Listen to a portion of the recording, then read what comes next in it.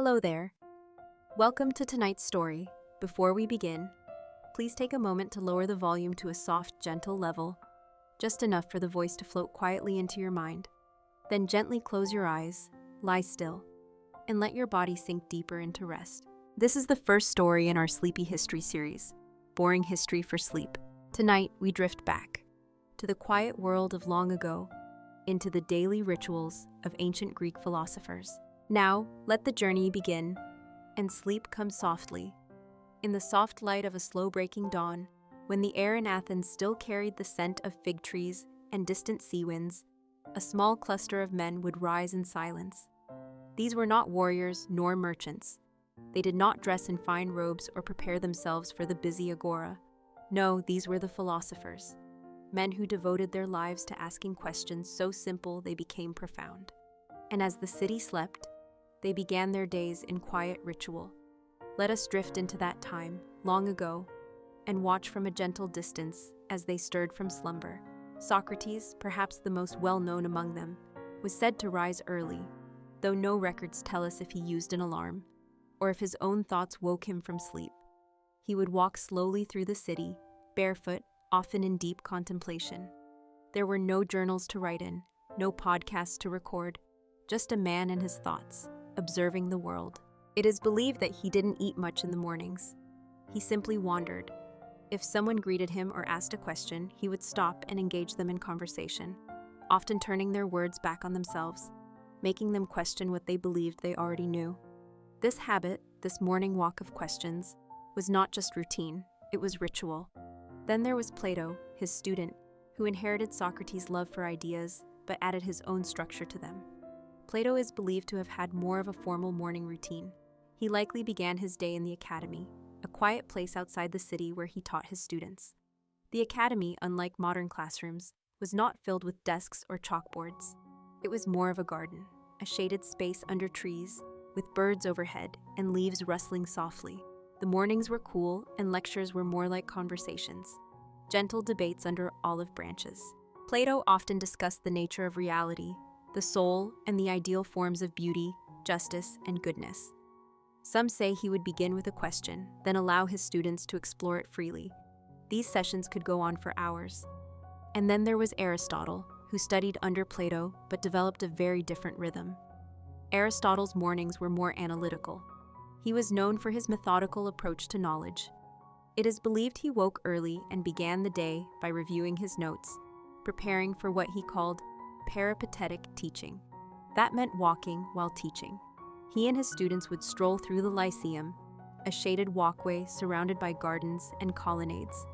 As they walked, Aristotle would speak of biology, ethics, logic, or politics. He believed in observing the world closely, watching the way birds built their nests, or how people interacted in the markets. His mornings were a blend of movement and thought. Not fast movement, but steady, like a soft river of ideas. The mornings of these philosophers were not meant to be productive in the modern sense. They didn't check emails or fill out calendars. Instead, their mornings were designed to awaken the mind slowly, to ease the self into thought, to become curious without rushing. And this was not unique to just them. Across ancient Greece, thinkers of all kinds used the morning hours as sacred time. Some would pray not to request favors from the gods, but to express gratitude for another day. Others would journal in wax tablets, or practice memorizing lines of poetry. The idea was simple: start the day not by doing, but by being. Being still, being thoughtful, being aware.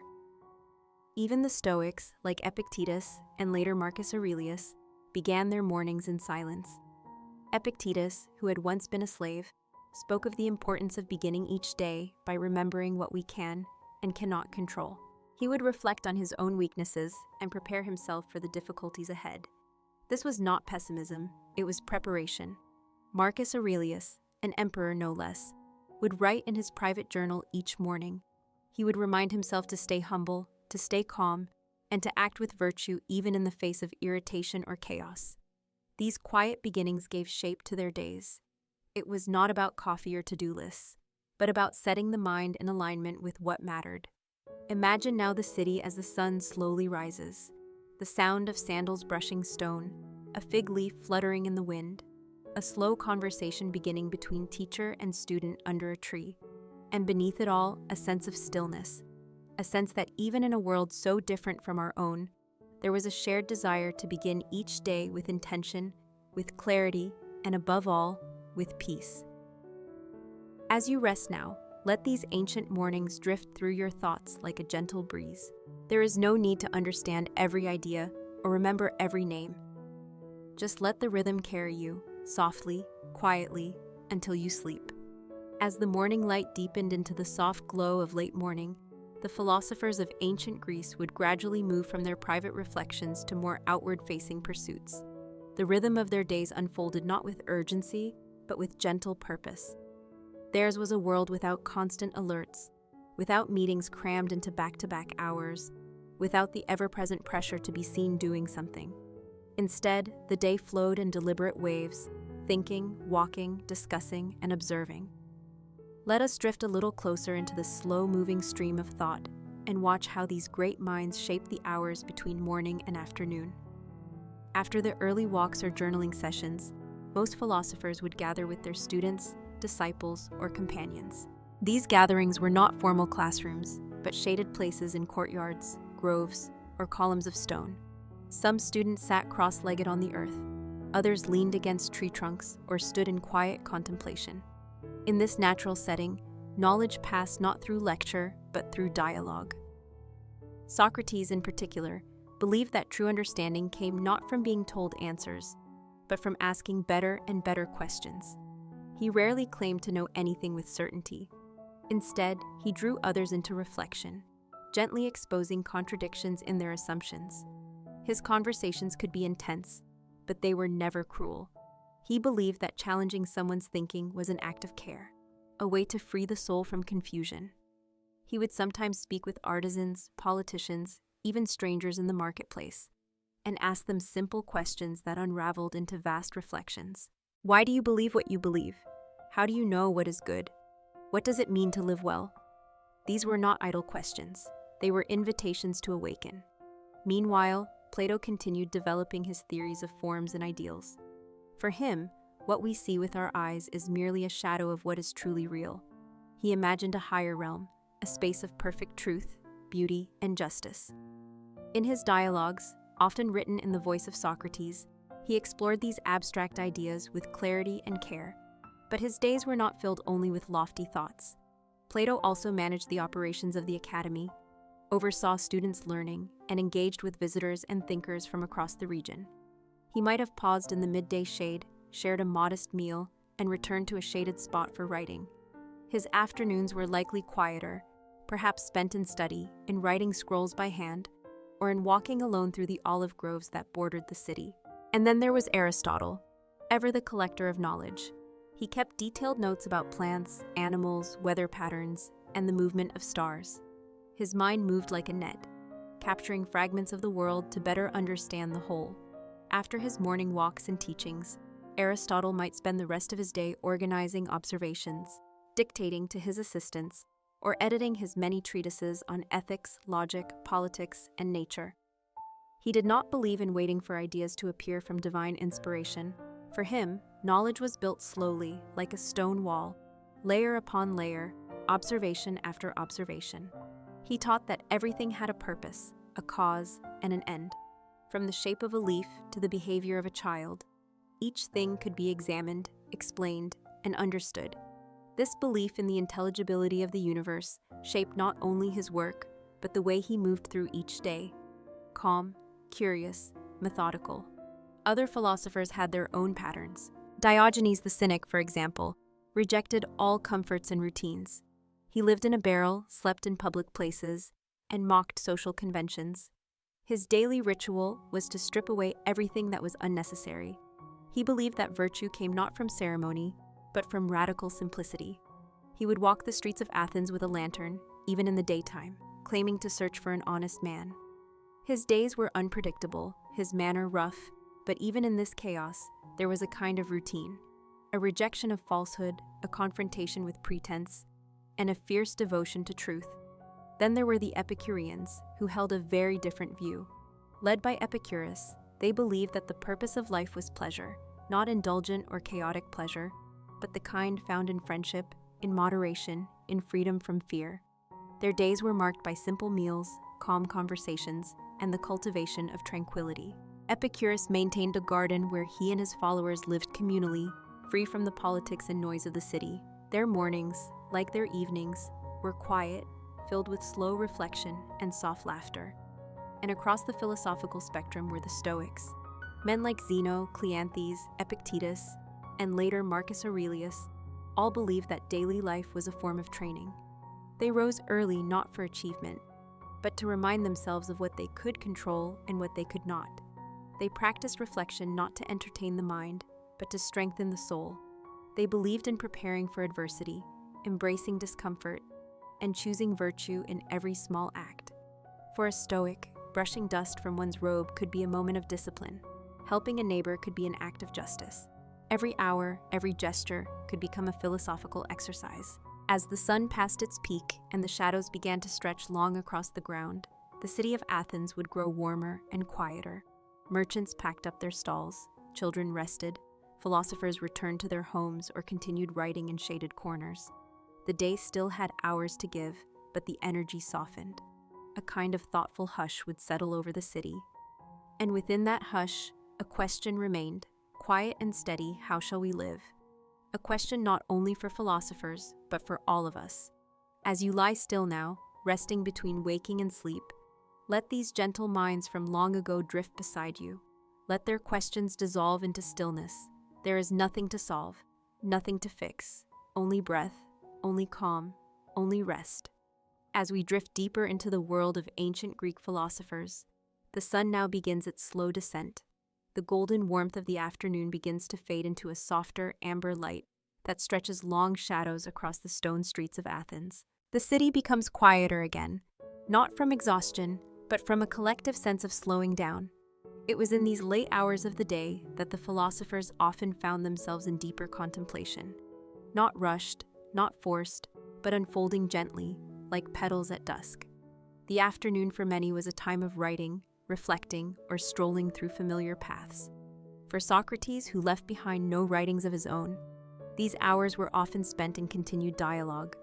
He might be seen near the Stoa Poikile, the painted porch, where citizens gathered to discuss politics, justice, and life. He would lean against a column or sit cross-legged on the steps, speaking with whoever approached. His questions were calm, his tone unhurried. There was no performance, only inquiry. And as the sky darkened, so too did the layers of his questions deepen. For Socrates, philosophy was not limited to mornings or classrooms. It was a way of being, continuous and alive. Plato, in contrast, often retreated to solitude in the afternoons. After his teachings at the Academy, he would return to his scrolls, rereading, editing, and crafting his philosophical dialogues. Writing was, for him, a sacred extension of thought. He would imagine Socrates speaking still, even after death, as a literary voice guiding generations. His quill scratched across parchment with careful precision, yet there was always room for imagination. His dialogues were not dry arguments, but theatrical conversations full of character, tension, and insight. The quiet of the late afternoon gave him space to imagine new worlds, worlds where justice reigned, where truth could be glimpsed, and where the soul could rise above illusion. Meanwhile, Aristotle might be deep in observation. The grounds of the Lyceum provided endless material for thought. He and his students, called peripatetics for their habit of walking while learning, would often continue these walks even as the day wore on. Perhaps now they spoke less and noticed more.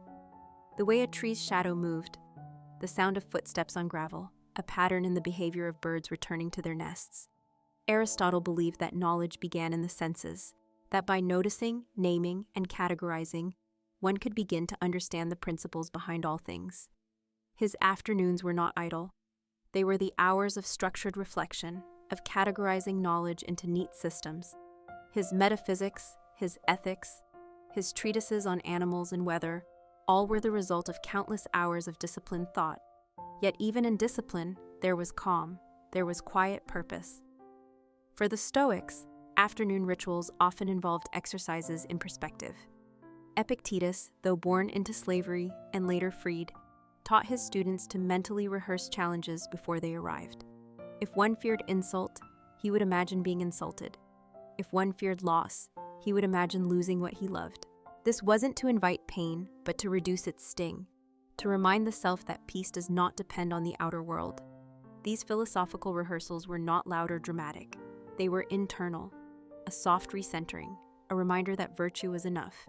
Marcus Aurelius, though he lived generations later, carried the Stoic ritual into his own afternoons.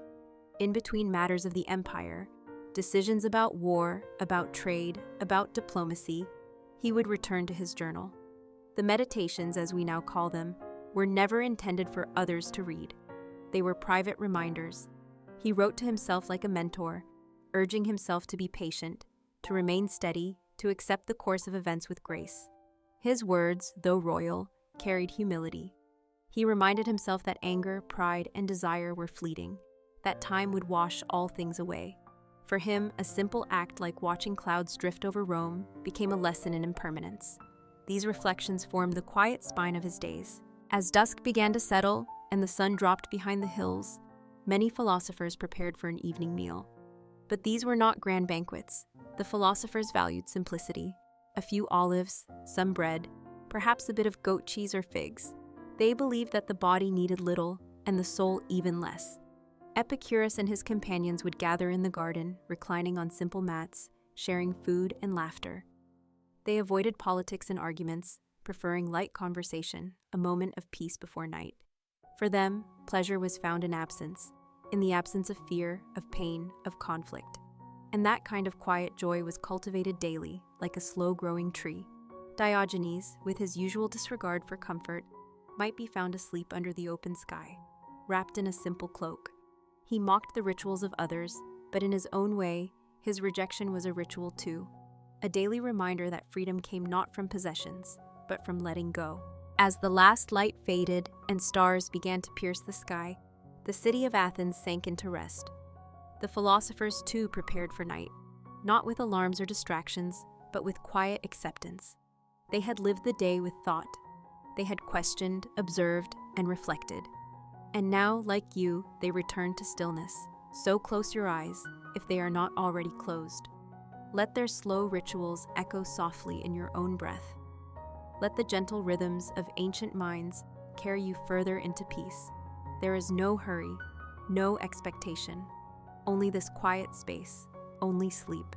As the stars settled into their places across the ink-black sky and the last embers of daylight disappeared behind the hills, the city of Athens embraced the quiet hush of night. The philosophers, whose minds had stretched across questions of justice, virtue, and the nature of existence throughout the day, now turned inward. The night did not mark an end to thought.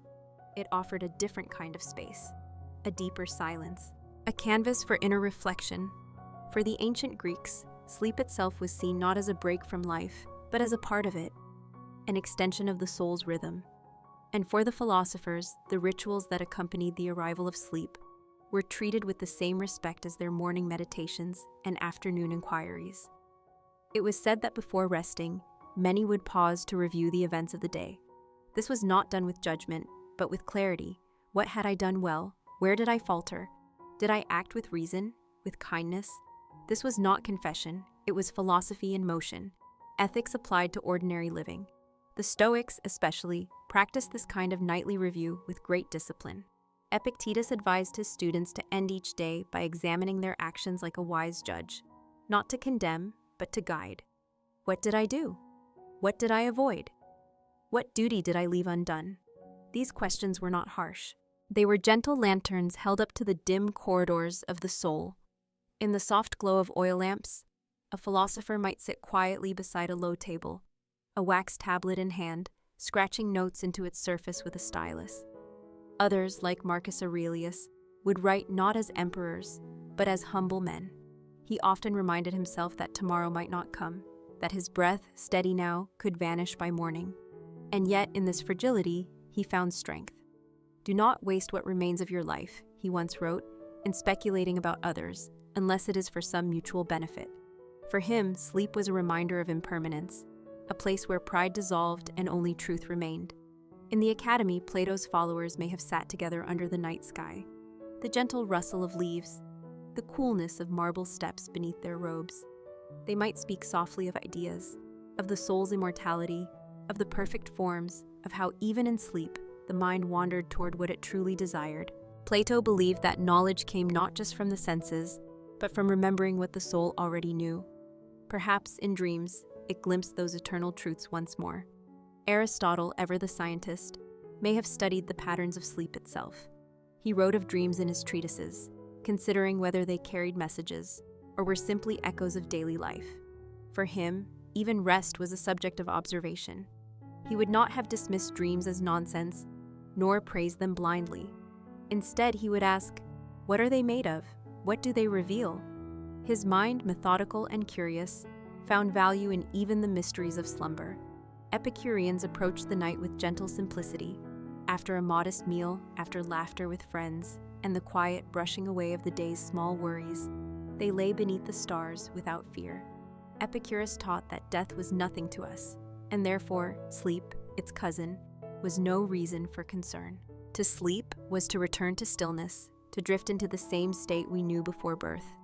And so they welcomed it not with anxiety, but with ease. Some might recline in the garden, the scent of herbs and night blossoms wafting gently in the air.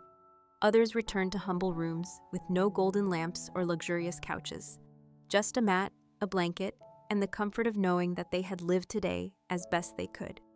Diogenes, ever the provocateur, did not change for nightfall. If he felt tired, he lay down wherever he pleased, in the marketplace, beside a wall, or under a tree. He owned no bed, no pillow. The earth was enough. For him, rituals were chains, and he chose freedom instead. His sleep was not less meaningful for its lack of ceremony. In fact, it might have been purer, a surrender to nature, untouched by expectation. All these differences, between Stoics and Epicureans, Platonists and Cynics, revealed a deeper harmony. Despite their disagreements, these philosophers all treated the passage of time with reverence. They understood that each day was a thread in a greater tapestry, each night a returning silence in which the soul could settle and grow still. As they drifted into sleep, their minds did not race with plans or fears. There were no glowing screens, no ticking clocks, only the sound of night insects in the distance, the slow settling of dust, the occasional creak of wood, and the steady rhythm of breath.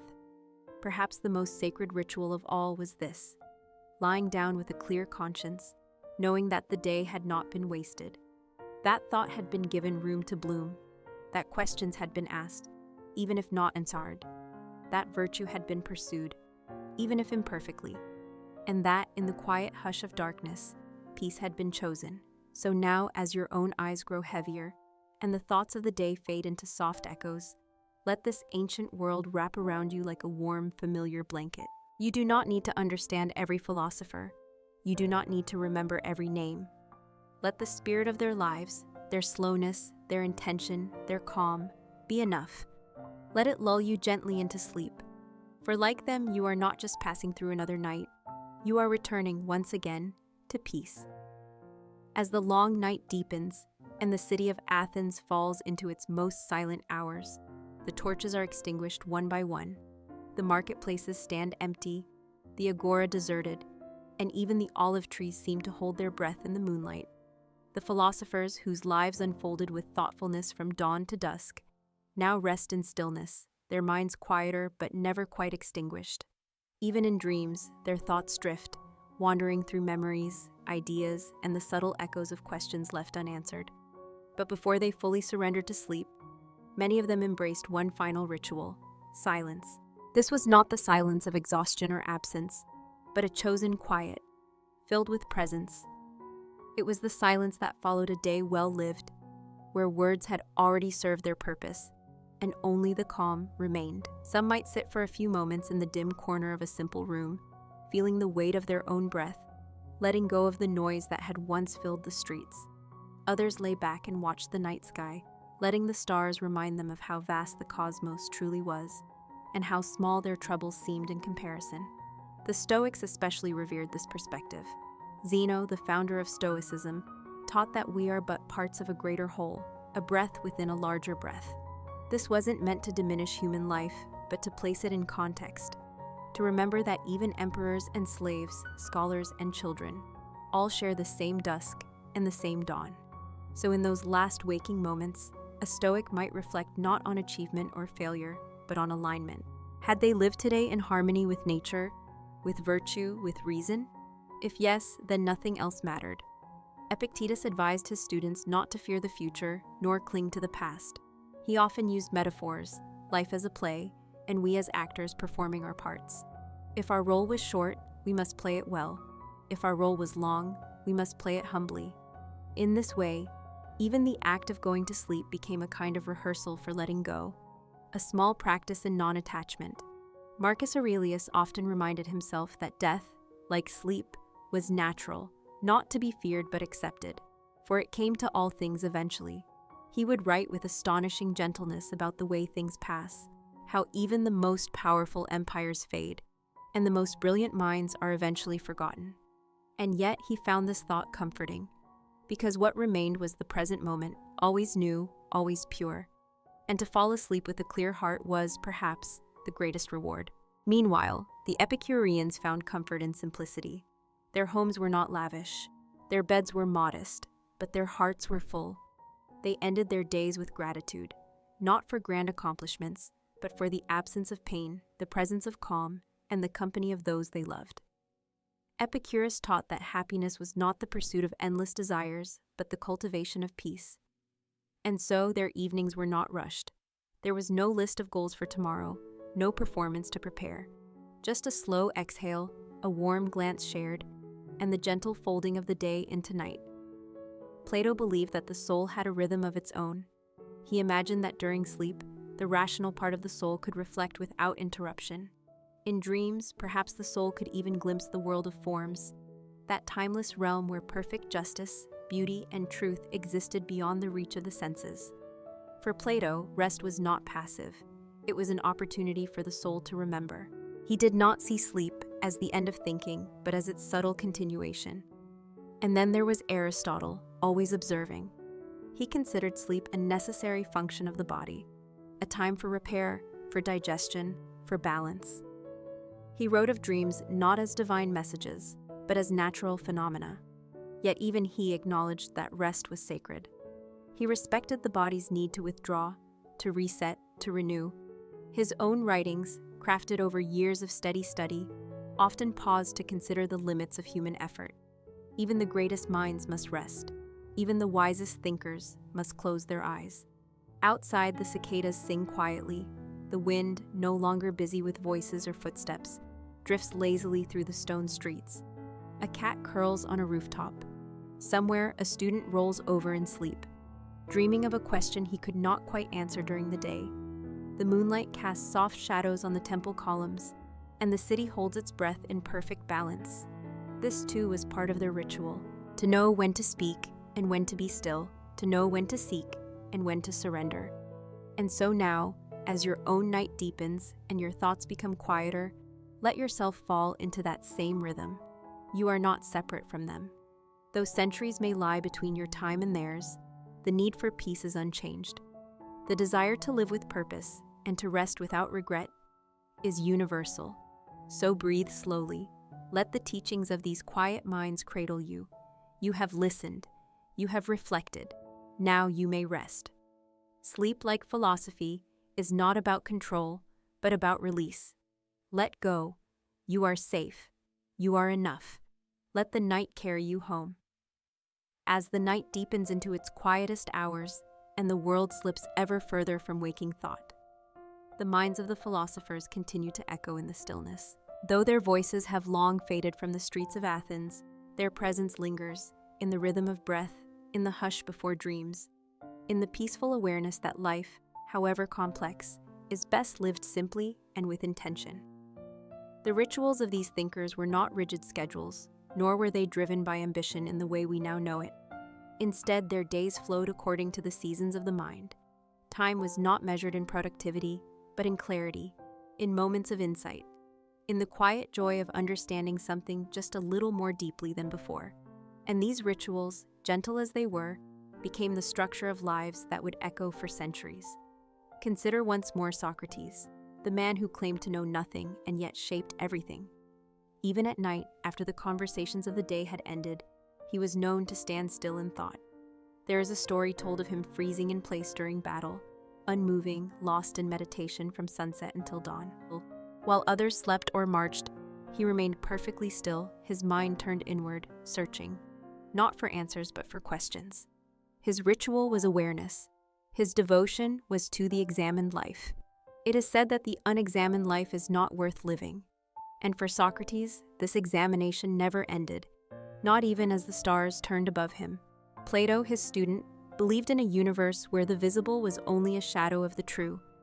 To him, the world we see is fleeting, a dim copy of a higher realm that our souls dimly remember. In his evenings, it's easy to imagine him reflecting not just on what happened that day, but on how it aligned with the eternal. Did today bring him closer to wisdom? Did it reveal something about justice, or beauty, or the soul? For Plato, these reflections were not exercises in self-importance, but in humility. The more one understood, the more one saw how much remained unknown. His nightly ritual, then, was not closure, but opening, a widening of the mind before surrendering to sleep. Aristotle, the collector of truths, followed a path more rooted in the physical. His mind adored patterns and order. Even as darkness settled, he may have reviewed the observations of the day, a new insight about the behavior of animals, a pattern in the way emotions rise and fall, a new connection between logic and language. His ritual was in seeing the pieces come together. Though his thought was grounded, it was never cold. For Aristotle, knowledge was not just accumulation. It was a path to understanding what it means to be human. And to be human, he believed, was to seek. So even at rest, the seeking continued. The Stoics, of course, had their own quiet rituals before sleep. Seneca, writing from Rome, spoke often of the importance of ending the day in reflection, not with guilt, but with resolve. Where did I fall short? What irritated me? Why, how might I respond better tomorrow? These questions were not meant to stir anxiety, but to calm the waters of the mind. Marcus Aurelius, in the dark solitude of his chamber, surrounded by the weight of empire and the burden of decisions, wrote not as a ruler, but as a man trying, every day, to do what was right. His entries were soft reminders. Do not waste time, do not act out of anger, do not be proud. He might have extinguished the lamp beside him, closed his eyes, and whispered to himself, "You have done your part. Rest now." And then there were those like Epicurus, who found in simplicity the deepest joy. His followers did not fear the night. They embraced it, knowing they had nothing to hide from, nothing to regret. They had eaten modestly, spoken kindly, avoided needless worry. To lie down and close their eyes was not a task, but a pleasure.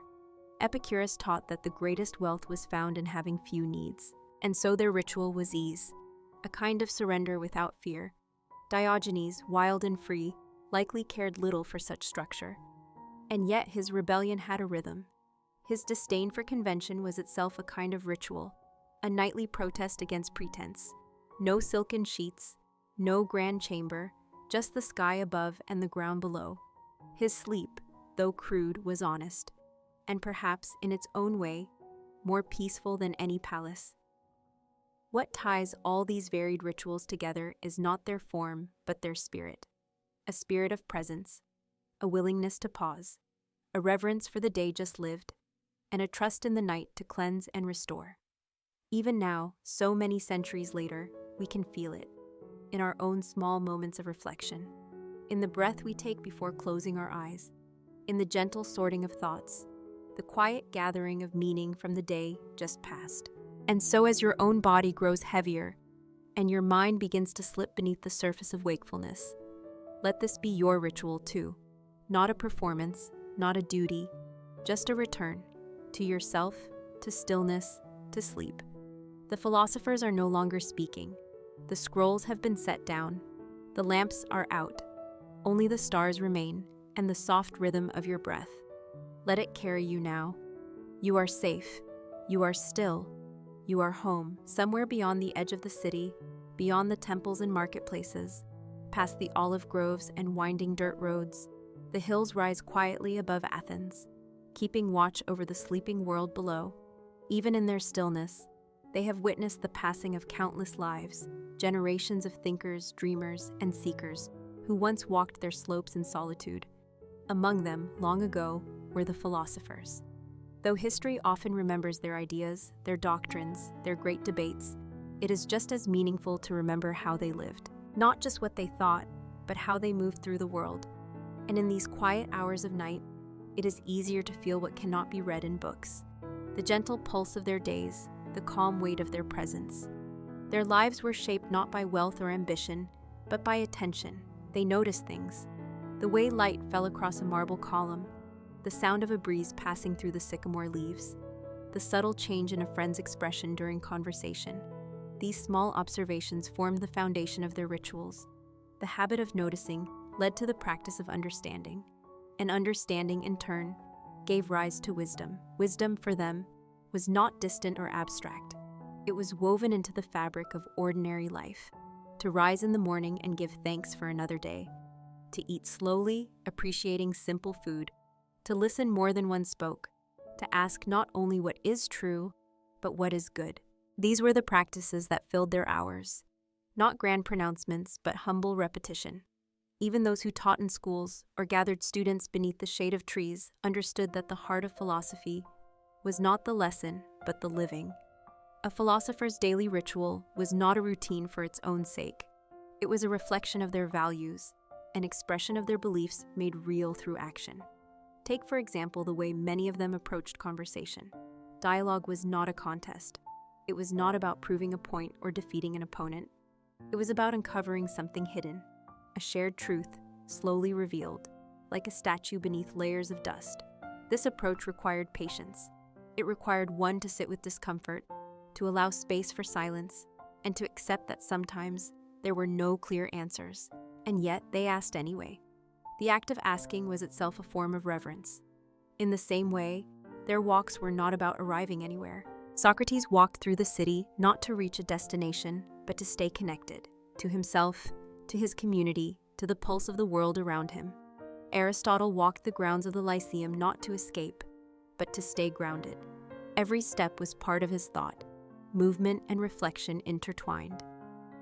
The Epicureans walked through gardens not to admire beauty for its own sake, but to remember that life, when stripped of anxiety, could be full with very little. Even rest, even sleep, was treated with the same sacred rhythm. The Stoics, preparing for bed, reflected on the day not to dwell in regret, but to make peace with what was. They let the day go so they could meet the next one with clarity. It is easy now, in our modern world, to forget the power of such simplicity. Our days are filled with noise, urgency, and motion, yet the human soul has not changed. We still seek peace. We still long for meaning. And in this, we are no different from those who lived thousands of years ago, under the same stars. The rituals they followed, slow mornings, mindful conversation, quiet reflection, can still guide us today. Not because they are old, but because they are true. To begin the day with intention, to live with attention, to end with reflection. These are timeless. And so, as your eyes grow heavier and your breath settles into its gentle rhythm, you are not alone. The world may seem far away, but you are surrounded by echoes. Soft footsteps through ancient colonnades, low voices speaking in the dusk, a stylus scratching carefully across a wax tablet, a sigh released into the night air. You are lying where others once lay. You are resting in the same silence they knew. And perhaps in this stillness, you too are practicing philosophy, not by solving problems or quoting texts, but simply by being here, present, aware, and at peace. This is your ritual. Your breath is your wisdom. Your stillness is your truth. Let it hold you now and carry you into sleep. As the final stretch of night holds steady before the earliest blush of dawn, there is a quiet stillness that settles over everything, the kind of stillness that feels sacred, not just because of its silence, but because of its invitation to reflect, to remember, to simply be. This was the hour the ancient philosophers may have known best. Not yet morning, no longer evening, a timeless in-between. In these moments, they might have stirred gently in bed, not to rise, but to listen, to the rhythm of breath, to the calm of the world outside, to the thoughts still gently circling the mind. There was no need to rush, no horn to sound. The ritual of waking was as sacred as the ritual of sleeping. In these final hours of darkness, even the most disciplined thinkers embraced the natural slowness of time. The Stoics, who spent their lives preparing for discomfort, loss, and death, often treated these early hours as a mental rehearsal, not to burden the mind, but to lighten it. Marcus Aurelius, for example, reminded himself each morning that he would meet people who were selfish, ungrateful, or cruel, and yet it was his role not to be like them. But even before those reminders, before the ink touched the parchment, he allowed himself a few quiet breaths, moments of presence, a pause to honor the mystery of being alive once more. His daily ritual began before the writing, with intention, with presence, with humility. It is possible that in the earliest gray light, Plato looked up at the sky and considered the shape of the stars. He believed that the soul, before birth, had seen the world of perfect forms and had forgotten them upon entering the body. Perhaps in the liminal stillness before sunrise, the soul could remember something of that lost beauty, not in clear visions or words, but in a feeling deep, quiet, and persistent. A sense that something greater than the visible world was always just beyond reach. For him, philosophy was a return to what the soul already knew. Aristotle, ever methodical, may have risen early to observe how the world changed with the light. He might have noticed the behavior of birds as the sky began to shift, or the way the air smelled before the sun emerged. His mind, tuned to patterns and detail, found clarity in these hours. There was no audience, no lectures yet to give, only observation and the quiet excitement of understanding something new. His ritual was one of alignment, with nature, with curiosity, with the unfolding of the world. For the Epicureans, these hours were free of fear. The absence of pain, the presence of calm, this was enough. They may have stirred gently from sleep, not with anxiety but with peace, feeling no need to grasp for anything, no wealth, no power, no praise. To be alive, to be surrounded by simplicity and friendship, that was the truest form of happiness. And so their waking was soft, a stretch, a smile, a quiet gratitude for another day of stillness. Diogenes, had he awoken during these hours, may have looked up at the stars from his barrel or stone bed and laughed. Not because life was a joke, but because it was simple. He had no possessions to protect, no home to guard, no social mask to maintain. He was already free. His ritual, though unconventional, was rooted in absolute honesty.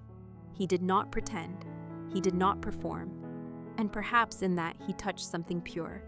The truth is, while their doctrines varied, their daily practices converged on a single idea: to live with awareness. That was the purpose of their rituals. Not to control time, but to honor it. Not to fill the day with noise, but to move through it with care. Not to eliminate struggle, but to meet it with strength. Their mornings, their evenings, and all the space in between were shaped not by what they did, but by how they did it. With presence, with principle, with patience. As you lie here now, cradled in the quiet of your own night, you may feel the echoes of their rituals within your own breath. You are not in Athens, and yet you share the same sky.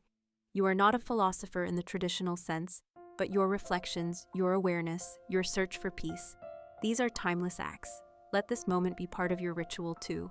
Not for knowledge, not for success, but for something quieter. A return to stillness, a reminder of what matters, of what endures. Let your thoughts grow soft. Let your body grow heavy. Let go of the questions that cannot be answered tonight. There is no need to solve anything. There is only this moment, this breath, this peace. Somewhere beyond time, Plato is dreaming of perfect forms. Aristotle is watching the movement of stars. Marcus is journaling by lantern light. And you are resting beside them in the silence. Let that be enough. As night continues to stretch across the landscape and the stars hold steady above, a deep calm settles into everything. In these final hours before dawn, the city of Athens is wrapped in stillness. The flickering oil lamps have long gone out. The rustle of robes, the murmur of debate, the footfalls across marble courtyards, all have fallen silent. And yet, within that silence, something ancient remains. A quiet thread of thought, of presence, of reflection gently lingers. This is not the silence of absence, but the silence of fullness, the kind that the philosophers cherished most.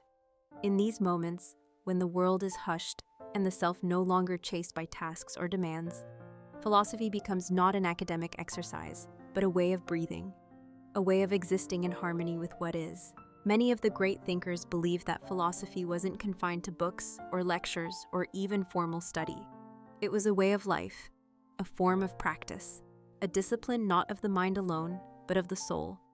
This belief shaped every part of their day, but perhaps most powerfully, it shaped the moments just before waking and the moments just before sleep. Socrates, for all his sharpness of thought, embraced the idea that wisdom meant knowing how little one truly knew. His life, from morning to evening, was filled with questions. Yet it's likely his last thoughts at night were not conclusions, but wonder. Not solutions, but openness. He taught that it was better to live with thoughtful uncertainty than with the illusion of knowledge. And so, his daily ritual may have ended not with triumph, but with quiet surrender. Plato, ever drawn toward the world of the ideal, believed that the soul yearned for something more than the physical. He imagined the mind, in sleep, freed from the body, perhaps glimpsing that purer realm.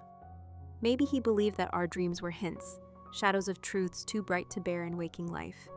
As he lay down to rest, his thoughts may have stretched toward the abstract. Justice, beauty, the eternal, not to solve but to remember, to be reminded of the mystery he dedicated his life to uncovering. Aristotle, grounded in the tangible world, ended his days much as he lived them, with balance. He observed the world not to escape it, but to understand it.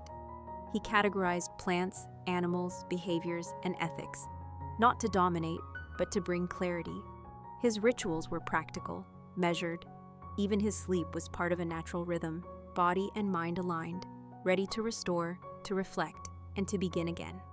For Aristotle, nothing was wasted, not even rest.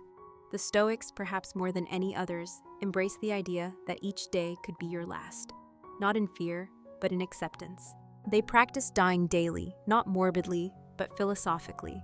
To reflect on death, they believed, was to better appreciate life. So when Epictetus advised his students to end each day by asking what they had done well, what they had failed to do, and what they could do better, it was not a ritual of shame. It was an act of renewal, an evening meditation that cleansed the spirit and prepared the heart. Marcus Aurelius followed this path.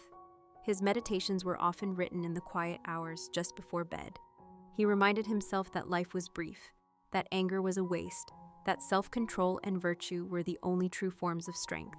As the Emperor of Rome, his days were filled with complexity, but his nights were simple. He returned to stillness, to reflection, to peace. Epicurus, gentle in philosophy and practice, taught that pleasure was not found in excess, but in the absence of pain, in the quiet enjoyment of life's simplest gifts, a shared loaf of bread, the company of a friend, a day without worry. Sleep for the Epicureans was not an escape, it was a continuation of peace, a kind of reward for living gently, for asking little, for disturbing no one. Diogenes, wild in spirit and free in soul, may have ended his day under open sky, unconcerned with ritual, yet deeply in tune with nature. His rejection of convention was itself a kind of purity. He lay down without a bed, without fear, without expectation, and in doing so, perhaps, slept more soundly than the richest man in Athens. His ritual was radical honesty, a life so stripped of pretense that even the act of sleep became a declaration of freedom. And so, as you rest now, eyes closed, body still, you are not just lying in bed. You are participating in something timeless, a quiet alignment with those who came before, those who asked the hard questions, who lived with fewer distractions, who gave attention to the things that matter most. Breath, presence, intention. This too is your ritual. You have made it to this moment. The day is behind you. The worries can wait. The world turns slowly outside your window, but here, in this silence, you are held. You are safe. Let the teachings of these long-gone thinkers soften the edges of your thoughts. Let the rhythm of their lives blend into yours.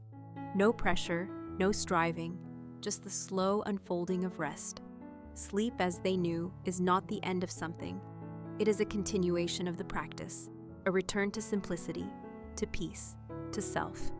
As the last hours of night slowly begin to slip into the earliest light of morning, something stirs in the air, not loudly, not abruptly, but gently, like a soft sigh from the earth itself.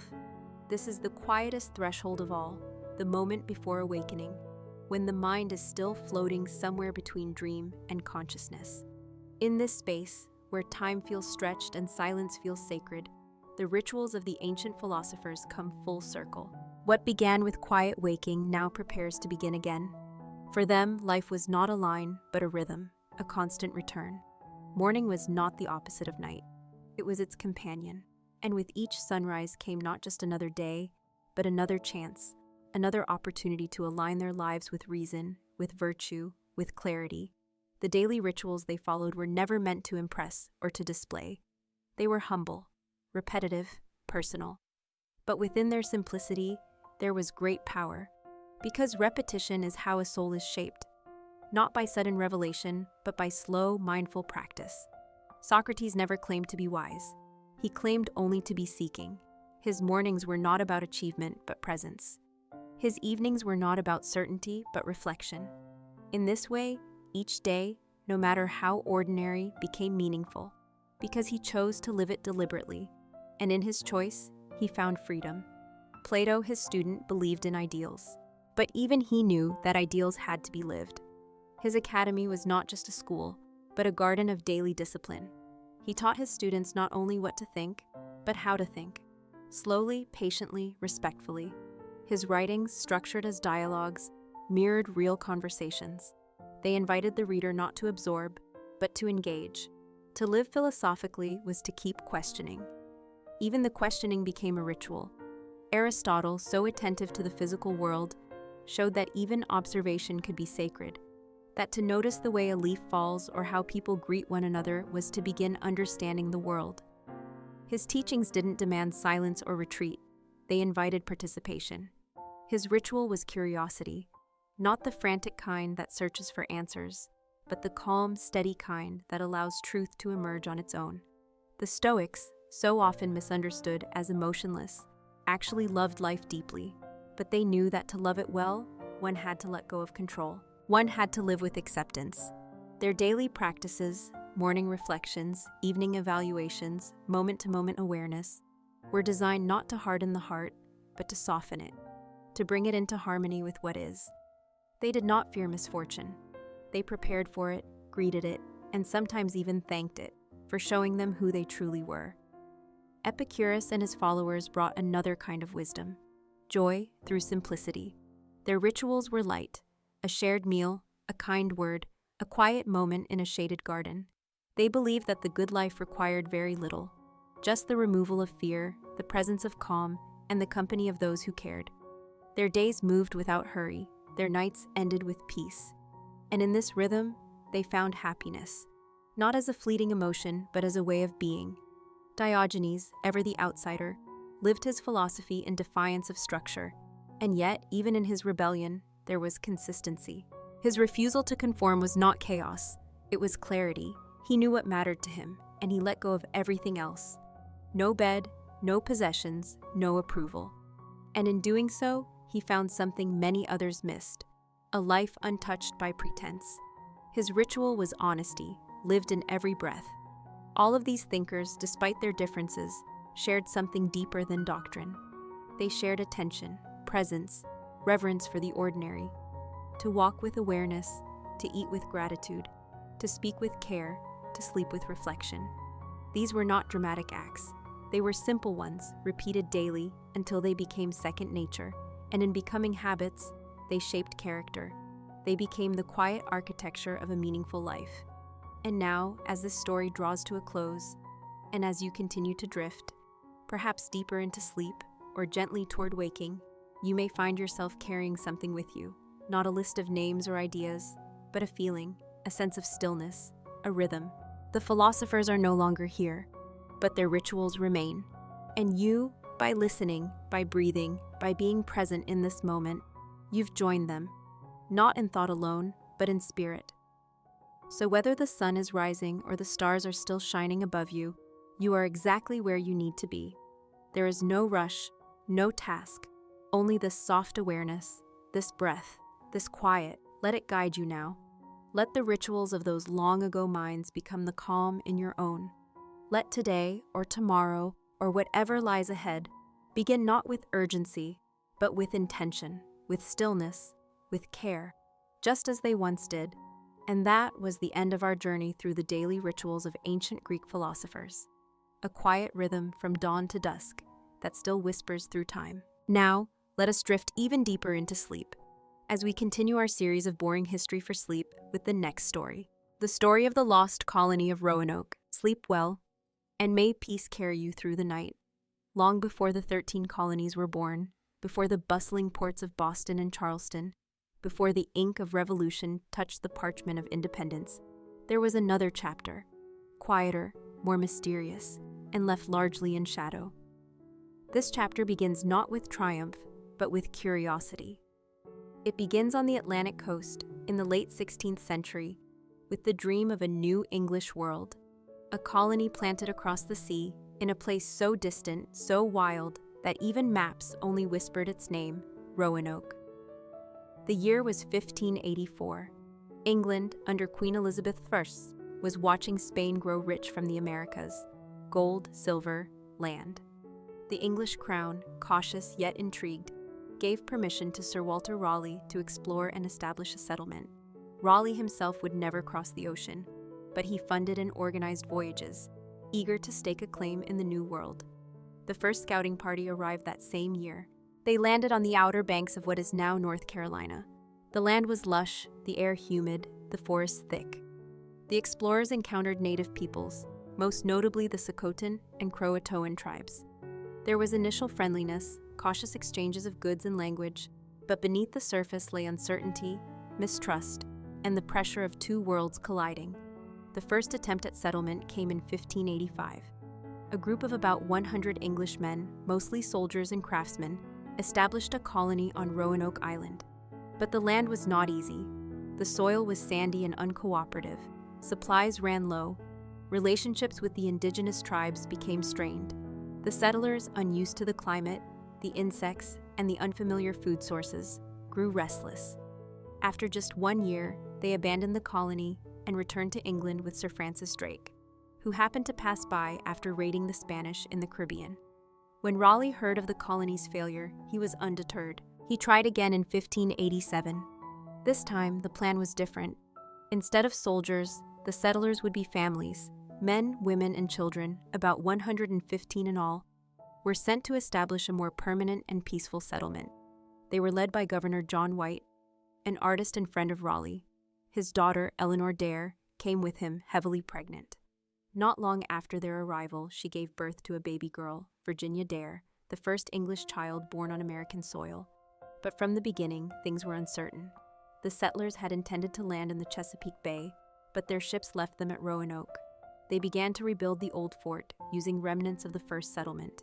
Supplies were low, the local tribes were wary, tensions were rising again. By the end of the summer, the colony was in need. They urged John White to return to England and bring back more supplies. Reluctantly, he agreed. He left behind his daughter, his infant granddaughter, and over 100 colonists, promising to return quickly. But history, as it often does, took a different path. When White arrived in England, war had broken out with Spain. The Spanish Armada threatened English shores. All ships were needed for defense.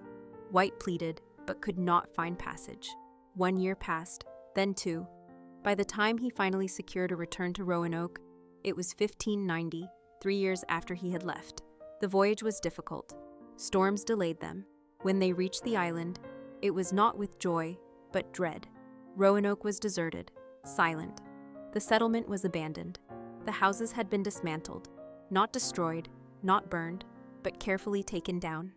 No signs of struggle, no graves, no bones, no bodies.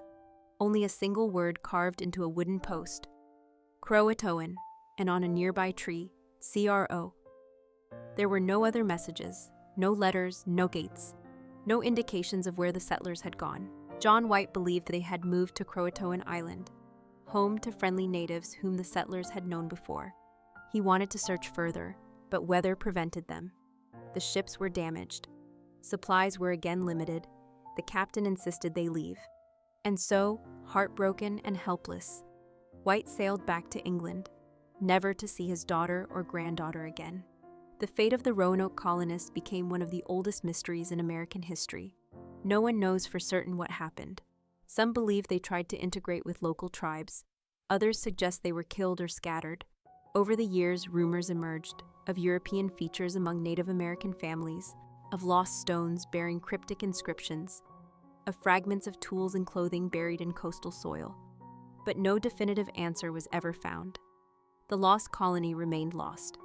And over time, the story became legend, a quiet whisper at the edge of American origins, a question without an answer, a settlement that vanished not with a sound, but with silence.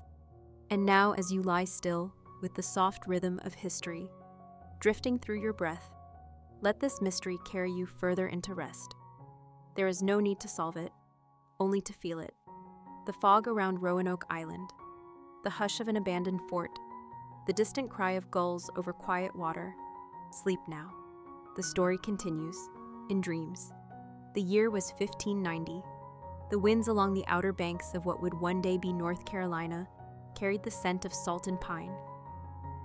The sea murmured endlessly against the barrier islands, shaping the coast inch by inch, erasing footprints before the sun could rise.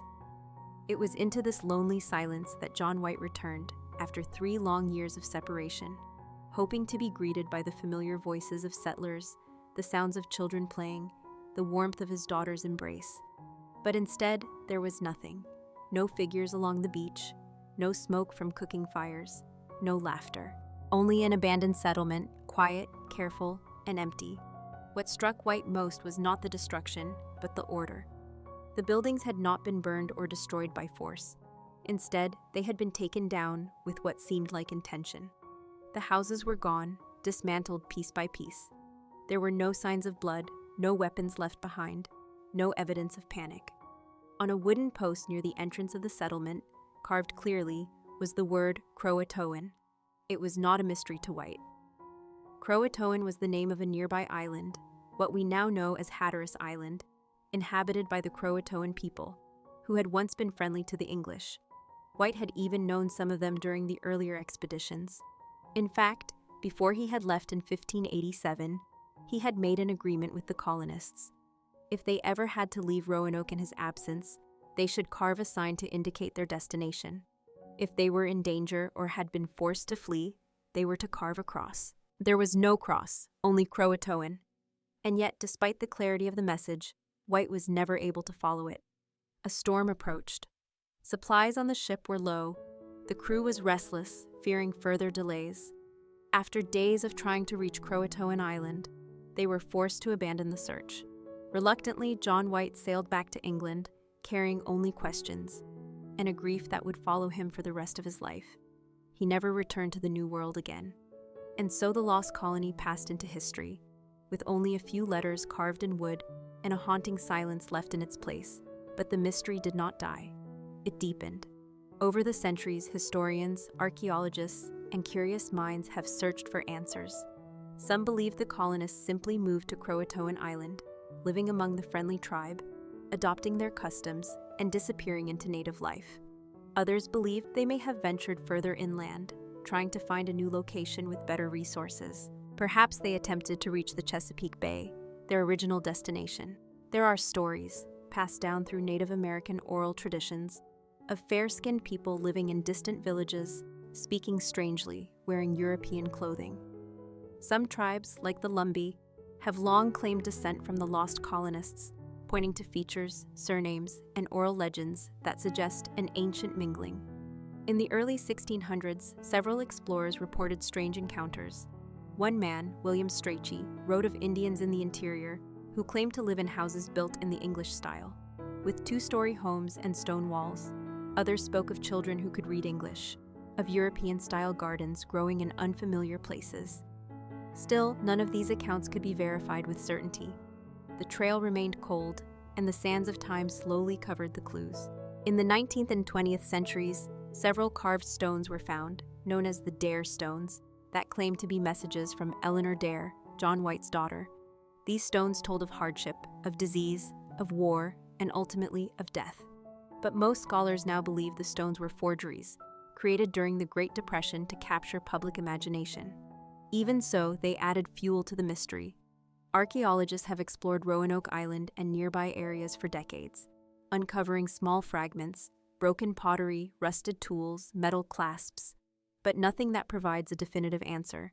Recent digs on Hatteras Island have revealed European artifacts that may point to integration with the Croatoan people: a rapier hilt, a copper ring, but again, nothing conclusive. The mystery endures not because of what was found, but because of what wasn't. The colony did not vanish in a single night. It likely moved, slowly, deliberately. Perhaps it changed shape, becoming something new, no longer English, no longer colonial, but something in between, a fusion, a quiet survival, a soft retreat into another way of life. And perhaps that's why it is so haunting, not because of violence or tragedy, but because of the quietness of it all, the absence, the unanswered question: what happened to the 115 souls who came seeking a new life across the sea? They did not die in battle. They did not perish in a fire. They simply faded. And that silence is what lingers. As you drift now, in your own silence, into the dark comfort of sleep, let the mystery remain unsolved. Let it rock you gently like the tides around Roanoke, steady and soft. Let the carved word, Croatoan, become a whisper in the wind. There is no need to search. Not tonight, not in this stillness. Just let go. The story sleeps now, as you do. And somewhere in the deep quiet of history, Roanoke remains. Years passed, then decades, and still no answers came. Roanoke remained as it was, an unfinished chapter in a book that would never quite close. The name became more than a location. It became a symbol of disappearance, of mystery, of the fragile nature of beginnings. By the time the English returned to colonize the New World in earnest, Roanoke had already faded from immediate memory.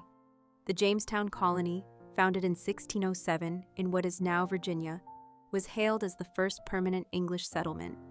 But even those early settlers, only 20 years removed from Roanoke, sometimes spoke of it in hushed tones, as if the land still held its shadow. John Smith, one of Jamestown's leaders, heard rumors of survivors. He wrote of tribes who had among them people dressed in European clothing or who lived in houses that did not follow native patterns. One tale, told to him by friendly natives, mentioned a group of people living far inland under the protection of a powerful chief. These whispers were never confirmed, but they remained. Always, they remained. One name that continues to echo across the centuries is that of Virginia Dare, the first English child born in the Americas.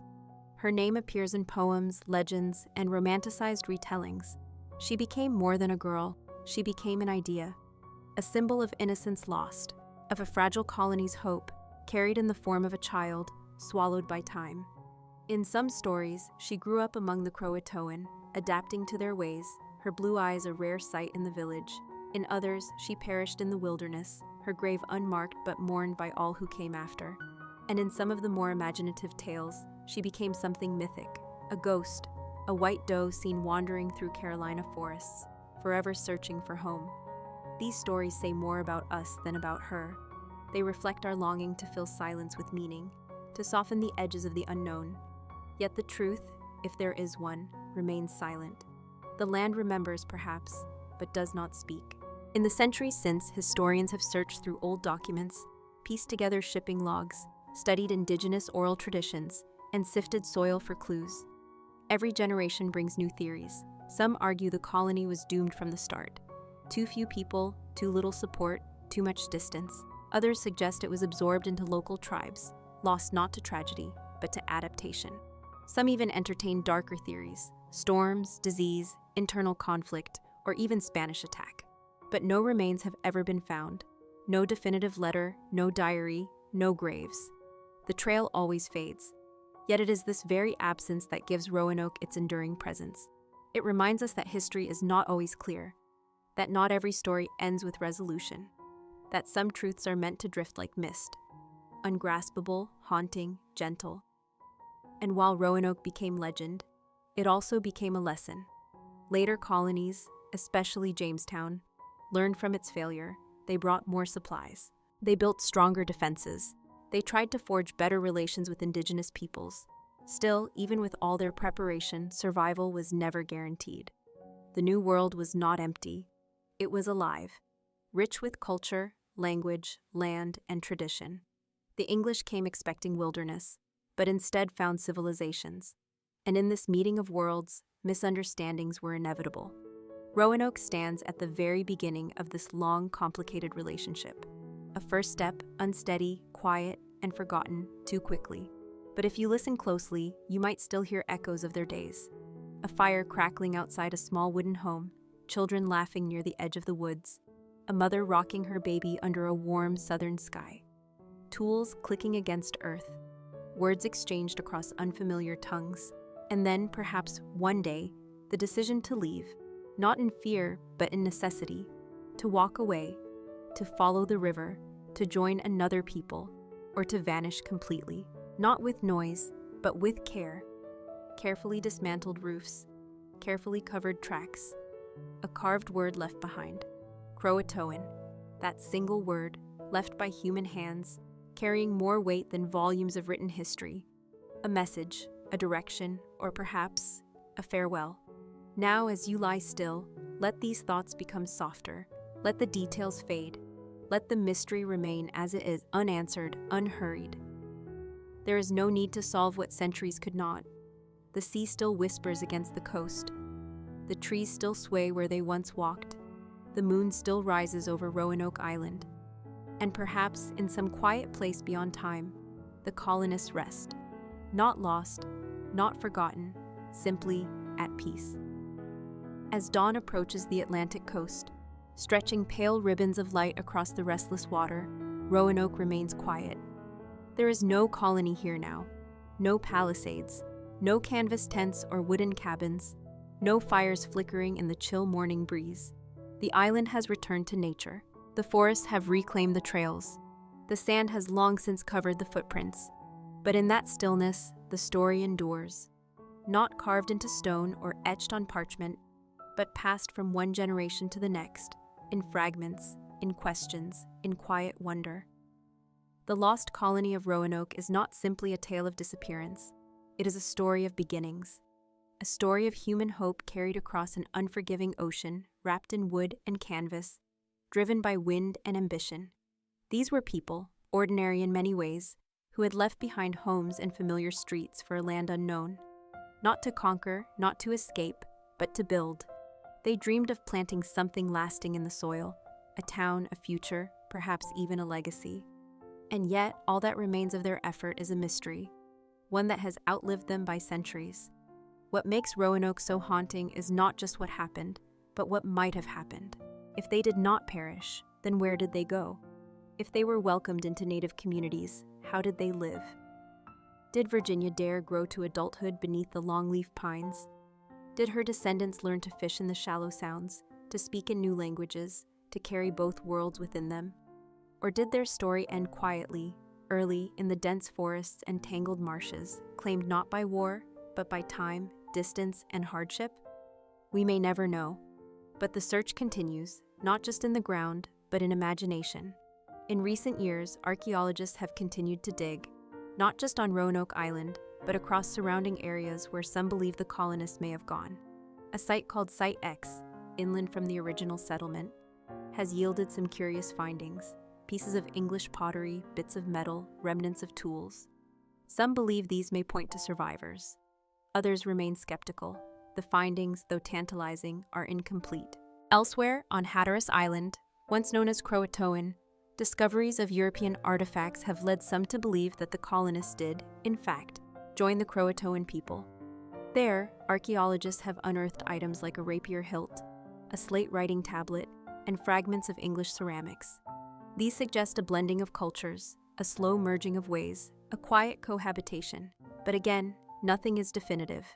The evidence speaks in murmurs, never in full sentences.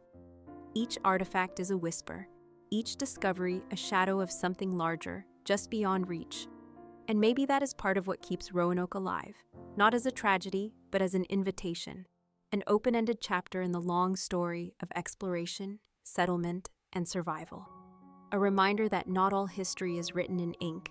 Some of it lives in silence, in the spaces between what is known and what is imagined. In that silence, the island itself becomes the storyteller. The breeze moves through tall grass where fields might once have stood. Trees sway where cabins may have rested. Somewhere beneath layers of earth and time, there may still be traces: a buried hearthstone, a lost buckle, a child's forgotten trinket, waiting, watching, remembering. And so, Roanoke is not just a place on a map. It is a mood, a stillness, a lesson in the limits of knowledge, in how much we want to know and how little we truly do. The colonists arrived with maps and intentions, but the land had its own story, one older than theirs. And in the end, it is the land that endured. The island, the sea, the stars above, it all remains. And we, centuries later, still listen for voices that no longer speak. Still look for signs carved into trees. Still search for footsteps that have long since vanished. Perhaps the lesson of Roanoke is not how it ended, but how it never truly did. Because even now, you are here, listening, breathing, drifting with the tide of this story, carrying their memory forward, in your own quiet way. Let that be enough. Let the mystery be a comfort, not a burden.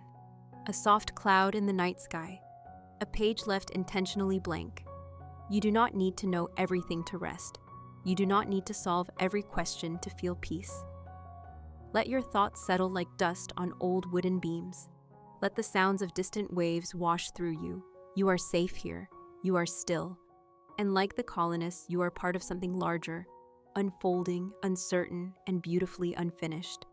As the morning sun begins to rise over the coastline, spilling light across the sand and casting long shadows through the trees, the island of Roanoke remains unchanged, quiet, untouched, and still holding its secrets. The waves brush gently against the shore, birds call softly from branches overhead. And beneath the earth, beneath the layers of soil and time, history rests undisturbed. The mystery of the lost colony continues to live here, not in dramatic ruins or towering monuments, but in the quiet absence of answers. And for those who have studied it, searched for it, imagined it, the allure is not in what was found, but in what was left behind. The name Roanoke has taken on a strange, almost mythical weight. In textbooks, it is often a brief entry, a failed settlement, a question mark in the timeline of colonial expansion.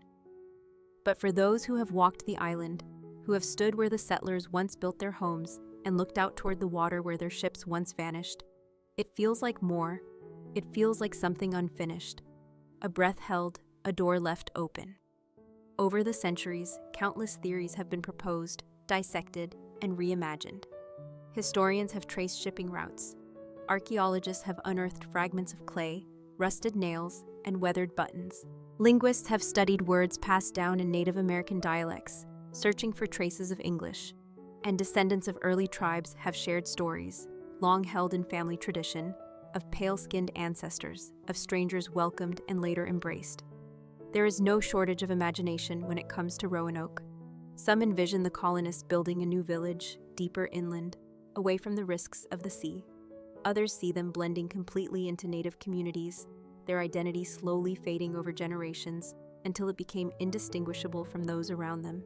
And still others, more romantic perhaps, believe that the colony did not end in failure, but in transformation, that the settlers learned to live in harmony with the land, adopting new customs, learning new languages, and shedding the trappings of Europe like a snake casting off its skin. These stories persist not because we know them to be true, but because they offer something we crave: closure, continuity, survival. We want to believe that they lived, that Virginia Dare grew up in the forest, that her mother Eleanor watched her play in the sunlight, that families once frightened by this wild new world found peace within it, and perhaps, in some way, they did. Perhaps Roanoke's story did not end, but simply changed shape, moved out of sight, and continued on paths not recorded by maps. As decades turned to centuries, and the United States began to grow, the story of Roanoke remained. It was revisited during anniversaries, studied in museums, and told to schoolchildren as a cautionary tale. Plays were written, novels imagined elaborate fates, statues were erected. Virginia Dare became a symbol again, sometimes of hope, sometimes of fragility, sometimes of a future that almost was. And yet, no matter how many times the story is told, the silence remains at its core. There is something haunting in the simplicity of it. A group of settlers, a promise to return, a word carved into wood. And then nothing. No farewell letters, no burial site, no definitive clue, just an echo. A space where people once were, a chapter never written. Still, the island holds a quiet dignity. It does not cry out. It does not demand resolution. It simply waits. The forests grow tall where walls once stood. The sand shifts where footsteps once fell. And the wind moves through the trees like a whisper, carrying with it all the questions that will likely never be answered. But maybe that is its gift. Maybe Roanoke endures not because it was completed, but because it wasn't. Because it reminds us that not every story needs an ending. That some things, like dreams, like people, like colonies, drift beyond our reach for a reason. So as the sun continues to rise, and the shadows shrink beneath the growing light, you may find yourself wondering not just what happened to the lost colony, but why it still matters. Why after all this time, we still care. The answer may be simple. Because it was human. Because it was real. Because even in its silence, it speaks. And now, as your eyes grow heavier once more, and your breath returns to its slow and steady rhythm, let the story fall gently away. You do not need to hold it. You do not need to solve it. Let the island remain quiet. Let the colony remain lost. And let yourself drift, as they once did, into the unknown, peacefully, softly, endlessly, carried not by answers, but by the gentle tide of wonder. As the story of Roanoke lingers in the quiet spaces between history and myth, time continues its silent march forward. The world changes, century by century, but Roanoke stays much the same, an island suspended in mystery. It does not grow louder, nor does it try to explain itself. It simply waits, nestled between the shifting dunes and the slow dance of coastal tides. Historians have long sought closure, but Roanoke offers something different. It offers reflection. It reminds us that even the most carefully planned ventures can dissolve, that even the most determined pioneers can be met not with triumph, but with silence. In this way, Roanoke is less about disappearance and more about humility. The colonists, after all, were not conquerors in the usual sense. They were families, artisans, craftsmen, mothers and fathers, infants like Virginia Dare, who took her first breath in a place her people barely understood. They brought seeds, tools, books, and dreams. They believed in beginnings, and yet they met a land with its own story, a land shaped by ancient cultures, weathered by storms, wrapped in mystery. The indigenous tribes who had lived there for generations, the Socotan, the Croatoan, and others, watched the newcomers with curiosity, caution, and in time, perhaps frustration. The English had their customs, the native peoples had theirs. At times there was cooperation, at others, distance. And as with many first encounters in history, the lines blurred. It is possible that some settlers, unable to survive on their own, turned to the native tribes not as enemies, but as neighbors. They may have learned to live differently, to abandon their rigid European ways, to become something else. In this way, the colony may not have disappeared at all. It may have transformed. And that transformation, because it did not fit the narrative of conquest or permanence, was simply overlooked. Generations later, this idea continues to inspire study and speculation. Archaeologists now look not just for English ruins, but for signs of cultural blending. Pottery shards that mix English design with native clay. Tools reshaped in unfamiliar ways. Ornamentation that suggests a new identity. Neither fully English nor fully native, but something entirely new. These subtle clues suggest that the story did not end on Roanoke Island. That somewhere, inland or down the coast, life went on. Not in headlines or declarations, but in quiet survival. A new kind of colony. One born not of maps and flags, but of adaptation. And perhaps this is what makes Roanoke so endlessly compelling. It resists simple conclusions. It teaches us that history does not always unfold in straight lines. Sometimes it fades like a trail in the forest. Sometimes it bends into something unexpected. And sometimes it vanishes altogether, leaving only questions, soft as footprints in the sand. As the centuries unfolded, Roanoke's story became more than a local curiosity. It became a symbol. In the 1800s and early 1900s, As America looked backward to define itself, Roanoke was rediscovered in the national imagination.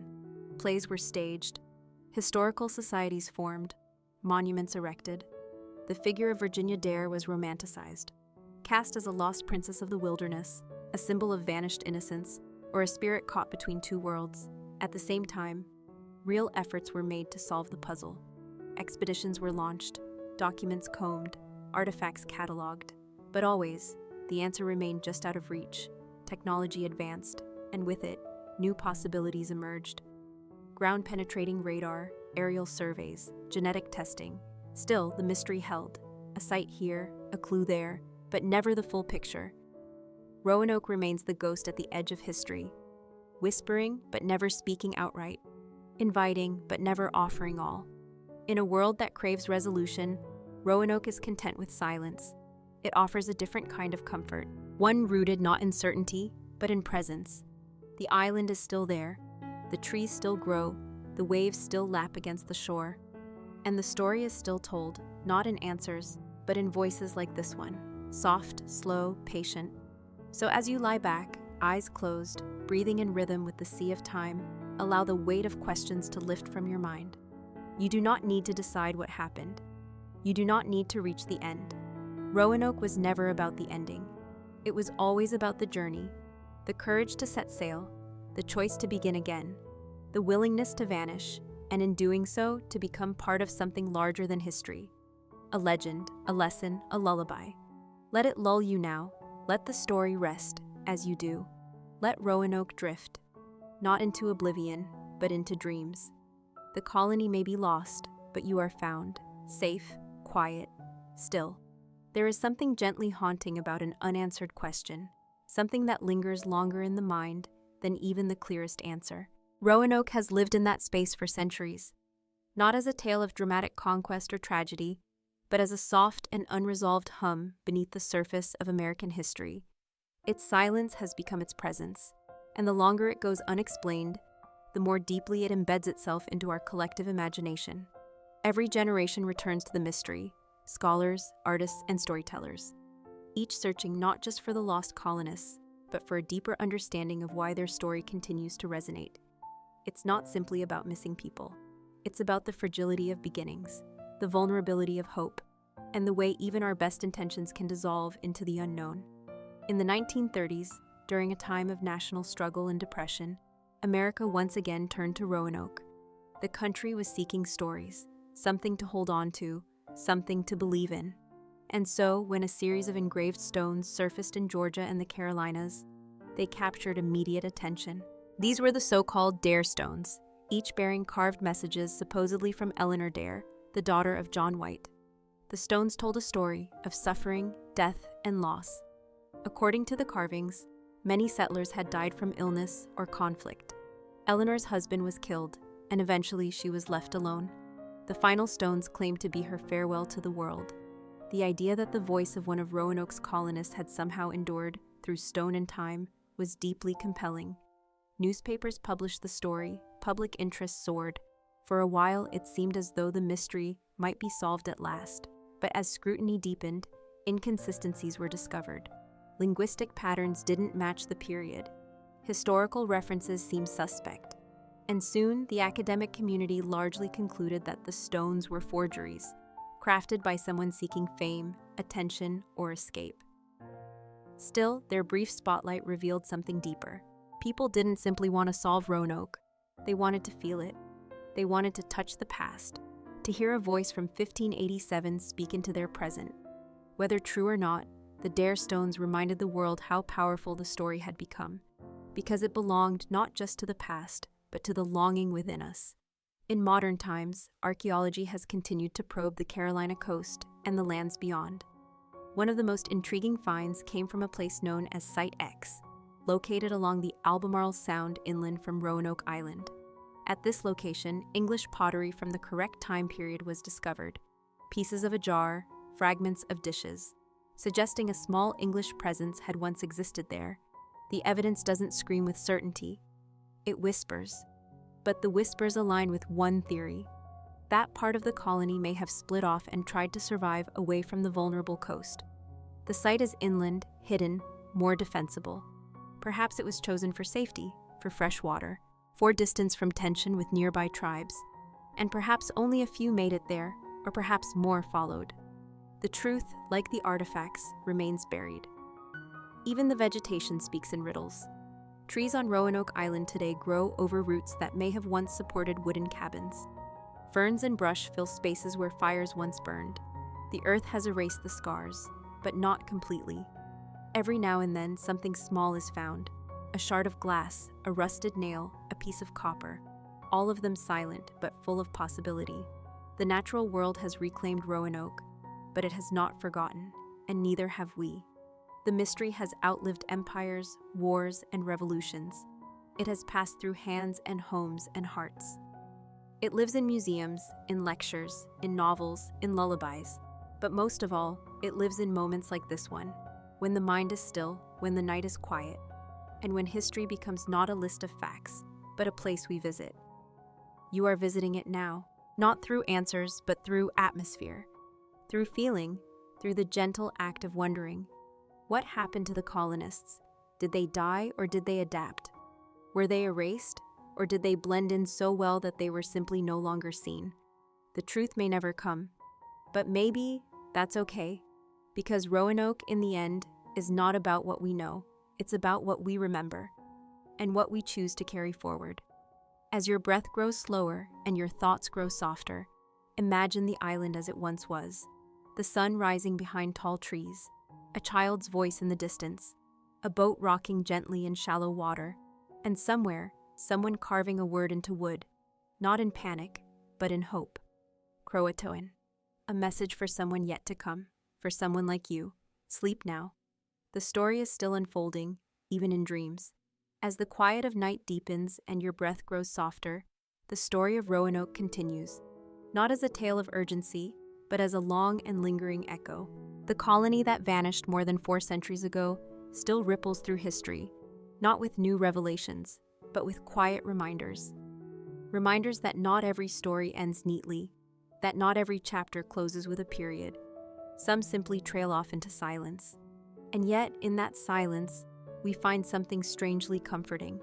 The unknown becomes a place we can visit, a space of gentle wonder. As scholars and dreamers alike continue to ponder the fate of the lost colony, we find ourselves returning to familiar images. A group of weary settlers gathering beneath the tall pines of Roanoke Island. Children learning to walk on sandy soil, fires crackling near hand-built shelters, voices speaking in tones both foreign and familiar. These people were not myths. They were real, living, breathing individuals, each with their own hopes, worries, and reasons for coming to a distant land. Some sought adventure, others sought freedom. Some came to build something better. Others simply followed loved ones across the sea. They brought with them their tools, their languages, their stories, and above all, their humanity. And yet, despite the effort and sacrifice, they slipped quietly from the pages of written history. No battle records, no burial logs, no letters sent home, only the faint trace of a presence and a single carved word left behind.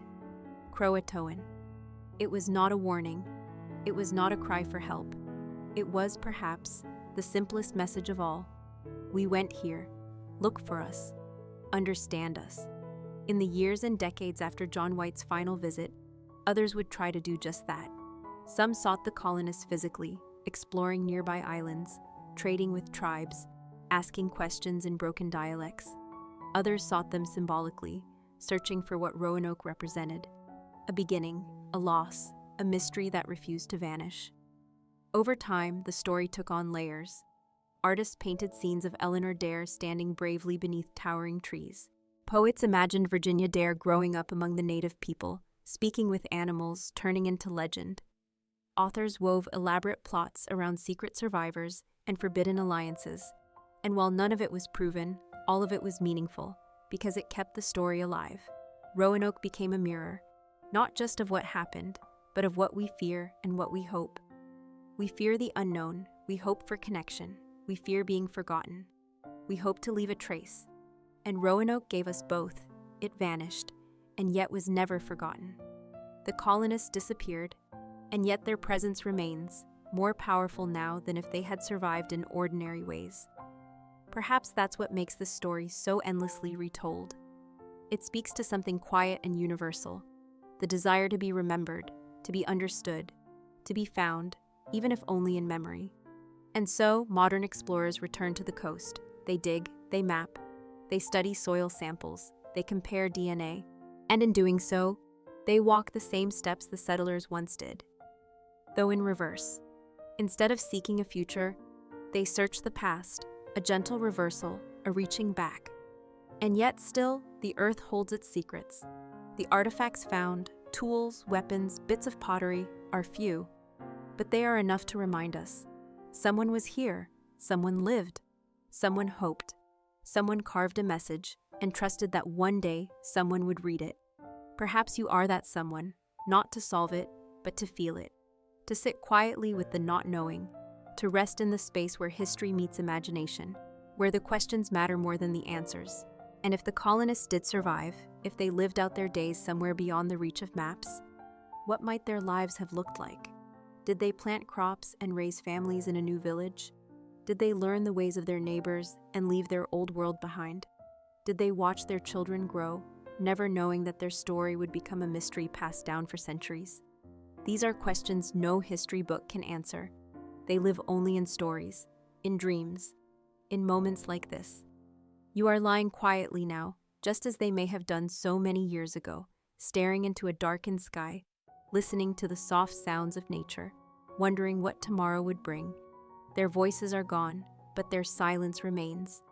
And in that silence, you may find peace. Let Roanoke be what it is, not a tragedy, but a reminder that life is uncertain, that beginnings are fragile, that sometimes to disappear is not to fail, but to become something else, something quiet, something remembered. So let the waves carry the story out to sea.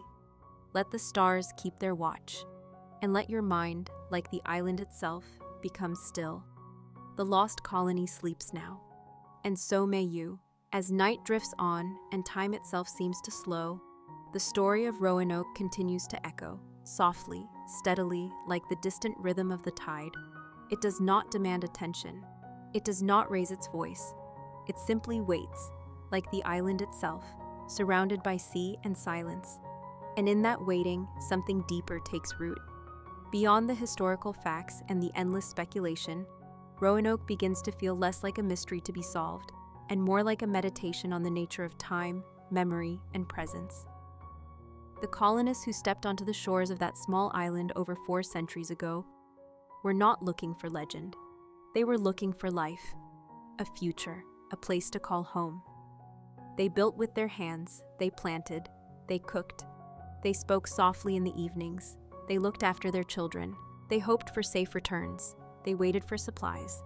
And then something happened. Something slow, something quiet. We may never know if they decided to move, or if they were forced to, if they were welcomed by local tribes, or simply faded into the wilderness. But what we do know is that they left behind something that no storm or time could erase: their presence. Not in the structures they built, which have long since vanished, but in the shape of the story itself, the shape of something unfinished, something quietly enduring. It is not a monument. It is a feeling, a sense that people were once here, that they mattered, that they trusted the future enough to bring children into it. The world in which Roanoke was founded was very different from our own. Maps were incomplete, oceans were perilous, cultures collided with little warning. The boundaries between survival and collapse were thin and shifting. And yet the impulse to begin, to build, to reach across the unknown remains the same. That's why we still return to the story, because it reminds us of ourselves, the fragility of our hopes, the uncertainty of our plans, the strength required to take that first step into something unfamiliar. In recent years, the Roanoke mystery has found new life through technology. Archaeologists and researchers have employed drones, satellite imagery, and even DNA studies to search for hidden traces of the colony. Ground-penetrating radar has scanned beneath the earth in places long untouched. Soil samples have been examined for signs of human activity. Teams have sifted carefully through layers of sand and clay, searching for anything, a nail, a bead, a tool, that might connect the past to the present. One of the most promising areas remains Hatteras Island, once known as Croatoan. Excavations there have uncovered items of English origin, mixed among native artifacts, a copper ring, a sword hilt, pieces of broken pottery. It suggests a blending, not a disappearance, but a quiet merging of cultures, a new way of life, one that left no journal entries or royal declarations, but may have endured all the same. Some researchers believe that this is the true end of the Roanoke story, not a tragic vanishing, but a silent survival, a choice made out of necessity or trust, a transformation so complete that it no longer fit into the expected narrative. Not failure, but adaptation. And while such a story does not lend itself to easy retelling, it may be closer to the truth. The colonists did not return to England. They did not build a city, but perhaps they lived.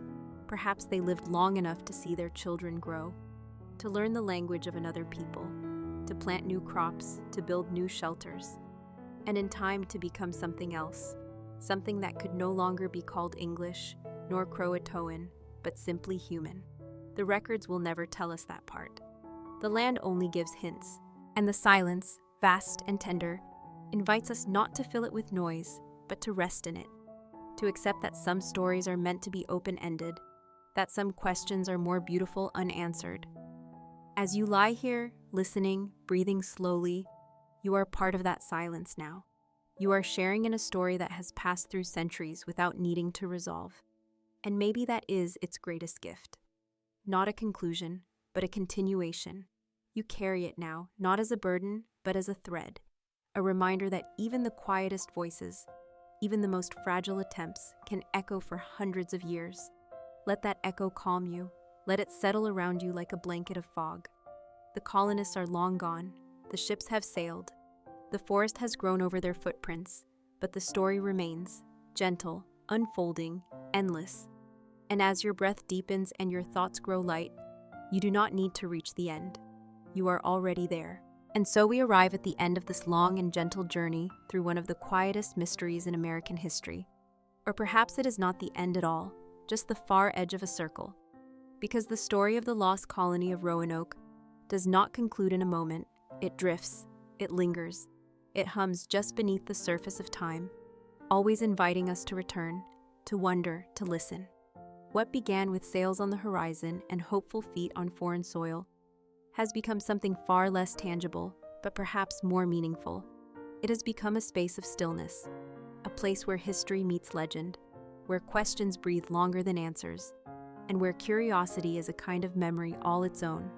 The colonists left England in search of something, land perhaps, opportunity, a future beyond what the old world could offer. They crossed an ocean, not with certainty, but with determination. They built a fragile foothold on unfamiliar shores, and then, without fanfare or final word, they vanished. But what they left behind was not just an absence.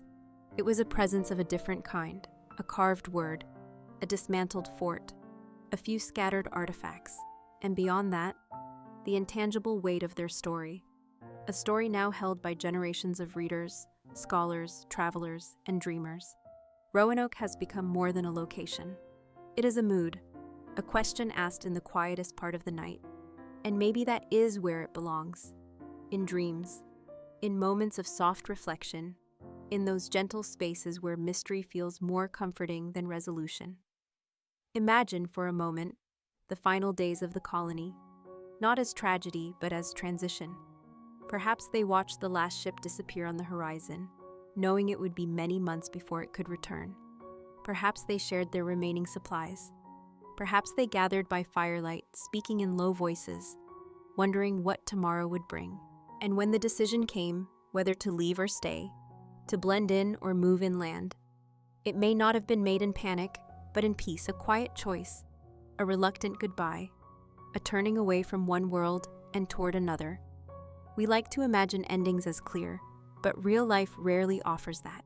Sometimes it simply changes direction and keeps going in ways that no one records. In this way, Roanoke may not be a story of failure at all. It may be a story of survival, rewritten in a language we no longer fully understand. The soil remembers, the trees remember, the wind remembers, but they do not speak in words. They speak in echoes. and those echoes are carried by each person who pauses to wonder.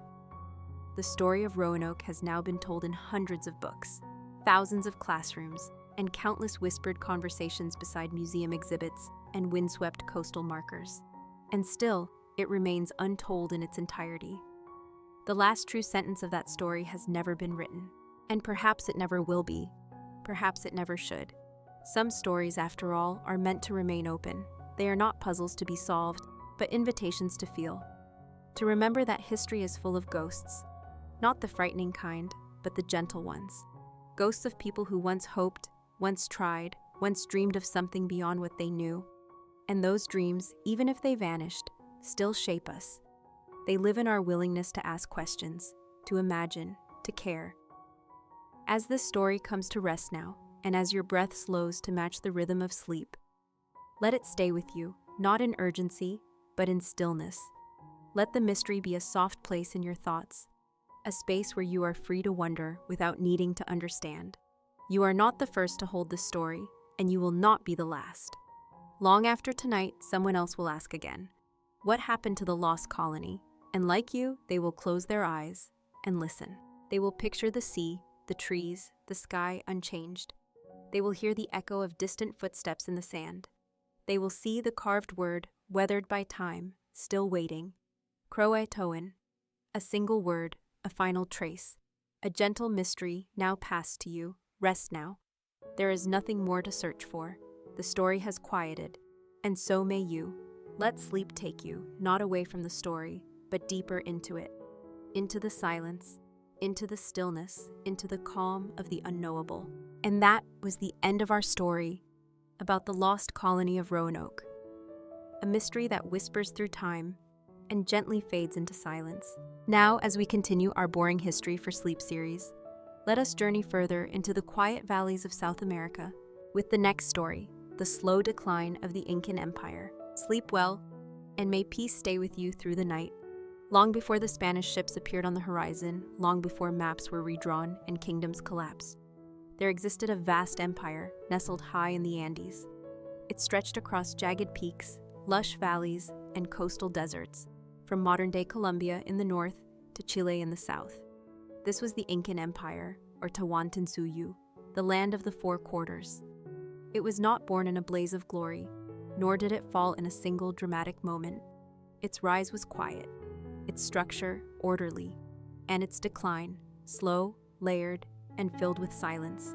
Tonight, as you drift deeper into stillness, we begin not with the end, but with the calm before it. The Inca people had no written language in the traditional sense. No alphabet, no scrolls, no ink on paper. But they recorded their world in other ways, through quipas, a complex system of knotted cords used to represent numbers, events, and categories. They passed knowledge from one generation to the next through oral tradition, through architecture, through the terraced fields that still cling to Andean slopes. At its height in the early 1500s, the Incan Empire governed millions of people from diverse cultures, languages, and landscapes. It was not a single people, but many, united under the administrative and spiritual authority of the Sapa Inca, the emperor believed to be descended from the sun god, Inti. His word was law, his presence divine, and yet the empire itself was built less through bloodshed than through diplomacy, clever engineering, and ritual. Roads paved with stone stretched over mountains and valleys, more than 25,000 miles of them, binding the empire together. Messengers called chasquis ran these roads, carrying information encoded in quipas. Without horses, without wheels, only the rhythm of feet and the silence of trust. Food was stored in communal granaries called kolkas. Labor was shared through a system known as mita, a form of organized community service. Cities rose, aligned with the stars and the solstices, stone buildings locked together without mortar, resisting earthquakes that would have toppled weaker structures. This was not a society of chaos, it was a society of harmony. But even in the strongest systems, cracks begin quietly. Beneath the surface of imperial stability, signs of stress slowly emerged. The Inca rulers had grown powerful, but they had also grown distant. As the empire expanded, it absorbed people and provinces at a rapid pace, each with its own language, customs, and loyalties. These communities often cooperated, but their ties to the center were not always deep. The further one lived from Cusco, the heart of the empire, the fainter the voice of the emperor became. And then, in 1527, a turning point arrived. Huayna Capac, the Sapa Inca at the time, fell ill after a journey in the north. He died suddenly, as did his chosen heir. The empire was left without a clear successor. What followed was a civil war between two of his sons, Atahualpa and Huáscar. One ruled from Quito in the north, the other from Cusco in the south. Brothers, rivals. The war was long, brutal, and quietly devastating. Soldiers who had once marched together turned on one another. Provinces were divided, crops were burned, temples desecrated, villages pulled into the storm of royal ambition. And though Atahualpa would eventually emerge victorious, the cost was high. The empire was exhausted, its unity fractured, its strength diminished. It was at this vulnerable moment, this quiet unraveling, that strangers arrived on the western shores. Foreigners with beards, steel weapons, and animals the Inca had never seen before. The Spanish, led by Francisco Pizarro. They did not come in great numbers, fewer than 200 men, but they brought something more powerful than armies: timing. They entered a land torn by war, where trust was thin and leadership new. Atahualpa, freshly crowned, had not yet solidified his rule. His armies were large but scattered. His enemies, though defeated, still whispered resistance. And into this uncertain silence, Pizarro stepped. The story of conquest is often told as a clash of strength, but here it began in hesitation, in misunderstanding, in gestures misread, in words mistranslated. The Spanish approached not with overwhelming force, but with strategy, with questions, with priests, with gifts, and then with chains. But that is for later. Tonight, we rest in the moment just before, the quiet after war, the calm before betrayal. The empire still stands, the roads are still watched, the fields are still planted, but high above, in the mountains where the air grows thin and cold, the future shifts like fog, unseen, inevitable. Let your thoughts settle now, like mist on the stones of Machu Picchu. There is more to come. But for now, rest. The story continues, with silence. The year was 1532. The sun rose slowly over the Andes, casting long golden shadows across stone terraces and winding roads that had stood for generations. In the highlands, farmers tended to their crops. In distant towns, messengers ran the empire's silent network, knots and cords swaying from their shoulders. The Incan Empire still moved with purpose, but beneath its order was a quiet fatigue. The civil war between Atahualpa and Huáscar had ended only recently. The empire, once unified in both structure and spirit, now carried scars, some visible, many not. Families had been divided, provinces had changed hands, trust had been stretched thin. In the north, near the city of Cajamarca, Atahualpa rested. He had won.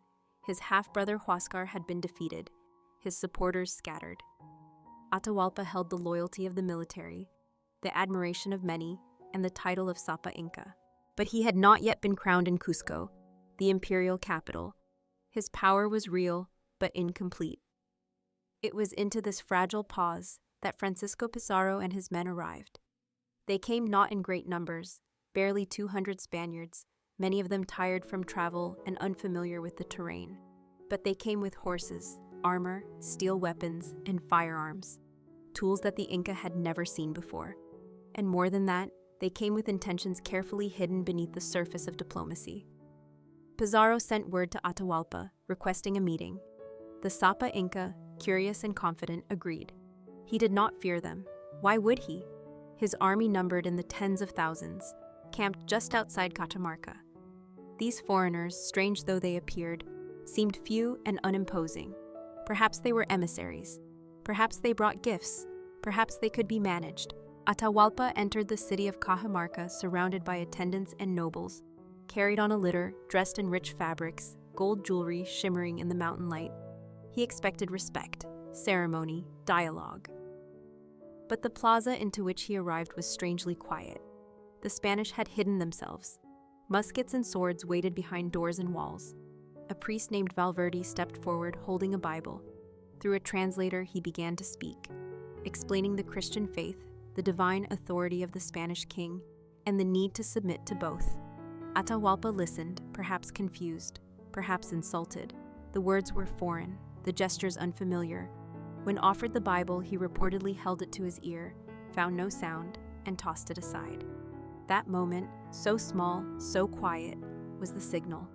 The hidden soldiers burst from their hiding places. The thunder of cannon echoed through the square. Horses charged, muskets flared, steel met flesh. The Incans, unarmed and unprepared, were overwhelmed in minutes. The royal litter fell, attendants were slain, Atahualpa was taken alive. The emperor of the most powerful civilization in South America was now a prisoner.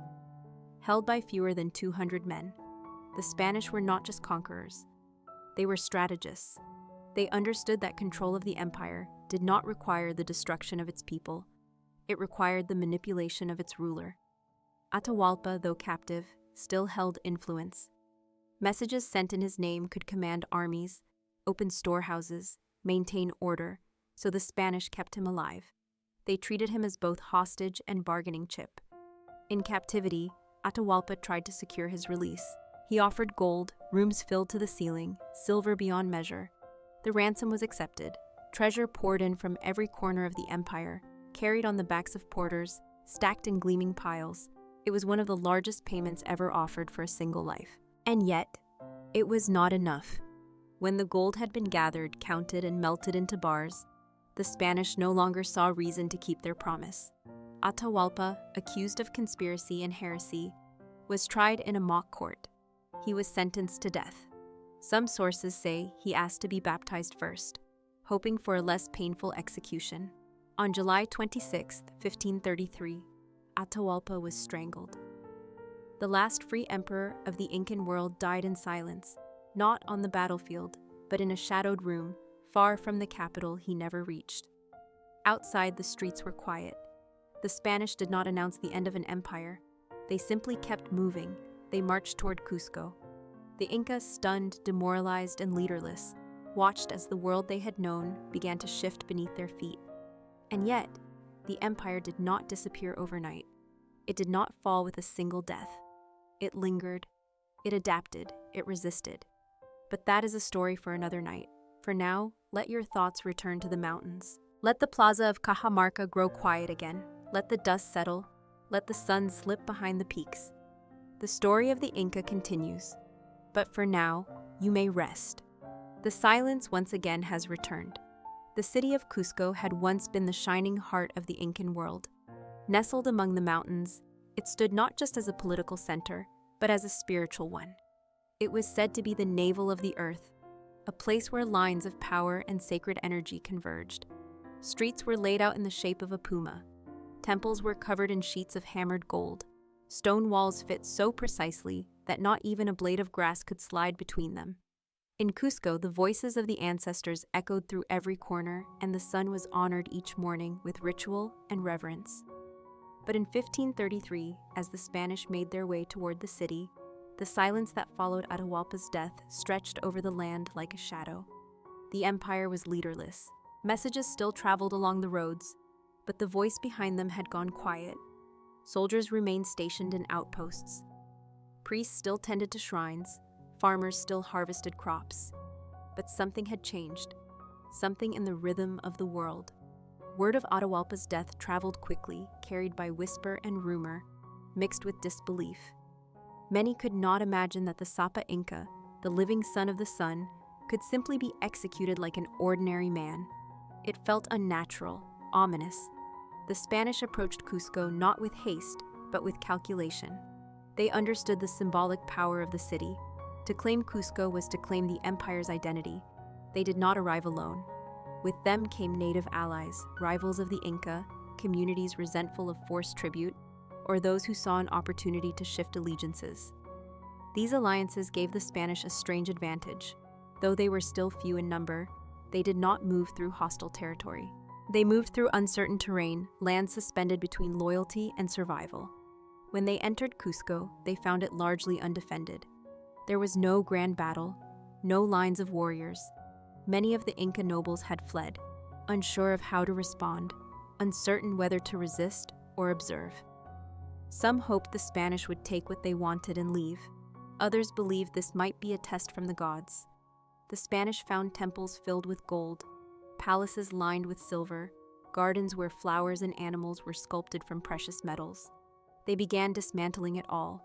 The treasures were melted down into ingots, loaded onto caravans, and sent back toward the coast. What had been sacred was now seen as currency. The Corre Concha, the Temple of the Sun, once the most revered building in the empire, was stripped of its gold panels. The golden statue of Inti, the sun god, vanished. Perhaps hidden by priests, perhaps lost to time, the walls remained solid and unmoved, but their meaning had been altered. In place of ritual came control. In place of worship came possession. The Spanish installed a puppet ruler, a young Inca noble named Manco Inca. He was a son of Huayna Capac and thus carried royal blood. They hoped he would lend legitimacy to their rule, acting as a bridge between the old world and the new. At first, Manco cooperated. He played the role expected of him, observing the new power structure while trying to maintain dignity. But within him, the memory of his ancestors still burned. He watched as Spanish officials insulted his people, looted sacred sites, and disrupted the harmony that had once defined Incan life. The longer he stayed in their orbit, the more uneasy he became. Resistance was not yet a cry, but it was forming. Outside of Cusco, the people watched. Some accepted the changes out of fear or pragmatism. Others retreated into the highlands, clinging to their customs, hiding symbols of their gods in caves and under floorboards. The empire still lived, but in fragments, in memories, in corners where Spanish eyes did not reach. Roads still wound through the mountains. Messengers still ran. Festivals continued in private. Songs still told stories of the time before. And slowly, among those who had lost their leader, a new question emerged. Not of survival, but of restoration. Could the empire rise again? Could the sun shine as it once did? Manco Inca began to believe it could. And so, while the Spanish believed they had secured their hold, a quiet resistance was growing. It was not yet open rebellion. It was not yet war, but it was waiting, breathing, remembering. For now, the city remained under foreign rule. The Spanish built churches atop old temples. They renamed plazas and erected symbols of their faith. But the stones beneath their feet belonged to another world. A world not yet gone, just hidden, just sleeping. And as the fires burned low in the homes of Cusco, and as the stars turned silently above the Andes, something ancient stirred beneath the surface. The Inca had not disappeared. They had simply turned their gaze inward, waiting for the moment when they would rise again. Sleep now. For even in history's quietest hours, change is always near. The mountains had seen many seasons come and go, but by the year 1536, the winds carried something new through the valleys of the Andes. Not just the chill of highland air, but a stirring of quiet defiance. In Cusco, the heart of the Incan Empire had been overtaken. The Spanish lived in former palaces, slept in royal chambers, and worshipped in churches built atop sacred shrines. They had renamed streets, redrawn boundaries, and tried to plant new customs in ancient soil. But beneath the surface, the past still breathed. Among the stone corridors and hidden terraces of the mountains, something waited. That something had a name, Manco Inca. Installed as a puppet ruler after the Spanish killed Atahualpa, Manco had watched from the inside. He had worn their titles, he had walked their halls, but he had also seen their cruelty, their greed, their inability to understand the world they were trying to control. His cooperation had never been true submission, it had been survival. And now, he was ready to act. In the early months of 1536, Manco Inca quietly left Cusco. The Spanish believed he was on a pilgrimage to honor religious festivals, but outside the city, Manco gathered his loyal commanders, messengers, and warriors. The empire, though wounded, had not forgotten how to organize. Word spread across the valleys and peaks. Communities that had stayed silent now prepared to speak through action. Warriors returned from farms. Tribes reignited old alliances. Drums echoed in remote hills. The time had come. In May, the siege of Cusco began. Tens of thousands of Incan fighters descended from the surrounding highlands, trapping the Spanish inside the city walls. Supplies were cut off, roads were blocked, fires were set. Spanish buildings burned in the night, their smoke rising into the sky like signals to the gods. From the nearby fortress of Sacsayhuaman, the Inca rained down attacks with stones, arrows, and fire. The Spanish, greatly outnumbered, were forced into narrow defenses. At times, they barely held the city. Days turned to weeks. The siege dragged on. The Inca had the numbers, the terrain, and the will. But the Spanish had steel, horses, and desperation. They received reinforcements from Lima and other coastal settlements. Slowly, the tide turned. The Inca, though fierce, could not match the Spanish weapons in direct combat. One by one, strongholds around Cusco fell. By the end of the summer, the siege had collapsed. Manco withdrew, not in defeat, but with purpose. He did not vanish. He moved into the jungle, into the high valleys, into places the Spanish could not easily follow. There, beyond the reach of imperial roads, he established a new capital, Vilcabamba, a hidden city, a refuge, a final stronghold of Incan resistance. In Vilcabamba, Manco rebuilt what he could. He revived ceremonies. He protected his family. He sent messages to distant communities, reminding them that the empire had not truly ended. It had simply gone into the shadows. And there it would remain, watching. In the lowlands, the Spanish believed they had won. They mapped their new holdings. They continued building churches and towns. But they knew Vilcabamba was still there, a thorn in the side of conquest, a ghost of what had once ruled the mountains. Over the years that followed, Manco continued to lead raids, defend his territory, and keep the spirit of the Inca alive.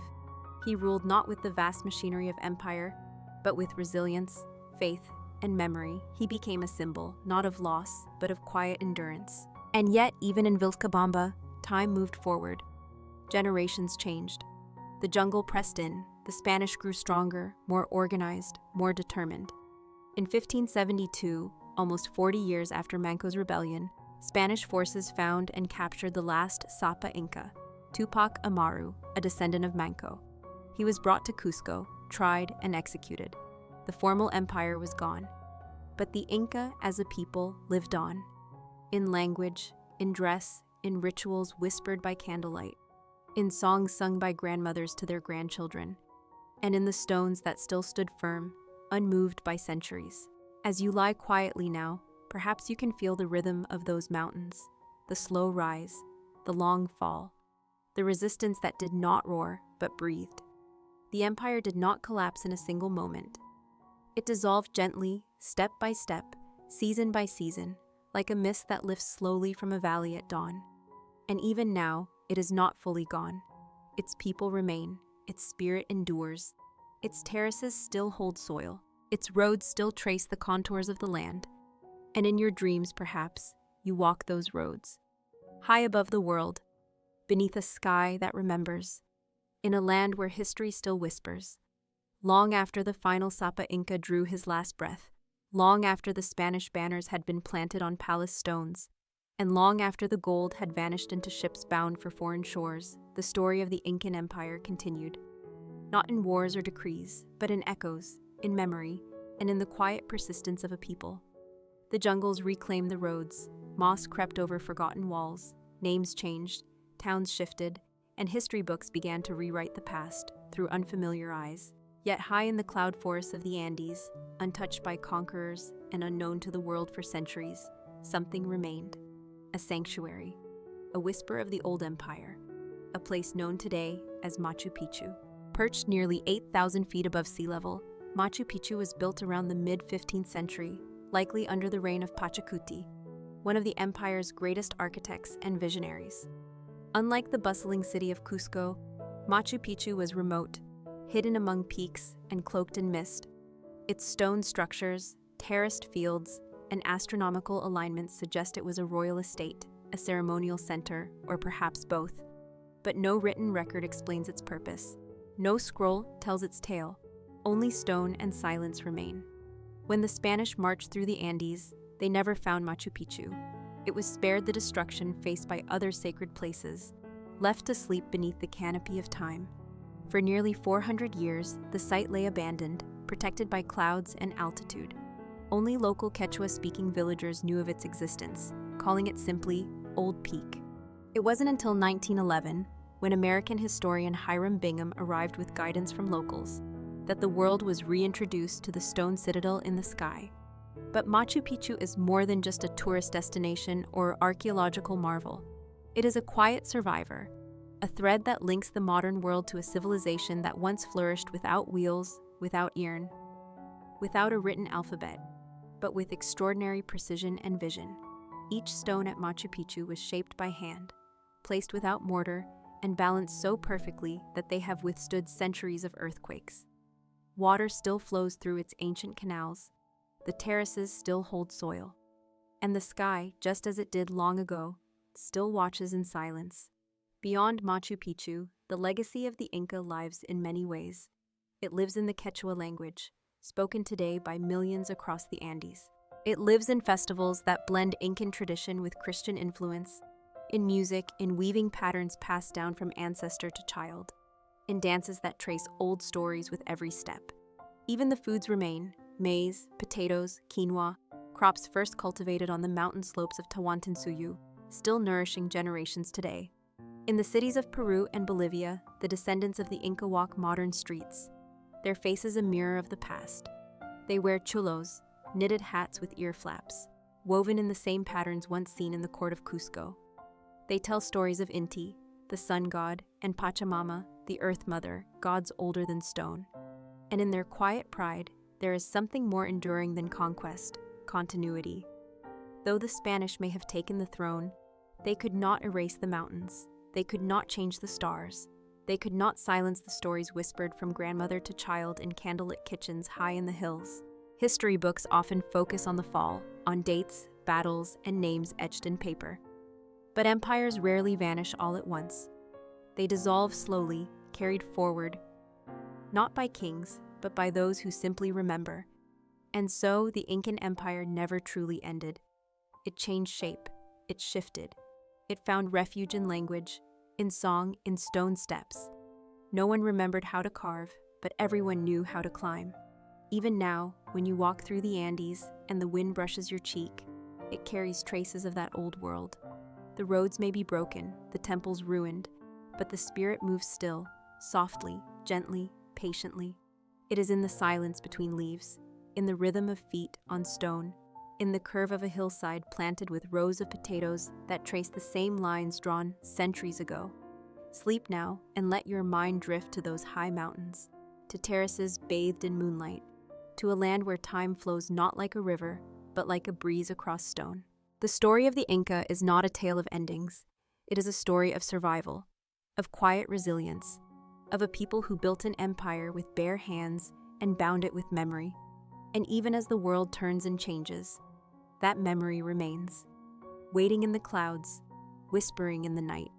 As the centuries passed, the memory of the Incan Empire transformed into something quieter, less a story told in public squares, and more a presence that lived within the folds of daily life.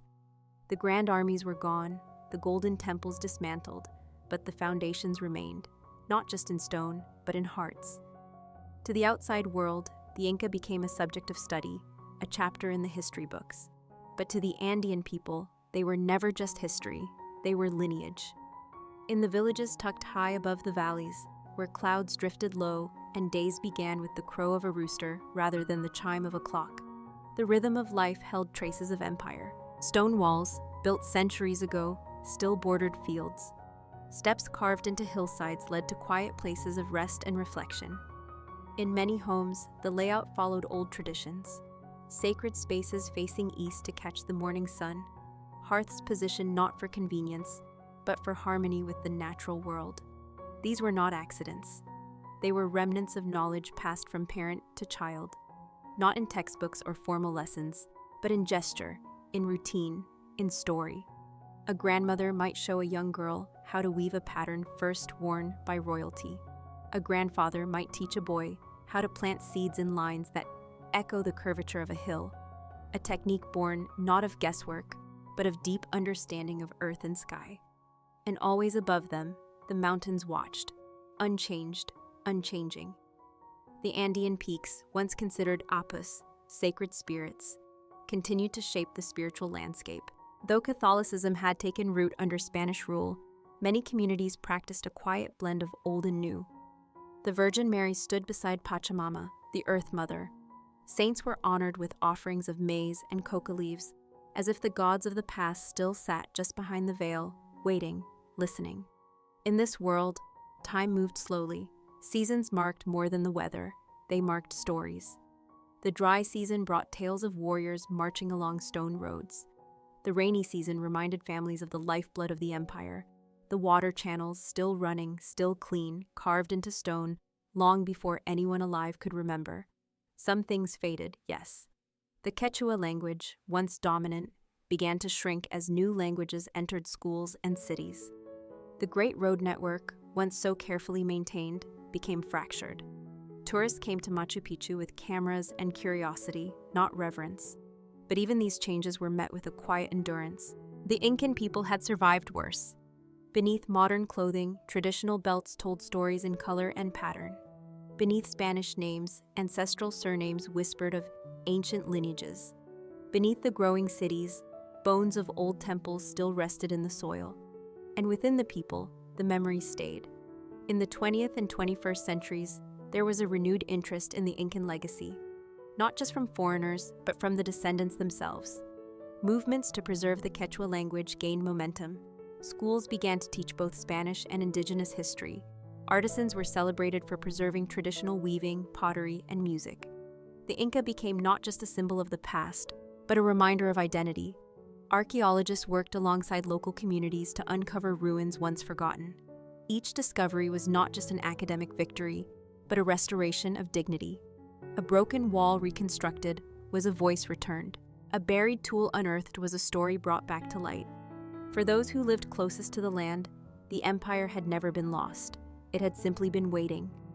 Tourists marveled at the precision of Incan engineering, the beauty of the architecture, the symmetry of the cities. But those who lived there saw something more: the wisdom of ancestors, the breath of old ways still lingering on the wind. In certain ceremonies, descendants still gather to honor Inti, the sun, as he rises above the peaks. They sing songs that predate the conquistadors. They wear garments dyed with plants, woven with care, each thread holding memory. And when they dance, the rhythms are not just for celebration, they are for remembering. In this way, the Incan Empire continues, not with armies or emperors, but with resilience, not with power, but with presence. It is stitched into cloth, shaped into stone, sung into air. It walks slowly beside the people of the Andes, neither behind them nor ahead, but always close. And so, as you drift deeper into sleep, imagine a mountain trail, quiet and cool beneath your feet. Imagine the whisper of leaves, the distant call of a bird, the sound of water trickling through an ancient channel. Somewhere far above, the stars shine over stone walls that have seen hundreds of years, untouched by time. The empire may have changed, but it is not gone. It lingers, peaceful, patient, and proud. Just like the night around you. When people think of ancient civilizations, they often imagine vanished worlds, ruins buried beneath dust, languages no longer spoken, stories forgotten. But the Incan Empire, though technically fallen centuries ago, continues to cast its long shadow across modern life. Its echoes can still be found not only in the Andes, but also in the practices, innovations, and philosophies that quietly endure in the background of our world.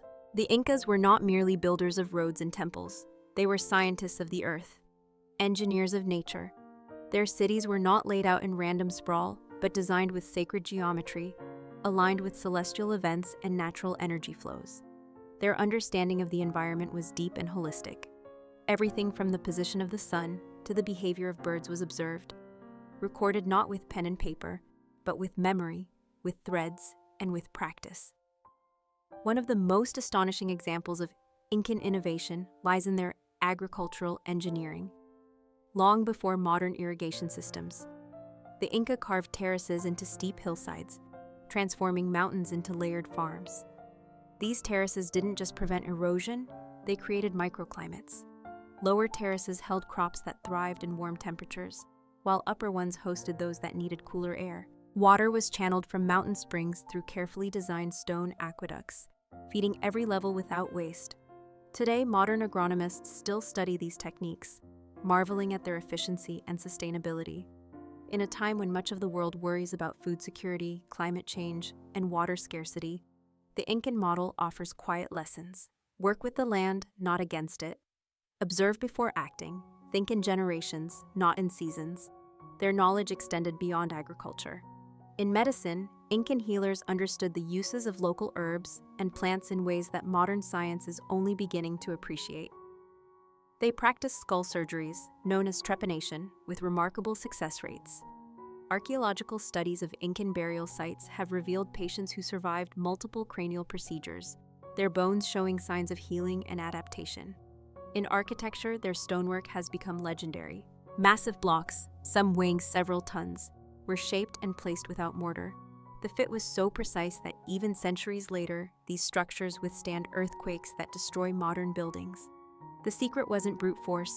It was patience, understanding, and a deep respect for the material.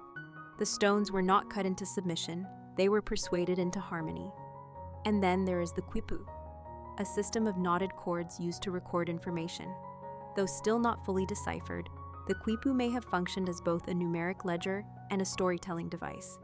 It is evidence that the Inca had their own form of writing, one that did not rely on ink or parchment, but on texture, tension, and space.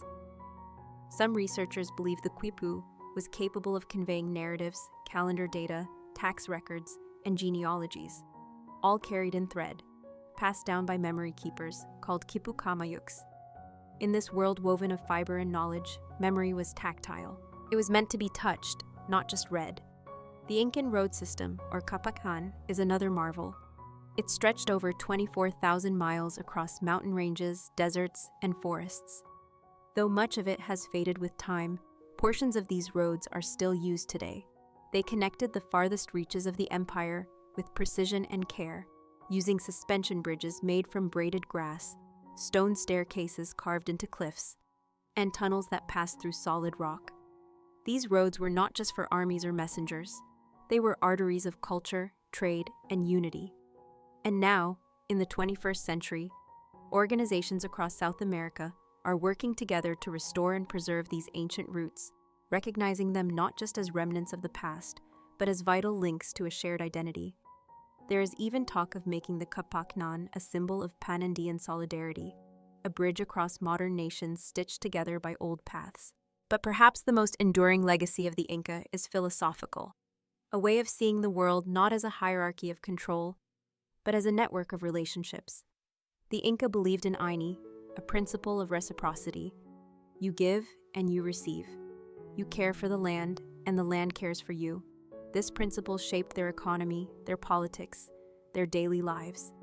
It was not charity, it was balance, harmony, mutual respect. In a modern world shaped by rapid consumption and competition, the soft wisdom of Aini feels like a whisper in a crowded room, gentle, almost drowned out, but still present, waiting to be heard again. As you lie still tonight, think not of a fallen empire, but of one that adapted, one that continues in new forms, in unexpected places, in a woven blanket, in a crop rotation method, in a child learning Quechua beside her grandmother. The Incan Empire was not a blink in history. It was, and is, a quiet teacher. Its lessons, if listened to, are not grand declarations, but gentle nudges. Reminders that strength does not always shout, that legacy can live in silence, and that the threads of the past may still hold the shape of our future. Rest now. Let the wisdom of mountains, stones, and stars wrap around you. The night is long, but peaceful, just as it always was, high in the heart of the Andes.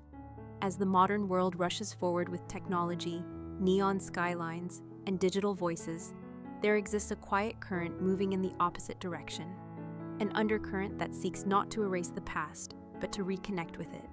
In the heart of Peru, and across the highlands of South America, the image of the Incan people, once pushed to the margins of history, has begun to re-emerge, not as a relic, but as a symbol of resilience and pride. The legacy of the Inca is no longer locked away in dusty museums or confined to academic journals.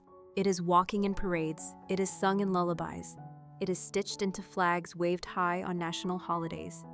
Films, documentaries, and novels have helped reintroduce the Inca to global audiences, often romanticizing the grandeur of Machu Picchu or the mystery of lost cities. But these stories also spark curiosity. Children in schools now learn of Pachacuti not as a myth, but as a historical figure. They study the empire's road systems and architectural feats with the same respect afforded to Roman aqueducts or Egyptian pyramids. Cultural festivals in Cusco, once discouraged or downplayed during colonial and early Republican periods, now draw thousands of people each year. The Inti Raymi Festival, a celebration of the sun, has been revived with elaborate costumes, music, and traditional dance, performed in both Spanish and Quechua. Tourists gather to watch, cameras in hand, while local elders watch with eyes that remember when such traditions had to be hidden. There's a sense during these celebrations that something long dormant is stirring again. Not in anger, not in revolt, but in remembrance. Tour guides, once trained only in colonial narratives, now incorporate indigenous perspectives into their stories. They speak of the Inca not as defeated people, but as architects of balance and stewards of wisdom. At Machu Picchu, guides explain not just the structures but the philosophy behind them. The alignment with solstices, the intention of silence, the choice of stone. The experience shifts from sightseeing to storytelling, and visitors leave not with facts but with feelings. In cities, young Quechua speakers are reclaiming their language, producing podcasts, songs, and social media content in words their grandparents were once punished for speaking. Linguistic revitalization efforts are growing, supported by universities, NGOs, and native communities. There are apps now to learn Quechua, language classes for children, street signs in bilingual formats. Every word spoken is a quiet defiance against the idea that the past is only in the past. Fashion, too, is part of this revival. What was once called folk costume is now embraced as cultural identity. Women wear brightly woven skirts and shawls, not for tourists, but for themselves. Men wear chulos, colorful knit hats, with ancestral patterns that carry meanings few outsiders fully understand. These garments are not costumes, they are messages. They say, "We are still here, we always were." Tourism, a double-edged sword, plays its part as well. While it brings economic opportunity and global awareness, it also brings risk of commodification, of oversimplifying a culture for convenience. But many communities are learning to manage this balance. Locally led tourism initiatives ensure that profits support schools, preservation projects, and cultural education. Visitors are taught not just to take photos, but to listen, to sit quietly at sunrise in the sacred valley, and understand that this land has stories deeper than any brochure could explain. Museums are evolving too. Instead of glass boxes filled with artifacts, some now include audio recordings of oral histories, interactive exhibits where children can touch models of quippus, and rooms that showcase daily life, how food was prepared, how children played, how families prayed to mountains and stars. The story of the Inca is no longer a tale of golden conquest. It is a mosaic of everyday moments, woven together with care, with memory, with meaning. In literature, the narrative is shifting. Writers of indigenous heritage are telling their own stories, weaving Incan myths with modern struggles, blending magical realism with historical truth. Characters speak in multiple tongues, walk across ancient trails and city streets, reminding readers that identity is not linear, it is layered, it evolves, but it remembers. And so as you drift tonight, imagine that you are standing on a stone terrace overlooking a quiet valley. Below you, the land stretches far and wide, green with crops, golden in patches where the sun kisses the soil. Children run barefoot between rows. An old man plays a wooden flute. A woman hums as she weaves. The air is thin but fun. And somewhere beyond the clouds, the spirits of ancestors smile softly, not because they are gone, but because they are still seen, still heard, still honored. The Inca have not vanished. They have simply stepped aside, watching gently as the world circles back toward them.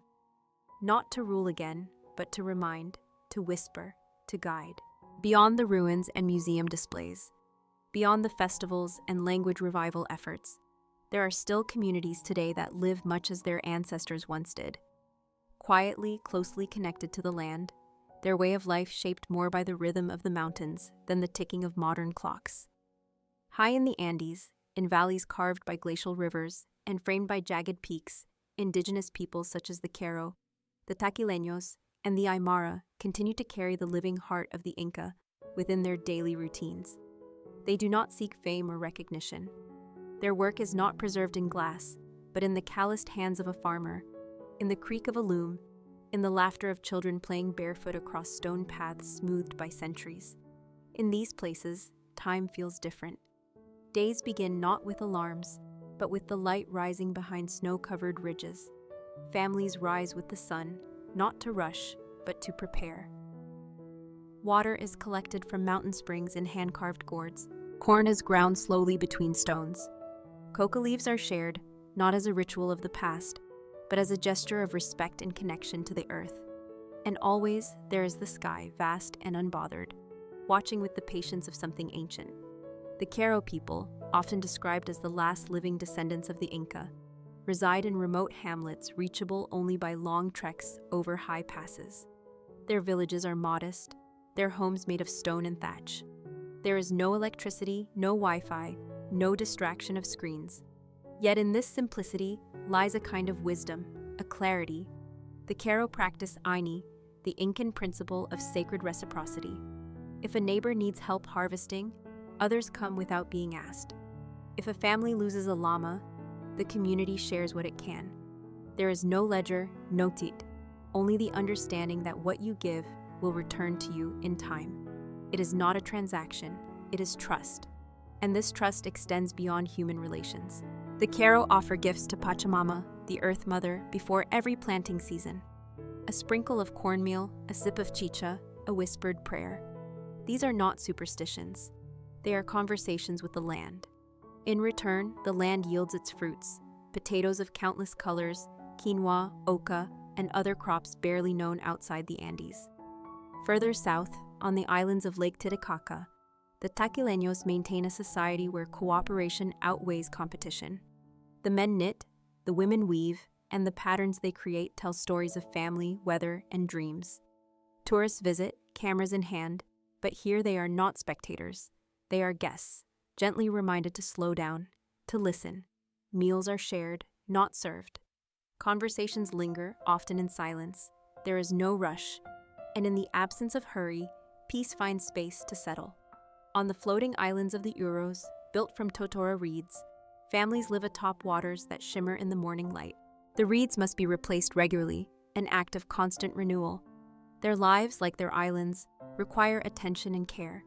Children learn by watching their elders. Songs are sung in Aymara or Uro, languages that hold concepts for balance, patience, and joy that have no direct translation in English. In these communities, the legacy of the Inca is not marked by monuments, but by mindset. It is in the way fields are tilled with respect, in the way elders are consulted before decisions, in the way stories are told, not for entertainment, but for remembrance. And though these people may not call themselves Inca, they are threads in the same fabric, carrying forward values of community, harmony, and resilience. These are not museum pieces. They are lives, unfolding gently in the shadow of ancient peaks. The modern world, with its noise and speed, often overlooks such places. But to those who pause, who sit by a fire and watch stars emerge one by one above the mountains, there is something deeply familiar in the stillness. Something that reminds us of who we are when everything else falls quiet. As the global climate shifts, as cities grow and forests shrink, these communities offer more than nostalgia. They offer models. Ways of living that sustain not just bodies, but spirits. Ways of growing food without poisoning the soil. Ways of building shelter without severing roots. Ways of being with one another that heal rather than divide. These are not relics, they are guides, and they ask nothing more than attention. So as you lie here, breathing slowly, allow your thoughts to drift upward, to a village cradled in stone and sky. A grandmother hums as she spins thread. A boy leads a llama down a narrow path. The wind carries the scent of wood smoke and earth. And above it all, the mountains remain, silent, sure, ancient. They have seen empires rise and fall. They have watched the stars shift positions in the sky. And still they stand, witnesses to the quiet strength of those who endure not through conquest, but through care. Rest now, as they rest, still, steady, and serene. The sun begins its slow descent behind the jagged peaks of the Andes, casting a golden hue across the valleys that once belonged to the most powerful empire in South America. The shadows stretch long across ancient stones, over the remnants of roads once walked by messengers, bearing news to kings, over terraces that still cradle the soil with care, and over homes where stories are passed from generation to generation. In the quiet, a realization lingers. This is not a history that ended. It is a story still unfolding, quietly, patiently, beneath the surface of modern life. The fall of the Incan Empire was not a single event, not one day or one battle. It was a slow unraveling, a process shaped by betrayal, disease, division, and the heavy weight of colonization. But what never fell, what never truly collapsed, was the spirit of its people.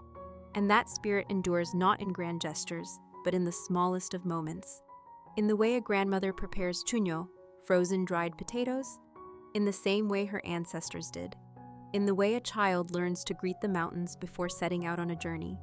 In the way farmers still plant by the lunar calendar, trusting the wisdom etched not into books, but into stone, sky, and memory.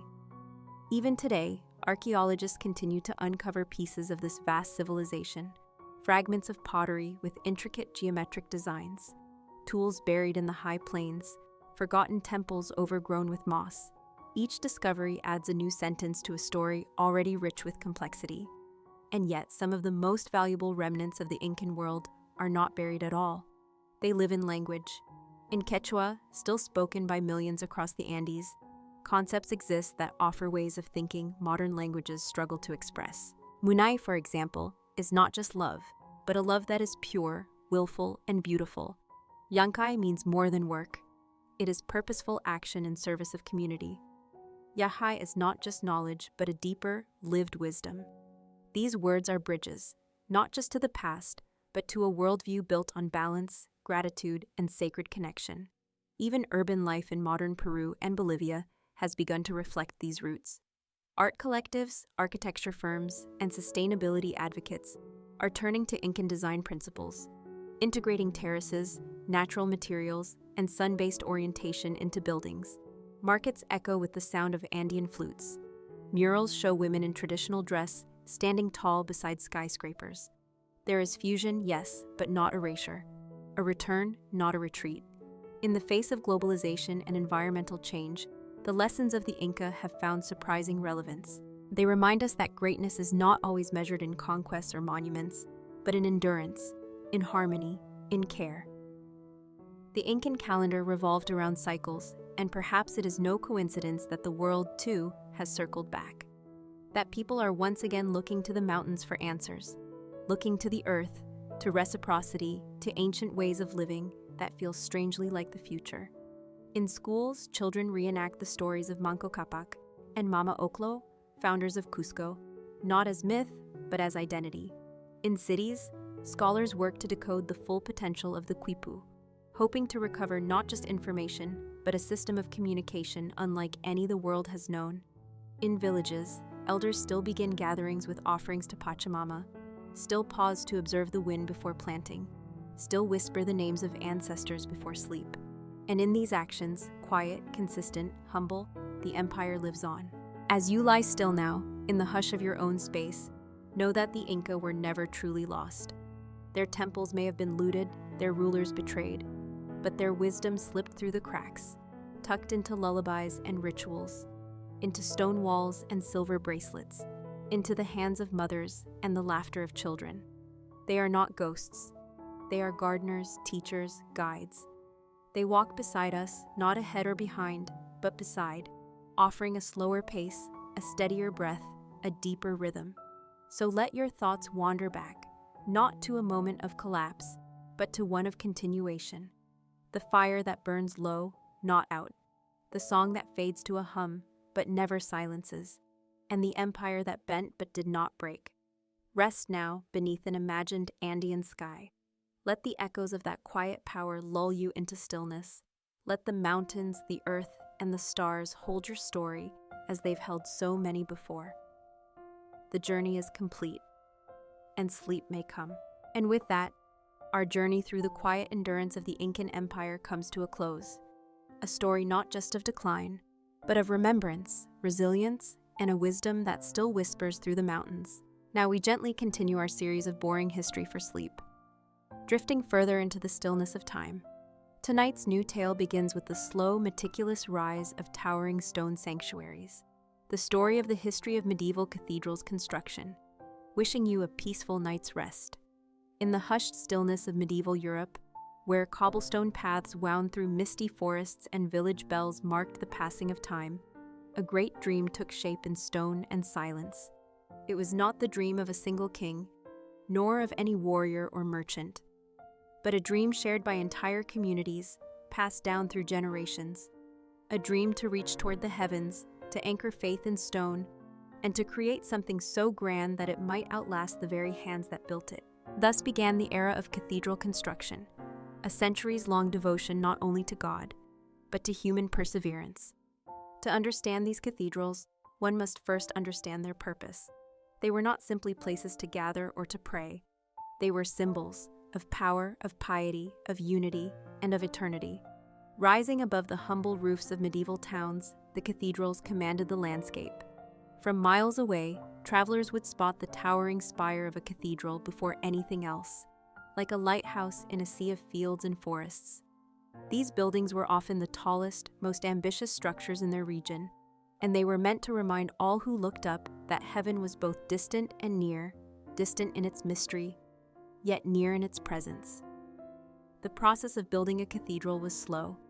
In fact, it was often so slow that the original architect would not live to see it completed, nor would his son, sometimes not even his grandson. Entire lifetimes were poured into one structure. A boy might begin work as an apprentice stonemason at 12 years old and die at 60, still carving window tracery for a nave that would not be finished for another 50 years. But there was patience in this process, a rhythm, the sense that time was not an enemy, but a partner. The first step in construction was always the same: choosing the site. This decision was not taken lightly. The location needed to be stable, often near the center of a growing town, close to water, and visible from afar. It also had to be consecrated, blessed ground, often already home to a church or a sacred site from an earlier time. Once the ground was chosen, it had to be leveled and prepared, often by digging deep trenches for the foundation. These foundations were no mere lines in the dirt. They were massive undertakings, requiring cart after cart of stone to be brought in and lowered with ropes and pulleys. Everything had to be stable, for the weight of a cathedral was unlike any building that came before. To support this weight, master builders, known as master masons, relied on a deep knowledge of geometry, physics, and artistry, even if they never used those exact words. They drew plans on parchment, yes, but often also scratched them into wooden boards or into the floor of the site itself. Circles, arcs, and angles, many inspired by the sacred proportions believed to reflect divine harmony, guided every measurement. Their vision extended upward, not only in height but in spirit.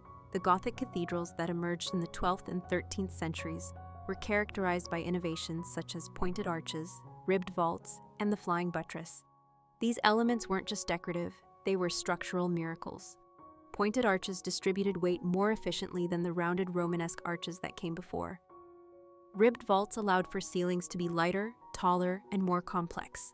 And flying buttresses, those graceful external arms that reached like stone wings from the walls to the ground, provided support without blocking the light. Light, after all, was sacred.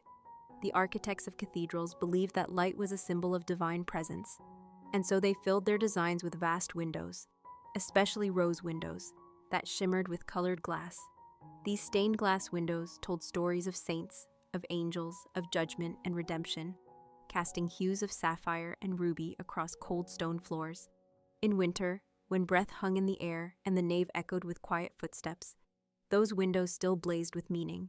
But even before the walls rose and the windows sang, the stones had to be quarried. This often meant traveling miles from the construction site, finding a suitable deposit of limestone or granite, and cutting huge blocks using chisels, hammers, and wedges. These stones were then hauled, sometimes on sleds, sometimes on ox-drawn carts, to the site, where they were shaped further and numbered by hand. Each block had its place. Each curve mattered. There was no automation, no electricity, only skill, repetition, and care. It is here, among the early stages of excavation and foundation, where our story of cathedral construction truly begins. In the muddy boots of laborers, the quiet planning of architects, and the shared belief that something sacred could be coaxed from stone and time. These beginnings were humble, yes, but beneath every soaring spire lies a trench dug by hand, a line drawn in chalk, and a whispered prayer that what was started in faith would one day rise to touch the sky. Once the foundations of a cathedral had been laid, massive trenches filled with carefully placed stones, mortared with lime and sand, packed by layers of earth and weight. It was time for the structure to rise, slowly, cautiously, stone by stone. There was no rushing this work. Walls grew at the pace of trust, not ambition. The masons knew that one error, one poorly set block, one misaligned column could bring down an entire section of wall years later. And so the process was methodical. The masons, guided by the chalk lines and wax tablets of the master builder, began to lift the structure, tier by tier. A network of wooden scaffolding was constructed, sometimes taller than the walls themselves. It rose like a forest of beams and ladders, lashed with rope and supported by wooden pegs. These scaffolds swayed in the wind, creaked under the weight of men and stone, and had to be constantly repaired and readjusted as the walls climbed higher. From these temporary heights, stonemasons carved arches and capitals, set stones into place with wooden mallets, and carefully fitted each piece to interlock with its neighbors. And all around them, the cathedral slowly took shape, not just in stone, but in the imaginations of the people who watched it grow year after year. Each section of the cathedral had its own unique challenges. The nave, the long central aisle where the congregation would gather, required high, load-bearing walls and careful planning for the eventual vaulting of the ceiling. The transept, the arms that gave many cathedrals their cross-shaped floor plan, intersected the nave and demanded even more structural balance. And then, towering above all, there was the choir and apse at the eastern end, often the first part to be completed, where services could begin even as the rest of the building remained a work in progress. Cathedrals were, in essence, living construction sites for decades, sometimes centuries. During this long timeline, workers came and went. Apprentices grew into masters, sons took the place of fathers, and through it all, the work continued. Days began at sunrise. Masons and laborers gathered their tools, chisels, wooden hammers, measuring cords, and plumb lines. They sharpened edges, mixed mortar, and began the day's work with a prayer, not out of habit, but out of necessity. Building something so grand, without modern machines, required not just skill, but faith. In the structure, in the plan, and in one another. Alongside the masons worked other craftsmen, carpenters who shaped beams and doors, blacksmiths who forged iron clamps and nails, glaziers who prepared frames for glass yet to come. Each trade relied on the others, each task interwoven like a tapestry. There were no blueprints in the modern sense.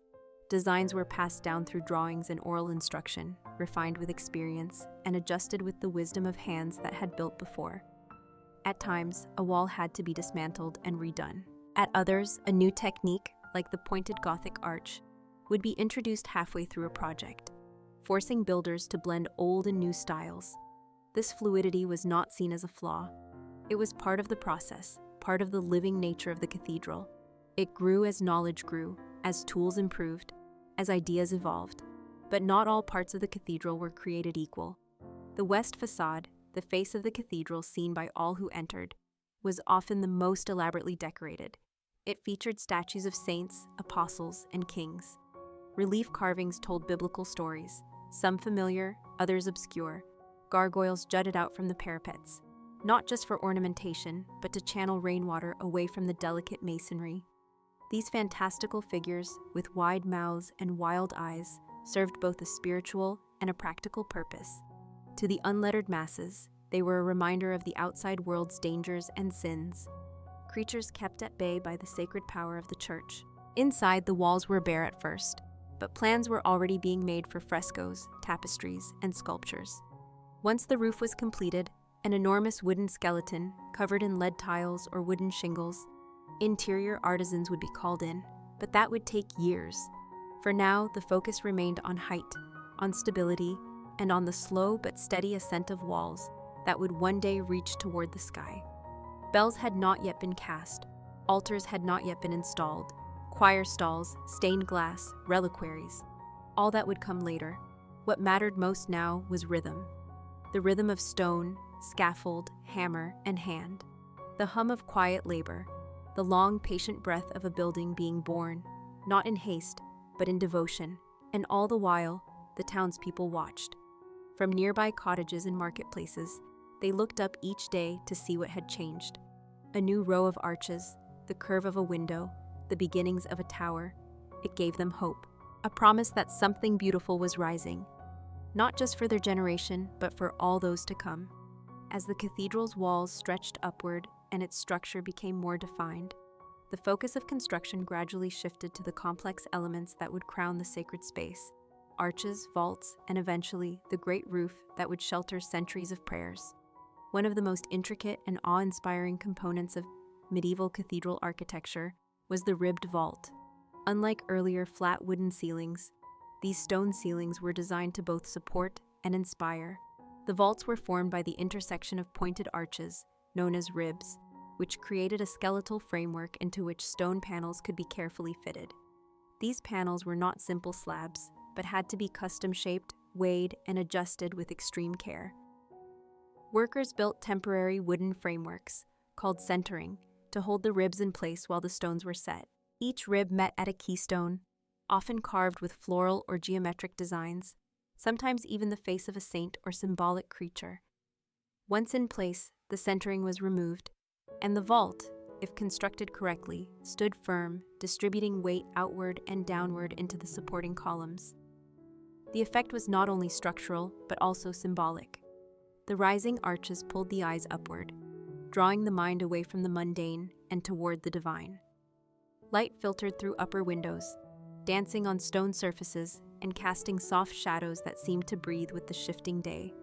The ceiling itself became a canvas, sometimes painted with stars, flowers, or scenes from the heavens.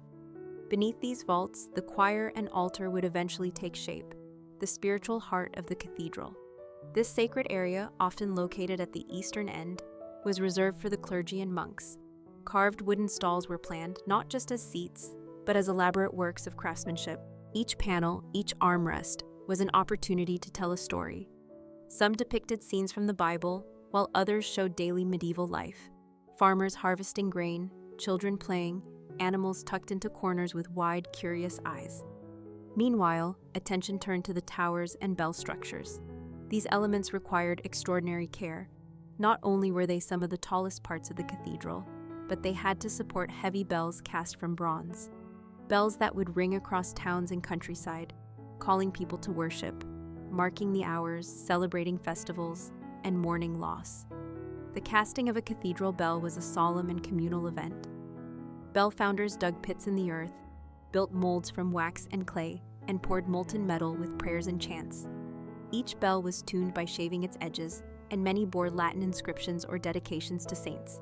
When finally installed in the bell tower, raised by pulleys and ropes through the open vaults, its first toll marked a moment of profound pride for the entire community. These bells, over time, became the voice of the cathedral. But not all work was visible to the public eye. Deep within the structure, masons constructed the triforium, a narrow gallery tucked above the nave arcade and below the clerestory windows. This area allowed access for maintenance, supported the weight of the upper walls, and added yet another layer to the spatial complexity of the cathedral. It also provided a hidden route for monks, priests, and workers to move through the building unseen. The clerestory, the uppermost row of windows, was the final touch to the rising interior. These tall, elegant openings flooded the cathedral with light during the day and were carefully positioned to align with the sun's path through the seasons. As morning light poured in from the east and dusk colored the west, the interior shifted in mood, soft gold, cool blue, deep violet, transforming the cathedral into a living calendar of light. With the rising structure came logistical challenges. Transporting materials grew more difficult as the building's height increased. Winches, treadwheel cranes, and counterweight systems were developed to lift stone and timber hundreds of feet into the air. These were powered by men walking inside giant wooden wheels like human hamsters, generating the force needed to haul building elements upward. The engineering required was astonishing, particularly considering the absence of modern calculations. All was done through experience, intuition, and simple instruments like the plumb bob, compass, and straight edge. It was a world where geometry was sacred, and every line drawn in chalk held the weight of both tradition and divine intention. Meanwhile, outside the cathedral walls, the construction site was alive with noise, trade, and motion. Vendors sold food to hungry workers. Children played among wood shavings and stone chips. The scent of hot pitch, fresh-cut timber, and damp stone filled the air. Pilgrims and townspeople paused to watch the progress, crossing themselves as they looked upon the ever-climbing spires. For them, the cathedral was more than just a building, it was a promise, a monument to patience, hope, and community.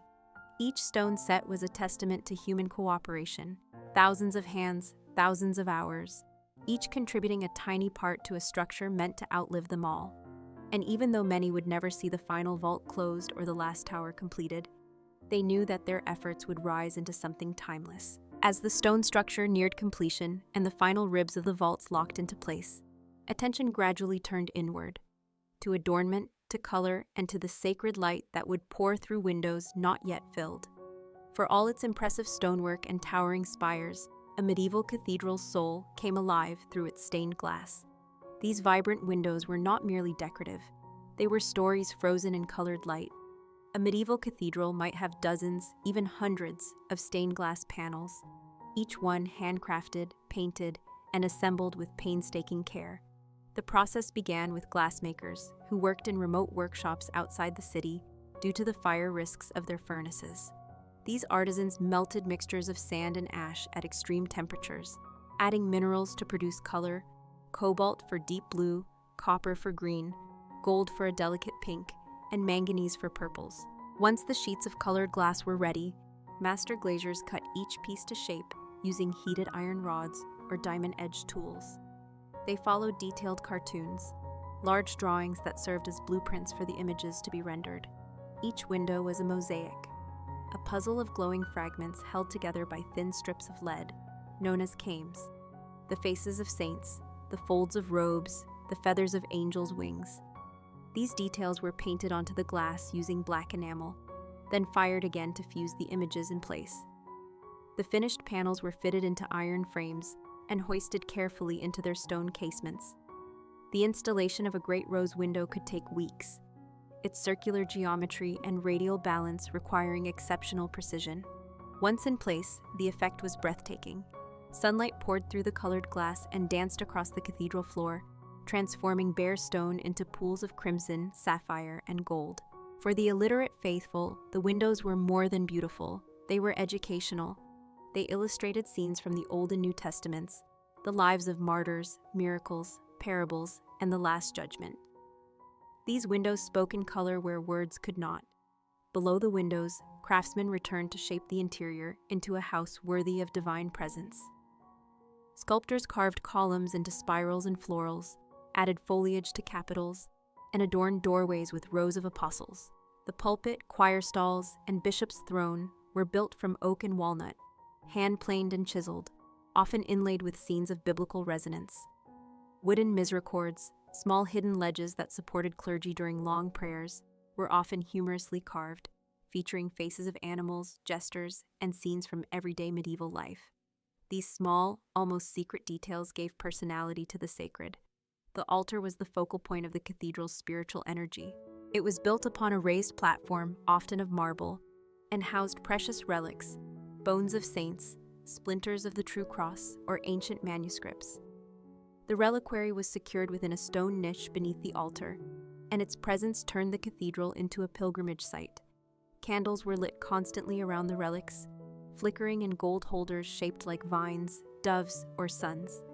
The scent of beeswax mixed with incense, filling the air with a quiet solemnity. Behind the altar rose the reredos, an ornate screen covered in paintings, statues, or gold leaf. It might depict the crucifixion, the coronation of the Virgin, or a series of angels in eternal praise. Each element was meant to draw the eyes and soul upward.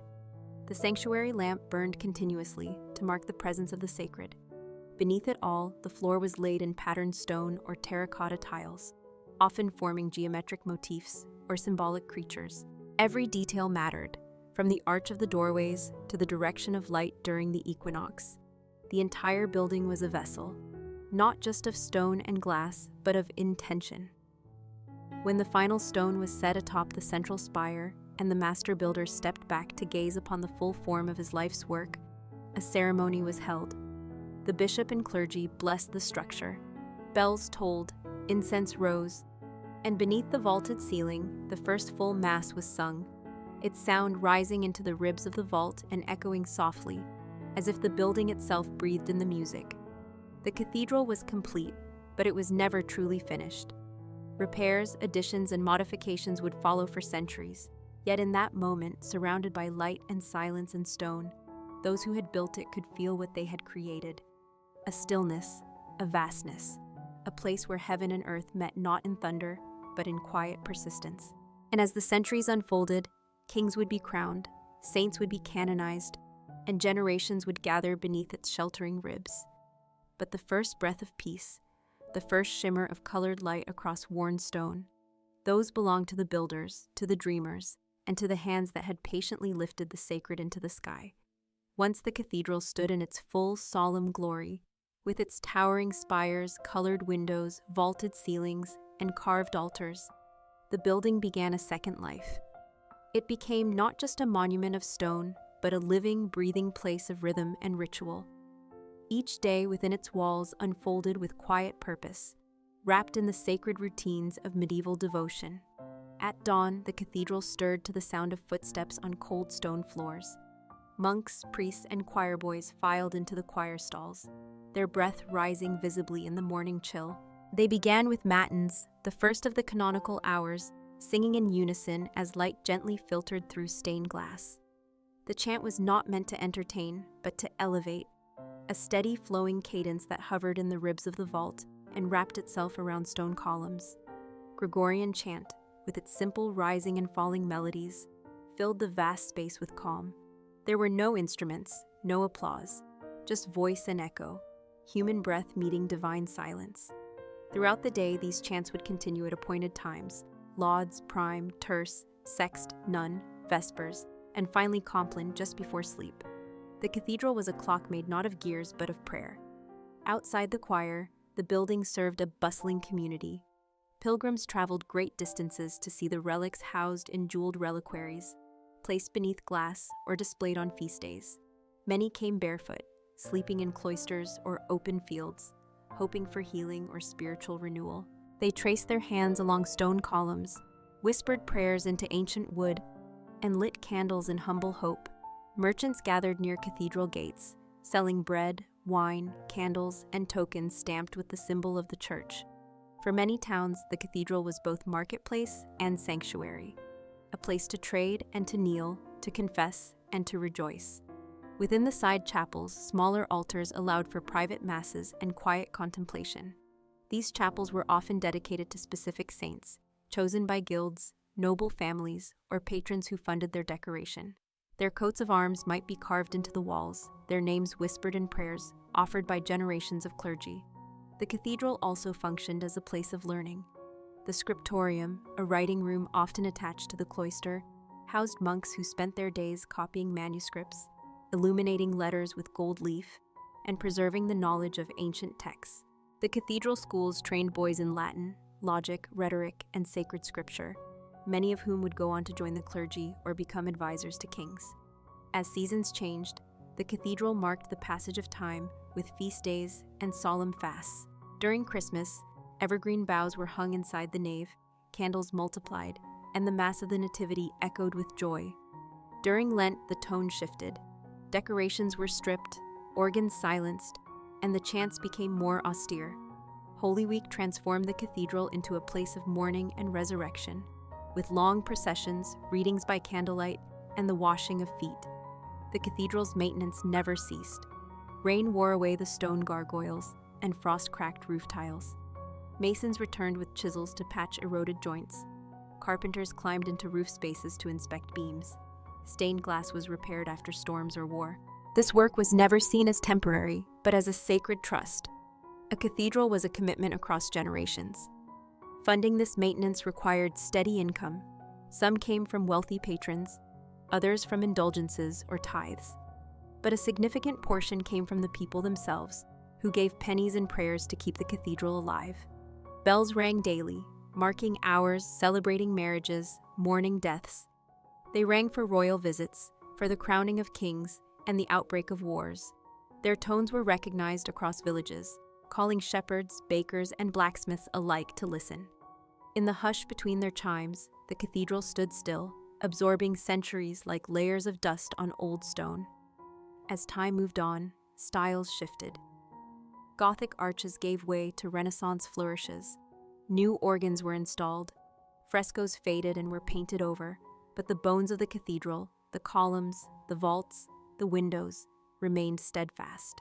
They outlasted rulers and revolutions, fires and reforms. Children were baptized under the same roof their ancestors had knelt beneath. Generations spoke their vows, offered their tears, and found their quiet hope beneath the same ribs of stone. A cathedral was not a museum. It was a memory, still living. Its silence was never empty, but full of everything it had seen. The echo of footsteps, the hush of mourning, the laughter of children during festival days, all remained suspended in its stillness. And long after its builders were forgotten, the structure they raised continued to hold the sky. Quietly, endlessly, faithfully, though built of stone and timber, the medieval cathedral was never simply an architectural feat. It was a symbolic language rendered in physical form. Every element, from the height of its arches to the placement of its chapels, carried meaning, much of which was lost to time, but still lingers in the quiet corners of those ancient spaces. The floor plan itself resembled the shape of a cross, with a long nave representing the body of Christ, the transept as his outstretched arms, and the apse where the altar stood as his head. To walk from the western entrance toward the altar was not just a movement through space, but a symbolic journey toward spiritual awakening, a slow ascent from the earthly realm into the realm of the sacred. Beneath the cathedral lay the crypt, dark, cold, and hidden from view. It was here that relics were often kept, and bishops or noble patrons entombed. These quiet, stone-lined chambers whispered of death, yes, but also of eternal life, reminding the faithful that the path to light began in darkness. Above, the great towers rose toward heaven, not only to show reverence to the divine, but to assert power and presence on the landscape. A cathedral's towers could be seen for miles, rising above fields and forests, visible to travelers, merchants, and farmers. They were the medieval skyscrapers, bold symbols of faith, but also of influence. For in truth, cathedrals were not just spiritual centers. They were political ones too. The construction of a cathedral often reflected the ambitions of a bishop or the dominance of a rising city. Cities competed to build higher spires, grander facades, more elaborate sculptures. A cathedral was civic pride chiseled in limestone, a declaration of both wealth and belief. Inscriptions were carved into doorways and capitals not just to honor saints, but to commemorate donations from powerful families or merchants' guilds. The church and the state were rarely separate in medieval Europe. Bishops held both spiritual and secular authority, often acting as advisors to kings, landowners, and even military leaders. Within the cathedral chapter house, decisions were made that affected entire regions, land disputes settled, taxes levied, alliances forged. These rooms, circular or polygonal, were often adorned with intricate carvings that mirrored the order and harmony of divine law. Political messages were woven into stained glass and stone reliefs. Some windows celebrated royal benefactors. Some sculptures subtly mocked rival cities or heretical beliefs. Even gargoyles, those leering, twisted creatures perched along rooftops, had more than one meaning. While they served the practical purpose of directing rainwater away from the walls, they also represented evil being kept at bay, or perhaps the sins of the outside world that could not penetrate sacred ground. Inside the nave, the faithful rarely noticed these symbolic layers. To them, the cathedral was a sanctuary, a place of wonder of quiet, of prayer. But for the clergy and builders, every curve and carving was intentional. Sacred geometry dictated proportions. Circles symbolized eternity, triangles, the Trinity. Even the placement of light and shadow was planned. Certain chapels only received sunlight on particular feast days, their alignment with the heavens marking holy moments in the calendar. As centuries passed, changes arrived. Some cathedrals were expanded, others abandoned. Wars shattered windows, revolutions stripped altars of their gold, and yet the structures endured. In some regions, cathedral construction stalled for generations due to lack of funds or political turmoil. Entire wings were left incomplete, only to be finished 100 years later by craftsmen who had never met the original builders, but followed their plans like scripture. During the Reformation, many cathedrals faced iconoclasm, sculptures smashed, stained glass destroyed, murals whitewashed. Yet the bones of the buildings remained, silent and dignified. New rituals replaced the old. Pulpits were raised, choirs changed their tunes, but still the rhythm of sacred time persisted. Bells still rang, prayers still rose. In the Enlightenment era, cathedrals were studied more than worshipped. Architects and artists traveled from across Europe to sketch their proportions, measure their vaults, and marvel at their acoustics. They were no longer just places of worship, but models of engineering, examples of human achievement. In the modern age, cathedrals continued to evolve. Electricity was introduced, heating installed, audio systems added for tourists and concerts. Some cathedrals now serve multiple purposes: museum, concert hall, community center, yet the air of sanctity remains. Visitors still lower their voices upon entering, instinctively hushed by the vastness. And whether one is faithful or not, standing beneath the stone ribs of a medieval cathedral, one cannot help but feel something, an echo perhaps, of all those who came before. Those who built, those who believed, those who stood in that same spot and gazed upward, wondering what it meant to reach for something higher than oneself. In the silence of a cathedral, time folds gently, centuries blur, and the present becomes just another note in the long, quiet hymn of stone. In the centuries following their completion, medieval cathedrals entered a quiet but demanding phase of existence: preservation. As generations passed, the work of maintaining these towering structures fell to caretakers, masons, carpenters, and clergy who understood that their role was not to create something new, but to protect what had already endured. Time, weather, war, and neglect posed constant threats to the stonework. Frost cracked mortar joints, wind stripped roof slates, and water crept slowly into vaults, leaving behind soft stains and dangerous dampness. The flying buttresses that once held back the weight of the nave needed reinforcement. Iron cramps rusted and expanded, threatening to push apart the very stones they were meant to bind. Stained glass windows, exposed to centuries of sunlight and storm, lost their brilliance and structural strength. In places like Chartres, York, and Strasbourg, restoration efforts became as intricate as the original building itself. But restoration was never a mere return to the past. Each decision raised questions. Should lost sculptures be recreated or left as blank niches? Should original colors be repainted or allowed to fade naturally? Should later additions, Baroque altars, 19th century pews, be removed in pursuit of an earlier aesthetic, or preserved as part of the cathedral's evolving story? The answers varied from place to place, generation to generation.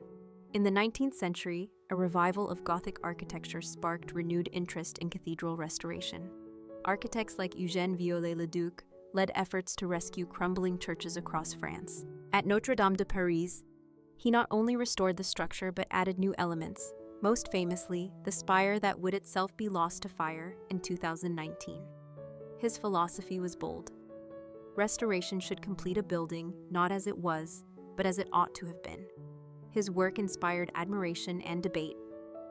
Others preferred a gentler approach, preserving what remained rather than recreating what was lost. These cathedrals had become palimpsests, layered manuscripts of stone, each era writing over the last. No longer frozen in time, they were living witnesses to history. Some cathedrals faced near total ruin. During World War II, Allied bombings reduced parts of Coventry Cathedral to rubble. Cologne Cathedral, despite being hit multiple times, miraculously remained standing, its blackened spires looming defiantly over the devastated city. After the war, rebuilding became an act of healing. Coventry's ruins were preserved as a memorial, and a new cathedral rose beside them, united by a shared courtyard of remembrance. In Eastern Europe, cathedrals endured decades of suppression under communist regimes. Many were stripped of their clergy, turned into museums or concert halls. Yet the architecture remained, waiting. After the fall of the Iron Curtain, some returned to religious use, their altars relit, their bells rung once more. Modern technology has offered new tools for preservation. Drones inspect rooflines and towers. Lasers scan stone surfaces down to the millimeter, creating digital blueprints for future repair. 3D printing allows for replication of delicate sculptures lost to time. Yet the work remains slow, expensive, and delicate. Funding comes from government grants, private donors, and tourist entrance fees. Volunteers sweep floors, scholars transcribe old building records. Craftsmen train apprentices to carve stone, forge iron, and shape glass using traditional methods. These acts of care are quiet, persistent, and through them, the cathedral continues its life. In the present day, cathedrals welcome millions of visitors each year: pilgrims, tourists, historians, and the simply curious. Some come for beauty, others for faith, still others for peace. They enter through doors carved centuries ago and walk aisles worn smooth by footsteps long vanished. Audio guides whisper stories through headphones. Signs point to sacred relics, side chapels, and crypts. Light still streams through ancient glass, now restored to brilliance. But for all the modernity, the atmosphere remains ancient. There is a silence that lingers even among crowds, a hush beneath the vaults, a stillness in the stone. Children stare upward at ceilings higher than they've ever seen. Elderly visitors rest in pews and wipe tears they cannot explain. Artists sketch, musicians rehearse, monks still sing. Time, it seems, stands still, if only for a moment. In cathedrals across Europe, candles still flicker in quiet corners. Bells still chime the hours. And beneath it all, the foundations hold fast. Not just to earth, but to memory. To the thousands of hands that once shaped each block, lifted each beam, and trusted that what they built would last longer than their own lives. In this way, the medieval cathedral remains both a building and a promise that beauty is worth preserving, that silence holds meaning, and that some dreams, when built stone by stone with patience and faith, can truly stand the test of time. Beyond the soaring vaults and radiant stained glass windows, beyond the bells and the chanting choirs, the medieval cathedral holds a quieter truth, one etched not into its grandeur, but into its hidden corners, its forgotten symbols, and the stories of the nameless many who gave their lives to building it. While bishops and kings funded cathedrals, it was the common people, stonecutters, apprentices, smiths, and laborers, who turned the dream into reality. Few names of these workers survive. They left no grand signatures, no portraits in gold frames. Instead, their legacy remains in the curve of a stairway, the symmetry of a ribbed vault, the chisel marks in hidden corners where no visitor looks. They worked with rudimentary tools, wooden scaffolding, iron hammers, and simple pulleys, but their craftsmanship rivaled the precision of machines. Each stone, especially in the higher reaches of the cathedral, had to be shaped by hand, lifted by ropes, guided into place with patience. These men labored not for glory, but for faith, for bread, or simply because it was their trade. Some died on the job. Some trained sons who continued the work. Others grew old watching a tower rise slowly toward the sky, knowing it would not be finished in their lifetime.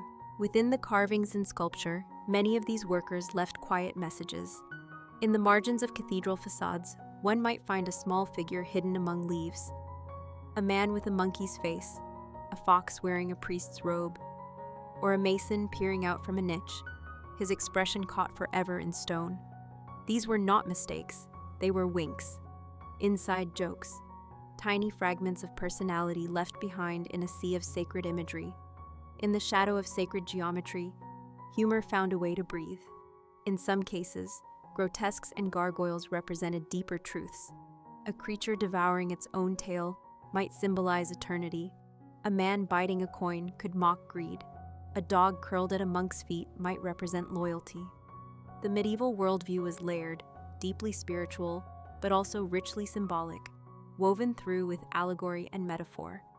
Every element in the cathedral had a double meaning, a hidden message, or a connection to biblical teaching. Columns often came in multiples of 12, referencing the apostles.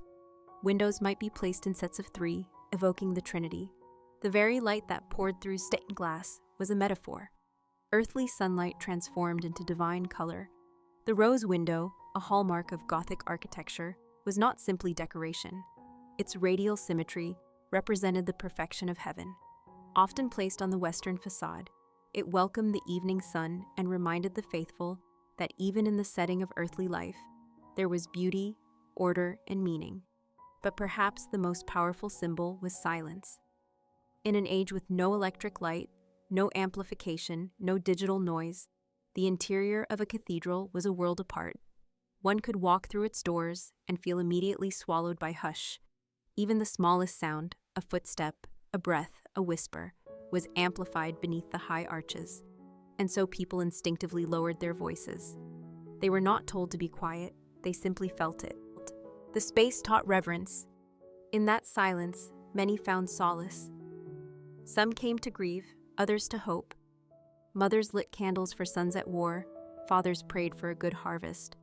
Children watched colored light dance on stone floors, and all of them, for a moment, shared something unspoken, an awe that transcended language. The cathedral became not just a place of ritual, but of memory. Over time, these memories layered themselves like dust on the stone. The building became saturated with the lives it had sheltered. Every corner held echoes. The baptismal font remembered infant cries. The pews remembered trembling hands. The altar remembered joy and sorrow alike. And yet the cathedral remained steady. It did not judge. It did not age in the way people did. It absorbed the passing of generations and remained what it had always been, a meeting place between earth and heaven, between the human and the divine. Today, when visitors walk beneath those same arches, many do not understand the symbols. They may not recognize the saints in stained glass or decode the Latin inscriptions, but still, they feel it. That same hush, that same pull toward stillness. Some may call it history, others beauty, some call it God. Whatever the name, the experience is real, and it is quiet. The cathedral asks for nothing. It simply stands, watching, remembering, offering peace to any who will pause long enough to receive it. Among the vast expanse of Europe, a few cathedrals rose above all others, not just in height or splendor, but in the quiet stories they carried, the mysteries they housed, and the enduring awe they inspired. One of these was Chartres Cathedral, located in the gentle countryside of northern France. From a distance, its twin spires dominate the horizon, rising unevenly into the sky. The north tower sturdy and plain, the south more ornate and elegant, a visible symbol of how construction unfolded over centuries, shaped by changing hands and styles. Inside, light pours through some of the oldest surviving stained glass windows in the world. Crafted in deep blues and rich reds, the glass of Chartres has remained luminous for over 800 years. No one is entirely sure how medieval artisans achieved such color, and modern attempts to replicate it have fallen short.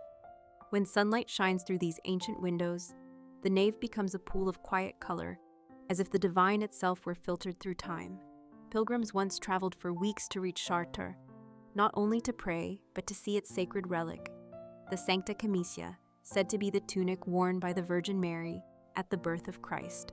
Whether one believed or not, the relic drew thousands, and the journey itself became a kind of devotion.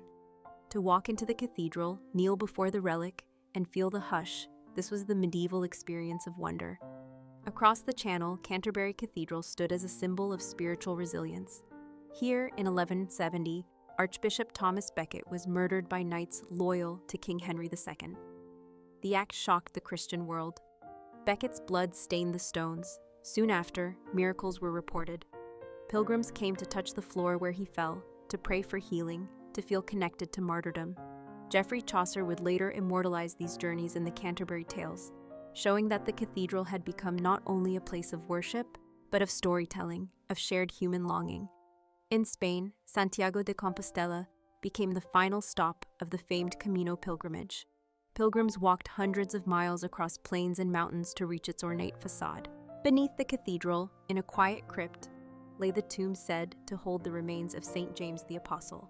The cathedral's entrance, called the Portico of Glory, featured sculpted figures playing medieval instruments, frozen in joyous motion, reminding all who entered that music and celebration were also part of faith. Then there was Cologne Cathedral, whose twin black towers pierced the German sky. Construction began in 1248, but halted for centuries. For over 300 years, it stood incomplete, with cranes made of wood sitting atop its half-finished towers. It wasn't until the 19th century that the cathedral was finally completed, using the original medieval plans that had been preserved like sacred scripture. The structure, massive and imposing, became a symbol of perseverance, of a dream left waiting and eventually fulfilled. In Italy, Milan Cathedral, the Duomo, rose in white marble like a frozen forest of spires. It took over 6 centuries to complete. More than 7,800 statues adorn its walls and niches, each with its own detail, its own gesture. No two are alike. Some stand proud, others weep. One even portrays a man being flayed alive, a reminder of martyrdom's cost. Beneath the cathedral lies an ancient baptistry, its floors still damp, its silence deeper than stone. Not all stories were grand. In small towns across Europe, lesser-known cathedrals held quieter secrets. In Reims, French kings were crowned. In Durham, monks once sang as Viking raiders approached. In Rouen, Joan of Arc was sentenced to death within walking distance. These buildings became keepers of memory, silent witnesses to both glory and sorrow. Legends, too, clung to their walls. It was said that the rose window at Notre Dame de Paris had never broken, not even in war, because it was protected by the prayers of those who had once built it. Another tale whispered that beneath the crypt of a forgotten abbey, a mason had hidden a stone engraved with his name, hoping that one day someone would find it and remember. And yet, despite fire, flood, revolution, and time, these cathedrals endured. Their survival was not just a matter of stone, but of reverence, of generations who swept their floors, rang their bells, and passed down their meaning like flame from candle to candle. Today, millions still visit these places. Some come for faith, others for history. Some seek silence, others search for beauty. But all of them, in their own way, are pilgrims. And as they walk through cold naves and past ancient pillars, they become part of a story that has never stopped being written. A story carved not in words, but in arches. Not in ink, but in light. A story that began with dreams, was built with hands, and is kept alive simply by presence. And so the story of medieval cathedrals comes to a quiet close. A tale not of noise or haste, but of stone, stillness, and the quiet passing of centuries. Now we gently continue our journey through time, as our Sleepy History series carries us further back, into the sands of ancient Egypt. Tonight's story, The Secret Messages in Egyptian Tomb Art. Sleep well, and may peace be with you through the night. In the dry stillness of the Egyptian desert, far beyond the sounds of the cities and the bustle of the Nile, lie tombs carved into stone, silent sealed chambers hidden beneath the golden dust of centuries. From the outside, they often appear plain, little more than rectangular entrances cut into limestone cliffs or buried beneath the gentle rise of sandy earth. But inside they hold entire worlds painted in ochre, lapis, and gold. These are not mere decorations. They are stories, instructions, quiet messages meant not for the living, but for the dead and for the gods who would guide them. Ancient Egyptian tomb art is unlike any other in the ancient world. It was not created to be seen by the public or to impress visitors. Instead, it was painted in darkness, for an audience that had already crossed into another realm. The walls of tombs, especially those from the New Kingdom period, are covered in vivid scenes, images of the deceased being welcomed into the afterlife, gods with animal heads offering blessings, boats sailing across celestial rivers, and symbols, endless symbols, each one holding a layer of meaning deeper than the last. The ancient Egyptians believed that life after death was not automatic. It had to be prepared for. It had to be earned. And the tomb, especially the art within it, was part of that preparation. Every figure, every gesture, every color used was intentional. Blue and gold for the divine, green for rebirth, red for power. The poses of the figures, how they stood, how they held their hands, even the direction of their gaze, carried significance.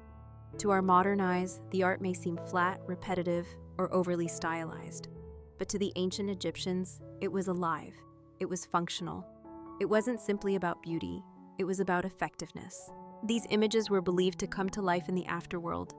If a tomb showed the deceased harvesting grain, they would be able to harvest in the field of reeds, the paradise awaiting them. If it showed them eating with family, they would enjoy feasts beyond death. But these were not just fantasies, they were wishes turned into visual spells. In many tombs, particularly in the Valley of the Kings, the walls were covered with texts known as the Book of the Dead, the Amduat, or the Book of Gates. These were not books in the traditional sense, but long visual guides.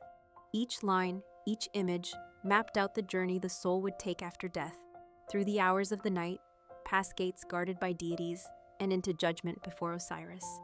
These texts were not only religious, they were strategic. They acted like cheat codes, sacred roadmaps to help the soul avoid danger, answer the right questions, and reach the afterlife safely. And yet, among all these grand symbols and mythic figures lie smaller details, more human, more personal. In the tomb of a scribe, one might find a tiny image of his favorite pet monkey. In the tomb of a noblewoman, a cluster of lotus blossoms painted carefully near her resting place. Some tombs show musicians playing harps, dancers mid-motion, servants baking bread. These details whisper of the lives once lived, what they loved, what they valued, and what they hoped would follow them into eternity. Perhaps one of the most intriguing features of tomb art is the way hieroglyphs, those elegant pictorial characters, were integrated into the scenes. Hieroglyphs were not just writing, they were sacred.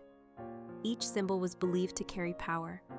In fact, in some tombs, dangerous hieroglyphs, such as those depicting serpents or knives, were intentionally left incomplete or defaced, not out of vandalism, but as a form of spiritual safety. If an image of a snake were too well drawn, it might come alive in the afterlife and harm the soul. By erasing its fangs or leaving part of the tail unfinished, the artist made it symbolically powerless. These precautions remind us, Egyptian art was not art for art's sake. It was practical, magical, and deeply rooted in the belief that symbols could shape reality. Even the positioning of the tomb itself was chosen with care. Many were aligned with celestial bodies, the rising of Sirius, the path of the sun, the phases of the moon. The afterlife was a cosmic journey, and tombs were built as launch sites into that journey. The walls, then, were not merely painted. They were activated by ritual, by intention, and by the timeless power of belief. And so, in the darkness of those sealed chambers, among the dry, painted walls, the ancient Egyptians spoke in symbols. Not loudly, not in voices, but in images, soft, eternal images. They whispered of protection, of memory, of hope. And they asked one thing, that their story, hidden in color and line, be remembered, even if only in silence. In the stillness of tomb chambers deep beneath the sand, where time seems to pause and the desert air grows cooler, the walls do more than illustrate. They speak, not with sound, but with meaning layered into every brushstroke. The ancient Egyptian artisans, known as servants in the place of truth, were not ordinary laborers. They were part of a sacred guild based in the village of Deir el-Medina, just west of the Nile, nestled between barren hills. These men lived apart from the rest of society, sworn to secrecy, protected and privileged, yet bound by a duty unlike any other, to prepare the eternal homes of pharaohs and nobles. Their task was not only technical, it was spiritual. Every line they painted, every pigment they ground, was imbued with a sense of reverence. They believed they were not decorating, but preserving the soul. The colors used in tomb art were chosen not for aesthetic pleasure, but for symbolic resonance. Yellow represented the sun, eternal and divine.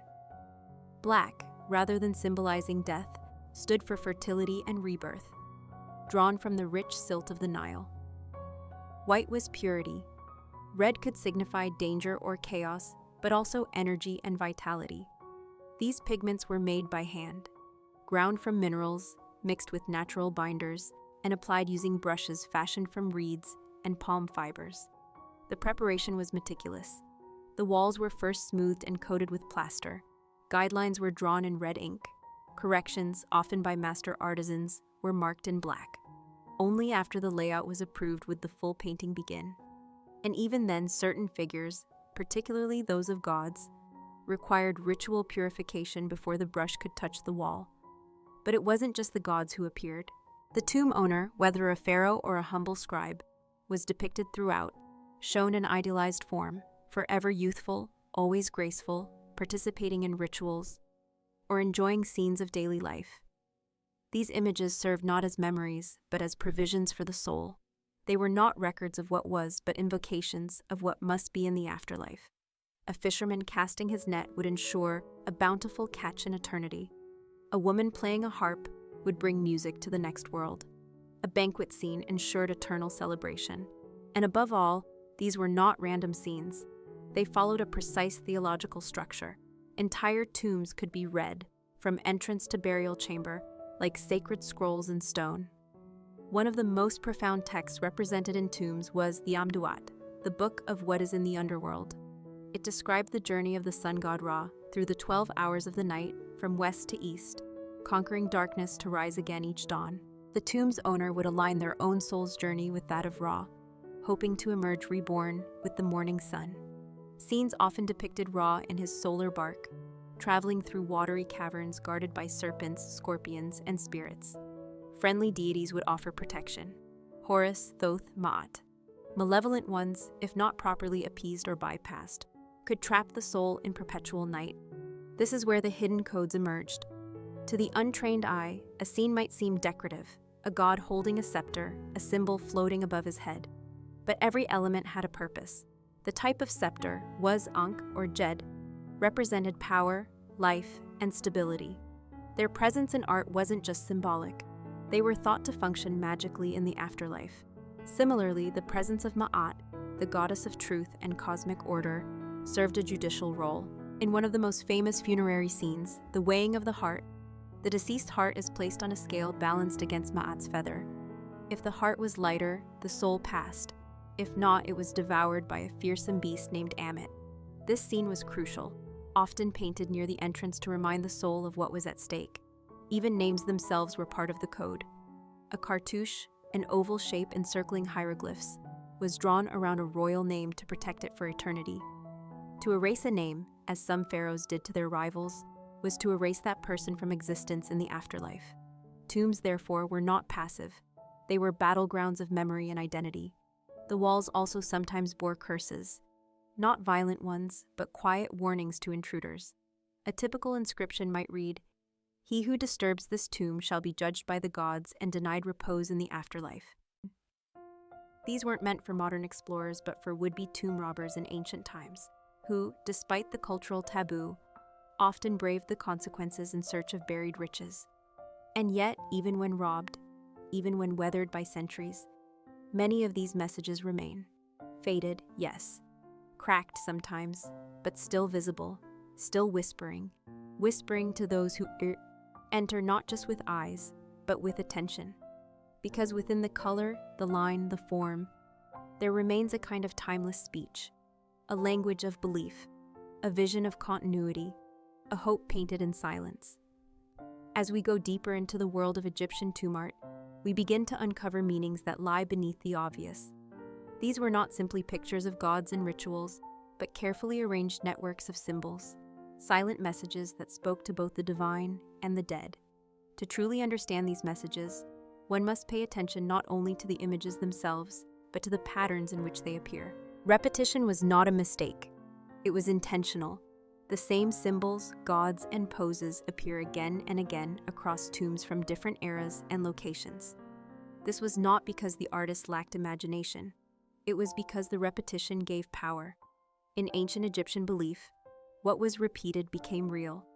If an image appeared once, it suggested possibility. If it appeared many times, it became a certainty. It was, in essence, a magical reinforcement. The positioning of figures and scenes also followed celestial logic. Tomb ceilings were often painted with images of Nut, the sky goddess, arching over the earth, swallowing the sun at night, and giving birth to it each morning. Her body stretched from one wall to the other, a living canvas of stars. Around her were constellations, represented not as random patterns, but as boats, animals, and gods, each tied to specific hours of the night or stations of the soul's journey. These star maps were not decorative flourishes. They were calendars, clocks, guides. The stars were thought to be divine souls, spirits of the blessed dead who had ascended into the night sky. By painting them above the burial chamber, the deceased was symbolically placed among them, lifted into the heavens. The messages hidden in tomb art also extended into the design of false doors. These were carved panels often found on tomb walls, painted or inscribed to look like doors, but they did not open, at least not in the physical sense. To the Egyptians, they were spiritual thresholds. They allowed the soul to travel between worlds, to leave offerings and return. Scenes of offerings, bread, beer, onions, ducks, flowers, were always shown being brought to these doors. The images were not static. They were believed to animate in the next life, and the food depicted was no less real than what might have been laid at the foot of the tomb. Another layer of secret messaging was embedded in scale. Figures in Egyptian art were not drawn to physical proportion, but to importance. A pharaoh might be shown towering over soldiers or priests, not because he was physically larger, but because his spiritual power was greater. Gods, too, were drawn in majestic scale, often with radiant crowns, staffs, or animal heads that signified their cosmic roles. Even their skin tones told a story. Osiris, lord of the underworld, was painted with green skin to symbolize rebirth and fertility. Amun was blue, echoing the sky and air. Anubis, the jackal-headed god of mummification, was always black, an echo of the fertile soil and the mystery of death. The animals themselves were not mere symbols. They were chosen for specific traits. The ibis for Thoth, because of its precise movements, reflecting his role as god of writing and knowledge. The falcon for Horus, a creature of sharp vision and flight, watching over the living pharaoh. The lioness for Sekhmet, fierce and powerful. These choices were deliberate. They embedded characteristics into the divine and mirrored them in art. And just as important as what was painted was what was not. In many tombs, especially those of commoners, the art is simpler, less color, fewer gods, more focus on daily life. Yet even in these modest spaces, the messages are clear. A man plowing a field is not merely farming. He is preparing to sow eternal life. A woman grinding grain is not just making bread. She is nurturing the soul. Each gesture is a quiet wish, a coded prayer. Even graffiti, often considered a blemish in modern times, carried meaning in these tombs. In some royal tombs, graffiti left by later visitors, priests, workers, or travelers, offers messages of respect, admiration, or even longing. A line scratched into the stone might read, "I came here on a beautiful day, and the tomb of the king was splendid." Far from being vandalism, these lines continued the conversation across time. They showed that the messages worked, that the story lived on. And so, in this dense web of imagery, writing, and design, we find a civilization speaking not to history books, but to the eternal. They wrote in light and shadow, in pigment and plaster, across spaces that would be sealed, forgotten, and yet, somehow, endure.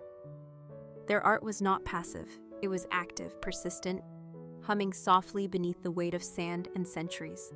And when we look closely, when we slow down enough to read not just with the eyes, but with patience, we begin to hear the voices again, not in noise, but in quiet understanding. A world painted, not for us, but one that still welcomes us, if we only listen. As we continue to drift through the painted corridors of the tombs, we begin to see that Egyptian art was not only spiritual, but deeply philosophical. It was a silent expression of how the Egyptians viewed time, balance, and the order of the universe. The principle of Ma'at, often depicted as a feather, or as a goddess with a feather on her head, was not just a religious concept, but the foundation of all Egyptian thought. Ma'at represented harmony, truth, cosmic balance. It was Ma'at that kept the stars in the sky, the Nile flowing, and the kingdom from descending into chaos. Every tomb wall, in its symmetry and order, was a tribute to Ma'at. Scenes were arranged in registers, horizontal bands stacked upon one another, each carefully spaced and aligned. Nothing was random, nothing was chaotic. The tomb was a microcosm of the universe as it should be, ordered, balanced, and eternal. Even the act of creating tomb art, followed this principle. Artists worked in teams, each person with a specialized role. One would sketch the outlines in red, another would correct in black. Painters filled in the colors, and overseers ensured that no scene violated the rules of sacred proportion. Each figure was drawn with the same formal pose. Face in profile, eye from the front, shoulders square, feet in motion. This wasn't a lack of skill, but a visual language, a grammar of the eternal. Realistic depiction was not the goal, permanence was, and in the land of the Nile, permanence meant resisting the forces of decay. In this pursuit, the Egyptians turned to more than just paint. Tombs were lined with protective spells, not just the well-known Book of the Dead, but lesser-known texts like the Litany of Ra, the Book of Caverns, and the Book of Earth. These works were not meant to be read like novels. They were incantations, words that, when written or spoken, carried protective force. The walls of tombs became pages, and the hieroglyphs, once activated by ritual, served as guardians of the soul's journey. Each god invoked, each serpent described, each door numbered in the night world, helped the soul navigate the treacherous landscape of the afterlife. But the art also reflected something more personal, the Egyptian belief that memory was survival. Names were carved not just out of pride, but necessity. If a name was remembered, it lived on. If it was forgotten, the soul faded into oblivion. That is why pharaohs built grand tombs, yes, for glory, but also for preservation. And that is why tombs of lesser men still included careful inscriptions. May your name endure, may offerings be made in your name. May your children remember you. These were not just hopes, they were magical contracts, sealed in pigment. Even animals were part of this equation. The tombs of the elite sometimes included paintings of favorite pets, dogs with names carefully recorded, cats curled at the foot of their masters, even monkeys shown performing playful tricks. These weren't decorations. They were requests that the animals join their owners in the field of reeds, the perfect afterlife. The same is true for tools and objects. A carpenter might have his chisel painted on the wall, a dancer her tambourine. These weren't symbols, they were functional in the next world. Whatever was painted became real, whatever was named could be summoned. The very act of painting was a form of calling into being. This belief led to one of the most curious practices in tombs, the inclusion of reserve heads, or substitute figures. In case the original body was destroyed, these backup forms would give the soul another vessel to inhabit. Statues served a similar role. If the painted image faded, the statue remained. If the name eroded, it could be reinscribed. Eternity, the Egyptians believed, could be managed, maintained, and guarded if the proper rituals were followed and the correct art inscribed. And this brings us to the role of silence in Egyptian tomb art. For all the color and shape, it is the silence that speaks the loudest. These were not loud declarations, they were whispers. Whispers intended for the gods, for the spirits, for the subtle forces that moved unseen. The best art did not impress with detail. It impressed with intention. A simple offering scene, carefully executed, held more weight than a grand mural done without ritual. The tomb then was not a place of death, but a doorway into another life, built word by word, symbol by symbol. And when the tomb was finally sealed, the darkness inside was not emptiness, it was potential. The art was now alone, left to do its work without witnesses. Only the soul, returning night after night, would see it. And perhaps, if the rituals had been done well, the gods would see it too. And so, what we call tomb art is not merely the remnants of a long-dead civilization. It is the living expression of a belief that the world beyond was just as real as the world we leave behind. That with enough care, enough craft, and enough quiet magic, eternity could be painted into stone. As we descend further into the meaning behind tomb art, we come upon one of the most remarkable aspects of ancient Egyptian visual culture, its layered symbolism, not just in individual images, but in the spatial layout of entire tombs. For the Egyptians, the tomb was not simply a room, it was a carefully crafted journey. Every wall, ceiling, and doorway was placed according to cosmological logic, reflecting the path of the sun, the journey through the underworld, and the progression of the soul. From the entrance to the burial chamber, each step was metaphorical. The outer corridor represented the world of the living. As one passed through its decorated walls, filled with scenes of daily life, plowing fields, baking bread, catching fish, one was reminded that these acts would continue in the afterlife, should the proper rituals be honored. Moving inward, the imagery became more spiritual. Gods began to appear, usually in the form of welcoming figures. Anubis, the jackal-headed god of embalming, often standing guard. Thoth, the ibis-headed scribe of the gods, recording the deeds of the deceased. Their poses were calm, deliberate, as if to reassure the soul, you are not alone. As one approached the burial chamber, the walls took on a darker, more mysterious tone. Here, the journey through the underworld was illustrated, not with horror, but with solemnity. Serpents, caverns, gates, and watchers filled the scenes. Each gate had a name. Each guardian required a password. The tomb itself became a book, a map, a key. And this is where the secret messages became even more subtle. Because what the Egyptians understood, perhaps better than most cultures, is that symbols gain power from their placement. A sun disk painted high on a ceiling is not the same as one painted near the floor. A lotus blooming at a corner near the sarcophagus speaks differently than one blooming in the corridor. Placement mattered. Direction mattered. Even the number of figures in a scene held meaning. 3 meant balance. 4 represented completeness. 5 was change. 7, perfection. 12, cosmic order. These numbers appeared not only in the art, but in the architecture. 12 pillars, 4 statues, 3 passageways, all designed to echo the divine patterns believed to shape the world. In some tombs, we find cryptographic inscriptions, texts written in a script known as cryptographic hieroglyphs, where common signs were replaced with rare or complex variants. These were not meant to hide the message from enemies. They were meant to protect the sacred from the unworthy. Only the initiated, the priests, the scribes, the keepers of Ma'at, could read these texts fully. And even they at times struggled. But to misread was to misstep. Accuracy was vital.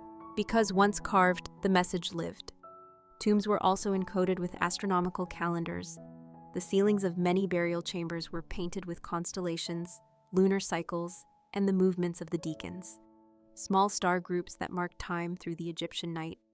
The deceased was placed beneath these maps, not just to be honored, but to be guided. If the soul knew the stars, it could find its way back. And so art served not only as expression, but navigation. In several royal tombs, especially those of the New Kingdom, entire walls were dedicated to the Book of Gates, a text that depicted 12 divisions of the underworld, each guarded by gates and deities. The art showed boats moving through darkness, torches held high, souls weighed, judged, transformed. This was not metaphor. To the Egyptians, it was instruction, a guidebook for immortality. Even the colors changed as one moved deeper. The outer walls glowed with golden tones, warm reds and gentle greens. But closer to the burial chamber, the hues darkened, deep blues, night black, sharp silver, reflecting the passage into mystery. Yet at the very heart of the tomb, where the sarcophagus rested, the colors often returned to gold. Rebirth. The journey was complete. Life, death, and life again. And within these carefully chosen symbols, feathers, ankhs, scarabs, wings, lay messages not meant to be shouted, but whispered across time. The scarab, for example, was not merely decoration.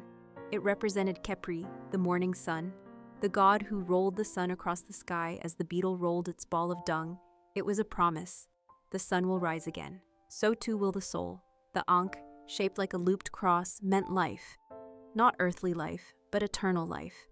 It was placed in the hands of gods, extended to the nose of the deceased as if offering breath.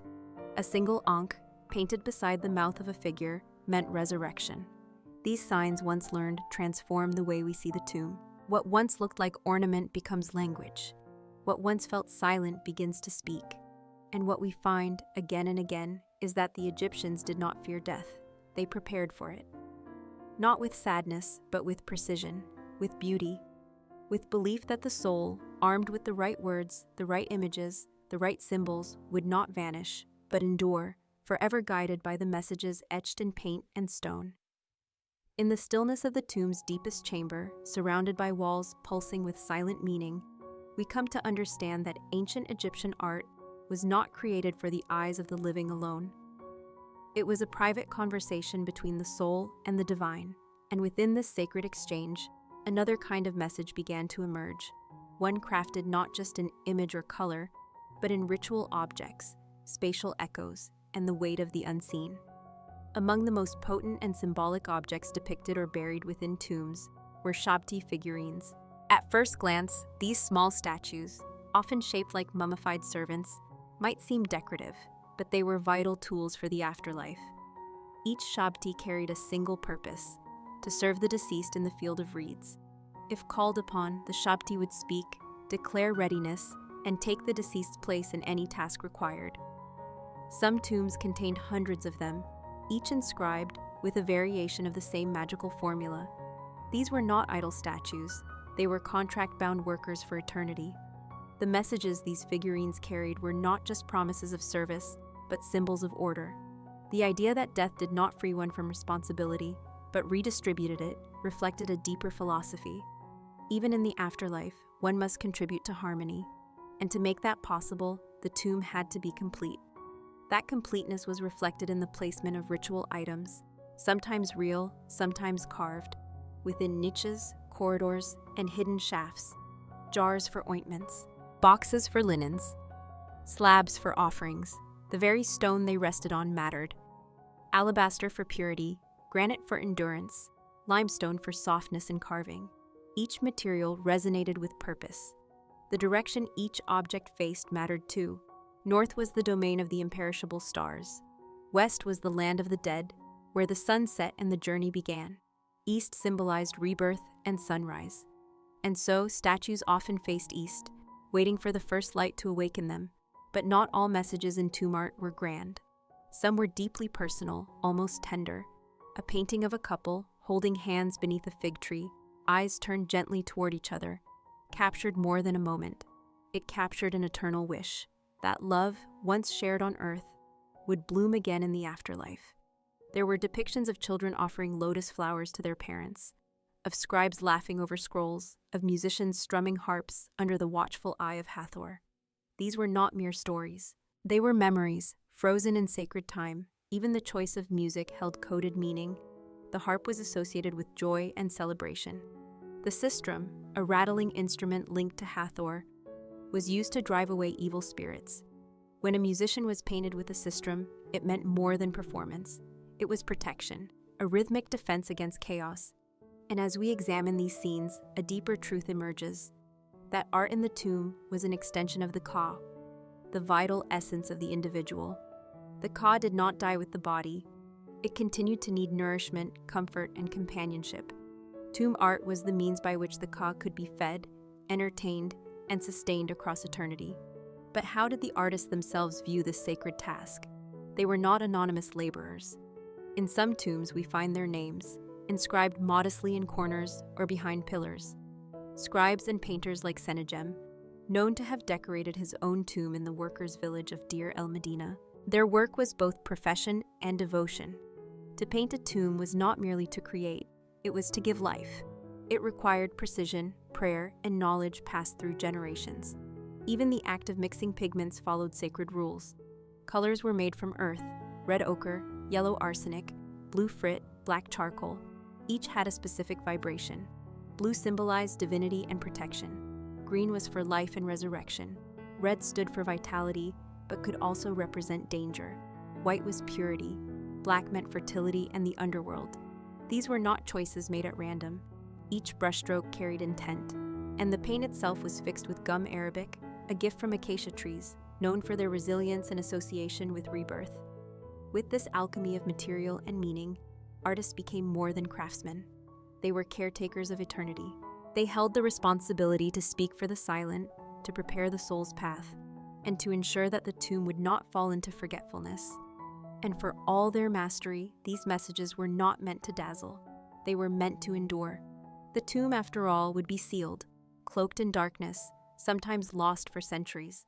But that did not matter, because the Egyptians believed that what was written or painted, no matter how hidden, still existed in the realm of the divine. And so the secret messages of tomb art whisper on. Beneath the sands, behind the stone, carried in the pigment of time. They ask no praise. They seek no fame. They wait patiently for the quiet soul who listens. And in the hush of night, as we close our eyes and drift into the unknown, we join them, just for a moment, in that sacred silence where eternity begins. Beyond the painted chambers, beyond the spells etched in ink and pigment, there existed another layer of communication within the tombs of ancient Egypt, one less visible, yet no less powerful. This was the architecture itself. The design of the tomb, its angles and depths, its ceilings and corners, even its resonance, carried meaning. Every decision, from the slope of a passageway to the height of a ceiling, reflected cosmic ideas rooted in centuries of spiritual knowledge and celestial observation. A royal tomb was not simply built. It was composed like music, where each chamber, like a note, had a role in the full symphony of the afterlife. Many tombs, especially those from the Valley of the Kings, were dug into the cliffs to mimic the underworld, known as the Duat. The Duat was not a place of torment, but a mysterious realm filled with rivers, caves, guardians, and rebirth. Tombs mirrored this journey through their long, descending corridors, symbolic of the sun, God Ra's nightly voyage through the darkness. As the soul passed through each chamber, it was believed to draw closer to divine transformation, much like Ra emerging anew each morning.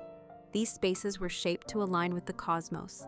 Some tombs were angled to catch the rays of sunrise on specific dates, such as the solstices, while others were built with ceilings painted to reflect the stars overhead. In these star maps, the goddess Nut was often depicted arched across the sky, her body covered in constellations, swallowing the sun each evening and birthing it again by dawn. To lie beneath her in death was to return to the cosmic womb. Even silence had a role. The acoustics of these chambers, smooth stone walls that muffled footsteps, deep spaces that echoed chants, created a soundscape designed to induce awe. Priests entering these spaces did so with reverence, knowing that even a whisper could carry to the gods. Within this architectural theology, we find more messages, hidden not in what was shown, but in what was concealed. Secret rooms, false doors, decoy corridors, all intended to confuse grave robbers, yes, but also to suggest that not all knowledge should be easily accessed. Sacred truths were protected by mystery. Some tombs included serdab chambers, sealed rooms where statues of the deceased were placed. These statues were not mere likenesses. They were anchors for the Ka, the life force. The serdab had a small slit, just wide enough for incense smoke or light to enter, but not a full human. Through this slit, the statue could symbolically witness offerings. Through this opening, prayers could reach the beyond. Again and again, we return to this theme: connection. Tomb art was not a goodbye, it was a bridge. A thread stretched between the living and the dead, the earthly and the divine, the past and eternity. Even outside the tomb, messages continued. On the exterior of some burial sites, carved stelae, upright stone slabs, carried hymns, blessings, or warnings. One famous inscription reads, "O you who pass by and read these words, say my name, and I will live again." This was not poetry, it was belief. To speak the name of the dead was to grant them renewed existence. And so we find names everywhere in tombs, written repeatedly, carved in deliberate strokes, embedded within prayers and titles. A name forgotten was a soul lost. A name remembered was a soul eternal. But memory required protection. To this end, some tombs employed curses, not as threats to frighten, but as divine contracts. These curses often warned against disturbing the peace of the tomb, threatening misfortune not just in this life, but in the next. They were not aggressive but solemn, meant to remind all who entered that what lay within was sacred, not to be desecrated, not to be taken. The act of preserving the tomb was, in itself, part of the art. Many tombs included depictions of the opening of the mouth ritual, a ceremony performed after mummification, believed to restore the senses to the deceased. In these scenes, a priest holds ritual tools near the face of the mummy or statue, symbolically allowing the soul to see, breathe, hear, and speak once more. This ritual is found on walls, coffins, papyri, and each image served as a magical backup, ensuring the deceased could function in the afterlife, no matter what might go wrong. These redundancies, these overlapping symbols and rituals, all pointed to the Egyptian obsession with permanence. Not permanence of stone or wealth, but of identity, to be remembered as one once was, to retain one's essence through the passage of time. That was the true goal. And so they painted, they curved, they chanted, they sealed. They wrapped their hopes in linen and covered their fears in gold. They left messages in pigments and prayers in architecture, not knowing when or whether they would ever be read, but trusting that someday someone might listen. Someone like you, lying here now, quiet, eyes closed, breathing slow, hearing the messages once whispered beneath the earth. And in this stillness, across time, across language, you too begin to feel the weight of those walls, the hush of the sacred chamber, and the eternal wish that life, even in silence, endures. As we continue our descent through the still chambers of ancient memory, one more layer of Egyptian tomb art reveals itself, one that is not painted or carved, not placed in gold or etched in ink, but rather hidden in the subtle symphony of pattern and repetition. Ancient Egyptian art was governed by an unwavering visual order, a symbolic language so refined that every gesture, every proportion, and every repetition held significance. In tombs, this order was especially meticulous, for the aim was not to capture fleeting beauty, but to encode divine balance, ma'at. Ma'at, the concept of truth, harmony, and cosmic balance, guided everything from the alignment of stars to the lines drawn on a stone wall. In this framework, visual balance reflected spiritual integrity. A scene of a banquet, for instance, may seem decorative, but the number of guests, the symmetry of the dishes, the repeating patterns in the clothing, all followed a strict rhythm. To disrupt this order was to risk disturbing the deceased's path to the afterlife. Repetition was not redundancy, it was reinforcement. A single image of bread may offer sustenance, but 10 images, each rendered with care, provided a steady supply for eternity. A tomb might show the same tree, the same bird, the same lotus blossom dozens of times, not out of artistic limitation, but as an act of magical multiplication. In this way, the art became more than symbolic. It became functional. These repetitions served a spiritual economy. One painting of water meant the soul could drink, but many paintings meant abundance. Multiplication of scenes ensured no shortage, no thirst, no hunger. The dead would be cared for in perpetuity. Beyond the static images, the Egyptians developed a visual code in the placement of body parts. For example, faces were shown in profile, yet eyes were frontal, shoulders faced forward, but legs in profile again. This created what we now call composite perspective. But to the Egyptians, it was simply the most complete and truthful way to represent the human form. The profile alone was not enough. Neither was the front view, but together they formed an idealized image of the self, fully visible, fully present. Each detail was a conscious construction of spiritual visibility. It ensured the deceased was fully seen by the gods. Even the spacing of images was intentional. Some tombs are crowded with layers of scenes, others sparse and reserved. The amount of imagery corresponded with status, yes, but also with the personal beliefs of the individual buried. A quiet tomb with a single large figure, meditating beneath the stars, could reflect a soul seeking peace rather than pleasure. Inscriptions were arranged not only to narrate a story, but to trace a path, leading the viewer and the spirit from the tomb entrance through a symbolic journey into the next life. These inscriptions included offering formulas, hymns, and invocations, often repeated with slight variation. The repetition acted as reinforcement, a layering of magic to ensure the message would reach the intended divine ear. A spell said once might be overlooked. Said 10 times, it echoed louder in the halls of the afterlife. Color, too, was repeated with purpose. If a tomb showed 10 workers with red ochre skin and 10 with yellow, the ratio might suggest a symbolic equilibrium of the two lands, Upper and Lower Egypt.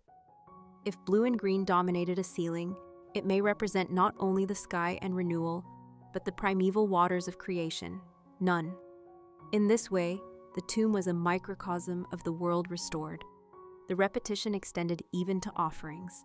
Rows of identical jars, loaves, fowl, or perfume bottles lined offering scenes, not to suggest wealth alone, but eternal provision. These depictions created a kind of ritual abundance, sustaining not only the Ka but reinforcing Heka, the sacred force behind all magic. The Egyptian artist, then, was not a decorator. He was a builder of eternity. Repetition was his tool for anchoring permanence. by inscribing the same blessing 20 times, by painting the same gesture from scribe to God over and over, he created layers of protection, layers of continuity. In a culture where to exist was to be remembered, repetition ensured immortality. And now, centuries later, in the quiet of this night, the echoes of those repeating images reach us again. The same names, the same prayers, the same hope that someone someday would look, listen, remember, and in remembering, allow the ancient soul to live once more.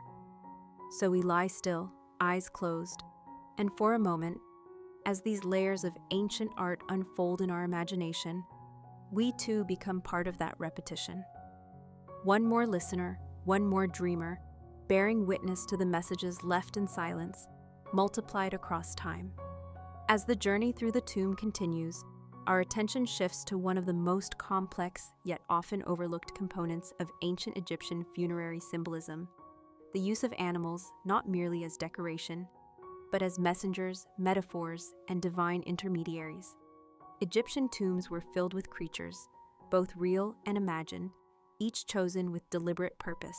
In a culture where every element of nature was infused with sacred energy, animals became vessels for communication with the divine, and their repeated presence in tomb art was never random.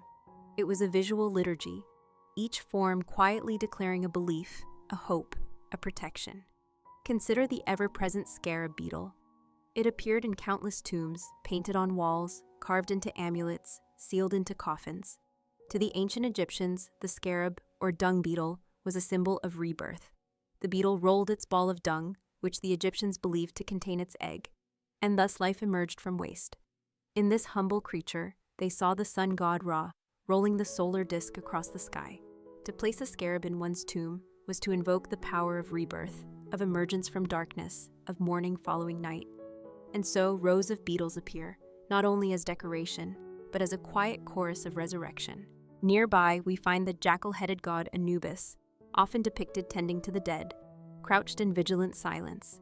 The jackal was chosen for its association with cemeteries, as jackals were often seen wandering the outskirts of tombs. But in the Egyptian mind, this creature did not signify danger. It became a protector. Anubis represented the embalmer, the guide, the one who ensured that the body was preserved and the soul escorted to judgment.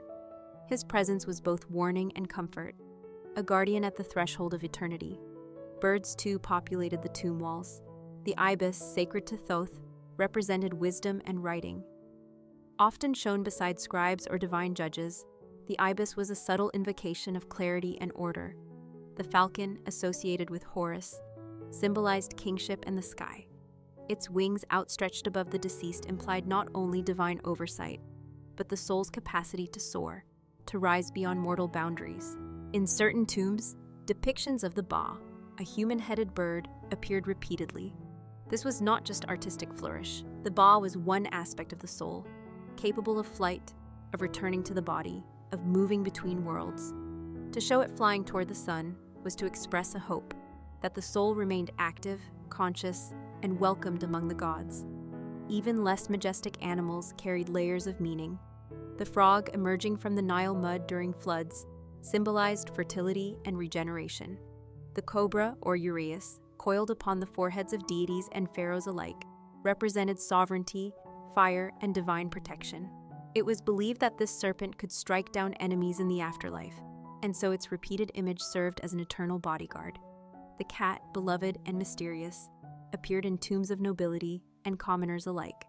More than a pet, the cat was sacred to Bastet, the goddess of home and protection. A scene showing a cat curled beneath a chair may seem ordinary, but in the Egyptian worldview, it was a gentle request for domestic peace, even in death. Repetition of animals in tomb art thus carried a dual function. It honored the gods through their sacred emissaries, and it layered the tomb with ongoing spiritual functions. A wall filled with birds was not simply beautiful.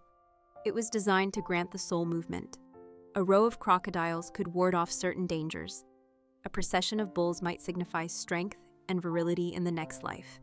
And sometimes composite creatures appeared, part lion, part serpent, part bird, guardians of sacred thresholds. These beings, fantastical yet revered, occupied the liminal spaces between chambers or guarded the final resting place of the sarcophagus.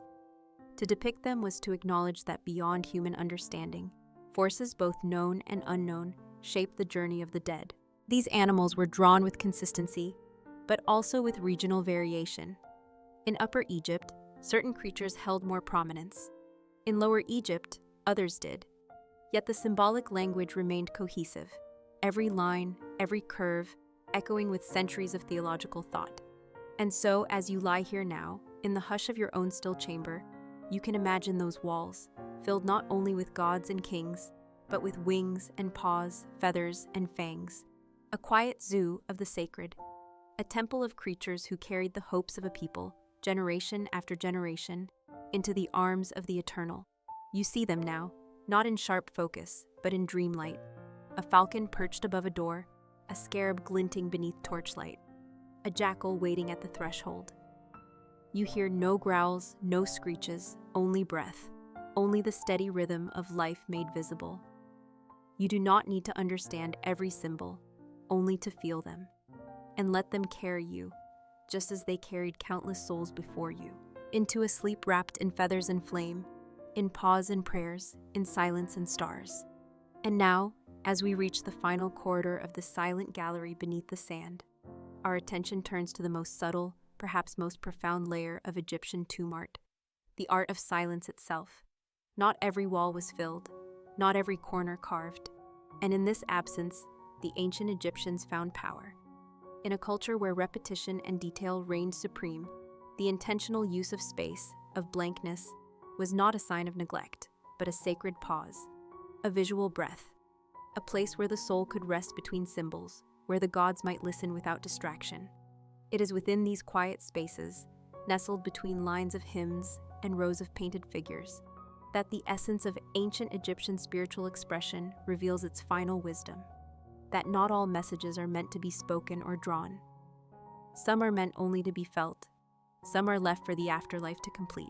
These silent spaces might appear along the borders of a ceiling, in the margins of a sarcophagus, or between figures in a procession. Scholars have long debated their meaning.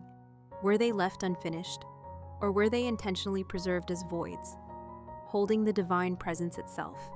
In many traditions, emptiness is not absence, but presence. The Egyptian tomb, with all its color and chant, also held room for the invisible, for dreams, for the unknown. The concept of duat, the realm of the dead, was not merely a physical journey, but a passage through layers of being, many of which had no shape, no color, no sound. These blank spaces may have represented the thresholds between those layers. In some tombs, wide unpainted bands circle the burial chamber, wrapping it like a halo. In others, a single blank wall sits opposite elaborate murals, like a mirror with no reflection. These were not accidents. They were deliberate silences, like the pause between notes in a melody, or the still air before sunrise. Egyptian priests believed that the journey of the soul required not just guidance, but space, room to navigate, to transform, to ascend. The art guided, the spells protected, but the silence invited. And that invitation, unspoken, unpainted, was perhaps the most sacred gesture of all. It is said that some tombs were left purposefully incomplete because the afterlife was not yet finished. The soul would continue writing its own story, not in stone, but in spirit. Even the alignment of tombs with the stars carried this theme. Many chambers pointed toward Orion or Sirius, constellations associated with Osiris and the afterlife. These stars moved in silence, rising above the desert in rhythms far older than kings. To align a tomb with them was to surrender part of its story to the cosmos. The stars would finish what the chisel could not. Within the tombs, certain texts, especially from the Pyramid texts and Book of the Dead, spoke of transformation not in vivid images, but in metaphor. I become the heron, one line whispers. I become the lotus. These are not commands. They are quiet acknowledgments of change, of becoming, of the soul moving beyond the frame. In this way, the tomb became not only a house of memory, but a cocoon of becoming. And so, in the stillness, we imagine the artist laying down his brush, the priest whispering the final chant, the family stepping away from the chamber, leaving behind not just a body, but a prayer wrapped in color and silence, a story half told, waiting for the stars. Tonight, as we end this story, you may feel that same quiet space opening around you. A hush between thoughts, a stillness deeper than sleep. It is not empty. It is full of memory and meaning, just not yet named. You carry the echoes of painted symbols, of falcons and scarabs, of golden gods and starlit ceilings. And now, between them, you rest. No longer only a listener, but part of the pattern. One more figure in the long procession of souls, moving slowly, softly towards something vast and eternal. There is no need to rush, no need to remember everything. The tomb art was not made to be understood all at once. It was made to accompany, to walk beside you night after night, dream after dream. As your breath slows, imagine those walls around you, steady, ancient, watching.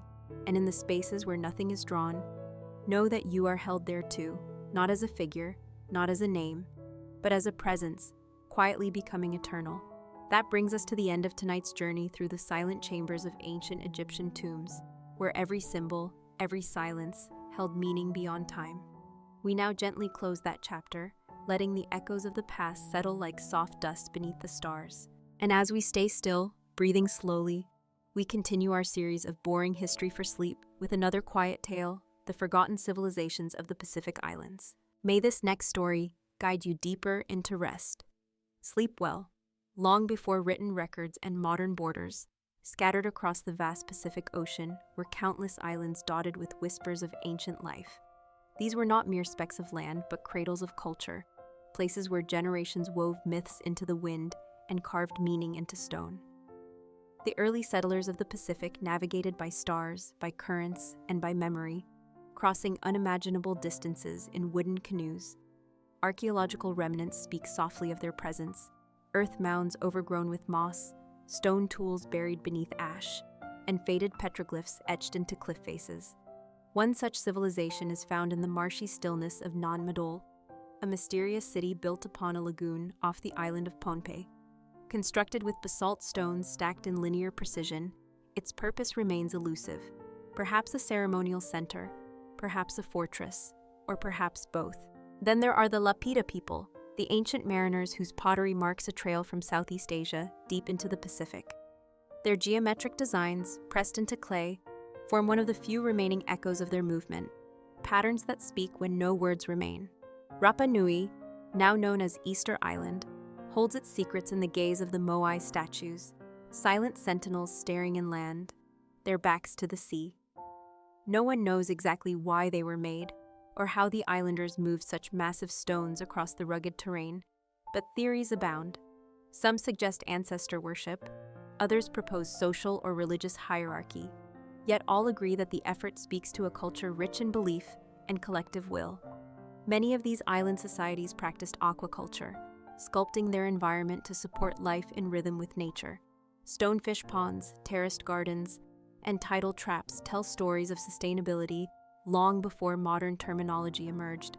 Oral traditions carried knowledge across centuries, sung into memory, guiding daily life and sacred ritual alike. The ocean for them was not a barrier, but a highway, connecting rather than dividing. Every island was both destination and departure point, a node in a web of understanding that stretched beyond the horizon. Even in their ruins, these civilizations speak, not loudly, but steadily, like waves against distant shores. Their legacy is not one of conquest, but of coexistence, of learning the land, of living lightly, and of respecting the forces that shape all things. As you drift now, imagine the soft creak of a canoe on calm waters, stars are guiding you somewhere familiar yet unknown. Let the winds of the Pacific carry you, gently, endlessly, into the quiet places of time where the forgotten still dream.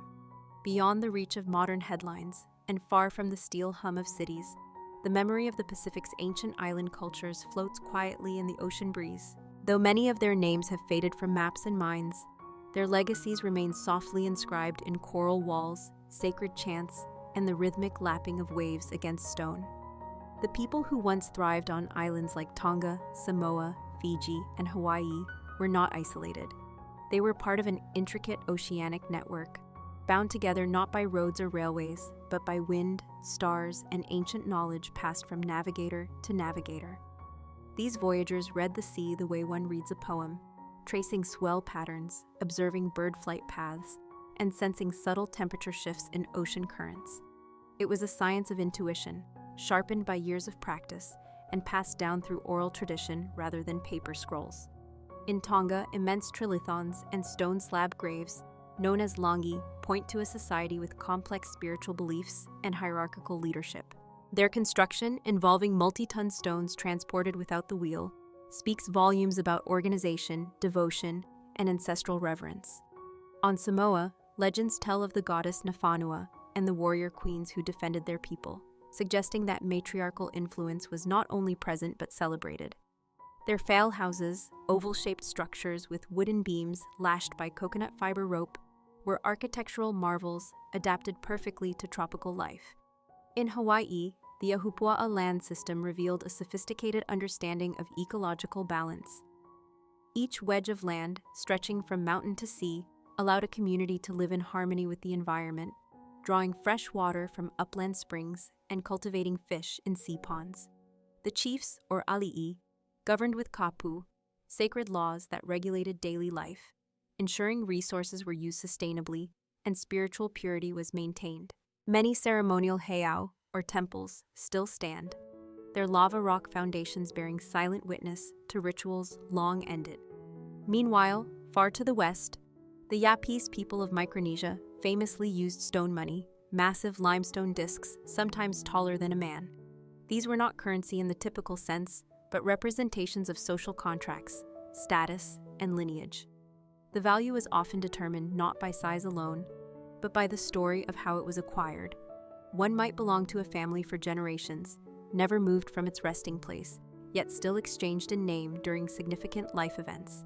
These practices challenge modern assumptions about economy, showing how culture can define value far beyond gold or paper. Across the Pacific, dance and music were not simply entertainment, but storytelling tools layered with memory, genealogy, and spiritual power. Chants preserved history more reliably than ink, each syllable a thread in a much larger tapestry. And though much has been lost, to colonization, disease, and time's relentless tide, what remains continues to whisper. In fragments of pottery, in stone alignments pointing to solstices, in bark cloth designs passed from grandmother to granddaughter, the Pacific's forgotten civilizations still breathe. Tonight, as the world grows quiet, you might imagine a warm breeze brushing across a palm-thatched roof. Somewhere beyond the horizon, a canoe is gliding through moonlight, its sail full, its crew silent, trusting the stars to carry them home. You too may rest now, carried softly by waves of history, deeper into sleep.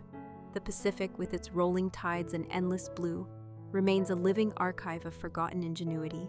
Among the lesser-known yet fascinating societies were those who built star maps not on paper, but in stone, in song, and in story. On the island of Kosrae, remnants of coral stone walls and sacred enclosures suggest a structured society with spiritual depth, one where boundaries between the earthly and the divine were blurred by tradition. Their structures align with solstices and tidal flows, built not merely for shelter, but for meaning. On the island of Tikopia, sustainability was not a modern invention, but a way of life practiced for centuries.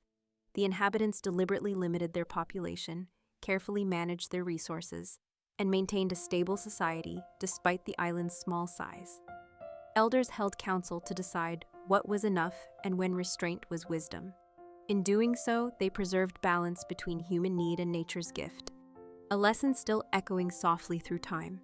Meanwhile, in Palau, the ancient bai, men's meeting houses, stood with steeply pitched roofs and elaborately painted beams. These structures were not just places of politics, but libraries of oral history. The carvings on each plank told stories of origin, of deeds both wise and foolish, and of the invisible threads that bound a community together. The architecture itself was part function, part fable. On marquesas, tattoos weren't just adornments, they were documents. Inked skin preserved identity, genealogy, and status. Each mark held significance, recording who you were, where you came from, and the spirit that guided you. These were visual poems etched into living bodies, carried from birth to death like a sacred scroll. Across the archipelagos, the night sky was not a distant mystery, but a familiar guide. Constellations bore names tied to migration legends. The canoe-shaped Orion's belt was said to lead travelers across oceans, while the Southern Cross pointed to safe harbors. Stories were embedded in the stars, guiding navigation, celebration, and remembrance. In Kiribati, intricate navigation charts made of coconut fronds and cowrie shells preserve the unseen, the swell patterns, island positions, and the memory of voyages past. They weren't maps in the modern sense, but tactile mnemonics, meant to be held, studied, and passed from teacher to student, navigator to apprentice. The process of learning was itself sacred. Farther south, on New Zealand's shores, the Maori developed complex systems of tribal identity and land stewardship. Their marae, or communal meeting grounds, were spiritual centers of connection to ancestors. Carved figures called pupu adorned the meeting houses, representing tribal ancestors and embodying values of protection, wisdom, and resilience. They did not just represent the past, they were the past, watching, remembering, and reminding. Many of these civilizations shared a profound belief in mana, a spiritual force present in people, objects, and the environment. Maintaining balance with this force governed daily life, decision-making, and even art. A canoe, a chant, a shell, each might carry mana, and so each was to be treated with care and reverence. The idea that all things are connected, that the breath of one life touches another, formed the quiet backbone of these societies. So as you lie still tonight, let the thought of these ancient truths settle into your breath. Picture the gentle rhythm of the ocean, the firelight flickering across a carved wooden wall, the distant sound of a chant rising beneath the stars. The past is not gone. It merely waits to be listened to again, in the hush of a dream, in the drift of sleep, in the quiet heart of history.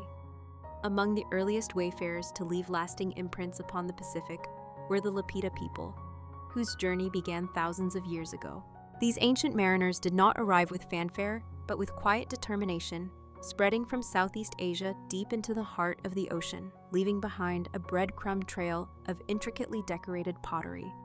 Their designs, precise, geometric, and repetitive, are like whispered verses in a long-forgotten song, still echoing across distant islands. The Lapita did not merely travel, they settled, they adapted. Their legacy lies not in conquest, but in continuity, in the way they read the currents, cultivated yam terraces, and taught stories to the wind. In many islands, stone fish ponds still remain, their quiet waters mirroring skies that once guided canoes. These ponds, shaped from volcanic rock and placed along the shore, were not just clever tools for feeding communities. They were symphonies of balance, of respect for nature's cycles. Terraced gardens, built into sloping hillsides, show an understanding of water conservation and soil health long before textbooks and scientific terms. In these acts, they wrote their wisdom into the landscape. Then there is Nanmadol, the ancient city that rises eerily from the sea on the island of Pohnpei, constructed with giant basalt columns stacked like logs. Its canals and man-made islets whisper of a people deeply connected to both land and ocean.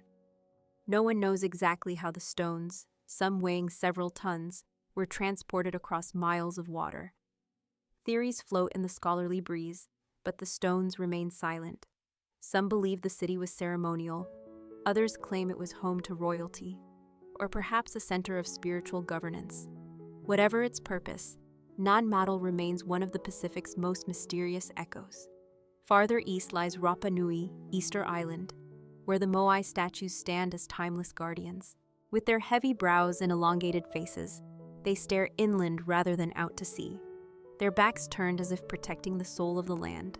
Carved from volcanic tuff, these statues were once vibrant symbols of lineage, status, and spiritual energy. How they were moved across treacherous terrain remains part of the mystery, but what endures is the reverence with which they were raised. They are not just artifacts, they are prayers in stone. Oral traditions, too, carried memory across generations. In the absence of writing, the voice became the vessel. Chants recited beneath the stars preserved navigational routes, family lineages, and codes of conduct. A single story might hold the map to a neighboring island. A lullaby might carry the warning of a storm. Across the many archipelagos, These oral cultures formed a network of shared meaning, threading one island to the next like pearls on a string. These were not isolated dots on a map. Every island was both destination and departure, both sanctuary and stepping stone. Every people carried the seed of another's legacy. They traded obsidian, shared myths, exchanged plants, and sent out explorers with nothing but stars for compass. Even in ruins, the spirit of these societies persists. Petroglyphs etched into rock surfaces tell of gods and journeys. Earth mounds overgrown with jungle hint at former dwellings, now reclaimed by time. Tools buried beneath ash, bones tucked into sacred caves, all quietly hold on to their stories. And as you rest tonight, imagine the hush of the Pacific at dusk. A canoe glides slowly across the water, its sail barely stirring. A young boy listens as his grandfather hums a chant older than memory, pointing toward a star whose name has not been spoken aloud in centuries. Somewhere on a moss-covered stone, a carving fades with the tide but still whispers its meaning to the moon. Let that whisper carry you softly now into the deep quiet of ancient oceans and forgotten dreams. The ocean, for them, was not a barrier, but a highway, connecting rather than dividing. Long before maps etched continents and lines into certainty, these island civilizations saw only rhythm and motion, currents, tides, stars, and wind. Many of these societies practiced a kind of ecological wisdom that feels foreign to the modern world. They sculpted their environments not to dominate nature, but to live within it. Stonefish ponds in places like Hawaii and Yap were carefully designed to allow juvenile fish to enter during high tide and remain trapped as they matured. These ponds, blending engineering and patience, ensured steady food supplies without exhausting the ocean's gifts. On steeper terrain, terraced gardens prevented soil erosion, guided rainwater, and transformed otherwise difficult land into reliable farms. These terraces, often built by hand, layer after layer, carried both utility and reverence, built not just for one generation, but for many. Some structures stand today, softened by moss and the slow embrace of time, whispering of a people who planted not only taro and yams, but intention and respect. In oral traditions, chants recounted the rules of nature: when to plant, when to fish, when to refrain. Knowledge was never hoarded. It was shared, sung, repeated until it became memory's bedrock. In the absence of written language, their voices became vessels, carrying law, lineage, and legend through time. A chant might take hours to perform, but held within it centuries of survival strategies. These societies were not static. They evolved, responded to droughts, storms, and social challenges. The migration patterns of some groups, like the movement from Fiji to Tonga to Samoa and beyond, suggest not randomness, but deliberate, thoughtful expansion. Each island touched added to a web of connection. Trading routes carried obsidian, tapa cloth, and sacred stories. There was no empire in the traditional sense, but there was shared knowledge, shared ancestry, shared stars. In some communities, the spiritual and the natural were so tightly woven that a tree might be a deity's dwelling, or a wave might carry a soul. The concept of mana, found across Polynesian cultures, described a spiritual energy, neither good nor bad, but powerful. Chiefs were believed to have high mana, but so might a particularly beautiful shell, a bird's call at dawn, or a moment of perfect calm before a storm. Life was not about control, but about alignment. Understanding how to move with mana, not against it. Even their art, whether etched into bark, woven into mats, or inked onto skin, was more than aesthetic. It was a living language, a map of belief systems, taboos, and origin myths. A spiral was not merely a shape. It could be the path of a soul, the motion of the sea, or the breath of the world. Tattoos told the stories of individuals and entire clans. To be marked was to be known. As time passed, natural disasters, resource depletion, and later, colonial intrusion reshaped these worlds.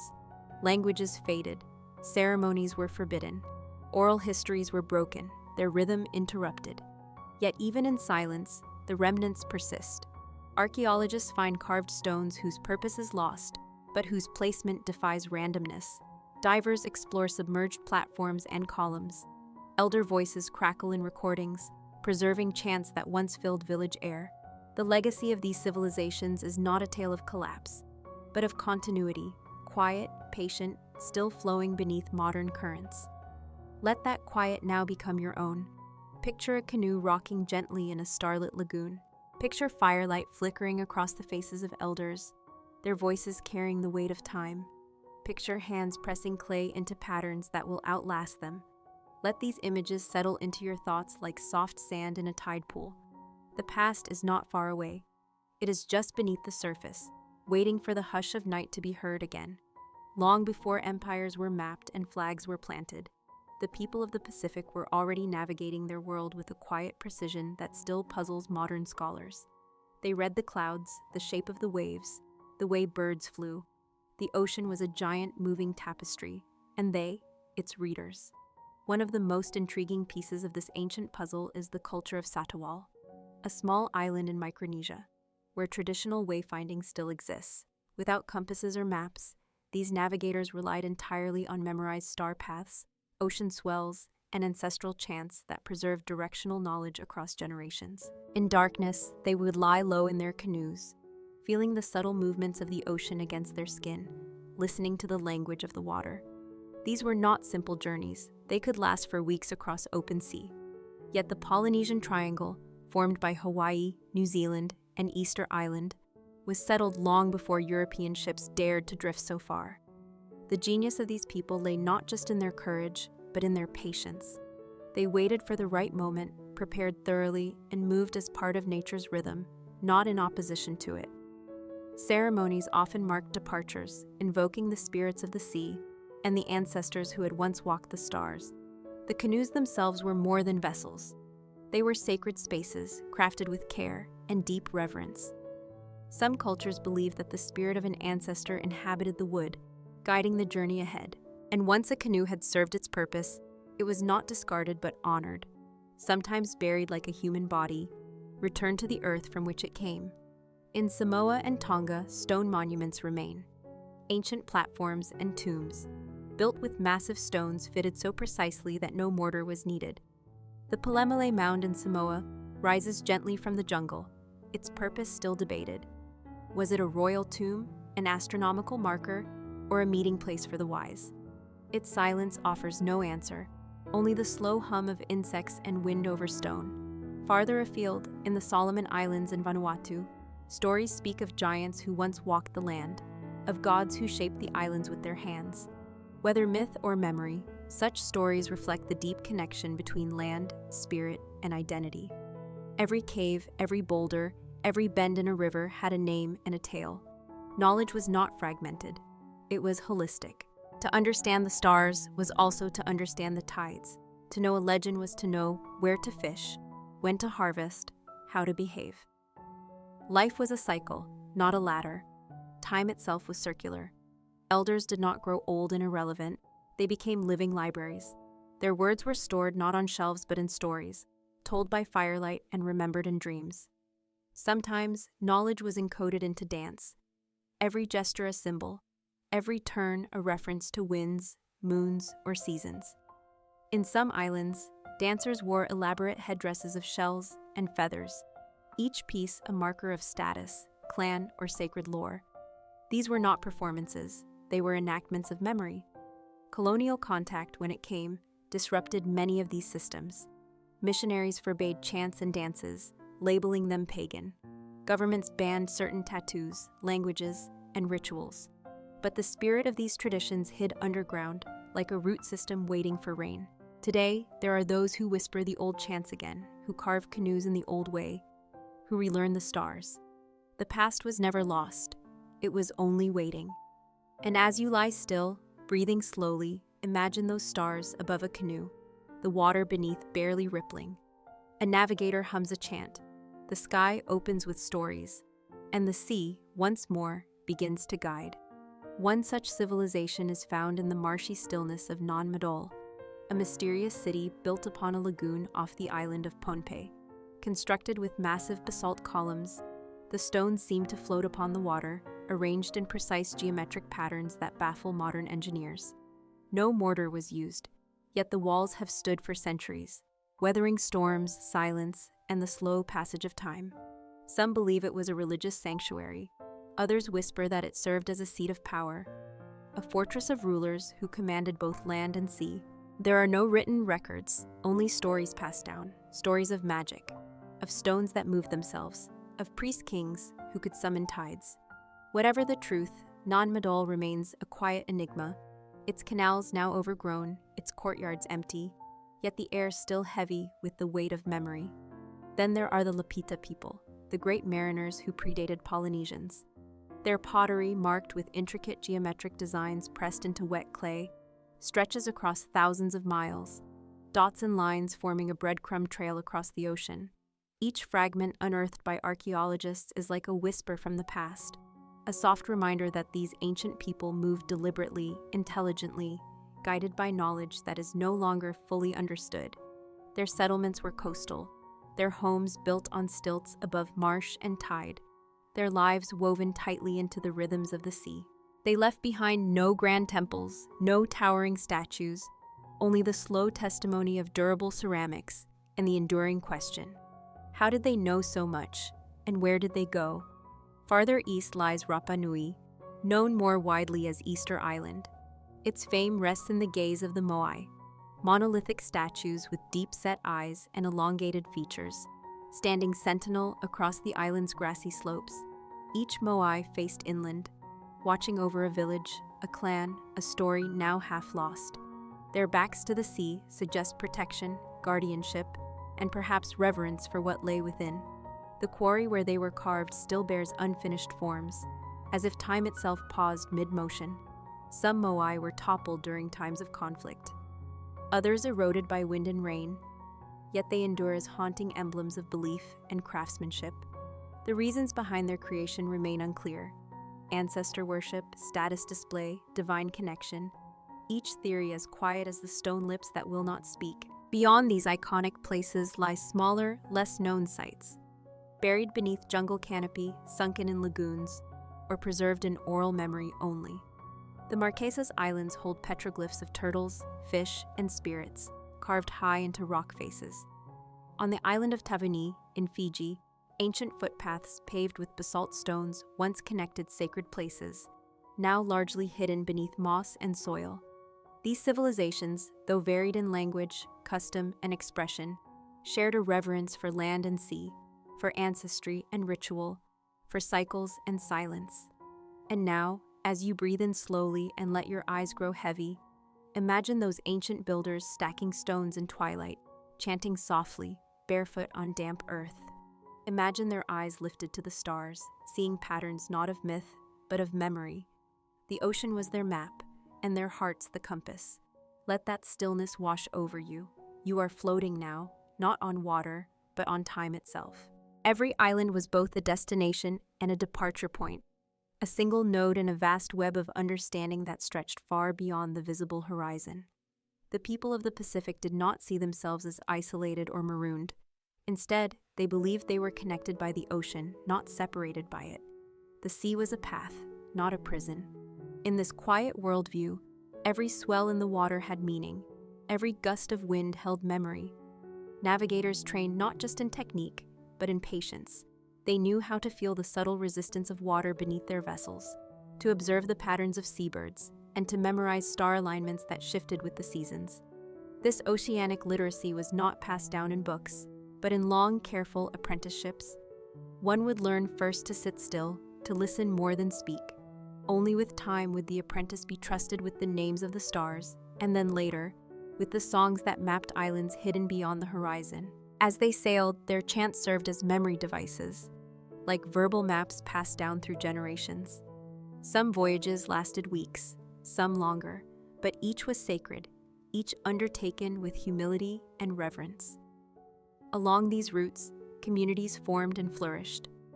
In the outer reaches of Micronesia and Melanesia, legends speak of travelers who brought not only tools and food, but stories and values. These stories, told in hushed tones beside fires or whispered in the dark before dawn, became the frameworks of law, spirituality, and social cohesion. Myth and memory were not separate. They were intertwined. A fishing spot was not simply where fish were abundant. It was also where a god once spoke or where an ancestor had vanished into the sea. In some places, the environment itself became part of the sacred story. Tidal pools were believed to be mirrors to the spirit world. Volcanic peaks were thought to house deities. Trees were not merely wood, but repositories of wisdom. On certain islands, the breadfruit tree was considered a symbol of generosity and endurance, and rituals were held to honor it before a harvest. Even in death, the connection between people and place endured. Burial customs varied, but often involved returning the body to the sea or the land with symbolic gestures. In Tonga, stone tombs known as langi were constructed with great care and precision. Layered platforms of coral rock rising above the earth, marking not only a resting place, but a presence. These tombs were often aligned with celestial events, so that even in death, the departed could remain part of the cosmic rhythm. In other cultures, skulls were exhumed, cleaned, and placed in homes to honor the ancestral spirit, who was believed to guide and protect. The living lived not alone, but in the company of those who had gone before. Their counsel was sought in dreams, in bird calls, in the turning of leaves.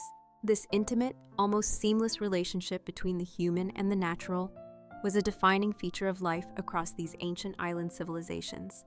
They did not seek dominion over nature, but understanding within it. Their architecture reflected this philosophy. Low structures, organic materials, wide open spaces that allowed wind and light to pass through freely. The villages breathed with the weather. Their stories ebbed and flowed like the tides. Their lives were not loud, but enduring. And as you listen now, letting each word settle like soft sand, imagine a canoe in the distance, slicing slowly through moonlit waters, stars reflected on the surface like scattered memories. You are not drifting, you are arriving somewhere old, somewhere known, and all you have to do is rest. Even in their ruins, these civilizations speak, not loudly but steadily, like waves against distant shores. Let the winds of the Pacific carry you, gently, endlessly, into the quiet places of time where the forgotten still dream. Archaeological remnants speak softly of their presence. Earth mounds overgrown with moss, stone tools buried beneath ash, and faded petroglyphs etched into cliff faces. These are the quiet signatures of lives once lived with deep rhythm, with unspoken reverence. In these remote islands, the passage of time was not counted in wars or conquests, but in tides, harvests, and the cycles of the moon.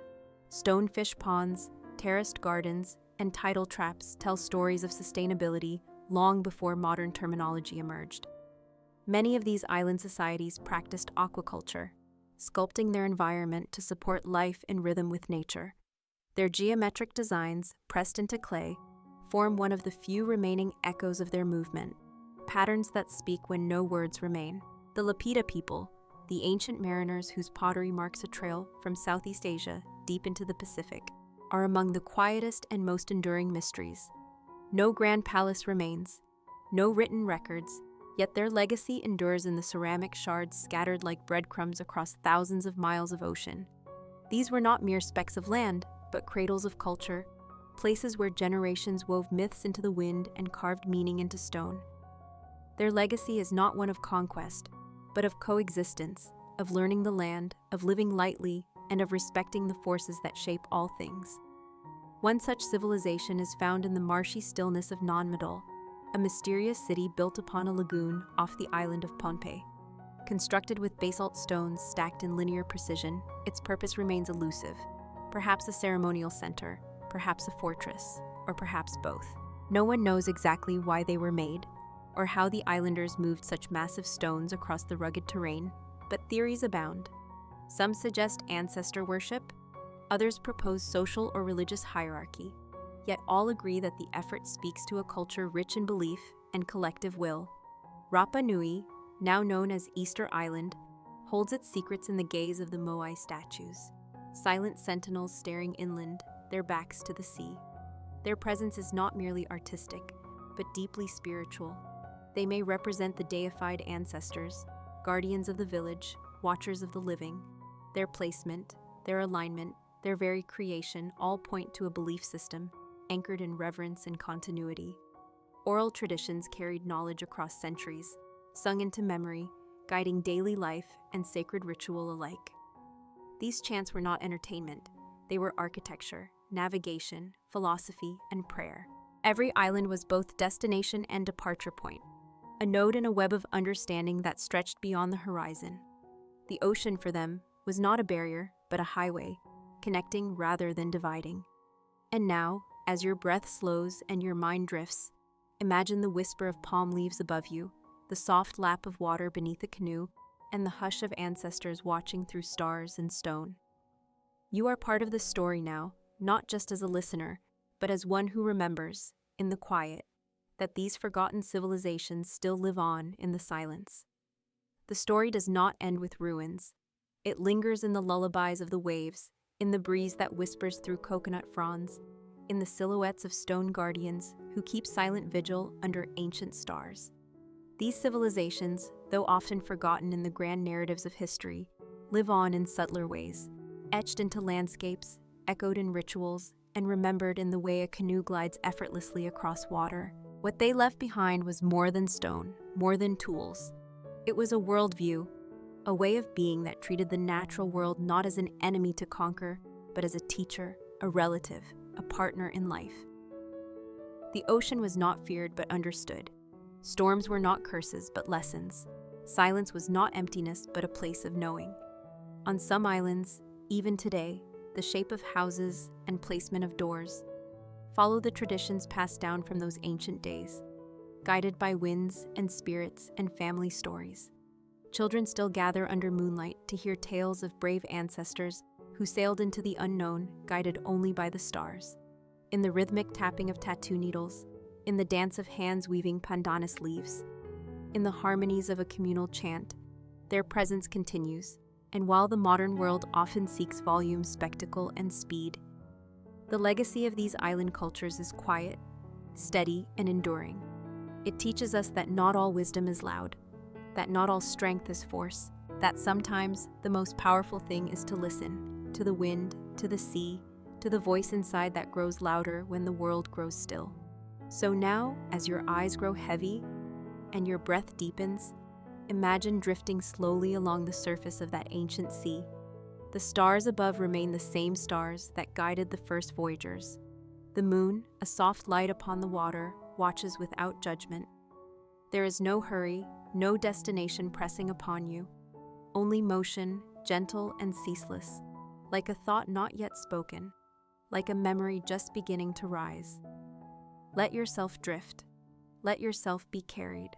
Somewhere out there, in a place untouched by time, a fire still burns on a beach where a story is being told, not with urgency, not with fear, but with the calm of someone who knows that everything they need is already within them.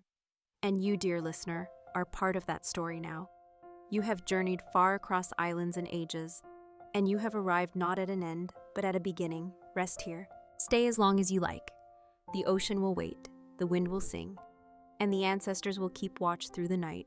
Thank you for listening to the story we've just finished, a quiet journey through the forgotten civilizations of the Pacific. And now we continue our slow and sleepy voyage through history, with the next chapter in our Boring History for Sleep series. Tonight's story is titled, How Salt Shaped Ancient Economies, a gentle exploration of how something as small as salt once held power over trade, empires, and daily life. May it lull you further into rest. Sweet dreams. Long before gold was minted into coins, and long before spice caravans carved paths across the deserts, there was salt. Simple, crystalline, and quietly powerful.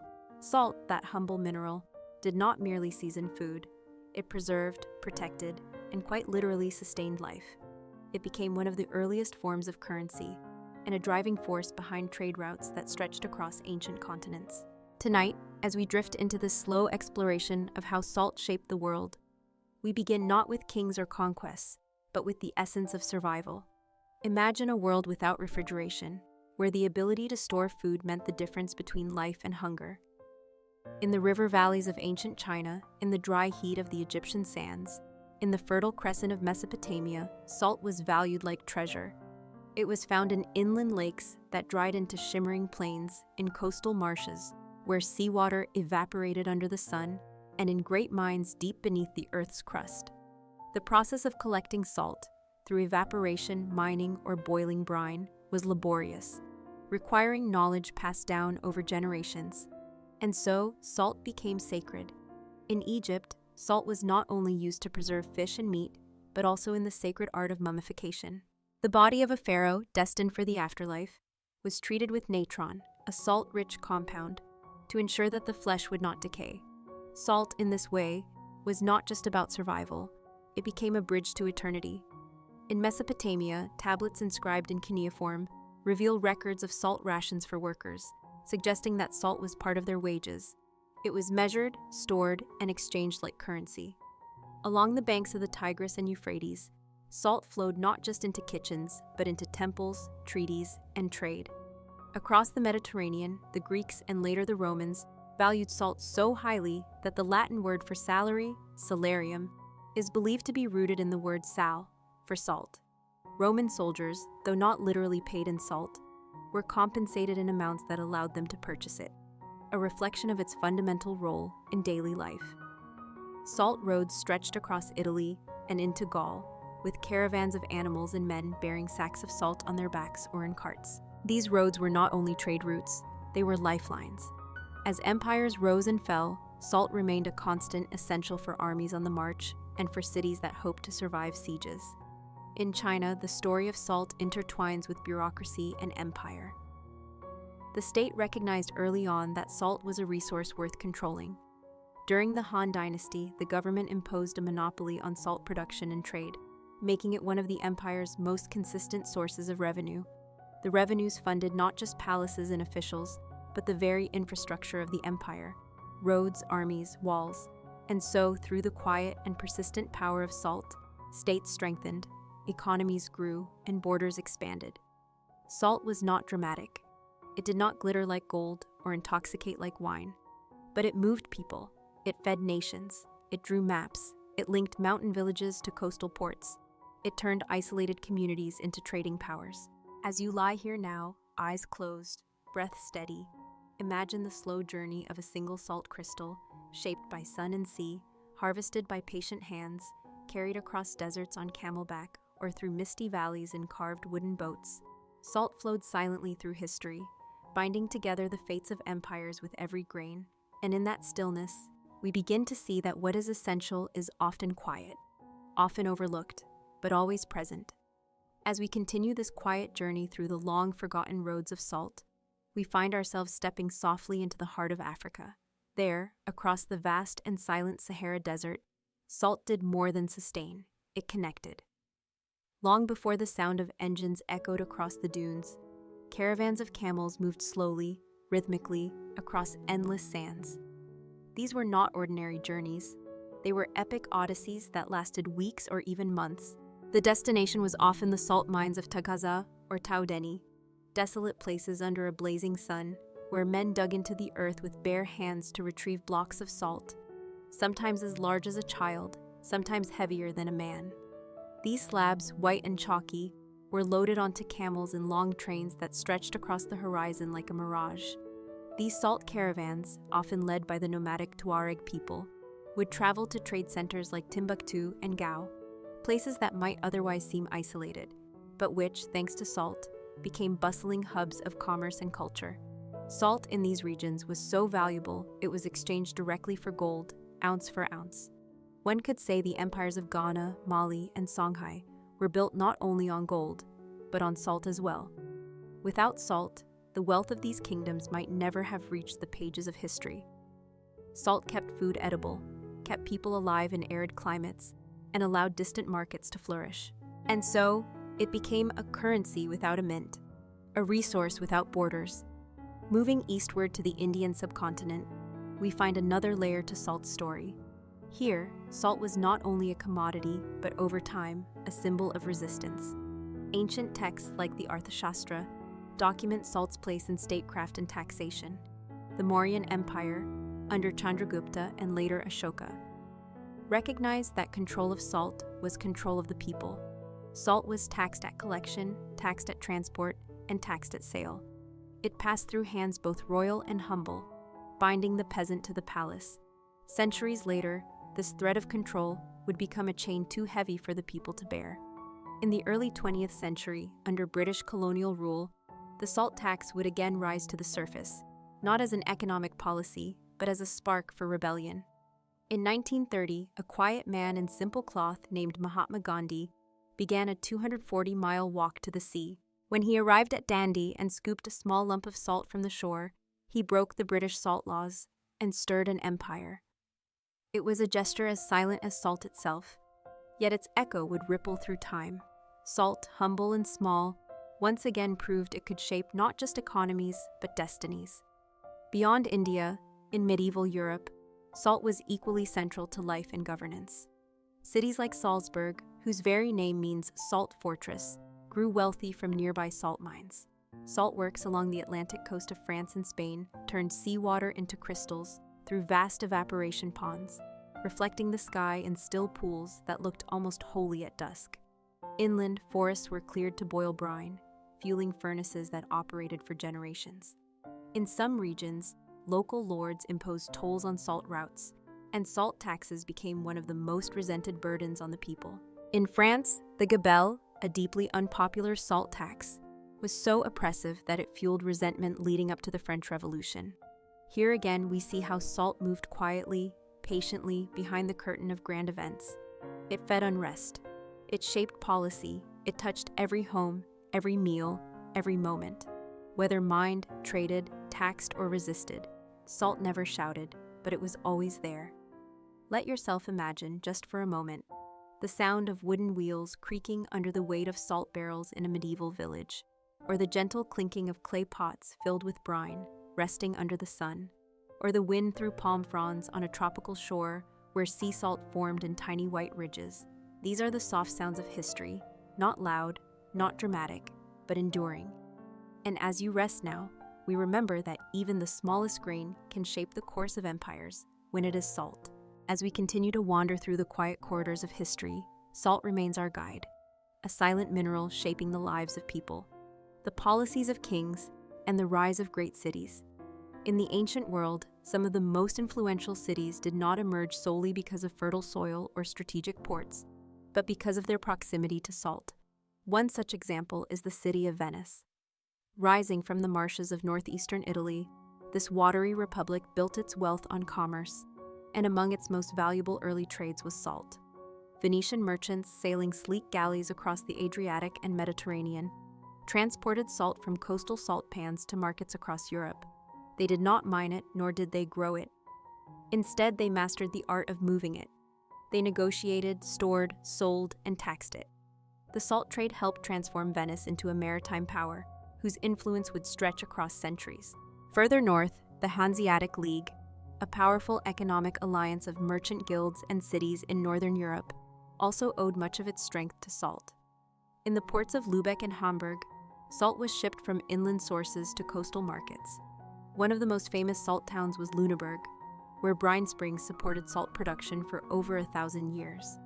The salt was known as white gold, and its value was such that entire trade routes, known as the Old Salt Road, were established to carry it through dense forests and muddy paths, linking the salt works to the waiting ships at Lübeck's harbor. These roads were more than mere trails. They were arteries of commerce, lifelines for cities, and bridges between cultures.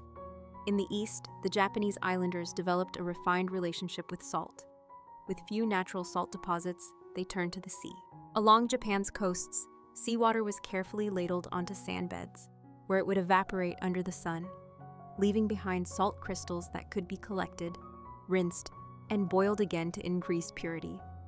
The process was slow and delicate, a harmony of nature and human patience. In Shinto rituals, salt was seen not only as sustenance, but as a purifying agent. It was sprinkled before shops, poured before sumo matches, and used in funerary rites. In this way, salt did not merely pass through the economy, it entered the spiritual rhythm of life. Crossing again to the African continent, Ethiopia offers another vision of salt's importance. The Danakil Depression, one of the hottest and most inhospitable places on Earth, was once a source of vital salt slabs.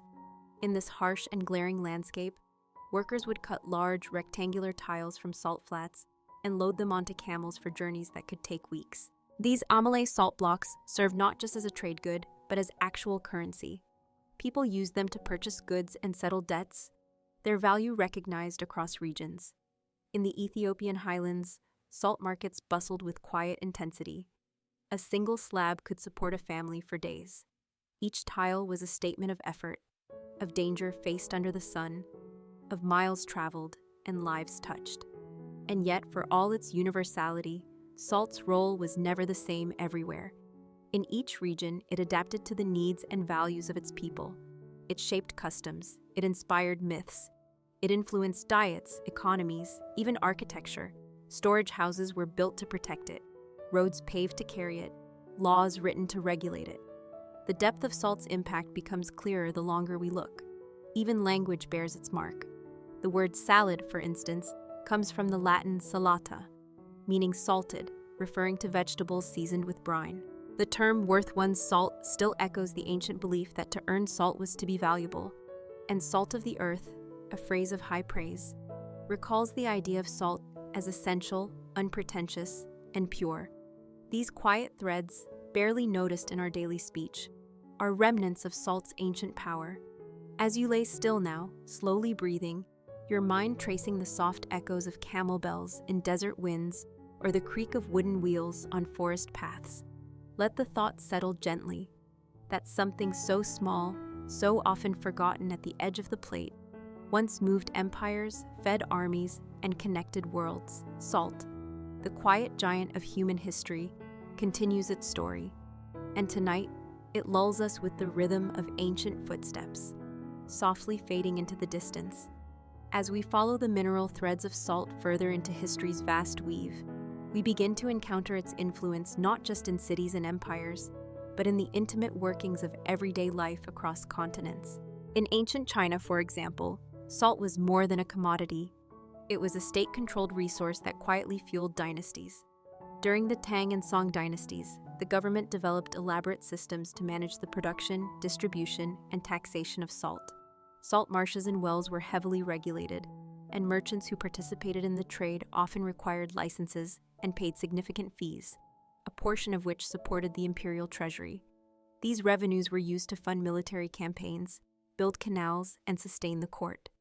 The so-called salt gabelle became one of the most dependable sources of government income.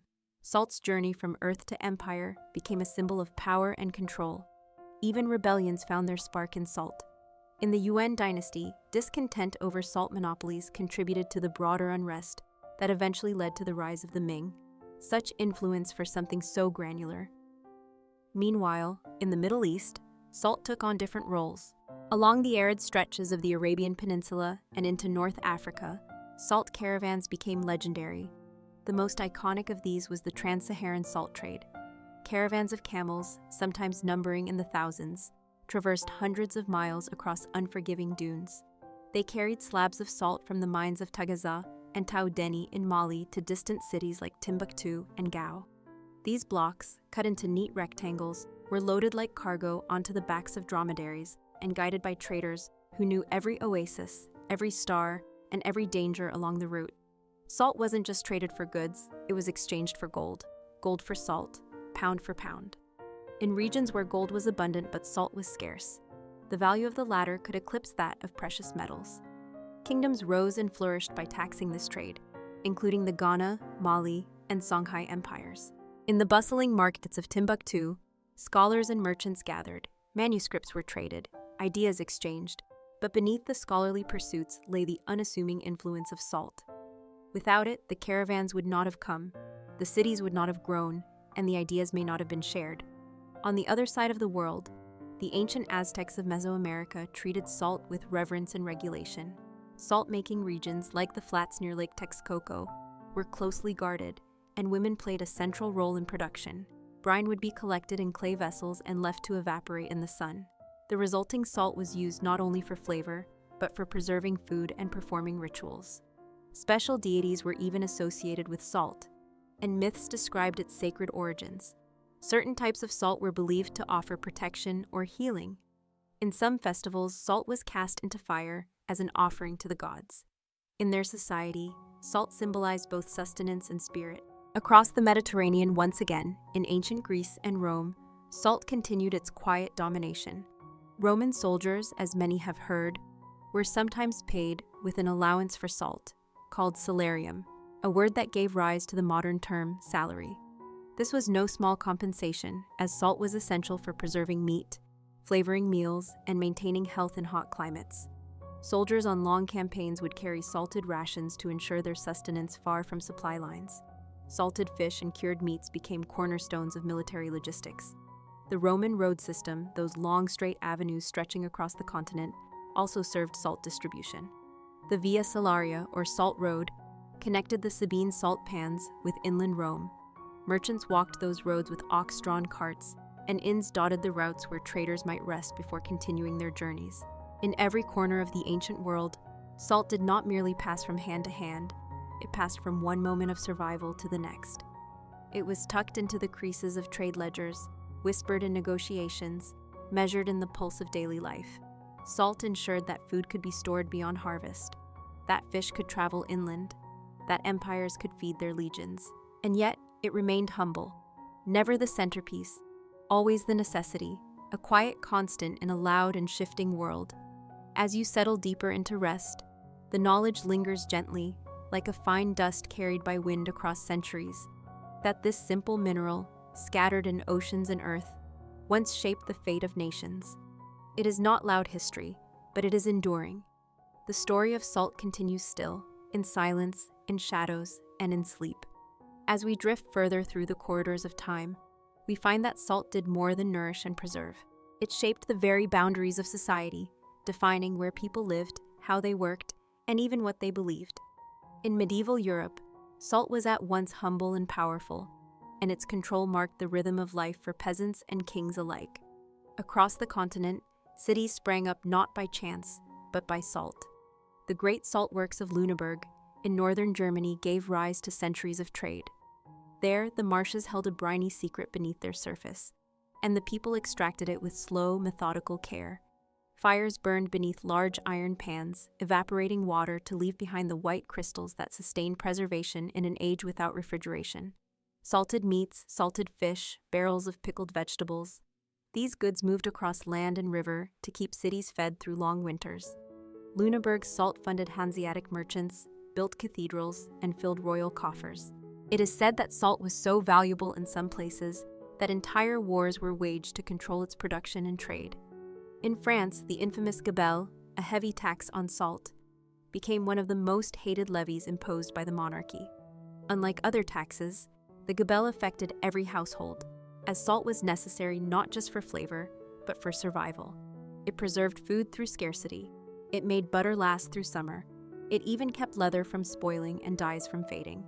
The gabelle was not merely a nuisance, it was a symbol of inequality, for the poor paid dearly while the privileged were often exempt. In time, the gabelle helped to stoke the fires of revolution. One of history's great upheavals had, among its causes, a simple mineral and the injustice of its cost. In India, under colonial rule, salt again became a tool of oppression. The British East India Company, and later the British government, claimed exclusive rights over salt production and distribution. Laws forbade Indians from gathering or producing their own salt, even from their own shores. They were forced to buy salt from colonial sources at inflated prices. This quiet injustice simmered for decades, until one man turned it into a movement.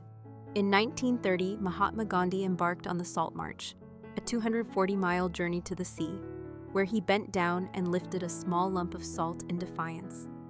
It was a gentle act, but one that shook an empire. Gandhi's march was not about salt alone, but about dignity, autonomy, and the right to live without fear of being punished for taking from the earth what nature freely gave. And so salt again proved its power, not through force, but through meaning. Salt also crept into faith and ritual. In Christianity, salt came to symbolize purity and wisdom. In the Gospel of Matthew, Jesus told his followers, "You are the salt of the earth," meaning that they carried the essential moral quality that preserved goodness. In Judaism, salt accompanied offerings and covenant ceremonies. It was a token of permanence, a witness to promises that must not be broken. In Shinto practices, salt purified spaces and drove away bad spirits. Even today, bowls of salt are placed near thresholds in homes and businesses throughout Japan, subtle guardians of harmony. In countless cultures, Salt was believed to protect against evil, to seal deals, to bind people together. Throwing salt over one's shoulder after spilling it, a habit still practiced in parts of the West, comes from the ancient belief that evil spirits linger where salt is wasted. Even in folklore, salt had its place. In Eastern Europe, stories told of demons repelled by salt lines drawn across doorways. In African traditions, salt was offered to ancestors and spirits.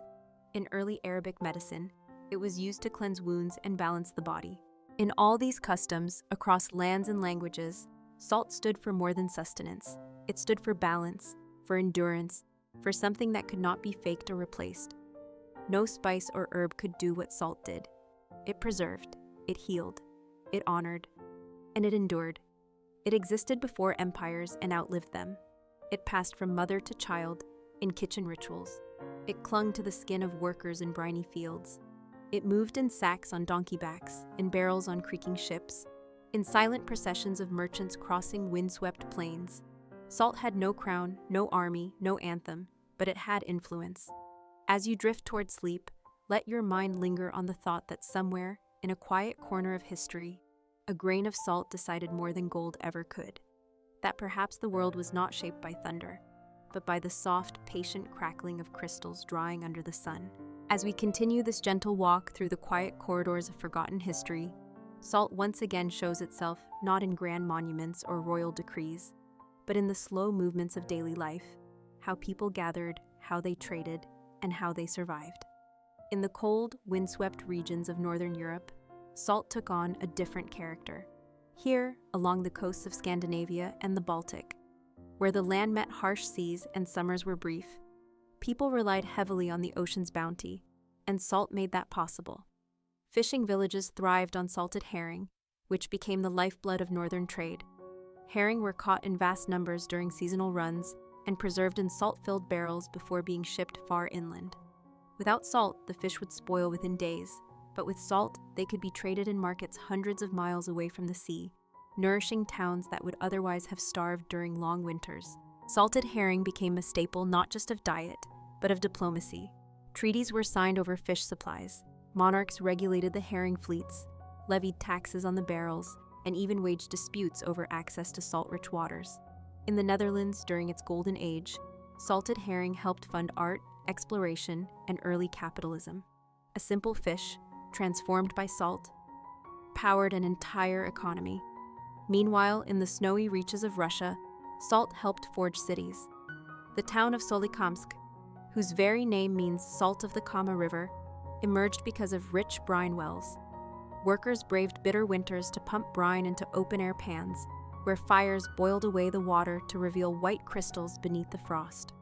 This salt was not just for table use. It preserved furs, leather, and even timber.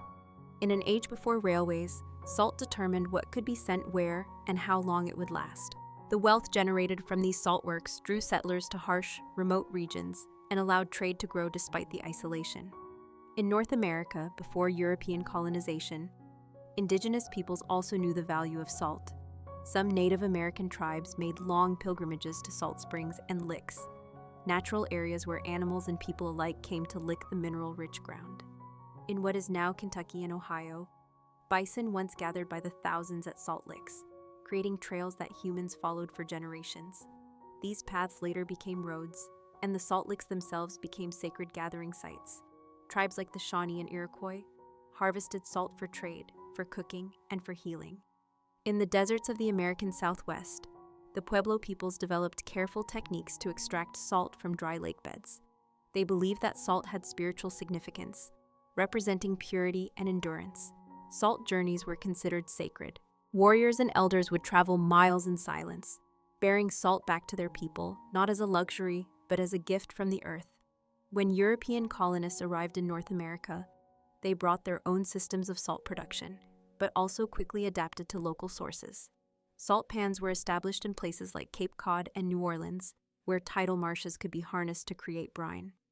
During the American Revolution, British forces often targeted salt works, knowing that without salt, the rebels' food supplies would falter. Salt was not just a seasoning, it was a strategic resource. In the southern states, salt works became critical during the Civil War. Blockades made imported salt scarce, and Confederate states scrambled to produce it locally. In Virginia and Louisiana, families boiled seawater for hours to extract a few spoonfuls. In remote areas, soldiers were granted leave from the front lines just to help their families harvest salt. The absence of salt led to spoiled meat, hungry armies, and suffering civilians. It is easy to forget in our modern age of endless refrigeration and abundant supermarkets just how fragile preservation once was. Without salt, food meant for winter could not be stored in summer. Ships could not carry supplies for long voyages. Soldiers could not march without rations. And empires could not grow without feeding their people. Salt was the invisible thread holding it all together. Its scarcity often dictated the rhythm of life. Communities might rise near a salt spring or along a salt road. Kings taxed it. Priests blessed it. Traders followed it. Families stored it as if it were treasure. And in times of war or hardship, the disappearance of salt meant not just bland meals, but real danger. As you lie still now, listening to the hush of this quiet history, imagine how many footsteps pressed into the earth, how many fires burned through the night, how many hands lifted heavy barrels, all in pursuit of something as small and crystalline as a pinch of salt. It does not sparkle like gold, nor command awe like stone temples, but it was, for much of human history, what made survival possible. And tonight, it asks nothing of you. It simply invites you to drift, like salt upon a gentle wave, deeper into sleep. As we continue our soft descent into history's quieter corners, we find salt weaving its influence not just across continents, but across cultures as well, adapting, transforming, and subtly guiding the paths that civilizations followed. In the vast ancient expanse of China, salt played a particularly crucial role. There, it was not merely a commodity. It was a source of state power, of wealth, and of policy. The Chinese developed sophisticated salt production techniques thousands of years ago, some of which rivaled methods in the West in complexity and innovation. Along the coast, they used solar evaporation from salt pans, but inland, they pioneered something even more striking. In the Sichuan region, deep underground salt wells were drilled using bamboo technology, long before such drilling techniques were common elsewhere. These wells tapped into brine deposits hidden far below the earth. Workers, organized into tight, efficient teams, hoisted brine using long, rhythmic pulley systems. Fires were stoked beneath great iron pans to boil the brine down into crystalline salt, but salt was not left to chance. The Chinese government recognized its importance early and often maintained a firm grip on its trade and taxation. At various points throughout dynastic history, salt was one of the major sources of state revenue. In fact, the monopoly on salt taxes often provided a significant portion of imperial income, used to fund the army, public works, and administration. For many centuries, the salt administration operated as one of the most powerful institutions in China. Entire bureaucracies were built around salt control, complete with inspectors, guards, official merchants, and distribution networks. The balance was delicate. Too high a tax and people would smuggle, too low and the state would falter. Smuggling salt became a widespread response to this tight control. It was not seen as dishonorable, but rather necessary. Whole communities quietly supported illicit salt routes, and the profits gained from such activities rivaled those from silk or tea. For peasant families, access to untaxed salt could mean the difference between surviving a winter or facing hunger. In many Chinese folktales, salt smugglers were not villains. They were clever, brave figures, outwitting corrupt officials and sharing their bounty with those in need. Meanwhile, far to the south in Africa, salt carved paths through the sand. In the Great Saharan trade networks, it was as vital as gold, and sometimes even more so. Caravans of camels crossed the endless dunes, carrying slabs of salt strapped tightly to their sides. These slabs came from places like the salt mines of Tagaza, in what is now Mali, where workers toiled in the shimmering heat, cutting salt blocks from the earth with crude tools. These blocks, often referred to as white gold, were carried hundreds of miles southward to be traded for gold, grain, and textiles. The journey was long and perilous. Entire convoys of camels, sometimes numbering in the thousands, traveled in slow processions through the desert, guided by seasoned traders who knew the shifting sands like an old song. At night, under star-filled skies, the caravan would rest, and in the quiet, the salt itself seemed to hum with the knowledge of ancient exchange. Salt in these regions was not optional. The tropical climate and physical labor made the replenishment of sodium vital. In fact, some tribes and communities use salt as currency, exchanging blocks like coin. It preserved food, yes, but it also preserved life. Kings built their power on salt routes. Cities like Timbuktu flourished at the crossroads of this trade. Even when gold glimmered in royal vaults, it was salt that sustained the people. In Japan, another chapter of salt's story unfolds with delicate simplicity. Though an island nation, Japan has few natural salt resources in its interior. But necessity inspired creativity. Coastal communities developed elaborate methods of boiling seawater or using seaweed to concentrate salt content. These salt-making processes were often family traditions, passed down through generations. Salt was, and still is, an essential part of Japanese cuisine, medicine, and spirituality.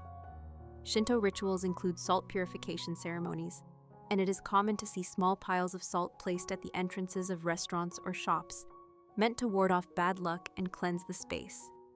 Salt in Japan is not loud. It does not boast. It exists gently, like many things in that culture, as something sacred through its subtlety. Whether in the vast sands of Africa or the bamboo forests of China, salt was and remains universal. And yet it is never the same. Its meaning changes shape, depending on the hands that gather it, the fires that refine it, the prayers that bless it, and the paths it travels.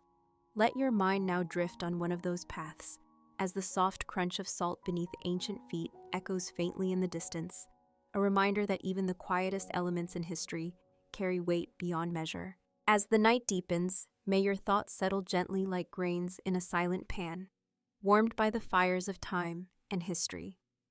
As we follow the quiet threads of salt's story through the hidden folds of history, we find ourselves in the sprawling landscapes of ancient South America, where civilizations such as the Inca carved empires into mountains, yet still bowed to the elemental needs that salt provided. The Andes, vast and rugged, were home to some of the most remarkable salt traditions in the pre-Columbian world. Long before European ships ever reached these shores, the peoples of the Andes had learned to harvest salt from both highland springs and coastal tidal pools. Among the most famous sites is the Salinas de Maras, nestled in the sacred valley of Peru, where thousands of shallow terraced pools cascade down a hillside, each one filled with salty spring water that, once evaporated by the sun, leaves behind a thin, glistening crust of pale pink salt. The technique used here has changed little in over 500 years. Workers still gather the salt by hand, scraping the crystals gently with wooden tools, drying them slowly under the mountain sun. In Incan times, this salt was not simply culinary, it was sacred. It played roles in religious offerings, trade agreements, and daily life. Mule trains laden with salt moved along mountain trails, connecting distant valleys and bringing both sustenance and wealth to those who controlled its flow. It was considered one of the empire's most valuable resources, and its production was carefully regulated. But salt's story in South America extended beyond the Andes. Along the Pacific coast, ancient communities used evaporation ponds similar to those found elsewhere in the world, demonstrating a shared ingenuity in the face of nature's constraints. In the arid deserts of Chile and Peru, salt also formed naturally in great deposits known as salars, flat, salt-encrusted plains where minerals sparkled beneath the sun. Travelers moving through these quiet expanses would collect salt along their journey, just as others might gather firewood or water. Salt served as a companion to survival, a mineral thread connecting sea to mountain, coast to plateau. And yet, the story of salt was not just about trade or food. In every culture touched by it, salt became part of ritual. Among the Maya of Central America, salt was believed to hold purifying properties. It was often used in ceremonies, to bless new homes, or to anoint altars. Salt was offered to deities during harvest festivals, and sprinkled in sacred groves as a form of protection. Among some Caribbean tribes, salt was even used in burial rites, placed with the dead to prepare them for the journey beyond life. When European colonizers arrived, they disrupted these long-established practices, often imposing their own salt taxes and monopolies, unaware of, or indifferent to, the spiritual meanings held by the mineral in native cultures. In the Caribbean, under colonial rule, salt production became an engine of exploitation. Places like Turks and Caicos were transformed into centers of solar salt harvesting, where enslaved Africans worked long hours under scorching sun, moving brine between shallow pans and gathering the dried salt with rakes and baskets. The work was grueling, the pay non-existent.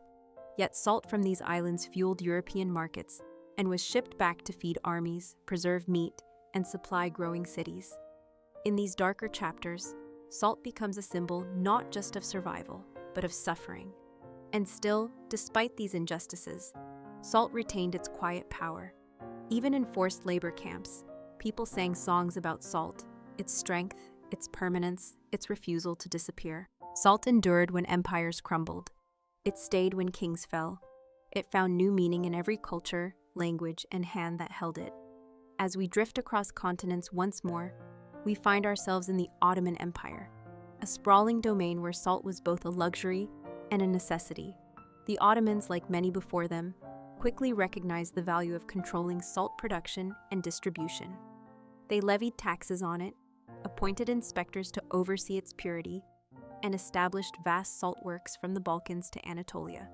In the city of Tuzla, its name literally meaning place of salt, large pans were used to evaporate brine extracted from wells. This salt was packed in cloth and carried by mule to inland cities and distant markets. Ottoman sultans were careful to manage the flow of salt, often using it as a bargaining chip in regional politics. Villages that remained loyal to the empire might be rewarded with lower salt taxes, while rebellious provinces found their access restricted. In this way, salt helped to maintain social control, not through violence, but through scarcity. A shortage of salt could weaken a town's economy, affect health, and cause unrest. But a steady supply, ensured by the empire, earned loyalty and peace. Across the Islamic world, salt also had religious significance. It was associated with purity, with covenant, and with protection. It was believed that sharing salt with someone at a meal created a bond, an obligation to one another that could not be broken. Even today, the phrase, "there is salt between us," is used in some cultures to denote an unspoken trust or shared experience. And so salt continues to shape not just economies, but relationships, quietly, steadily, endlessly. Tonight, as you lie still and let the gentle waves of thought recede, think of the hands that scraped salt from terraces high above the clouds, or those that endured heat and hardship to gather it from boiling pans. Let the memory of their quiet labor guide you toward rest, as ancient as the first grain of salt ever lifted from the sea. As we quietly step forward into the next shadowy corridor of time, salt continues its silent journey through history, shaping not only how people lived, but how they governed, how they connected, and how they understood the world. Now we find ourselves in the vast, diverse lands of Asia, where salt was not merely a kitchen staple, but a force that influenced entire dynasties. In imperial China, the importance of salt was elevated to a level rarely matched elsewhere. As early as the Han Dynasty, over 2,000 years ago, the Chinese government understood that controlling salt meant controlling revenue, stability, and power. State monopolies were established, and salt became one of the most important pillars of public finance. Through carefully managed systems of production, taxation, and distribution, the emperors of China ensured a steady flow of income without overburdening their subjects with arbitrary levies. This gave rise to what historians now call the Salt Gabelle, a state-run salt tax system that lasted, in some form, for centuries. Salt was extracted from coastal flats, inland salt lakes, and even deep salt wells, particularly in Sichuan province. There, ingenious drilling methods were developed, with bamboo pipes and hand-powered drills reaching salt brine trapped hundreds of feet underground. These ancient salt wells represent some of the earliest forms of deep drilling technology in the world. Once the brine was brought to the surface, it was boiled in enormous iron pans, using natural gas flames that had also been tapped during the drilling process. It's a quiet marvel of pre-modern engineering, rarely discussed, yet central to the economic might of dynastic China. The revenues from salt helped build roads, canals, and cities. They funded armies and administrative networks. Even Confucian scholars, often wary of government corruption, accepted that the salt monopoly was a necessary burden. The stability it brought was worth the inconvenience. In India, salt took on another powerful role, one of rebellion. For centuries, salt was produced along the coasts of the subcontinent, especially in the regions of Gujarat and Odisha. Local communities would gather brine from the sea and evaporate it under the sun, a peaceful and sustainable practice that fed entire villages. But when the British Empire imposed its colonial rule, it claimed monopoly over salt production and placed high taxes on even the smallest handful. The salt that once belonged to the people became a symbol of oppression, and it was this injustice that Mahatma Gandhi chose to confront. In 1930, he embarked on what would become one of the most famous acts of civil disobedience in modern history, the Salt March. Walking more than 200 miles to the Arabian Sea, Gandhi and his followers peacefully defied British law by gathering salt from the shore. It was a gesture both humble and profound. A grain of salt became a rallying cry for independence. Gandhi's act inspired millions and demonstrated how a simple mineral could challenge an empire. Salt, once again, proved it was never truly small. It could move armies, shape borders, and topple governments, not with force, but with resolve. Elsewhere in Asia, salt was integrated into spiritual and ceremonial life. In Japan, salt was associated with purification and was used in Shinto rituals to cleanse spaces and objects. Sumo wrestlers would scatter salt before stepping into the ring, not for flavor or preservation, but to drive away evil spirits and show respect for tradition. In rural villages, salt was placed at the doorways of homes to ward off misfortune. When someone died, salt was used in funeral rites to purify the body and guide the soul. In these moments, salt was not traded or taxed, it was revered. In Southeast Asia, from Thailand to Vietnam, salt was made by boiling seawater in clay pots, and entire communities developed seasonal rhythms around salt production.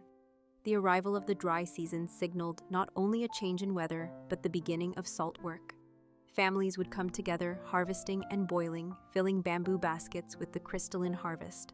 In Laos, salt was extracted from underground wells in a town still known today as Bon Bo. The process was labor-intensive and the yield small, but the salt was so pure and so revered that it was often traded like silver.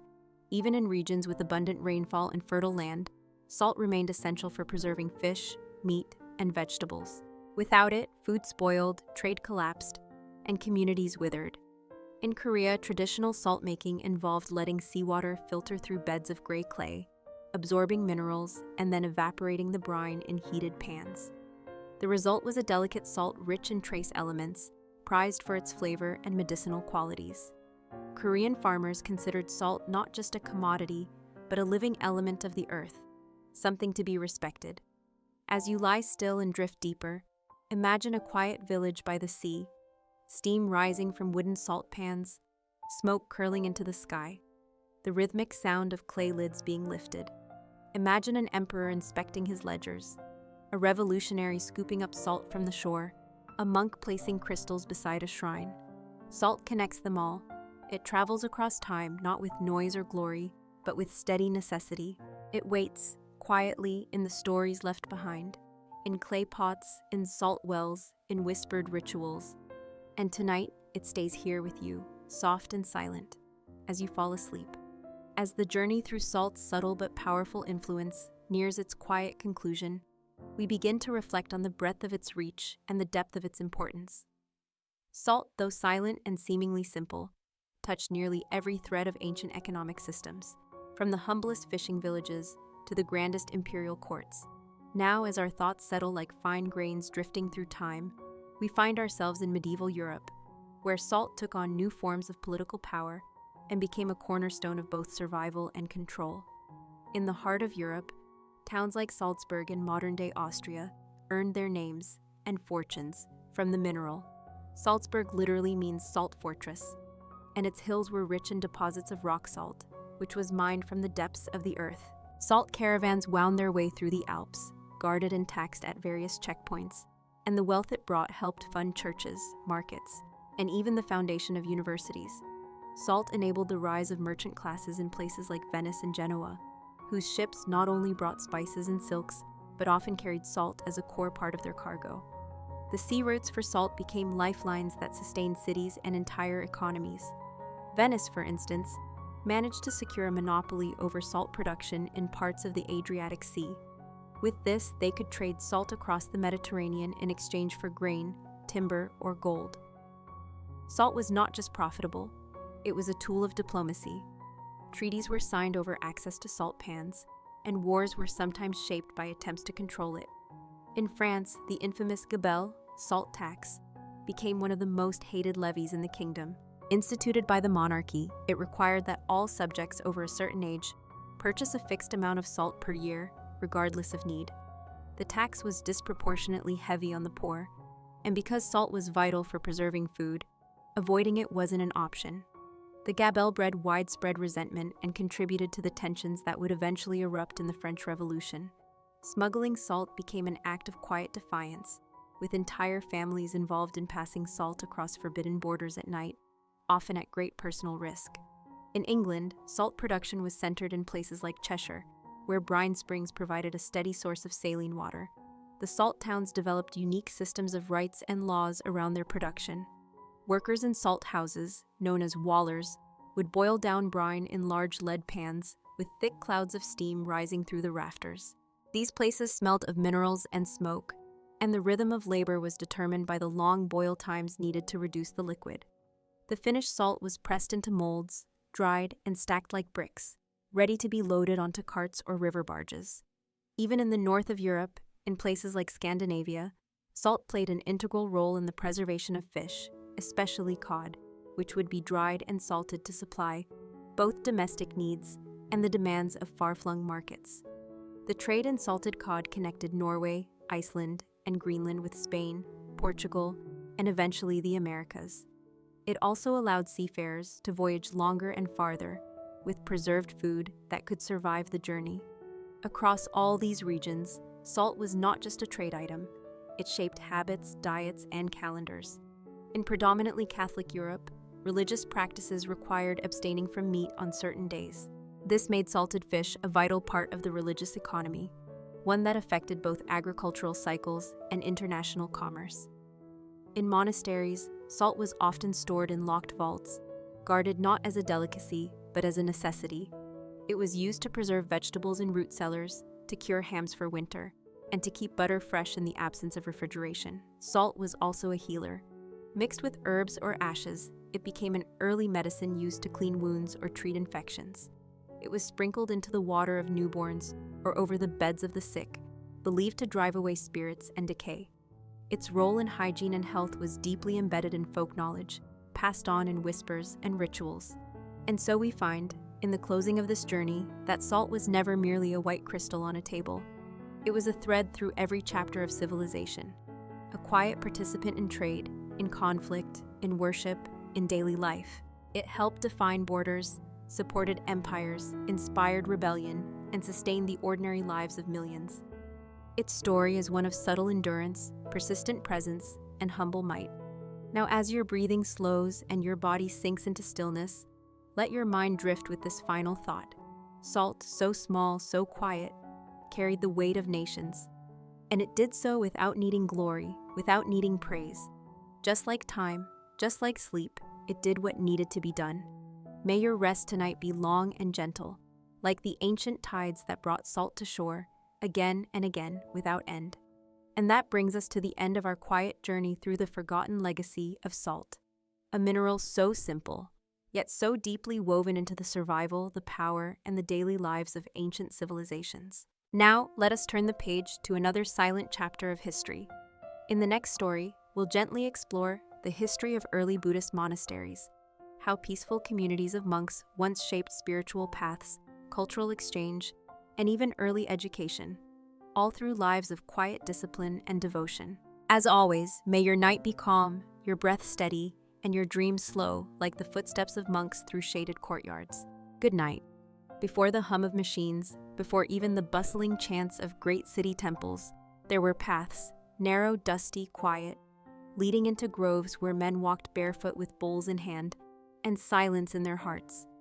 In those shaded places where the wind stirred gently through bamboo and bodhi leaves, the first Buddhist monasteries took shape, not as fortresses of stone, but as sanctuaries of stillness. These were not built with conquest in mind, nor with grandeur. They began with wandering mendicants, disciples of the Buddha, seeking shelter during the monsoon rains. The early monastic code, the Vinaya, directed them to gather in one place during the rainy season so that their travel would not harm crops or insects. And so they built simple shelters beneath trees, huts of thatch and mud, ringed around a central space where they could sit, breathe, and share the Dharma. These early viharas, as they came to be known, were more than rest stops. They became spiritual ecosystems. Each monk brought with him discipline, ritual, humility. The days were long but structured. Before sunrise, there was meditation. Then the alms round, walking silently through nearby villages, accepting food from lay followers, not as beggars, but as reminders of detachment. The midday was for chanting, for learning, for teaching. Afternoons were quiet. Evenings returned to stillness. There were no possessions beyond a robe, a bowl, and perhaps a needle or water strainer. In these conditions, the monasteries did not become impoverished, but sacred. As Buddhism spread, from the plains of the Ganges to the hills of Sri Lanka, across the Silk Road to Central Asia, and eventually into China and Japan, so too did these sanctuaries evolve. In the forests of ancient India, sites like Jetavana and Veluvana became associated with the Buddha's own residence. Kings and wealthy patrons offered land and support, not as acts of charity, but as means of earning spiritual merit. At Jetavana, King Pasenadi of Kosala donated a grove. Ananda, the Buddha's attendant, helped arrange the living quarters. Over time, these monastic spaces expanded beyond necessity. They became centers of learning, open-air universities of philosophy and ethics. Scribes sat cross-legged on mats, copying sutras by hand. Philosophers debated the meaning of suffering, of impermanence, of non-self. There were no loud declarations. Wisdom passed slowly, like water through soil. These monasteries were not hidden, nor were they flashy, but travelers came.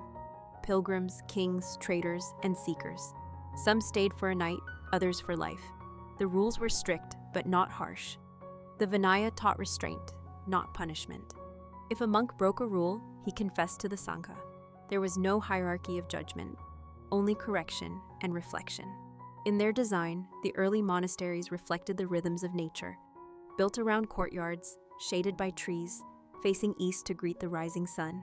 There were wells, latrines, and places to bathe, not for comfort, but for clarity. Cleanliness was not indulgence, it was part of the path. These weren't empty places. Birds sang, children came to listen, villagers brought rice, flowers, cloth. The Sangha did not live apart from the world, but beside it. They became part of the community's moral compass. In times of sickness, monks offered herbs. In times of grief, they offered perspective. In times of joy, they offered humility. And in all things, they remained committed to simplicity. Their lives were not perfect. Monks still quarreled, pride crept in, desire never vanished. But the monastery offered a place to return, to breathe again, to try again. The world outside continued to turn. Kingdoms rose and fell, trade routes opened and collapsed. But beneath the tamarind and sala trees, the rhythm of the monastery remained steady, quiet, soft. As you listen now, imagine yourself walking through one of these early monasteries. Your feet press into warm earth. The wind smells faintly of incense and dry leaves. A bell chimes, not loud, but enough to pull your awareness inward. And in that still moment, between one breath and the next, you realize history isn't always written in stone. Sometimes it lives in silence. In the gentle hush of ancient forests and sun-warmed hills, early Buddhist monasteries began to mirror not only the structure of spiritual life, but the larger world they served. As more patrons supported the Sangha, the simplicity of early huts evolved into more refined architecture. Wooden beams gave way to stone courtyards, thatched shelters to tiled roofs. Yet the essence remained. These were still places of renunciation, designed not for show, but for stillness. In India, the great monasteries of Nalanda and Vikramashila emerged, not merely as quiet residences, but as centers of profound intellectual and spiritual exchange. Nalanda, in particular, became a beacon. Founded around the 5th century CE in what is now Bihar, it hosted thousands of monks, scholars, and students from across Asia. It wasn't a monastery in the narrow sense. It was a universe of learning. There were libraries that held hundreds of thousands of palm leaf manuscripts. Teachers delivered lectures on logic, grammar, metaphysics, and meditation. Pilgrims from Tibet, China, Korea, and beyond journeyed there, following the pull of wisdom. Yet it all remained rooted in the same monastic code, the Vinaya, which dictated how monks should eat, speak, walk, sleep, and think. This framework, surprisingly detailed, wasn't about control but clarity. Even how one washed one's bowl or folded a robe was done with mindful intention. And within that discipline grew a unique kind of freedom. The freedom from confusion, from grasping, from chaos. Outside the Indian subcontinent, monastic traditions adapted. When Buddhism arrived in Sri Lanka in the 3rd century BCE, brought by Mahinda, the son of Emperor Ashoka, it took root in the rocky hills of Anuradhapura. The monks lived in caves carved into the hillsides, their walls cool and bare, their lives ruled by meditation. Over time, great stupas were built nearby, symbols of the path, places of pilgrimage, not power.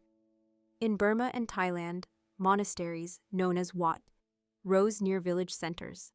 Often built of teak and painted with simple gold leaf, these Wats served not only monks, but entire communities.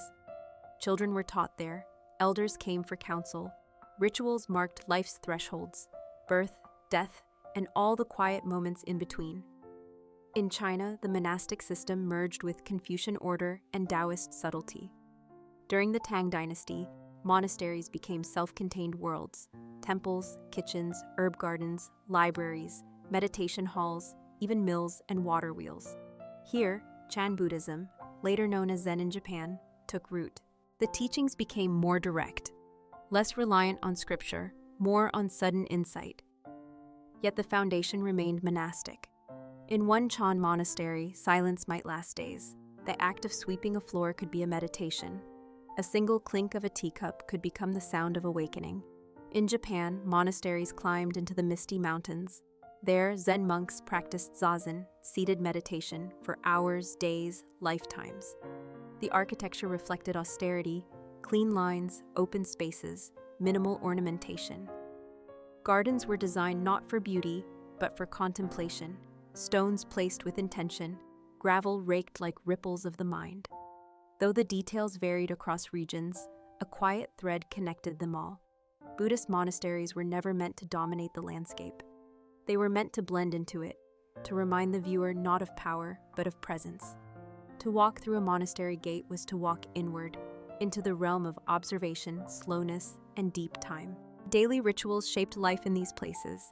The pre-dawn bell would ring, not loudly, but enough to stir the breath. Monks rose, bathed, dressed, and sat. Some chanted, others walked slowly in the courtyard, hands folded. Meals were taken in silence. Rice, lentils, sometimes greens, always enough, never more. There was no talking, only gratitude. Then came chores, sweeping leaves, tending gardens, copying texts, guiding younger monks.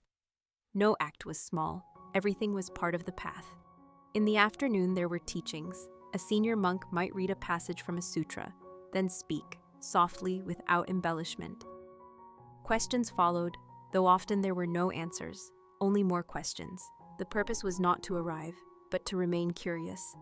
Evenings returned to stillness. The sun dipped below the hills. The bell rang again. The Sangha gathered for final chants, their voices like low wind through trees. And then sleep. Not indulgent sleep, but mindful rest. The mind was trained even in dreams.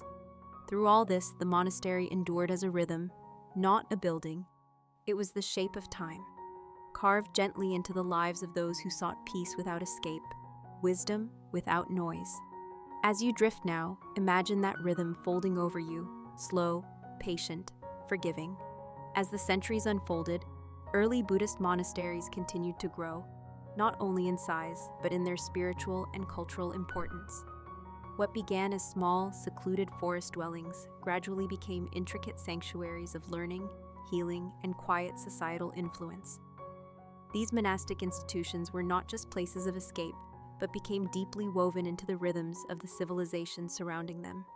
In many cases, the monastery was the silent heart of a community. In regions such as Laos, Cambodia, and later Vietnam, Buddhism adapted once again. The architecture changed with climate and materials. More open-air spaces to let in breeze, broader eaves to shelter from rain, terraced courtyards that collected both water and quietness. But even in these shifting outer forms, the monastic code remained firm. The Vinaya was copied, studied, memorized. Young novices were taught not just how to bow or walk in single file, but how to listen with attention, how to wait without impatience. These were lessons that needed no chalkboard, only time and repetition and silence. Life in a monastery was unhurried. Days were structured, but never rushed. A bell marked the hour, not with urgency, but as a reminder to return to presence. Morning alms rounds were done barefoot, the monks moving slowly through villages, holding their bowls gently, receiving rice and fruit with bowed heads. It was a practice of humility, both for the giver and the receiver. Afterward, monks returned to the monastery to eat together. Meals were taken in silence. No flavors were discussed, no preferences expressed. What was given was what was needed. Gratitude was not performed, it was practiced. In the folding of the robe, in the rinsing of the bowl, in the quiet lowering of the eyes. By midday, the eating ceased. Monks did not eat again until the next dawn.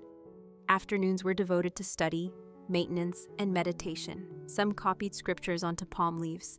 Others tended to medicinal herbs. There was no hierarchy of labor.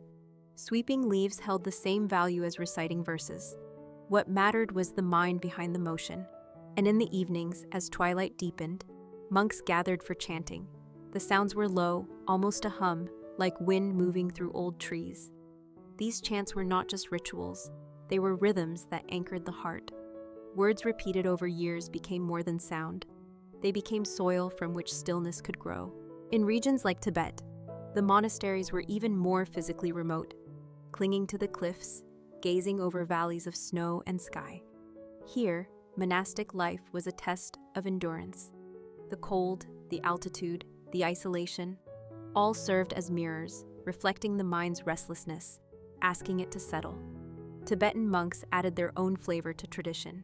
Deep-toned throat chants, butter lamps, intricate sand mandalas that took days to construct and moments to dissolve. Everything was impermanent, everything was practice. Some monasteries held debates, not arguments, but spiritual exercises. Monks would clap sharply as they asked questions, challenging each other to clarify, not to win. Truth, they believed, was not something you clung to, but something you circled gently, again and again. In Korea, monastic life merged with the simplicity of nature.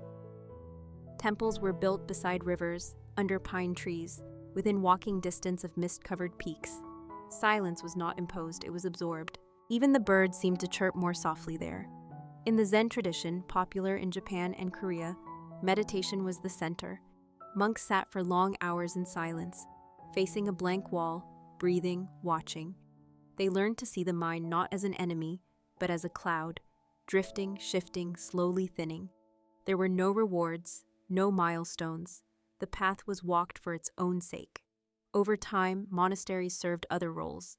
They preserved languages, they kept historical records.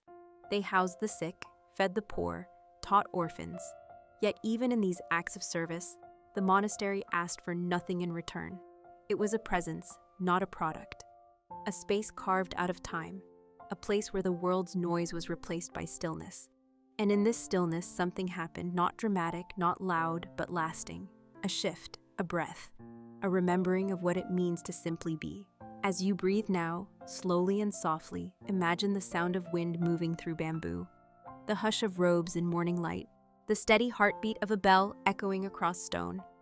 This is where we are tonight, not in the past, but in its quiet echo, and that echo is enough. As Buddhist monasteries continued to spread across Asia, they began to adapt to the local cultures in ways that were both subtle and profound. In each region, the architectural elements shifted slightly to accommodate climate, materials, and aesthetic preference. Yet the underlying structure of monastic life, the discipline, the daily rituals, the quiet pursuit of inner peace, remained. In Thailand, for example, the monasteries often sat beneath canopies of palm trees or beside rice paddies that shimmered in the morning mist.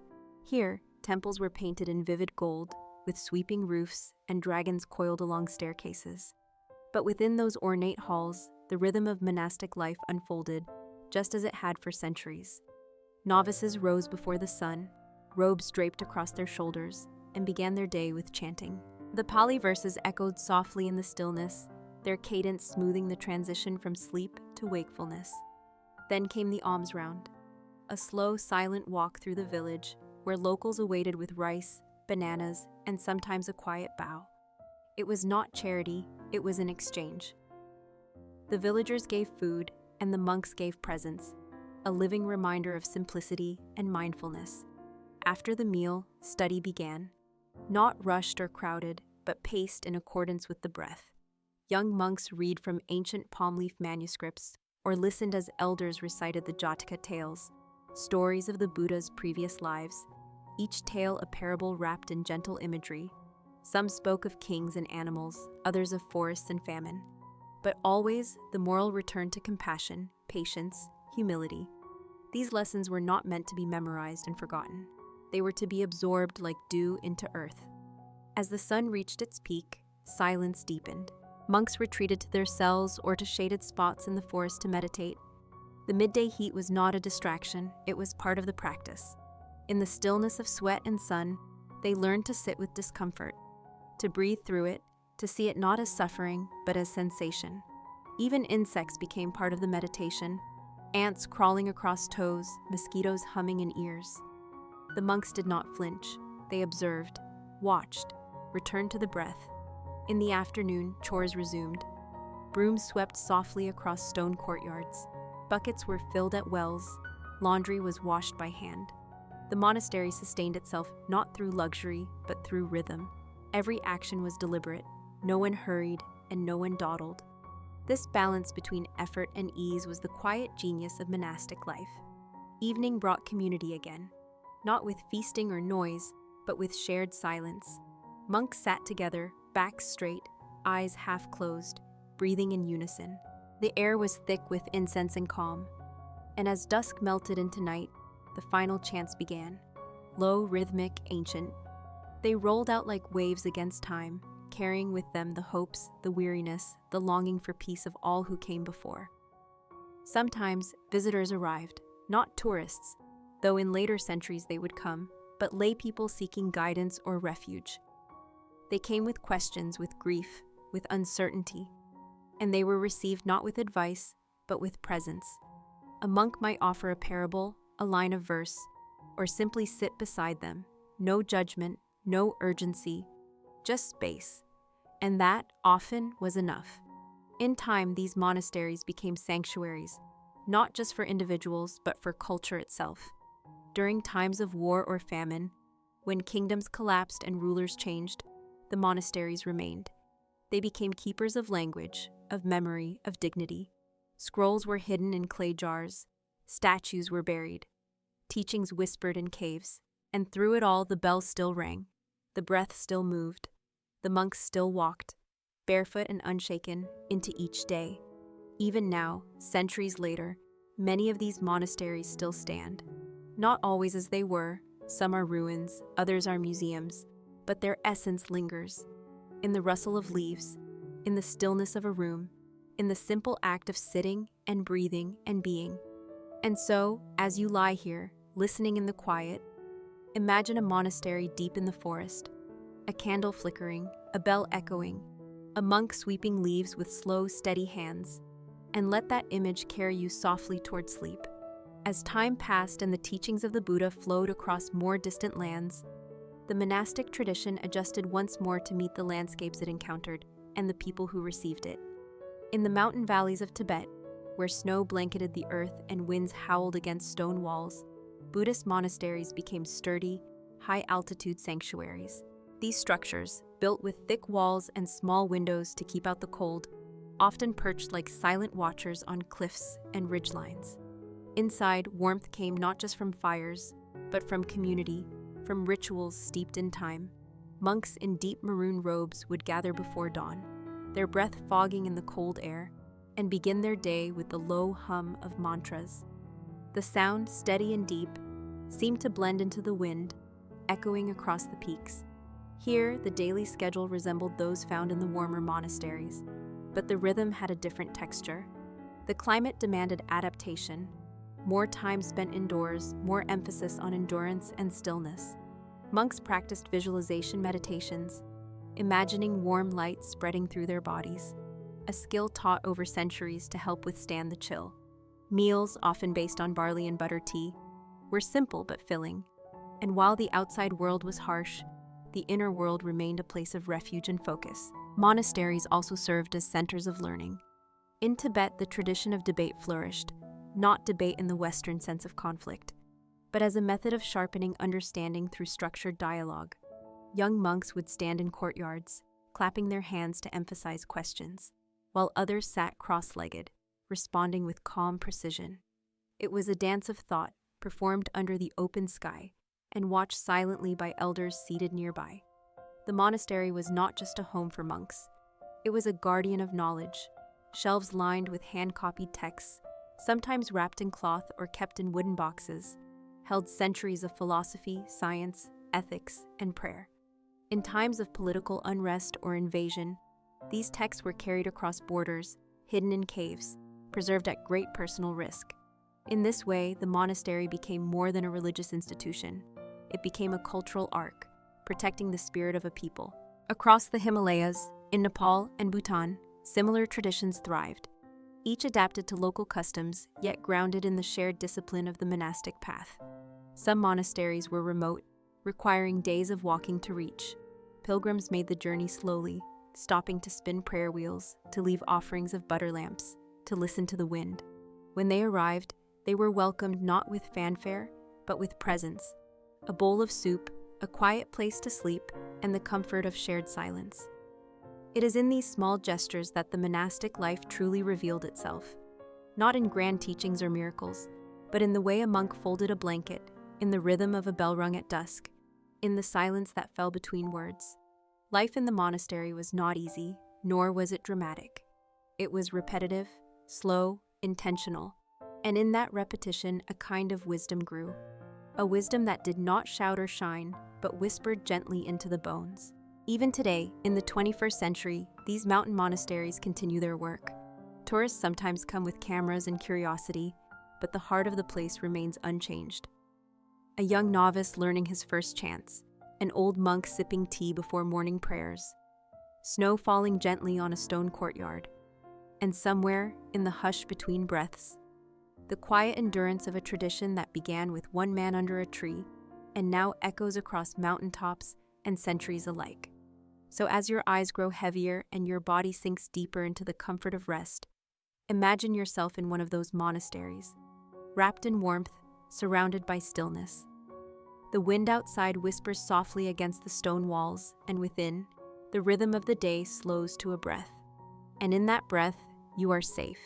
You are quiet. You are home. As the centuries gently rolled forward, the Buddhist monastic tradition continued to evolve, not with sudden changes, but with soft shifts shaped by geography, politics, and the quiet march of time. In Southeast Asia, particularly in regions like Thailand, Cambodia, and Myanmar, the monastery, or wat as it was often called, became not only a place of spiritual learning, but the center of community life. Unlike the secluded monasteries of Tibet or the scholarly hubs of Nalanda, these wats were often open, sun-warmed spaces where monks lived not far from the hum of villages. The walls were low, the gates symbolic rather than protective, and the temple roofs curled elegantly toward the sky, catching the light in golden flashes as the sun rose each morning. Monks here followed the Theravada tradition, which emphasized personal practice, discipline, and study of the earliest Buddhist scriptures. Each day began before the first light, with the sound of a wooden bell echoing softly through the stillness. Monks would gather in simple robes dyed in earthy saffron or ochre and begin their chants, the tones measured and low, flowing like a slow stream through the quiet hall. After the morning recitations, they would set off barefoot into the village or town, carrying their alms bowls. This practice, deeply symbolic, was more than a way to receive food. It was an act of humility, of interdependence. The villagers gave rice, fruit, or simple curries not as charity, but as merit-making. In return, the monks offered blessings, and more subtly, the constant reminder of a path different from the everyday rush. Back at the Wat, meals were taken together before noon, eaten slowly and mindfully, usually in silence. Afternoons were reserved for study, chores, or meditation. Young novices swept the stone courtyards, cleaned the prayer halls, or copied scriptures by hand. Elder monks sometimes taught under the shade of trees, their voices soft but clear, speaking of impermanence, compassion, and the middle path. The monastery's rhythm was not rushed. The days blurred gently into one another like ripples on a pond. Visitors came, sometimes to seek advice, sometimes to ordain temporarily as a rite of passage. In some cultures, it was customary for young men to become monks for a few weeks or months before marriage or adulthood. These short monastic periods were not seen as interruptions of life, but as preparations for it. Within the walls of the Wat, they learned discipline, patience, and the quiet dignity of service. Architecture varied across regions, but always with a sense of sacred simplicity. A stupa or chidi would rise near the main hall, housing relics or sacred texts. Bodhi trees, descendants of the one under which the Buddha attained enlightenment, were lovingly tended and often surrounded by low walls or prayer flags. In some places, murals covered the interior walls, colorful depictions of the Buddha's life or stories from the Jataka tales, which spoke of his many lives before enlightenment. These paintings were not just art, but teaching tools, offering gentle lessons to those who could not read. At dusk, another bell would sound. Lamps were lit, the chants returned, and under the fading light, the day folded gently into night. The monastery did not sleep in the way cities do. It hushed, it dimmed. A few monks might remain in meditation while others rested. The air grew cooler, the sounds fewer. Insects hummed, a distant dog barked once and fell silent, and above the Wat, stars appeared, calm and unblinking. It was a life of repetition, but never boredom. The monastery offered something rare, an environment designed not for entertainment or ambition, but for awareness, for noticing, for breathing, for being. And in this deliberate slowness, monks found something many outside never quite touched: the deep contentment of enough. No striving, no casing, just the quiet unfolding of each moment. So now, as your own night deepens and the world around you grows still, imagine the flickering light of a butter lamp, the soft footfalls of bare feet on warm stone, and the slow, peaceful breath of a monastery under the stars. Let it ease you into rest. Let it carry you gently toward dreams. As Buddhism traveled further east, reaching the lands of China, Korea, and eventually Japan, the role of the monastery continued to shift, shaped by new cultures, climates, and customs. In China, where Confucian ideals had long prioritized family and state over personal renunciation, the Buddhist monastic path found both challenge and opportunity. Monasteries were not immediately welcomed by the ruling elite. Their independence, their tax-free status, and their growing landholdings often placed them at odds with imperial authorities. But still, they flourished. Slowly, steadily, Buddhist monasteries became centers of not only spiritual development, but education, art, and medicine. The layout of Chinese monasteries began to reflect the ordered harmony prized by the culture. Long rectangular courtyards, framed by tiled roofs and intricate woodwork, opened into meditation halls, dining rooms, and sleeping quarters. Monks followed a modified daily schedule, still early rising, still meditation and chanting, but also labor in the fields or gardens, the copying of sutras, and the practice of calligraphy, medicine, or even astronomy. These monasteries, unlike their Indian or Southeast Asian predecessors, often maintained large libraries. Shelves lined with scrolls and printed texts whispered of a quieter revolution, the preservation and transmission of knowledge. In some of the larger monastic institutions, debates were held, calm, structured, and respectful, where monks discussed philosophy, ethics, and metaphysics, guided not by ego but by curiosity and discipline. The meals in Chinese monasteries were typically vegetarian, often simple rice porridge or steamed buns served in silence. Each act, from walking to eating to bowing, was a practice of mindfulness. The robes were a different hue now, muted grays and browns, in harmony with the stone and wood of their surroundings. Incense burned in long spirals, carrying a slow, steady scent through the cloisters. In Japan, the Buddhist monastery took on yet another character. Influenced by Zen, The architecture became more minimal, the gardens raked into deliberate patterns of sand and stone, and the emphasis shifted from scholarly study to direct experience. In the Zen monasteries, monks sat for long hours in zazen, silent seated meditation, facing blank walls or the open air. It was not a practice of comfort, but of clarity. The routine was strict, even harsh by some standards. Early rising, long meditation sessions, physical labor, and simple meals formed the structure of each day. But within that strictness lay a kind of freedom, a space to meet the self without distraction or pretense. Monasteries such as Eiheiji or Kenchoji became places of deep practice, where the ringing of a bell or the placing of a teacup could become moments of awakening. The stillness was not empty, but full of presence, of awareness, of quiet. Even in Korea, where the mountainous terrain tucked monasteries away into hidden folds of the landscape, Buddhist communities thrived. Seon monks, following a path similar to Zen, built their temples among forests and streams. The sounds of nature replaced the noise of the world. Leaves rustled, water flowed, and the breath of the practitioner became one with the wind. These mountain monasteries were places of solitude, but never of loneliness. They echoed with centuries of footsteps, of whispered sutras, of laughter shared over hot tea and rice. Across East Asia, the monastery became a thread that ran quietly through society, not dominant, not forceful, but enduring. During times of war or famine, people fled to monasteries for shelter. During times of peace, they came for weddings, funerals, or quiet moments of reflection. In this way, the monastery was not separate from the world. It was woven into it, offering a place of stillness in a life of constant movement. As night descends now and your own breath slows, imagine a monk walking slowly across a stone path, a lantern in his hand, casting soft pools of light in the dusk.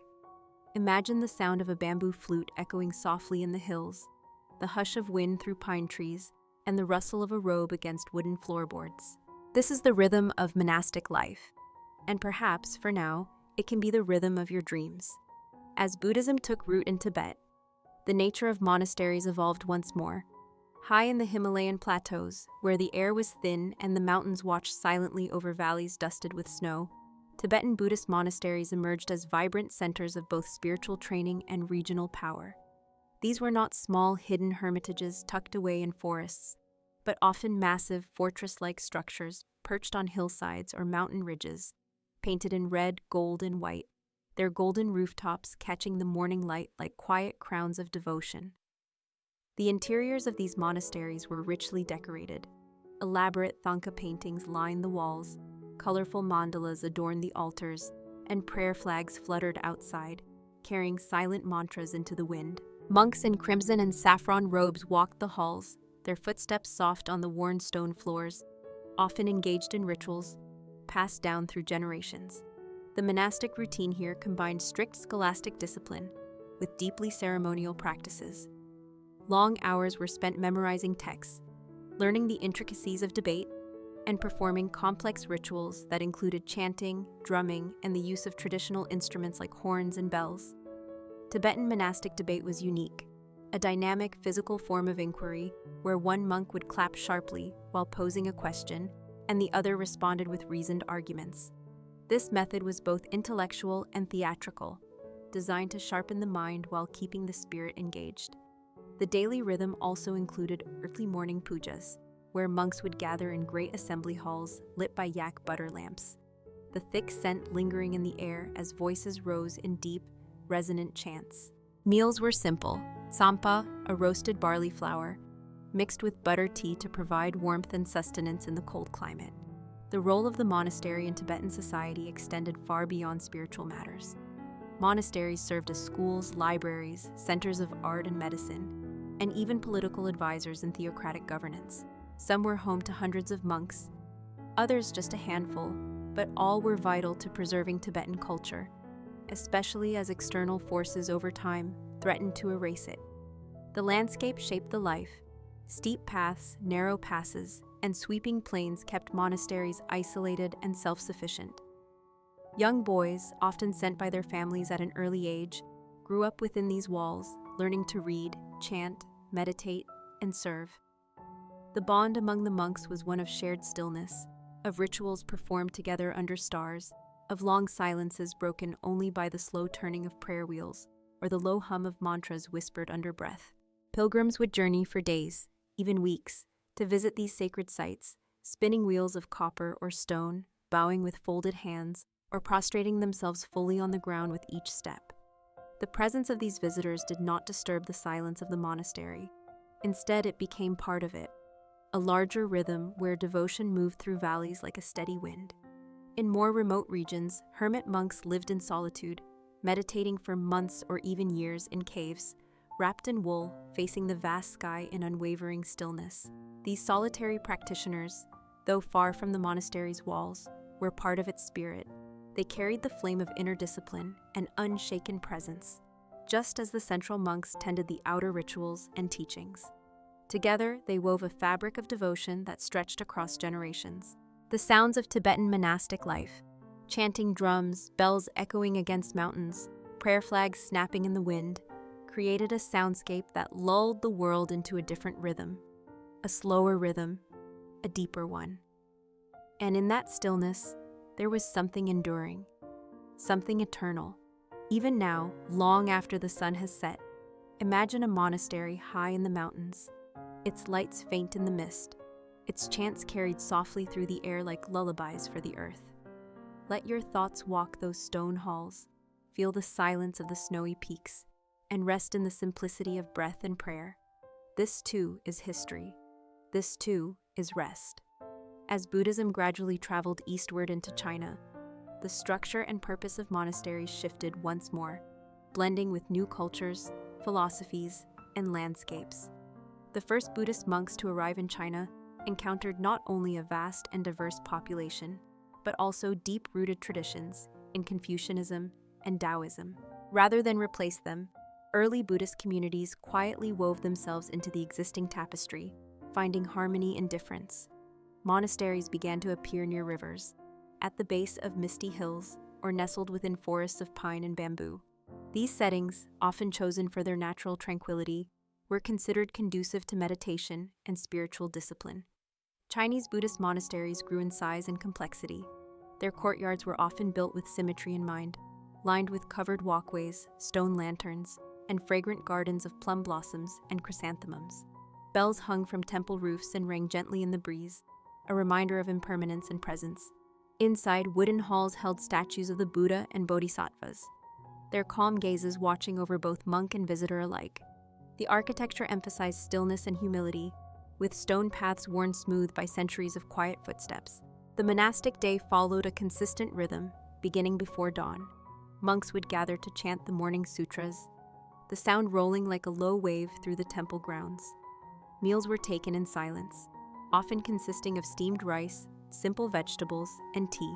Study followed, intensive reading of sacred texts, translated from Sanskrit into Chinese, by diligent scholar monks who often spent years interpreting each phrase. Notable figures such as Xuanzang, who traveled to India in search of original scriptures, returned with volumes of manuscripts, their pages eventually forming the foundation of Chinese Buddhist doctrine. Over time, different schools of thought emerged, most notably Chan Buddhism, which emphasized meditation and intuitive insight over scripture and ritual. Chan monks lived simply, practiced seated meditation for hours on end, and often worked in the monastery gardens or kitchens, seeing no separation between labor and practice. In these settings, the sound of a rake across gravel, the soft brush of sweeping, or the whisper of water being poured into a teapot became part of the monastic silence. Everything was practice. Everything was presence. Monasteries also served the local community. Villagers might bring offerings or seek advice, and in return, monks taught literacy, preserved medicinal knowledge, and offered comfort in times of hardship. These institutions were more than places of retreat. They were quiet anchors for surrounding lives. Over the centuries, some monasteries became vast complexes, housing hundreds of monks, complete with libraries, meditation halls, and pagodas rising like watchful eyes over the landscape. Others remained small and humble, hidden along winding mountain paths or behind thickets of bamboo, their doors open to the occasional traveler. The changing seasons marked the rhythm of life. Spring brought the blooming of temple gardens, summer invited cool meditations in shaded stone halls, autumn meant raking fallen leaves in rhythmic lines, and winter brought the hush of snow and warm bowls of rice porridge shared in silent gratitude. The monastery became not only a place to escape the world, but a mirror through which to see it more clearly. In the slow pace of monastic life, each breath mattered. Each step was taken with care. And in that stillness, wisdom grew. In dreams tonight, let your mind wander through one of these silent halls, past old pine doors and under curved tiled roofs, where the air smells faintly of incense and the world moves just a little more gently. As Buddhism continued to expand across East Asia, monasteries began to evolve not only as places of meditation and spiritual retreat, but also as living centers of education, healing, and preservation of culture. In Korea, Japan, and beyond, the architectural language of monasteries adapted to new climates and cultural influences, yet the inner spirit remained unchanged: serenity, discipline, and the quiet pursuit of wisdom. In Korea, early Buddhist temples such as Bulguksa and Haeinsa were carefully designed to align with the natural contours of the land, integrating hills, streams, and trees into the sacred space. Haeinsa Monastery became especially significant, as it became home to the Tripitaka Koreana, a vast collection of Buddhist scriptures carved meticulously onto more than 80,000 wooden printing blocks. Monks maintained these texts with devotion, ensuring their preservation through generations. The scent of pine resin, ink, and old wood lingered in the storage halls, timeless, untouched. In Japan, Zen Buddhism flourished, especially during the Kamakura period. Monasteries like Eiheiji were built in remote mountainous areas, their wooden beams weathered by rain and time. Zen monks followed a rigorous daily schedule, rising before sunrise, meditating in silence, and working mindfully in the garden, kitchen, or cleaning halls. Raking gravel into precise patterns, arranging flowers, or washing bowls were all considered acts of meditation. The simplicity of Zen life was not an escape from reality, but an immersion into it. Each action held meaning. Each moment was practice. The concept of wabi-sabi, finding beauty in imperfection and impermanence, was reflected in the moss-covered stones, the uneven wooden floors, and the quiet, flickering candles that lit the meditation halls at night. The monastery was a place where time slowed to the pace of breath, where even silence had texture. Beyond their spiritual roles, monasteries became quiet protectors of knowledge. They housed rare texts, recorded medical practices, and kept ancient languages alive through recitation and copying. During periods of war or instability, it was often within the stone walls of a monastery that knowledge found refuge. And when peace returned, it was from these walls that wisdom emerged again into the world. Monasteries also became destinations for pilgrims. Worn footpaths led through forests and across mountains to humble gates, where visitors would bow, remove their shoes, and enter the stillness. Pilgrims might stay for days or weeks, joining in the rhythm of monastic life, sharing in the meals, the chants, and the silence. Even without words, there was a deep sense of belonging, a shared understanding that within these walls, the burdens of the outside world could be set down, even if only for a while. In some regions, Buddhist monasteries were also intricately connected with nature. Seasonal festivals celebrated the blooming of cherry blossoms, the arrival of rains, or the harvest moon. Monks tended to ancient trees, swept leaves from mossy paths, and sat in quiet awe as mist rolled through the temple grounds. The natural world was not separate from their practice. It was their teacher, their companion, their mirror. As centuries passed, some monasteries faded into ruin, reclaimed by forest and time. Others remained, gently preserved by caretakers who carried the legacy forward, one breath at a time. Today, these places still exist, some bustling with visitors, others quiet and hidden. Their stones echo with footsteps from long ago, their bells still ring, and their silence still speaks. As your eyelids grow heavier and your breath softens, imagine yourself wandering through the quiet corridors of such a place. A temple surrounded by trees, a sky turning gold with the setting sun, the soft sound of wind through bamboo. You pass through a gate and leave behind the noise of the world. The path ahead is slow, still, and waiting, just like sleep. ChatGPT Danoi. And with that, we quietly close the pages on the long, meditative journey through the early Buddhist monasteries, places where silence, devotion, and simplicity shaped lives and preserved wisdom across centuries. Now we continue our gentle voyage through history with the next story in our Boring History for Sleep series. In this chapter, we will drift into the quiet, candlelit workshops of the silent artisans of Renaissance Florence, a world of hidden hands, careful craft, and beauty born not from fame, but from patience. May your breath slow, your mind soften, and your dreams carry you gently through time. Good night. In the golden light of a Florentine morning, long before the city awakened with the echo of merchants calling and church bells tolling, the first signs of movement came not from the bustling piazzas, but from the quiet, narrow workshops hidden behind stone walls. These were the domains of the artisans: carpenters, goldsmiths, stonemasons, textile weavers, and pigment grinders, whose hands would quietly shape the Renaissance from the shadows, far from royal courts and public fame. The cobblestone streets of Florence had seen the footsteps of great thinkers and powerful Medici patrons, but beneath the marble and frescoes they funded, it was the invisible work of craftsmen that gave the era its form and substance. A goldsmith might rise before dawn, lighting a small oil lamp on his worn wooden workbench, his fingers already tracing the curves of a design drawn days before. The room smelled faintly of beeswax and hot metal. With each gentle tap of the hammer, each breath held steady while soldering filigree, he wasn't just making jewelry, he was embedding history into ornament. Many such artisans worked anonymously, their creations signed not with names, but with tools, methods, and repetition. Guilds governed much of this world, and the Florentine guild system was one of the most complex in Europe. There were separate guilds for wool, silk, linen, leatherwork, stone carving, and more. These guilds set standards, managed apprenticeships, protected trade secrets, and ensured that every piece of work, no matter how small, reflected the reputation of the collective. An apprentice might spend years simply sweeping floors, melting wax, or organizing chisels, all while listening, observing, and gradually becoming the craft. Their training was not fast, but precise. Slowly, day after day, they would begin to touch tools, test techniques, and eventually create pieces of their own, usually without ever signing their name. In the weaving houses, young women and older spinners alike moved silently through narrow corridors lined with looms. The clack of wood, the creak of petals, and the brushing of thread were the only music. Thread by thread, they created intricate patterns for tapestries, garments, and altar cloths, works that would be admired in palaces or chapels, though no one would ask who wove them. Paint pigments did not arrive in jars, ready to use.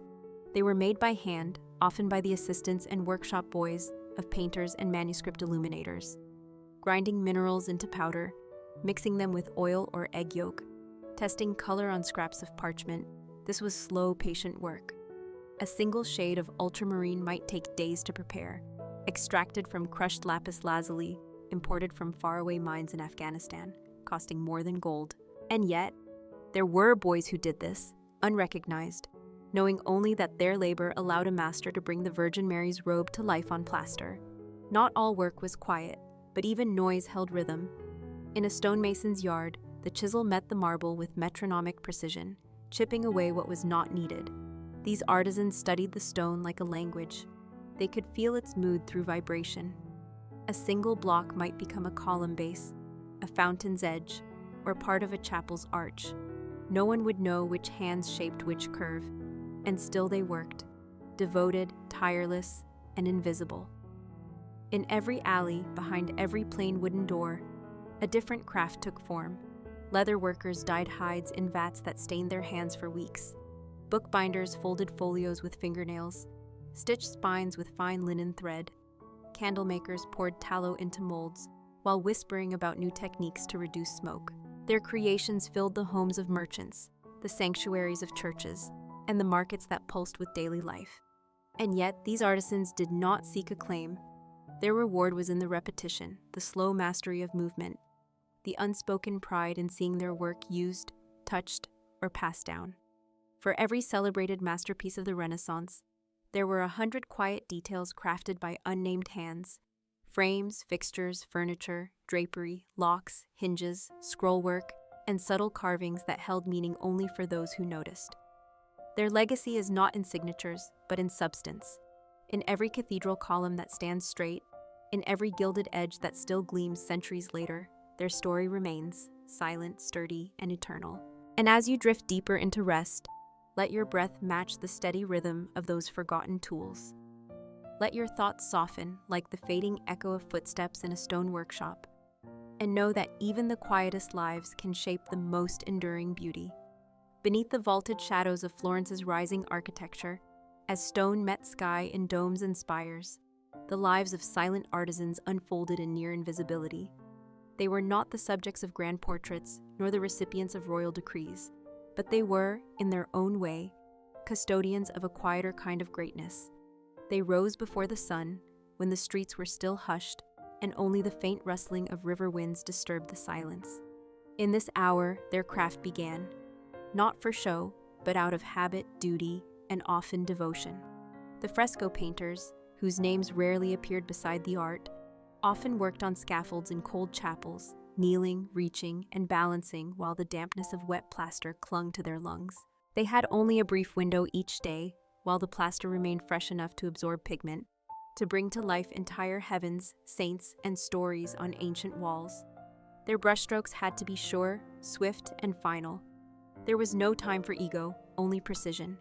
Below them, the assistants waited with prepared trays, grounding colors, mixing binders, soaking cloths, and fetching ladders, all while learning through silence. These assistants, sometimes orphans or sons of poor tradesmen, knew their path would be long. Years might pass before they were permitted to touch the wall themselves. The metal workers, working in dim rooms, lit by slits in thick walls, forged hinges for grand doors, grates for sacred altars, and intricate locks for the treasure chests of merchants.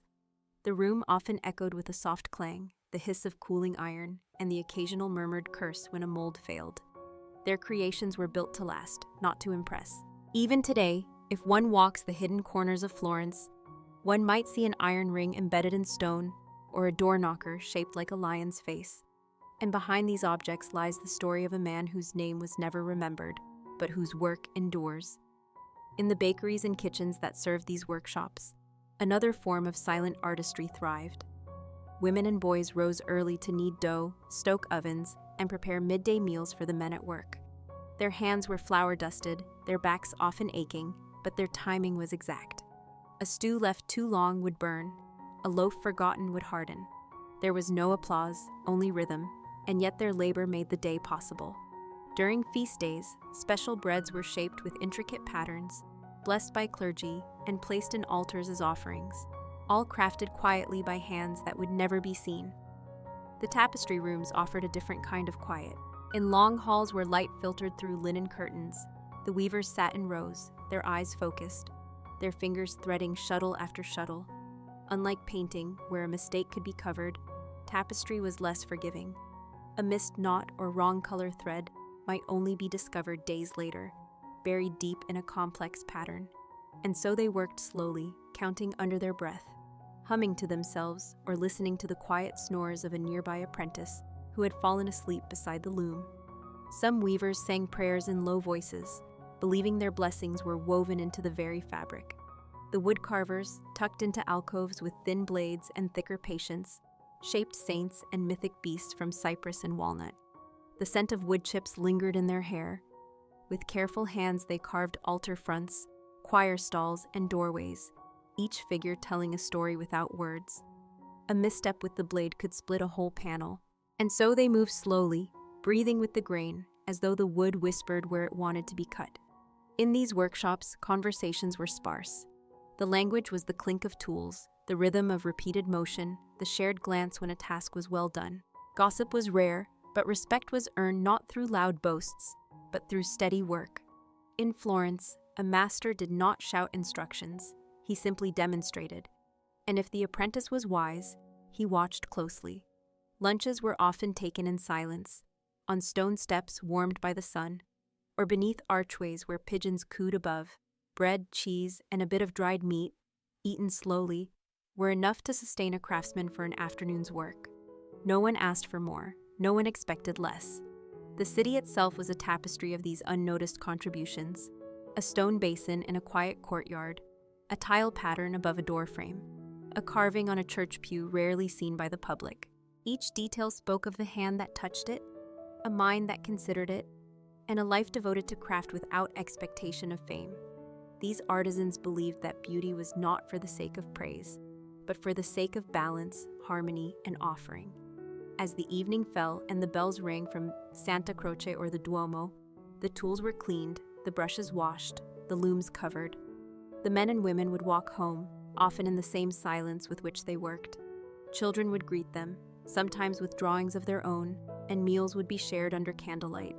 Their names may be forgotten in ledgers or books, but their work remains, etched in wood, hidden behind stone, painted beneath centuries of soot. And in this silence, they became the soul of the Renaissance, never seeking glory, but giving the world its texture, one breath, one thread, one tap of a hammer at a time. As Florence continued to blossom into a beacon of Renaissance brilliance, its quiet artisans remained nestled in the folds of its narrow alleys, shaded courtyards, and echoing cloisters. They lived between the strokes of history, unnoticed by chroniclers, but ever present in the seams of marble, pigment, and thread. In the shadow of renowned patrons like the Medici family, who sponsored great artists and lavish projects, these artisans labored in humble spaces, their ambitions more practical than poetic. They did not dream of frescoes on palazzo ceilings or sculptures in public squares. Their work was often for private chapels, merchant homes, or small commissions that required just enough coin to last through the next season. In workshops lined with tools worn smooth from use, fathers taught sons the language of chisels and files. Daughters, though less often named in records, sometimes learned too, especially in families where the craft was survival. The girls helped with preparatory work, sorted materials, cleaned brushes, or even assisted in etching patterns on wood or preparing colors from ground minerals. These early roles were quiet and essential, shaping hands and minds for a lifetime of silent creativity. The stonemasons formed another branch of this muted brotherhood. Their work was heavy, often backbreaking, yet their touch could be so precise it left veins of marble flowing like fabric across a statue's robe. Deep in quarries outside the city, rough blocks were extracted under the sun's oppressive heat. Then, in Florence's workshops, those blocks were gradually transformed into angels, columns, and fountains. A stonemason might spend months on a single cornice or relief, and even then, his name might never be inscribed. The measure of his worth was not in fame, but in symmetry, proportion, and whether the final piece endured rain and time. In the quieter corners of monasteries, manuscript illuminators kept alive a tradition more ancient still. They did not speak much. Most were sworn to silence or habitually meditative. Their days unfolded slowly, hunched over vellum parchment, dipping fine-tipped brushes into tempered colors. Gold leaf shimmered under flickering candlelight as they traced delicate halos around saints or floral borders along margins. One misplaced fleck could ruin an entire page. Their wrists grew calloused, their eyes strained, but their devotion to detail never wavered. And although the printing press would soon revolutionize the spread of knowledge, for these monks and lay scribes, the act of illumination remained an offering, more spiritual than commercial. The leather workers of Florence too played their part in this quiet symphony. Their hands bore the scent of tanned hides, of oil and dye. They crafted bindings for books, cases for tools, armor straps, and merchant pouches. Some specialized in embossing designs into the leather, tapping gently with small brass tools to create patterns that would last for decades.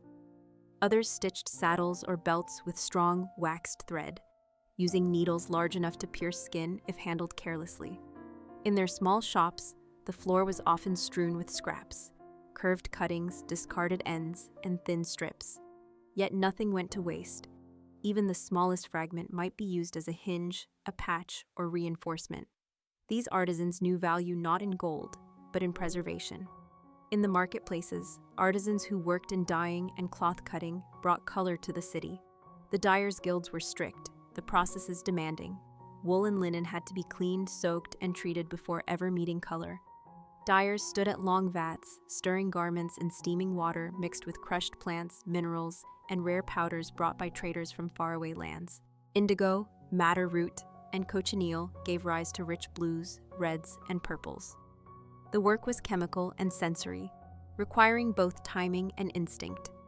Some dyes stained skin for days. leaving artisans marked by their own creations.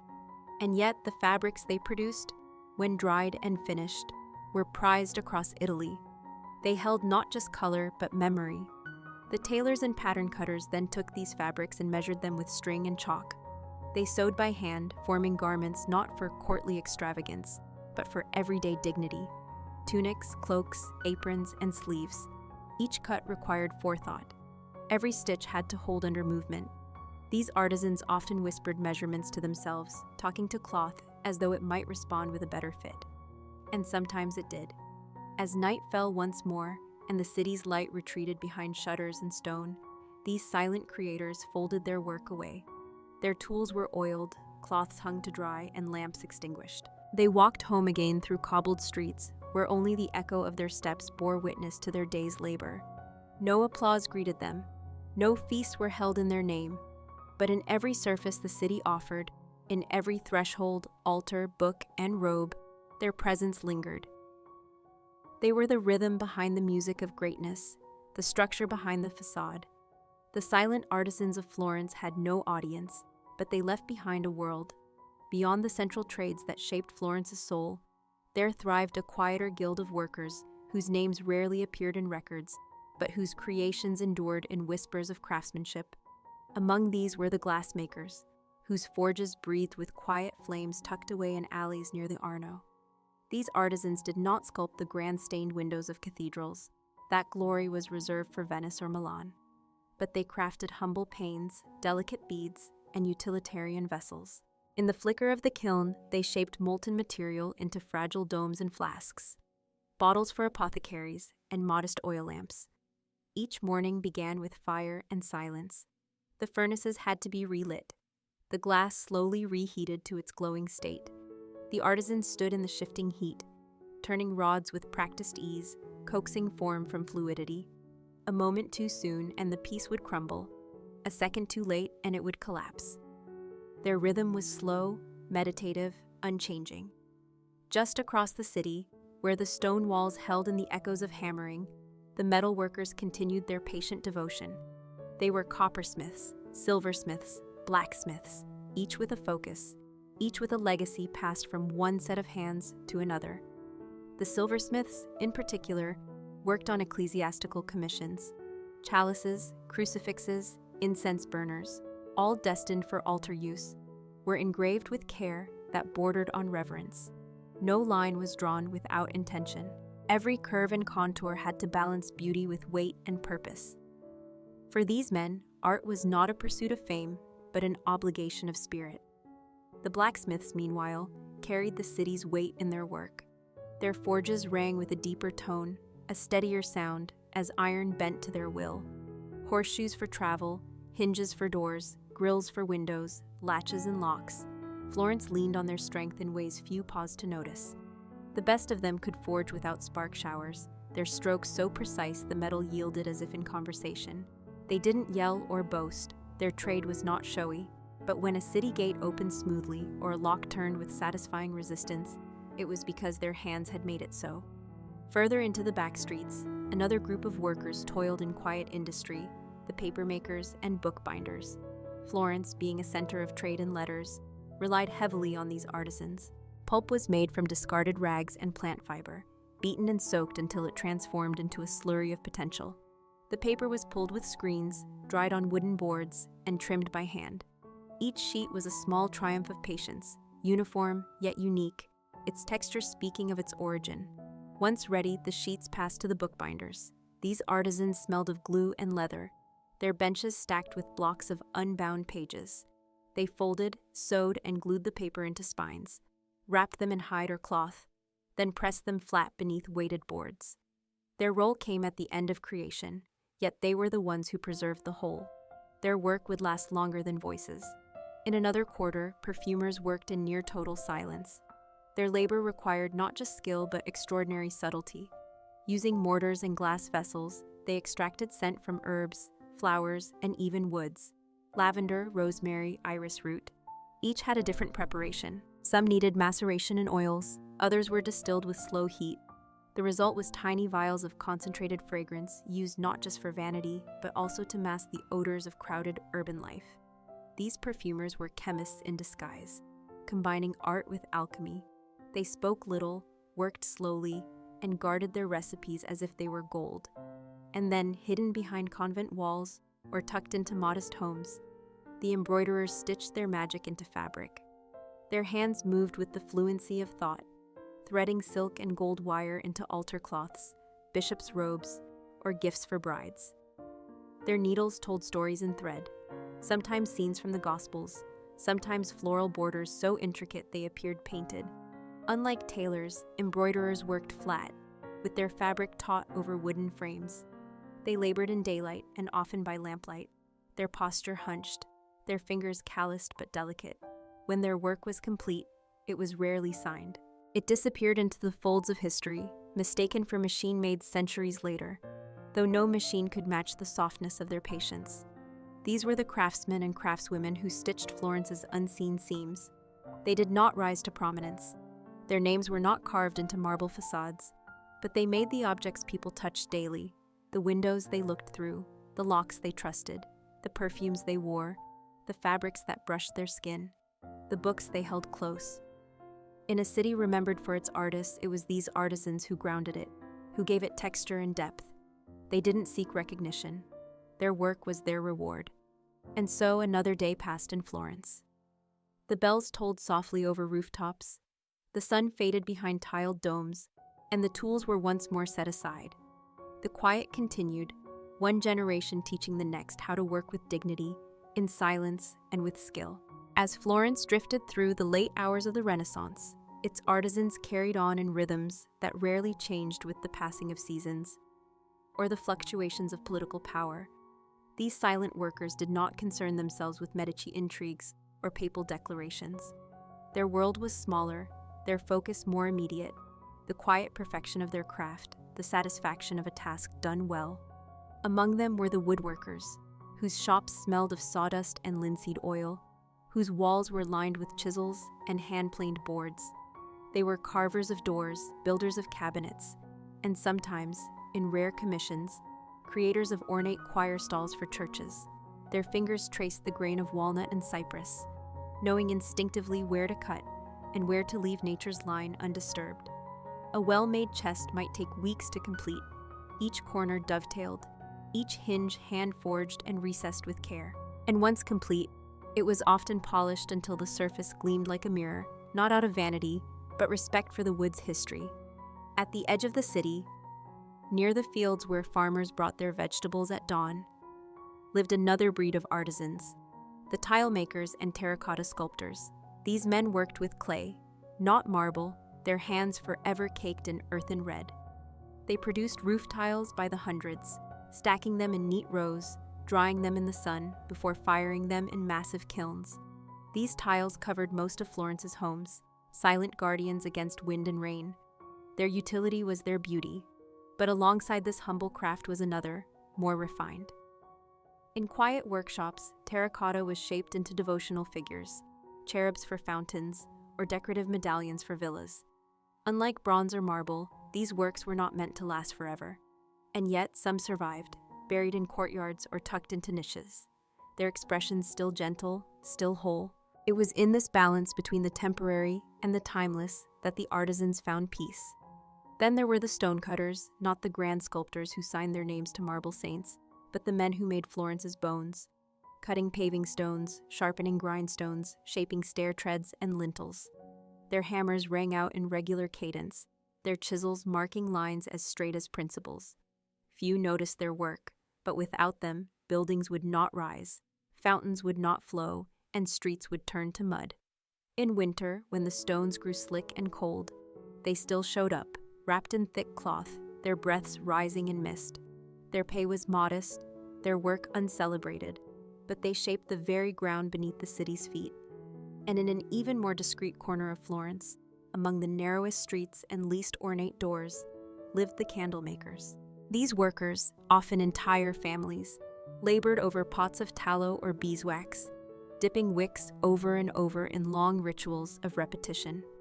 The smell of warm fat lingered around their homes, clinging to clothes and hair, a scent both unpleasant and honest.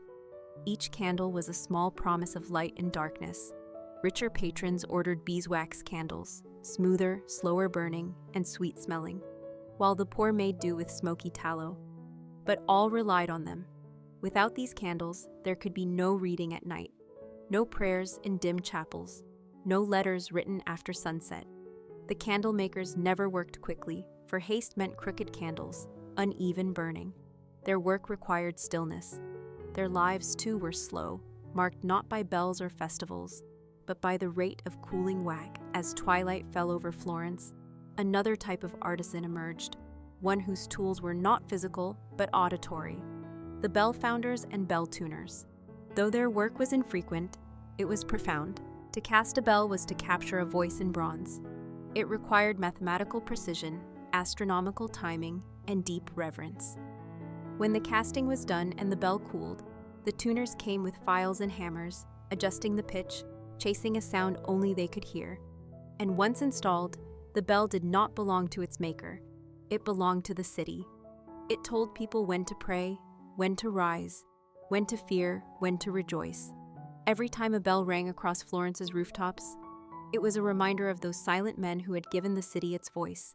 In all this, what bound these artisans together was not the fame of their clients or the grandeur of their tasks, but a deep and steady commitment to their work. They found beauty in utility, pride in humility. They rarely signed their creations. Most of their works were absorbed into daily life, unnoticed, uncelebrated, but the city breathed through them. The warm light from a candle, the creak of a well-oiled hinge, the smooth surface of a tabletop, the faint scent from a linen sachet, all were gifts from those who had worked quietly, consistently, lovingly. Their names are lost, but their presence lingers. They were the pulse beneath Florence's skin, the steady hands behind its splendor, the artisans of silence. Beyond the city's crowded workshops and dimly lit homes, high in the halls of power, there existed yet another kind of artisan, those whose craft was not forged by fire or shaped by chisel, but created through ink, quill, and parchment. These were the scribes, calligraphers, and illuminators who, though less visible, played a vital role in preserving the intellectual lifeblood of Florence. In rooms tucked behind libraries and under the eaves of monasteries, these men and occasionally women copied texts with patient hands and careful eyes, their quills scratching softly across stretched vellum. Each letter they wrote had to be precise, each margin measured, each page a quiet act of devotion to knowledge. Illuminators would follow, adding bursts of gold leaf and delicate flourishes of blue, red, and green, often blending scenes of saints, scholars, or vines twisting endlessly in stylized wonder. These books, whether sacred or secular, were rarely destined for the common Florentine. They were commissioned by clergy, scholars, or noble patrons, and placed reverently on carved lecterns or stored within locked cabinets. Yet without these quiet hands, Florence's memory would have faded. Even in a city bursting with painters and thinkers, the scribes gave permanence to thought. Nearby, the ink makers and paper craftsmen did their part, often overlooked entirely. Ink was no simple concoction.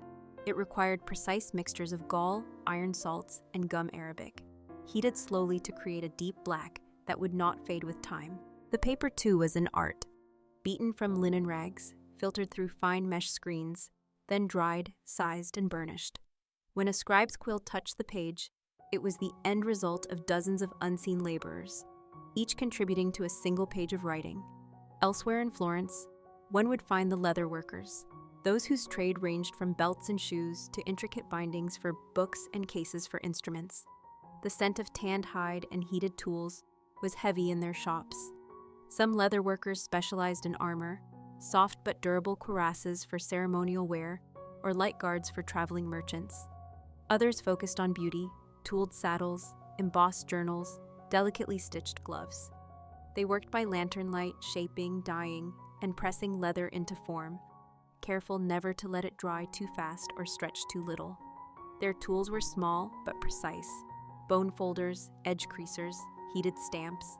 Each piece, no matter how mundane, was an expression of the craft honed by years of repetition and observation. In a world where one's possessions often outlasted the person, leather was a quiet statement of both function and care. One could also find the soap makers, whose work was not glamorous, yet essential to Florence's sense of refinement and hygiene.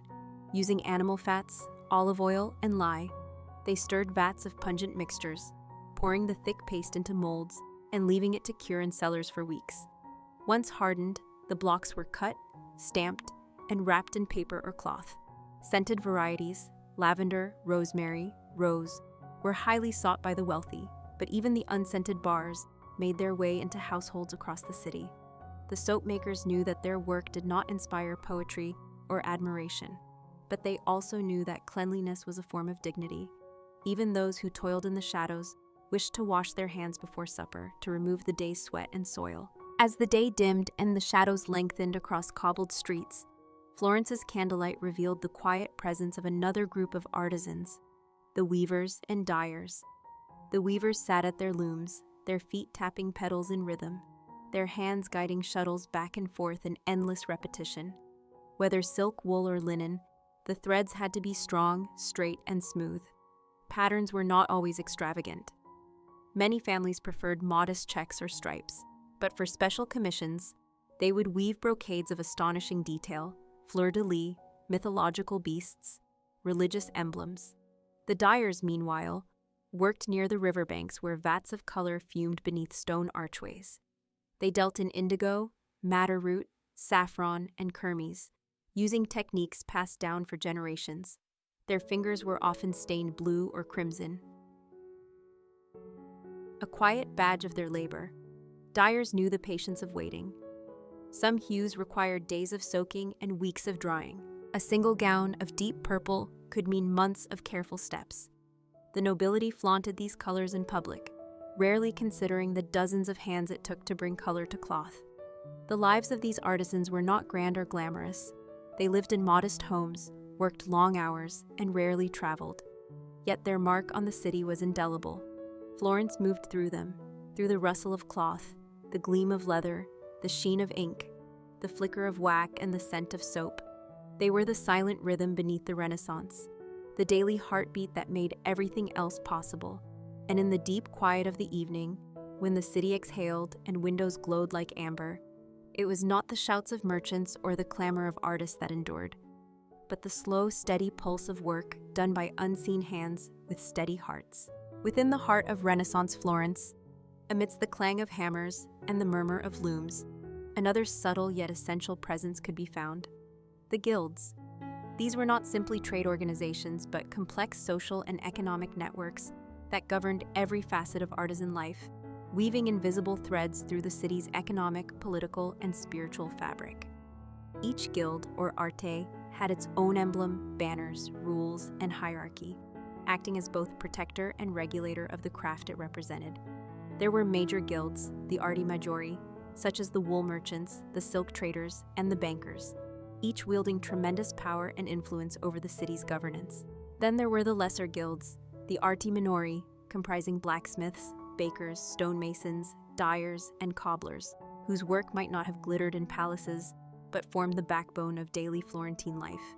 To be accepted into a guild was a journey of patience and discipline. A boy might begin as an apprentice at age 10 or 11, learning first to sweep the shop, prepare tools, and observe in silence. Gradually, he would be allowed to touch the materials, mimic the master's movements, and create simple items under supervision. After years of apprenticeship came the phase of being a journeyman, during which he would travel, refine his skills, and prove his dedication. Only after producing a masterpiece, literally a masterwork, could he petition for full membership and open his own workshop, thus becoming a maestro. The guild provided more than a badge of legitimacy. It ensured fair pricing, protected members from fraud, offered legal representation, and even supported widows and orphans of deceased artisans. In times of famine or plague, it might distribute bread or help with burial costs. Within the guild halls, located throughout the city, men gathered not just to debate pricing or enforce quality standards, but to celebrate feast days, share wine, and recite prayers. The walls of these halls bore coats of arms and portraits of respected members, offering a sense of belonging that spanned generations. Many artisans considered guild membership an extension of their family, a lifelong bond that defined both their profession and their place in society. Alongside the guilds, there existed another kind of communal space that shaped the daily rhythms of artisans: the public squares, and markets. The Piazza della Signoria, while often associated with politics and art, was also a gathering place for merchants and craftspeople, where goods were displayed, deals struck, and gossip exchanged. In the Mercato Nuovo, beneath its loggia, silk sellers displayed shimmering bolts, while hatters fitted nobles for custom headwear. In the Oltrarno district, artisans sold their wares directly from their shops, with shutters opened wide to display jewelry, shoes, or carved wood. Children darted through narrow alleys, chasing chickens or carrying buckets of water. Women bartered over the price of onions or lace. Monks passed by bluntly, hands clasped, and beggars waited patiently near the church steps. The sounds of the market were not chaotic but rhythmic, a measured hum of commerce punctuated by laughter, greetings, and the occasional heated negotiation. Here, reputations were built or broken. A well-dyed cloak or finely bound book might attract the attention of a wealthy patron, leading to commissions and the slow rise of one's name among the people. But a single act of dishonesty, a poorly soldered clasp, watered-down dye, or missed delivery, could spread through the market like wildfire, ruining a name that had taken decades to build. For this reason, artisans carried not just their tools, but their pride. Their goods were more than objects. They were signatures, silent testaments to skill and character. Even the placement of one's stall or shop carried meaning. To be positioned near the center of a square was not luck, but legacy, passed down through generations or earned through years of steady work. And among all these layers of activity and quiet ambition Florence breathed, the city was alive not only in its cathedrals and sculptures, but in its mortar-scented alleys, in the oil on a woodcarver's hands, in the ink drying on a parchment sheet, in the tired but steady walk of a shoemaker returning home as the sun dipped behind the rooftops. The Renaissance may have been painted in bold strokes by geniuses, but its true texture was formed by countless small hands, moving without applause, day after day. It was in this collective rhythm, both sacred and mundane, that the soul of Florence lived, measured not in fame, but in the quiet dignity of labor well done. As the sun rose slowly over the terracotta rooftops of Florence, spilling golden light across the stone-paved streets, the artisans of the city began their daily rituals. The clatter of shutters opening, the faint sound of brooms sweeping doorways, and the muted hum of voices blending with the flutter of pigeons in the piazzas, all marked the quiet awakening of a city built on steady hands and meticulous minds. Though Florence was often seen as a place of grandeur, of domes and frescoes and marble facades, it was, at its heart, a place of rhythms, unspoken schedules followed by generations, passed down as naturally as breath. A goldsmith would begin his morning by unlocking the iron bars of his workshop and lighting the small forge at the back, where even the tiniest temperature difference could affect the outcome of a delicate filigree. Beside him, thin strips of gold leaf shimmered like morning dew, waiting to be shaped into rings or devotional objects. Across the alley, a leather worker stretched hides across a worn table, fingers stained by years of tanning and stitching, humming softly to himself as he cut and punched and folded. His tools were laid out in perfect order, not from formality, but from the necessity of knowing exactly where everything was when instinct demanded it. Nearby, a bookbinder turned the pages of a manuscript in progress, testing the weight of the parchment and smoothing the spine with a bone folder, the scent of glue and dust mingling in the air like a forgotten memory. And in a quiet corner workshop, where the light slanted just right, a woman known for her lacework sat hunched over her frame, looping and twisting thread with such speed and precision that the eye could barely follow. She did not speak while working, nor did she need to. Her silence was part of her mastery, as was the ability to sit still for hours, her breathing slow and even, her fingers in ceaseless motion. As the city moved through its morning hours, the clang of bells marked the midpoint of the day, and the sounds of labor continued, unhurried but persistent. Children ran errands between workshops, carrying folded fabrics, messages, or trays of warm bread. In some corners, guild inspectors made their rounds, checking for quality and fairness, ensuring that standards were upheld not out of punishment, but out of pride. No artisan wished to be known for shortcuts or sloppy work. Reputation was currency, and a craftsman's name was etched not in stone, but in the memory of his customers. Meanwhile, in the outer districts, apprentices practiced their strokes on scraps of cloth or wood, guided by patient teachers who spoke little but corrected with gentle nods or furrowed brows.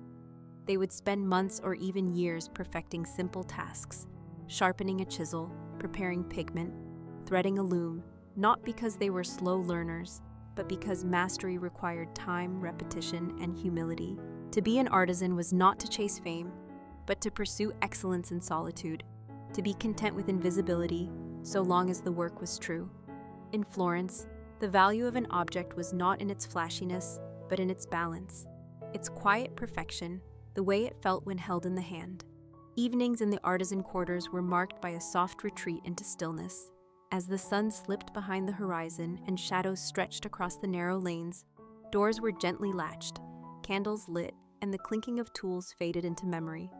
Families gathered around modest tables, sharing bread, stewed vegetables, or lentils, sometimes in silence, sometimes with stories of the day's work. In some homes, a father would point to a carving or a tapestry, explaining to a child how it was made, not to boast, but to pass on a seed of knowledge, a thread in the fabric of a lineage. In others, a mother might stitch quietly by firelight, pausing only to adjust her child's blanket or stir the pot. There were no lectures, no grand philosophies recited, only a lived understanding that beauty was born not from brilliance, but from devotion. And outside, as the stars blinked to life above the Arno River and the breeze carried the scent of jasmine and iron, Florence seemed to exhale. A city at rest, its soul preserved in the quiet workshops and the steady hands of those who asked for little, created much, and left behind a legacy not carved in marble, but in the texture of cloth, the weight of ink, the smoothness of leather. In the slowness of their work, they crafted something eternal, something the city would never forget, even if it could no longer name the hands that made it. As the Renaissance in Florence matured, the delicate balance between progress and preservation played out not only in politics or philosophy, but also in the hands of its artisans. These were no longer the tentative apprentices of earlier decades, fumbling with chisel or thread, but seasoned masters who had spent years refining their craft to the point where each movement felt like an extension of breath. Yet with mastery came both reverence and pressure. Many artisans, now in their later years, worked with a quiet intensity, fully aware that they were becoming the keepers of techniques that might not survive beyond them. Each curve of a carving, each precise join of wood or stone, held not only artistic value, but the memory of those who taught them. A cabinet maker named Lorenzo, who worked from a dim shop just behind the Duomo, had for years built furniture so precisely balanced that drawers slid open as if on air. His hands were weathered and calloused, each knuckle hardened from decades of sanding and fitting, yet his eyes remained sharp, tracking lines and edges with silent exactness. He rarely spoke during the day, preferring to communicate through his work. His latest commission, a marriage chest for a merchant's daughter, featured intricately inlaid designs of birds and vines, telling the story of growth and union without a single word. Across the city, in a quieter alley where vines crept over shuttered windows, an aging weaver named Benedetta moved her shuttle across a massive wooden loom, her movements slow but deliberate. The loom itself groaned like an old friend as threads shifted beneath her touch. She worked by memory now, eyes often closed, listening for tension and harmony. The patterns she wove were no longer fashionable, too subtle, too steeped in tradition. But nobles still came to her when they wanted something truly lasting, something that whispered rather than shouted. For many artisans, the question of legacy became more pressing with each passing year. Not all had sons or daughters interested in their line of work. Florence had begun to change. More attention was paid to the surface of things, to novelty and spectacle. Some younger craftsmen leaned toward showier creations, flashier gilding, exaggerated flourishes, not out of lack of skill, but out of a need to capture attention in an increasingly crowded marketplace. The older generation watched this shift with mixed feelings, pride at seeing the craft evolve, but sorrow at the fading of the quieter virtues. A stonemason named Giacomo, whose tools had been handed down from his grandfather, now worked mostly on restorations, patching weathered facades, resetting crumbling capitals. He spent long days alone on scaffolding, chipping carefully at old mortar, not to erase time, but to preserve it. At lunch, he would sit with his back against the warm stone of whatever building he was working on, chewing bread and cheese in silence. He once told a passing apprentice that every building had a heartbeat, and his job was to listen to it and protect it. In the evenings, as the workshops dimmed and lamps were lit one by one, a different rhythm settled over the artisan quarters. Fires were stoked not for melting gold or boiling dyes, but for warmth and cooking. Tools were cleaned and arranged, benches swept, and the smells of work, wood shavings, iron filings, wax, gave way to the soft scents of stewed lentils, onions, and rosemary. Artisans gathered in small groups, not to speak of ambition or profit, but to share wine, reminisce about mentors long gone, and swap quiet jokes about stubborn clients or tools that refused to behave. Some nights, a lute would be passed around, and an old song would rise gently through the stillness, its verses forgotten and then remembered again like threads picked up mid-weave. These gatherings were not formal guild events or civic affairs. They were the simple comfort of belonging to a brotherhood of creators. There were no uniforms, no speeches, only the shared fatigue of honest work and the knowledge that beauty, real beauty, came not from prestige, but from patience. And though the city beyond their streets grew louder, richer, and more politicized, this corner of Florence remained steadfastly itself. As bells echoed softly across the tiled rooftops, signaling the final hours of the day, artisans turned in with the contentment of those who had shaped the world with their own hands. Not for fame, not for monuments, but for the quiet joy of making something well. And though their names might never appear in books or marble plaques, their work endured. In the strength of a table leg, the warmth of a woven blanket, the feel of smooth leather binding a family's prayers. In the silence of their art, they had spoken more clearly than any orator could. As the 16th century approached its midpoint, the world beyond Florence had begun to press more insistently upon its ancient stone walls. There were whispers of new sciences stirring in distant lands, of radical ideas blooming in northern universities, of trade routes expanding into unknown oceans. Even as Florence remained a jewel of the Renaissance, it was no longer the solitary beacon of human progress it once had been. Yet within the workshops and alleyways of the artisan quarters, time moved differently, less like a straight path, and more like the slow, winding spiral of a potter's wheel. The artisans who still labored in Florence at this hour were not untouched by change. Some now took on commissions from abroad, carving frames for French patrons, or stitching velvet gowns for Spanish courts. A few even ventured to adapt, incorporating newer materials or foreign motifs into their work. But the essence of what they did, the patient transformation of raw material into quiet beauty, remained unchanged. There was a sculptor named Matteo who had once been celebrated in his youth for a statue of St. John placed in a chapel on the outskirts of the city. Now, in his late 60s, his fame long faded. He worked on small figures, cherubs for fountains, animals for gardens, saints for roadside shrines. His hands no longer had the strength for marble, so he turned to wood, carving with soft precision. He no longer cared for competition or accolades. Instead, he carved for peace, each stroke a meditation. He told a friend once that the only statue he ever truly loved was the one no one would see, a small Madonna hidden behind an altar where only the flickering light of candles could reach her. Meanwhile, in a modest atelier near the Arno River, a bookbinder named Lucia sat among curling pages and spools of thread. She had inherited the workshop from her uncle and now ran it with the help of a single apprentice. Day by day, they stitched folios into leather-bound volumes, their fingers moving with practiced calm. She preferred quiet clients, monks who needed hymnals repaired, scholars compiling their manuscripts, not merchants with endless demands.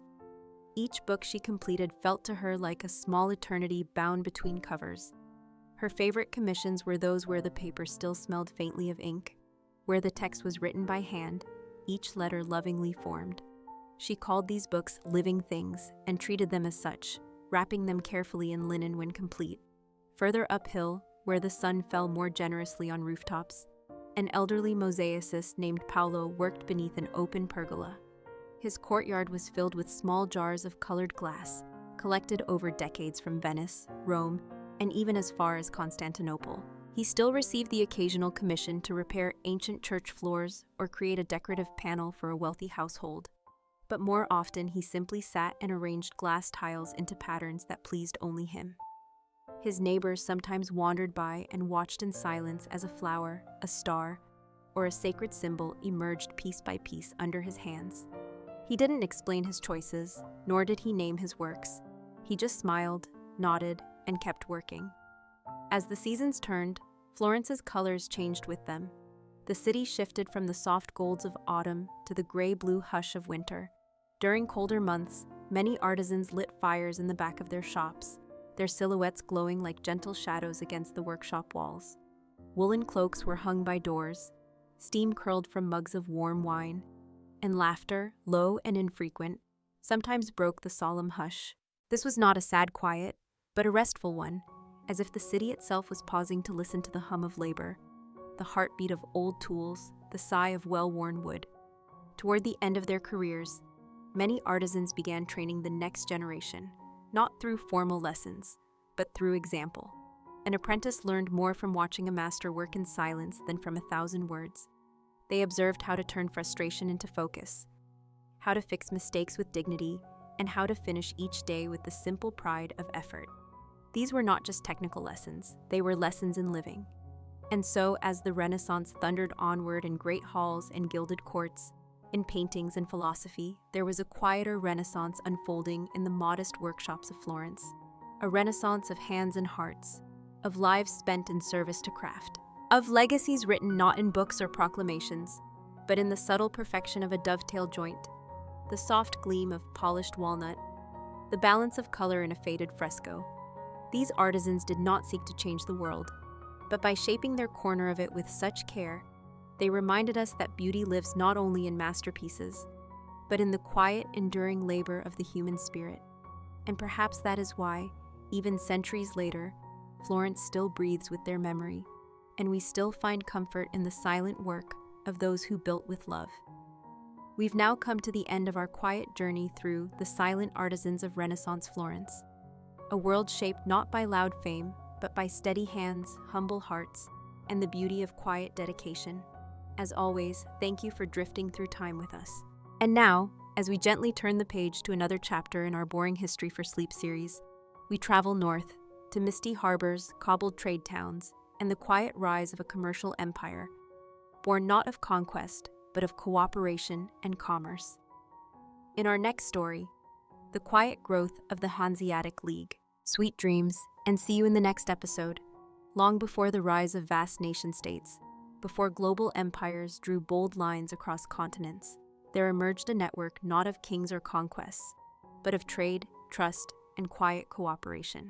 Along the chilly coasts of northern Europe, from the salt-laden breeze of Lübeck to the gray waters of Riga, merchants began weaving together something extraordinary.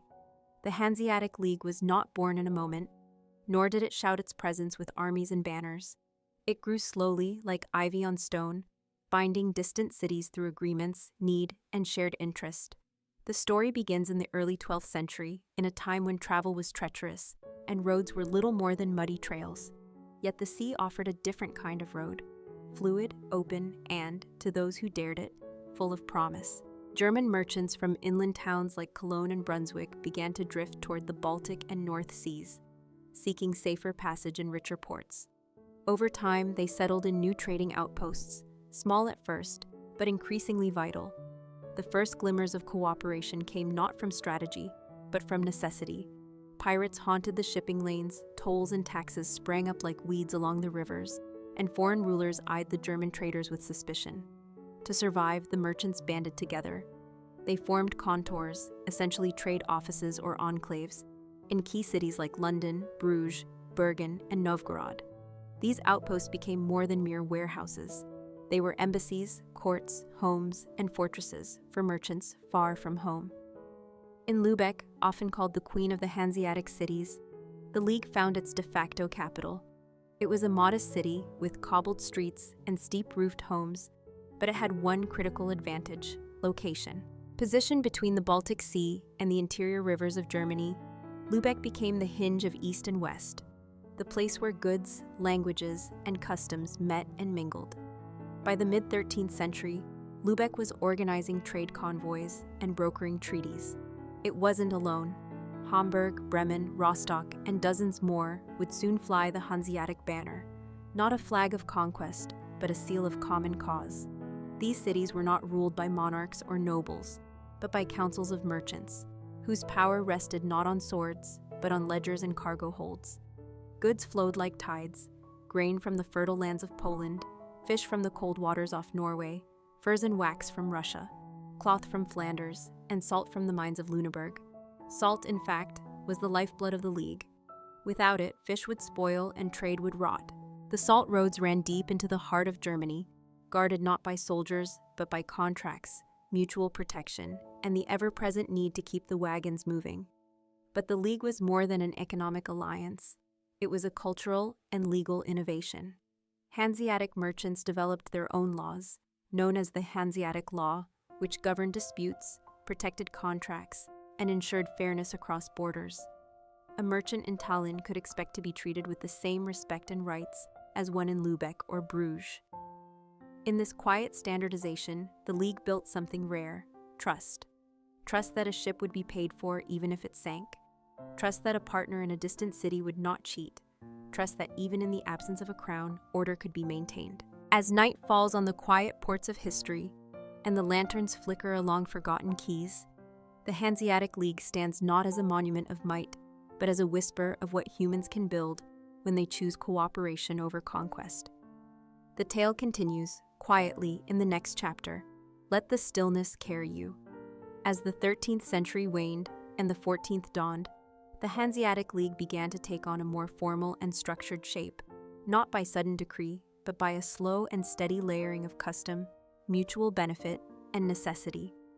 What began as isolated agreements between towns and merchants transformed into a web of interconnected responsibilities, privileges, and expectations that extended across Northern Europe. At the center of this web remained Lübeck, not through conquest or coercion, but through its growing reputation as a fair arbiter and organizer.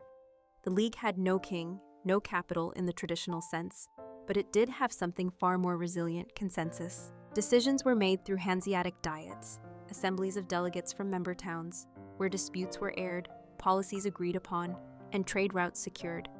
These meetings were not grand affairs of pomp and spectacle, but rather practical gatherings of merchants and city officials sitting at long tables in dimly lit halls, balancing ledgers, reading letters from distant ports, and negotiating routes and tariffs with the kind of quiet efficiency that only those with something to lose could truly master.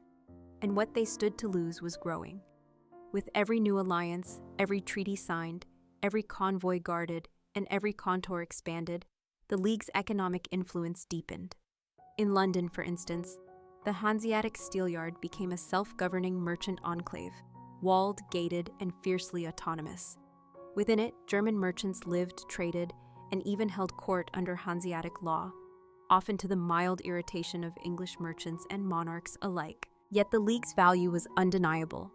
It brought goods, gold, and a reliable flow of commerce, especially in an age when war, plague, and unpredictable monarchs could upset markets overnight. The Hanseatic cities practiced a kind of early collective bargaining. When one was threatened, whether by piracy, tariffs, or royal decree, the others could respond. They could embargo a port, reroute ships, or even outfit armed convoys to defend their interests. Though often called a league, this network resembled more a proto-confederation, loose but firm, decentralized, yet remarkably unified when it mattered most. Their ships, often cogs with high sides and wide hulls, were built more for cargo than for speed or warfare. But when pressed, they could be converted into vessels of defense. Sailors and merchants, untrained in military discipline but well-versed in survival, would arm themselves to repel attacks from pirates or defend their convoys against hostile lords. Piracy in the Baltic and North Seas was not merely a nuisance, it was an existential threat. The League's survival depended on safe routes, and so they invested in shared security, an uncommon idea in an age when most cities looked only inward. This was perhaps the League's quiet genius, its willingness to act beyond individual interest when the collective stood to suffer. Internally, too, the Hanseatic towns developed systems of standardization. Weights, measures, currency exchange rates, and even trade terminology were gradually harmonized to reduce friction and foster reliability. This was not globalization as we know it today, but it was a meaningful step toward it, cities hundreds of miles apart, speaking the same language of trade, law, and mutual obligation.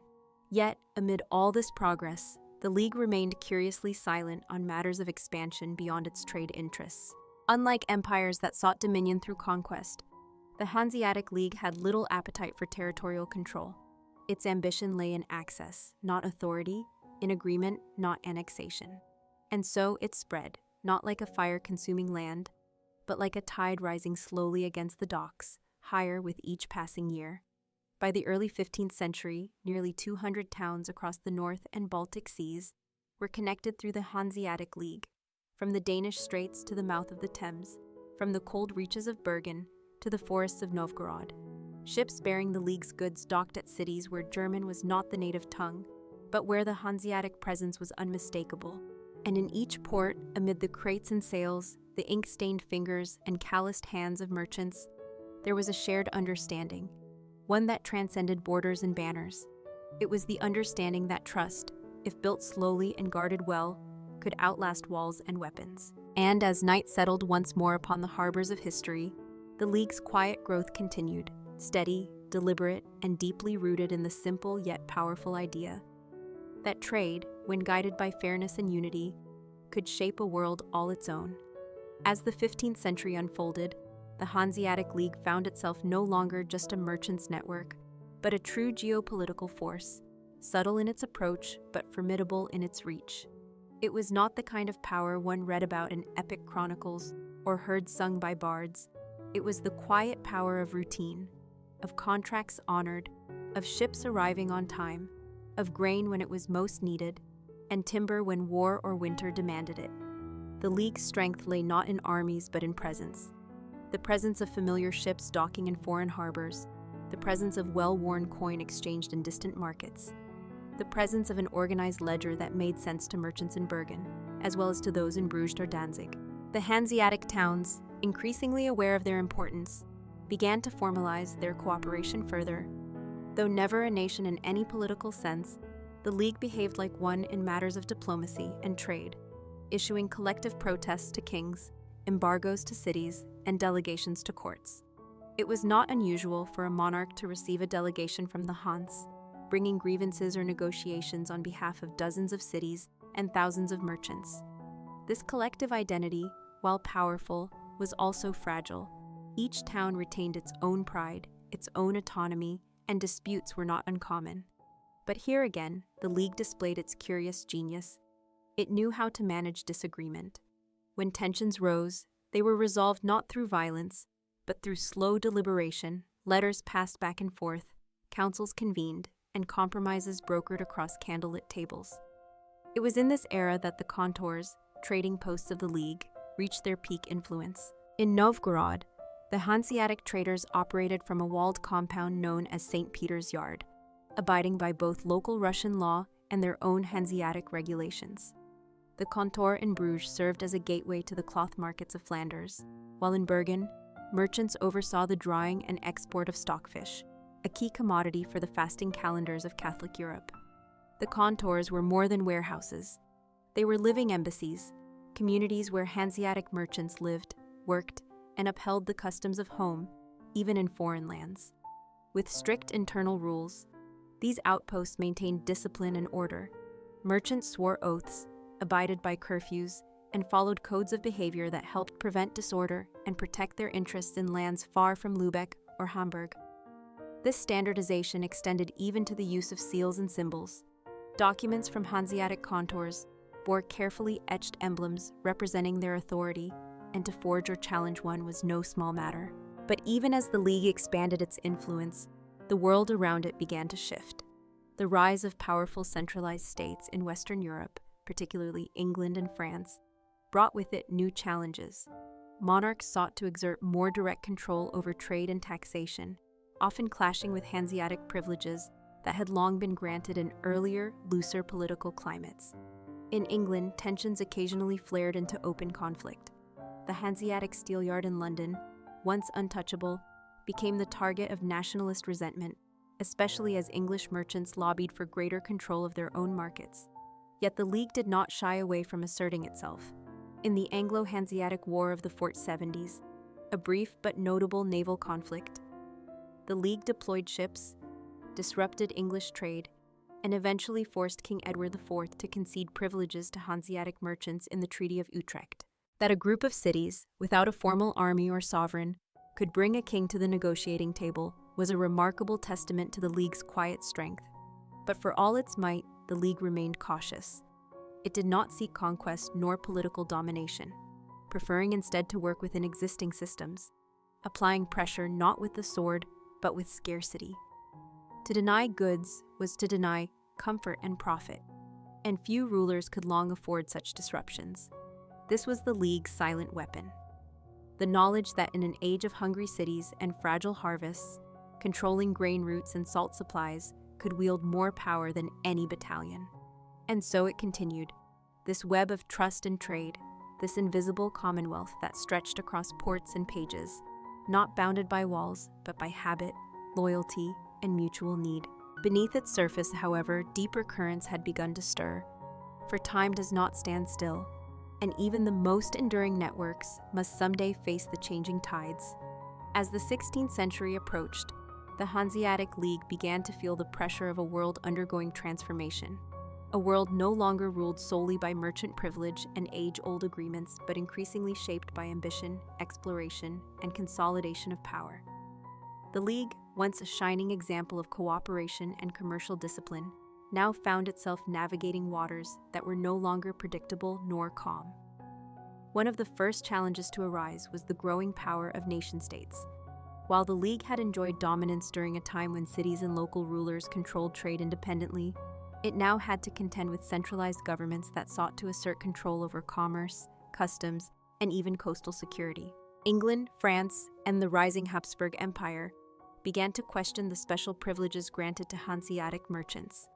These powers saw no reason to allow foreign traders to operate tax-free or outside of national legal frameworks. The world was changing, and the Hanse's quiet influence began to seem inconvenient. Internal cracks also began to show. While the League had always functioned through consensus and mutual interest, the interests of member cities were no longer aligned as neatly as they once had been. Cities like Danzig, Gdansk, and Riga, closer to the Baltic frontier, found themselves dealing with different challenges than those faced by Western members, such as Bremen or Cologne. The unity that had once defined the League began to erode, not through dramatic conflict, but through the slow grind of divergence. Disagreements over trade policy, defense contributions, and political stance became more frequent, and meetings of the Hanseatic Diet, once decisive and collaborative, grew longer, more argumentative, and less productive. The Protestant Reformation added another layer of complication. As Martin Luther's theses spread through German-speaking territories and beyond, Hanseatic cities found themselves divided not just economically, but spiritually. Some embraced the new Protestant ethos, while others clung to Catholic tradition. Religious tensions seeped into council chambers and guild halls, affecting everything from tax policy to foreign alliances. Trust weakened, and in a system where trust was the glue that held everything together, this fracture was far more dangerous than it first appeared. At sea, the League's dominance was also being challenged. The age of exploration had opened entirely new maritime routes, and with them, new powers. The Portuguese and Spanish empires, with their fleets expanding across the Atlantic and Indian Oceans, began to shift Europe's trade focus away from the Baltic and North Seas. Meanwhile, Dutch and English merchants, more nimble and less encumbered by tradition, began to outcompete the Hanseatic ships in both quality and speed. Innovations in shipbuilding, particularly the rise of the Dutch fleet, a vessel that required fewer crew and carried more cargo, began to erode the League's edge in efficiency. Moreover, piracy surged in the North Sea and Baltic, often sponsored indirectly by rival powers. The League, which had once dispatched convoys of armed cogs to protect its interests, now found it harder to coordinate such defenses.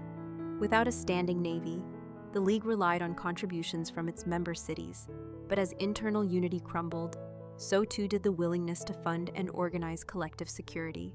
In response to these mounting pressures, the League made several attempts to reform itself. It convened more frequent diets, tried to revise its statutes, and even discussed the possibility of greater centralization, ideas that might have solidified its influence but ran against the very nature of its decentralized structure.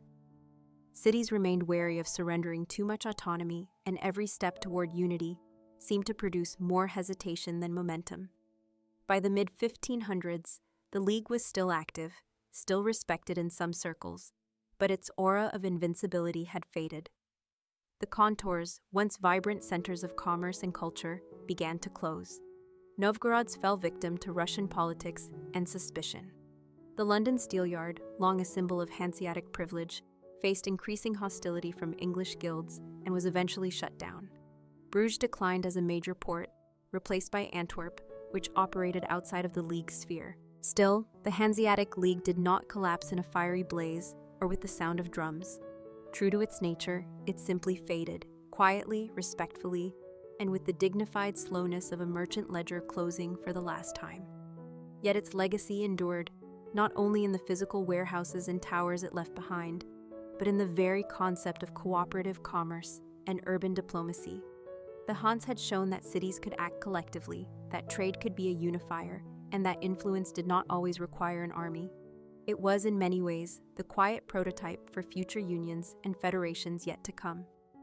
Even as the sun slowly set on the golden age of the Hanseatic League, its quiet influence still lingered in the minds of merchants, city councils, and distant ports where the scent of salt and tar still clung to old wood. While the League no longer commanded the economic might it once had, the structures it left behind remained, both physical and institutional. The merchant houses, the stone guild halls, the covered markets, they stood like silent witnesses to a time when cooperation among cities had created something that rivaled kingdoms. But perhaps more significantly, the League had planted a cultural seed. For centuries, Hanseatic cities had not only traded goods, they had traded languages, ideas, customs, and technologies.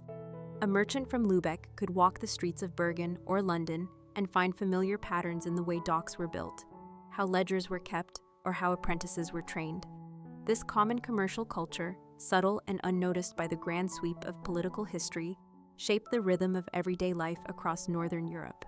And in the quiet of early mornings, as shopkeepers swept their thresholds and bakers lit their ovens, one might still hear echoes of that Hanseatic order in the clink of coins, the exchange of greetings, or the loading of a cart. In many ways, the Hanseatic League had been ahead of its time. It offered a model where cities, independent yet bound by mutual interest, created a shared framework of commerce, legal arbitration, and defense. This was not empire by conquest or religion, but an empire of contracts, cargo, and consensus. Its officials did not wear crowns, but they carried seals.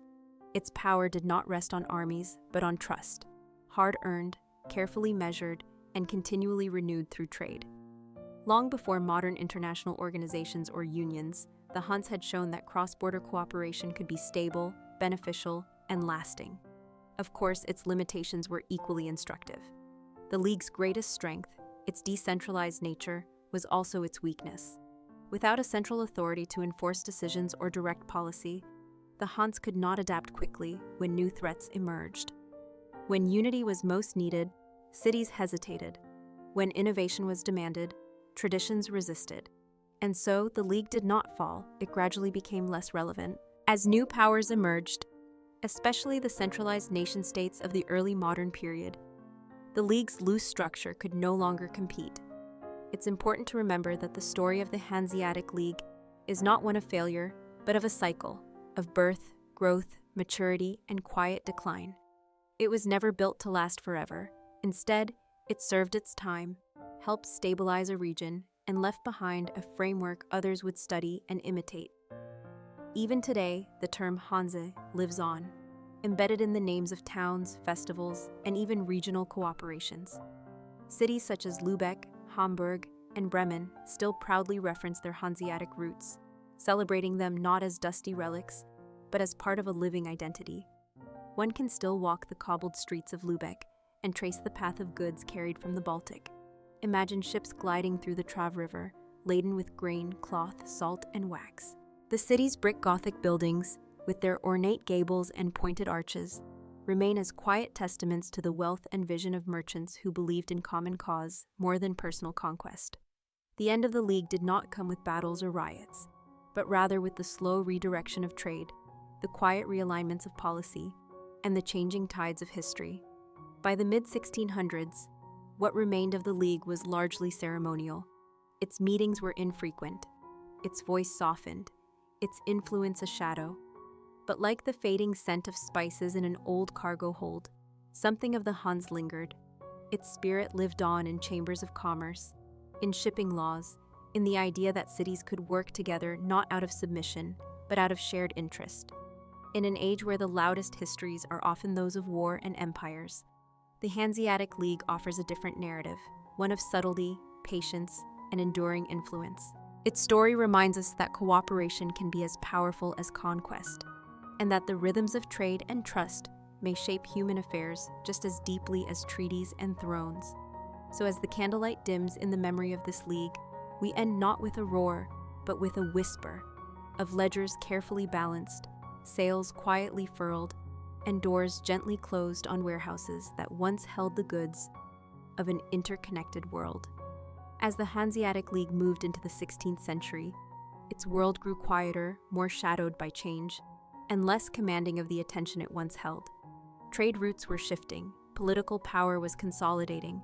The rise of centralized monarchies in England, France, and Spain brought new challenges to the old merchant confederation.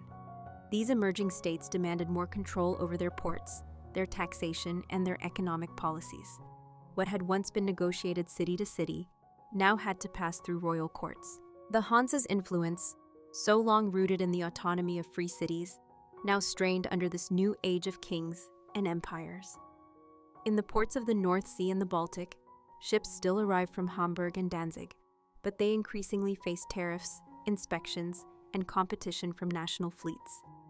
Nations were beginning to understand the strategic value of trade not just as profit, but as power, and they acted accordingly. Still, the League did not vanish. Instead, it adapted in the only way it could, by narrowing its focus and deepening its roots in places where it remained strong. Cities like Lübeck, which had once presided over a vast and loose collection of allies, now turned inward. They invested in local governance, rebuilt infrastructure, and tightened control over their immediate regions. Trade continued, but it was more localized.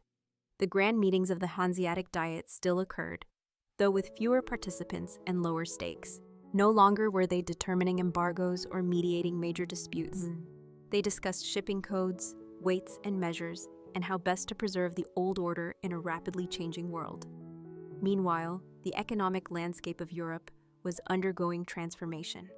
The discovery of the New World had opened new trade routes, and the riches flowing into Spain and Portugal from the Americas began to eclipse the North's dominance in salt, furs, grain, and timber. Antwerp emerged as a new commercial center, drawing merchants and bankers with its open markets and favorable conditions.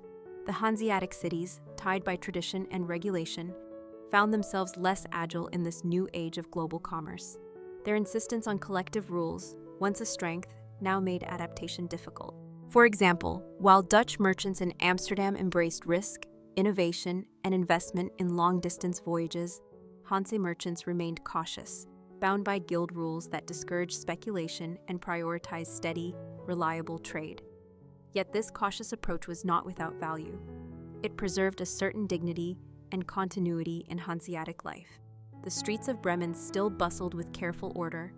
The warehouses in Rostock still echoed with the sounds of dock workers moving grain and cloth. There was something reassuring in the rhythm of it all. And in those rhythms, one could still find prosperity, not the explosive kind of gold and empire, but the enduring kind that builds homes, schools, and city walls. Cultural exchange remained vibrant in Hanseatic cities. Artisans moved freely between cities, sharing techniques and styles. Apprentices learned their craft in one town before traveling to another for their journeyman years. This movement created a northern renaissance of sorts, quieter than that of Florence or Paris, but meaningful in its own right.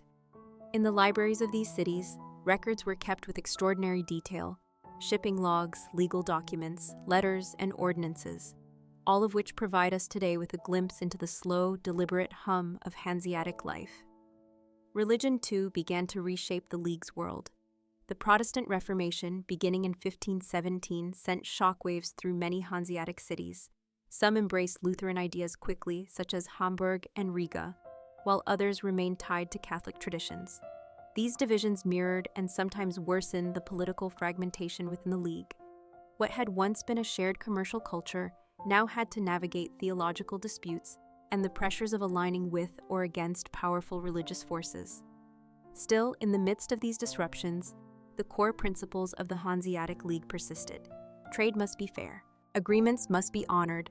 Cities must look to one another not for conquest, but for cooperation. And while the world around them became louder, with cannons, galleons, and the voices of empire, the Hanseatic cities remained content with their slow pulse. Their power, though waning, had not been taken.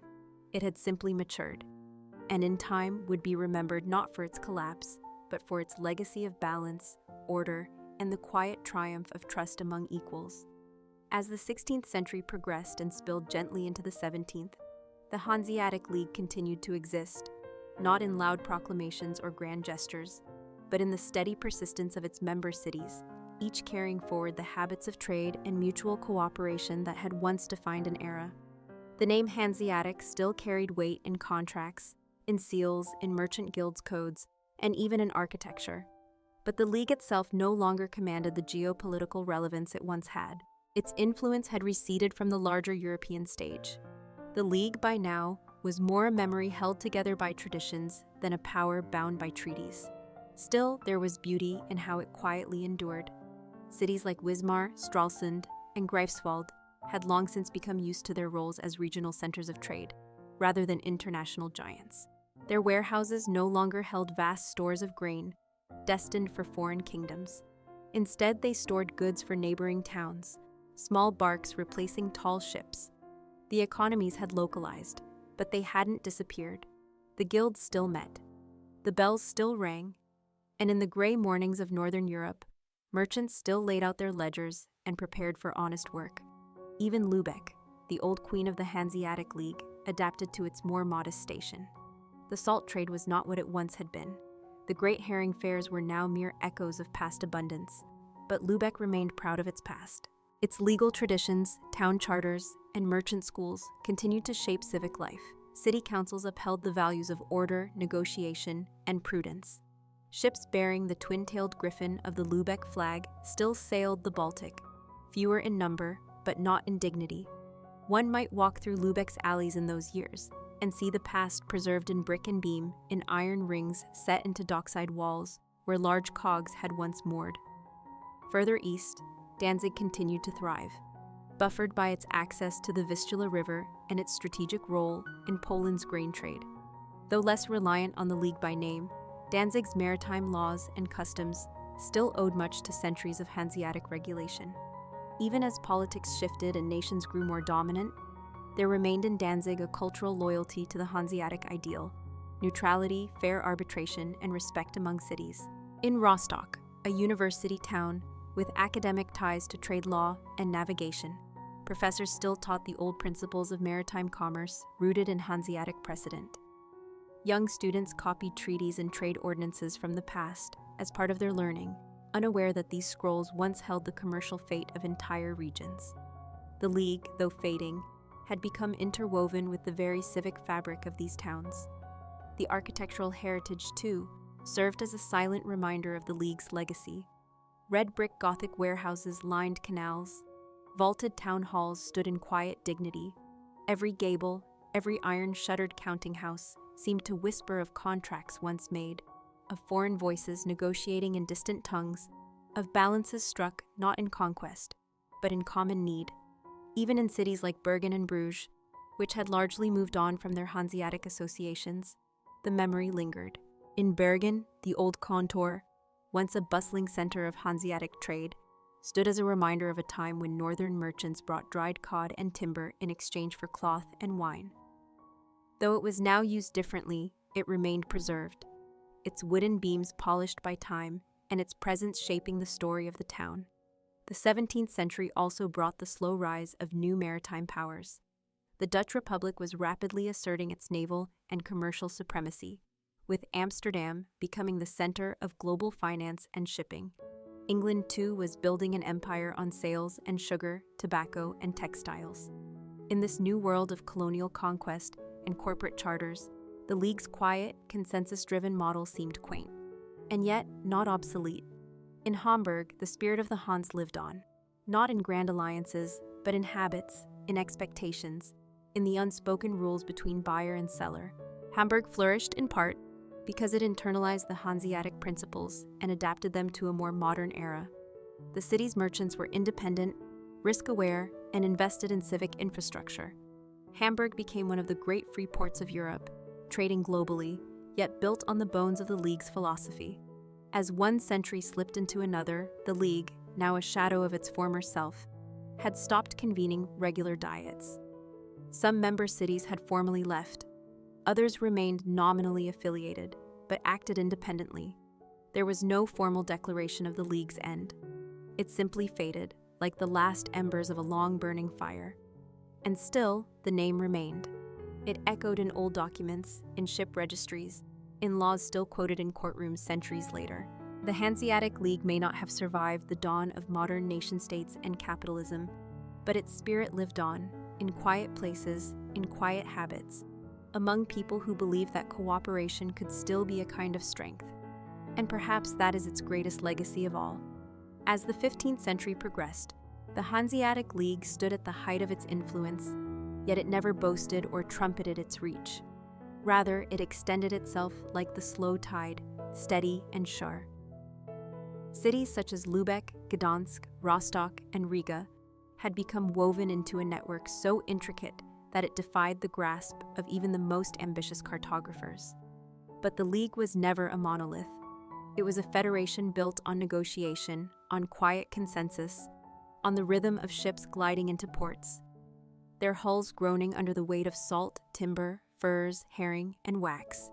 Meetings of the Hanseatic Diet, known as the Hansetag, were held intermittently in Lübeck, the spiritual capital of the League. These were not grand spectacles, but sober gatherings of city representatives who debated long into the night under candlelight and heavy wooden beams. They discussed trade regulations, shipbuilding standards, currency matters, and disputes that arose between member cities.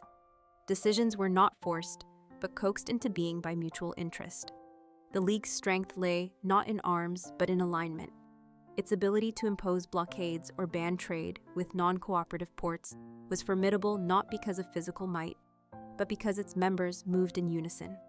A city excluded from Hanseatic trade quickly found itself isolated, its markets barren, its ships idle. Quiet discipline, not noise, shaped the League's reach. Meanwhile, its merchants continued their work, often unnoticed. A Hanseatic ship arriving in London might offload barrels of Baltic herring and take on English wool.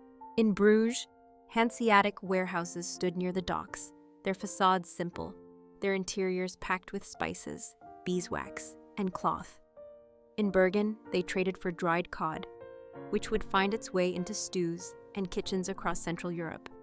Though the merchants spoke Low German, they understood the languages of trade: silence, trust, repetition, and record.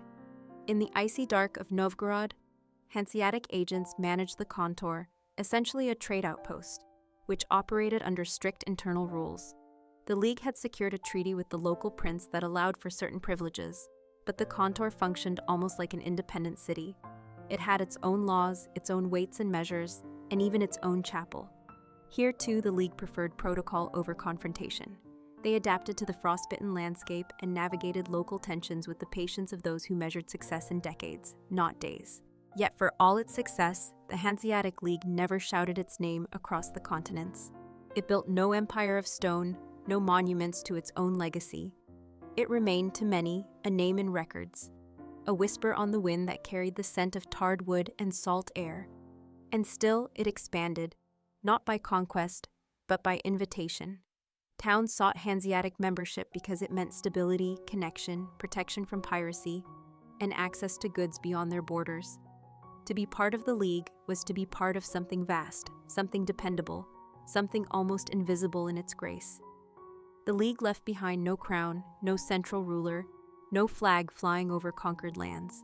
It left contracts, warehouses, quiet alliances, and sea charts inked with care. In this way, the Hanseatic League became one of the most remarkable non-state entities in history, driven by practicality, held together by shared benefit, and remembered not in trumpets, but in ledgers. As you drift into stillness, imagine the slow creak of a ship's hull, the distant toll of a harbor bell, and the quiet hands of merchants stacking crates beneath the dim glow of lanterns. Trade, after all, is a kind of trust, built not in haste, but in the long, gentle passage of time. By the early 16th century, the Hanseatic League's influence stretched like the shadow of a tall mast across the northern seas. But rather than rising with a roar, its story drifted along like the creaking of old planks in a quiet harbor. Trade routes had matured into well-worn grooves, like paths traced over and over by the same careful hand. Towns and cities aligned with the League had developed rhythms of their own, shipping schedules matched to the seasons, contracts renewed like rituals, and merchant families passing knowledge down through generations with the same reverence as Holy Scripture. Yet beneath the smooth surface, time had begun to tug gently at the League's seams. It wasn't a sudden collapse or a single cataclysm. It was more like the wear of salt air on wood, subtle and relentless. The printing press, spreading ideas with silent speed, fostered new ways of thinking that didn't always honor old agreements. Nations were rising, more centralized, more ambitious, and more eager to control commerce with their own hands. Still, the Hanseatic merchants continued, almost unaware. In cities like Reval, Königsberg, and Bremen, trade houses still opened with the sunrise. Ledgers still recorded weights of cloth and bundles of flax, and ship captains still stood at the docks counting barrels and crates. They believed in the League's quiet logic, in the power of partnership, in the trust built by 100 years of reliability. But in distant corners of Europe, new powers were stirring. Portugal and Spain sailed south and west, carving new paths to wealth across oceans the Hanseatic ships never touched. England, once a trading partner, grew more self-sufficient and less willing to host foreign guilds. The very efficiency that had defined the League began to feel like caution. Its careful agreements began to feel like hesitation. The world was becoming louder, faster, more expansive. The League, for all its wisdom, moved slowly, by design, and still, its cities endured. Lübeck remained a stronghold, its cobbled streets echoing with footsteps of merchants carrying scrolls, not swords. In Hamburg, trade flourished along the Elbe, where ships bobbed gently and conversations were conducted with the nods and hand signals of long practice. Even as the political climate shifted, the merchants remained committed to their ancient pacts, their Hanseatic codes, their diet meetings, and shared calendars. In this way, the League didn't resist change. It simply absorbed it at its own pace. The sea, too, had its seasons. Some years brought storms, others calm. The Hanseatic League, like the sea it depended on, ebbed and flowed without noise. Even as cities slowly drifted from the League's influence, they carried forward the practices and principles they had learned: fair trade, detailed records, shared risk, and mutual respect. The League's values seeped into Europe's commercial DNA without fanfare, and in many ways, that was its final gift. Quietly, it had set the stage for what commerce could be, not a battlefield, but a network, not a contest of power, but a slow choreography of cooperation. As the 16th century progressed, the League's footprint began to lighten, but its memory endured, not in the halls of kings, but in shipyards, in customs houses, in the simple wooden tools of clerks and stevedores. Its legacy was not etched in stone, but printed in paper and lived in habit. It did not command attention, but invited reflection.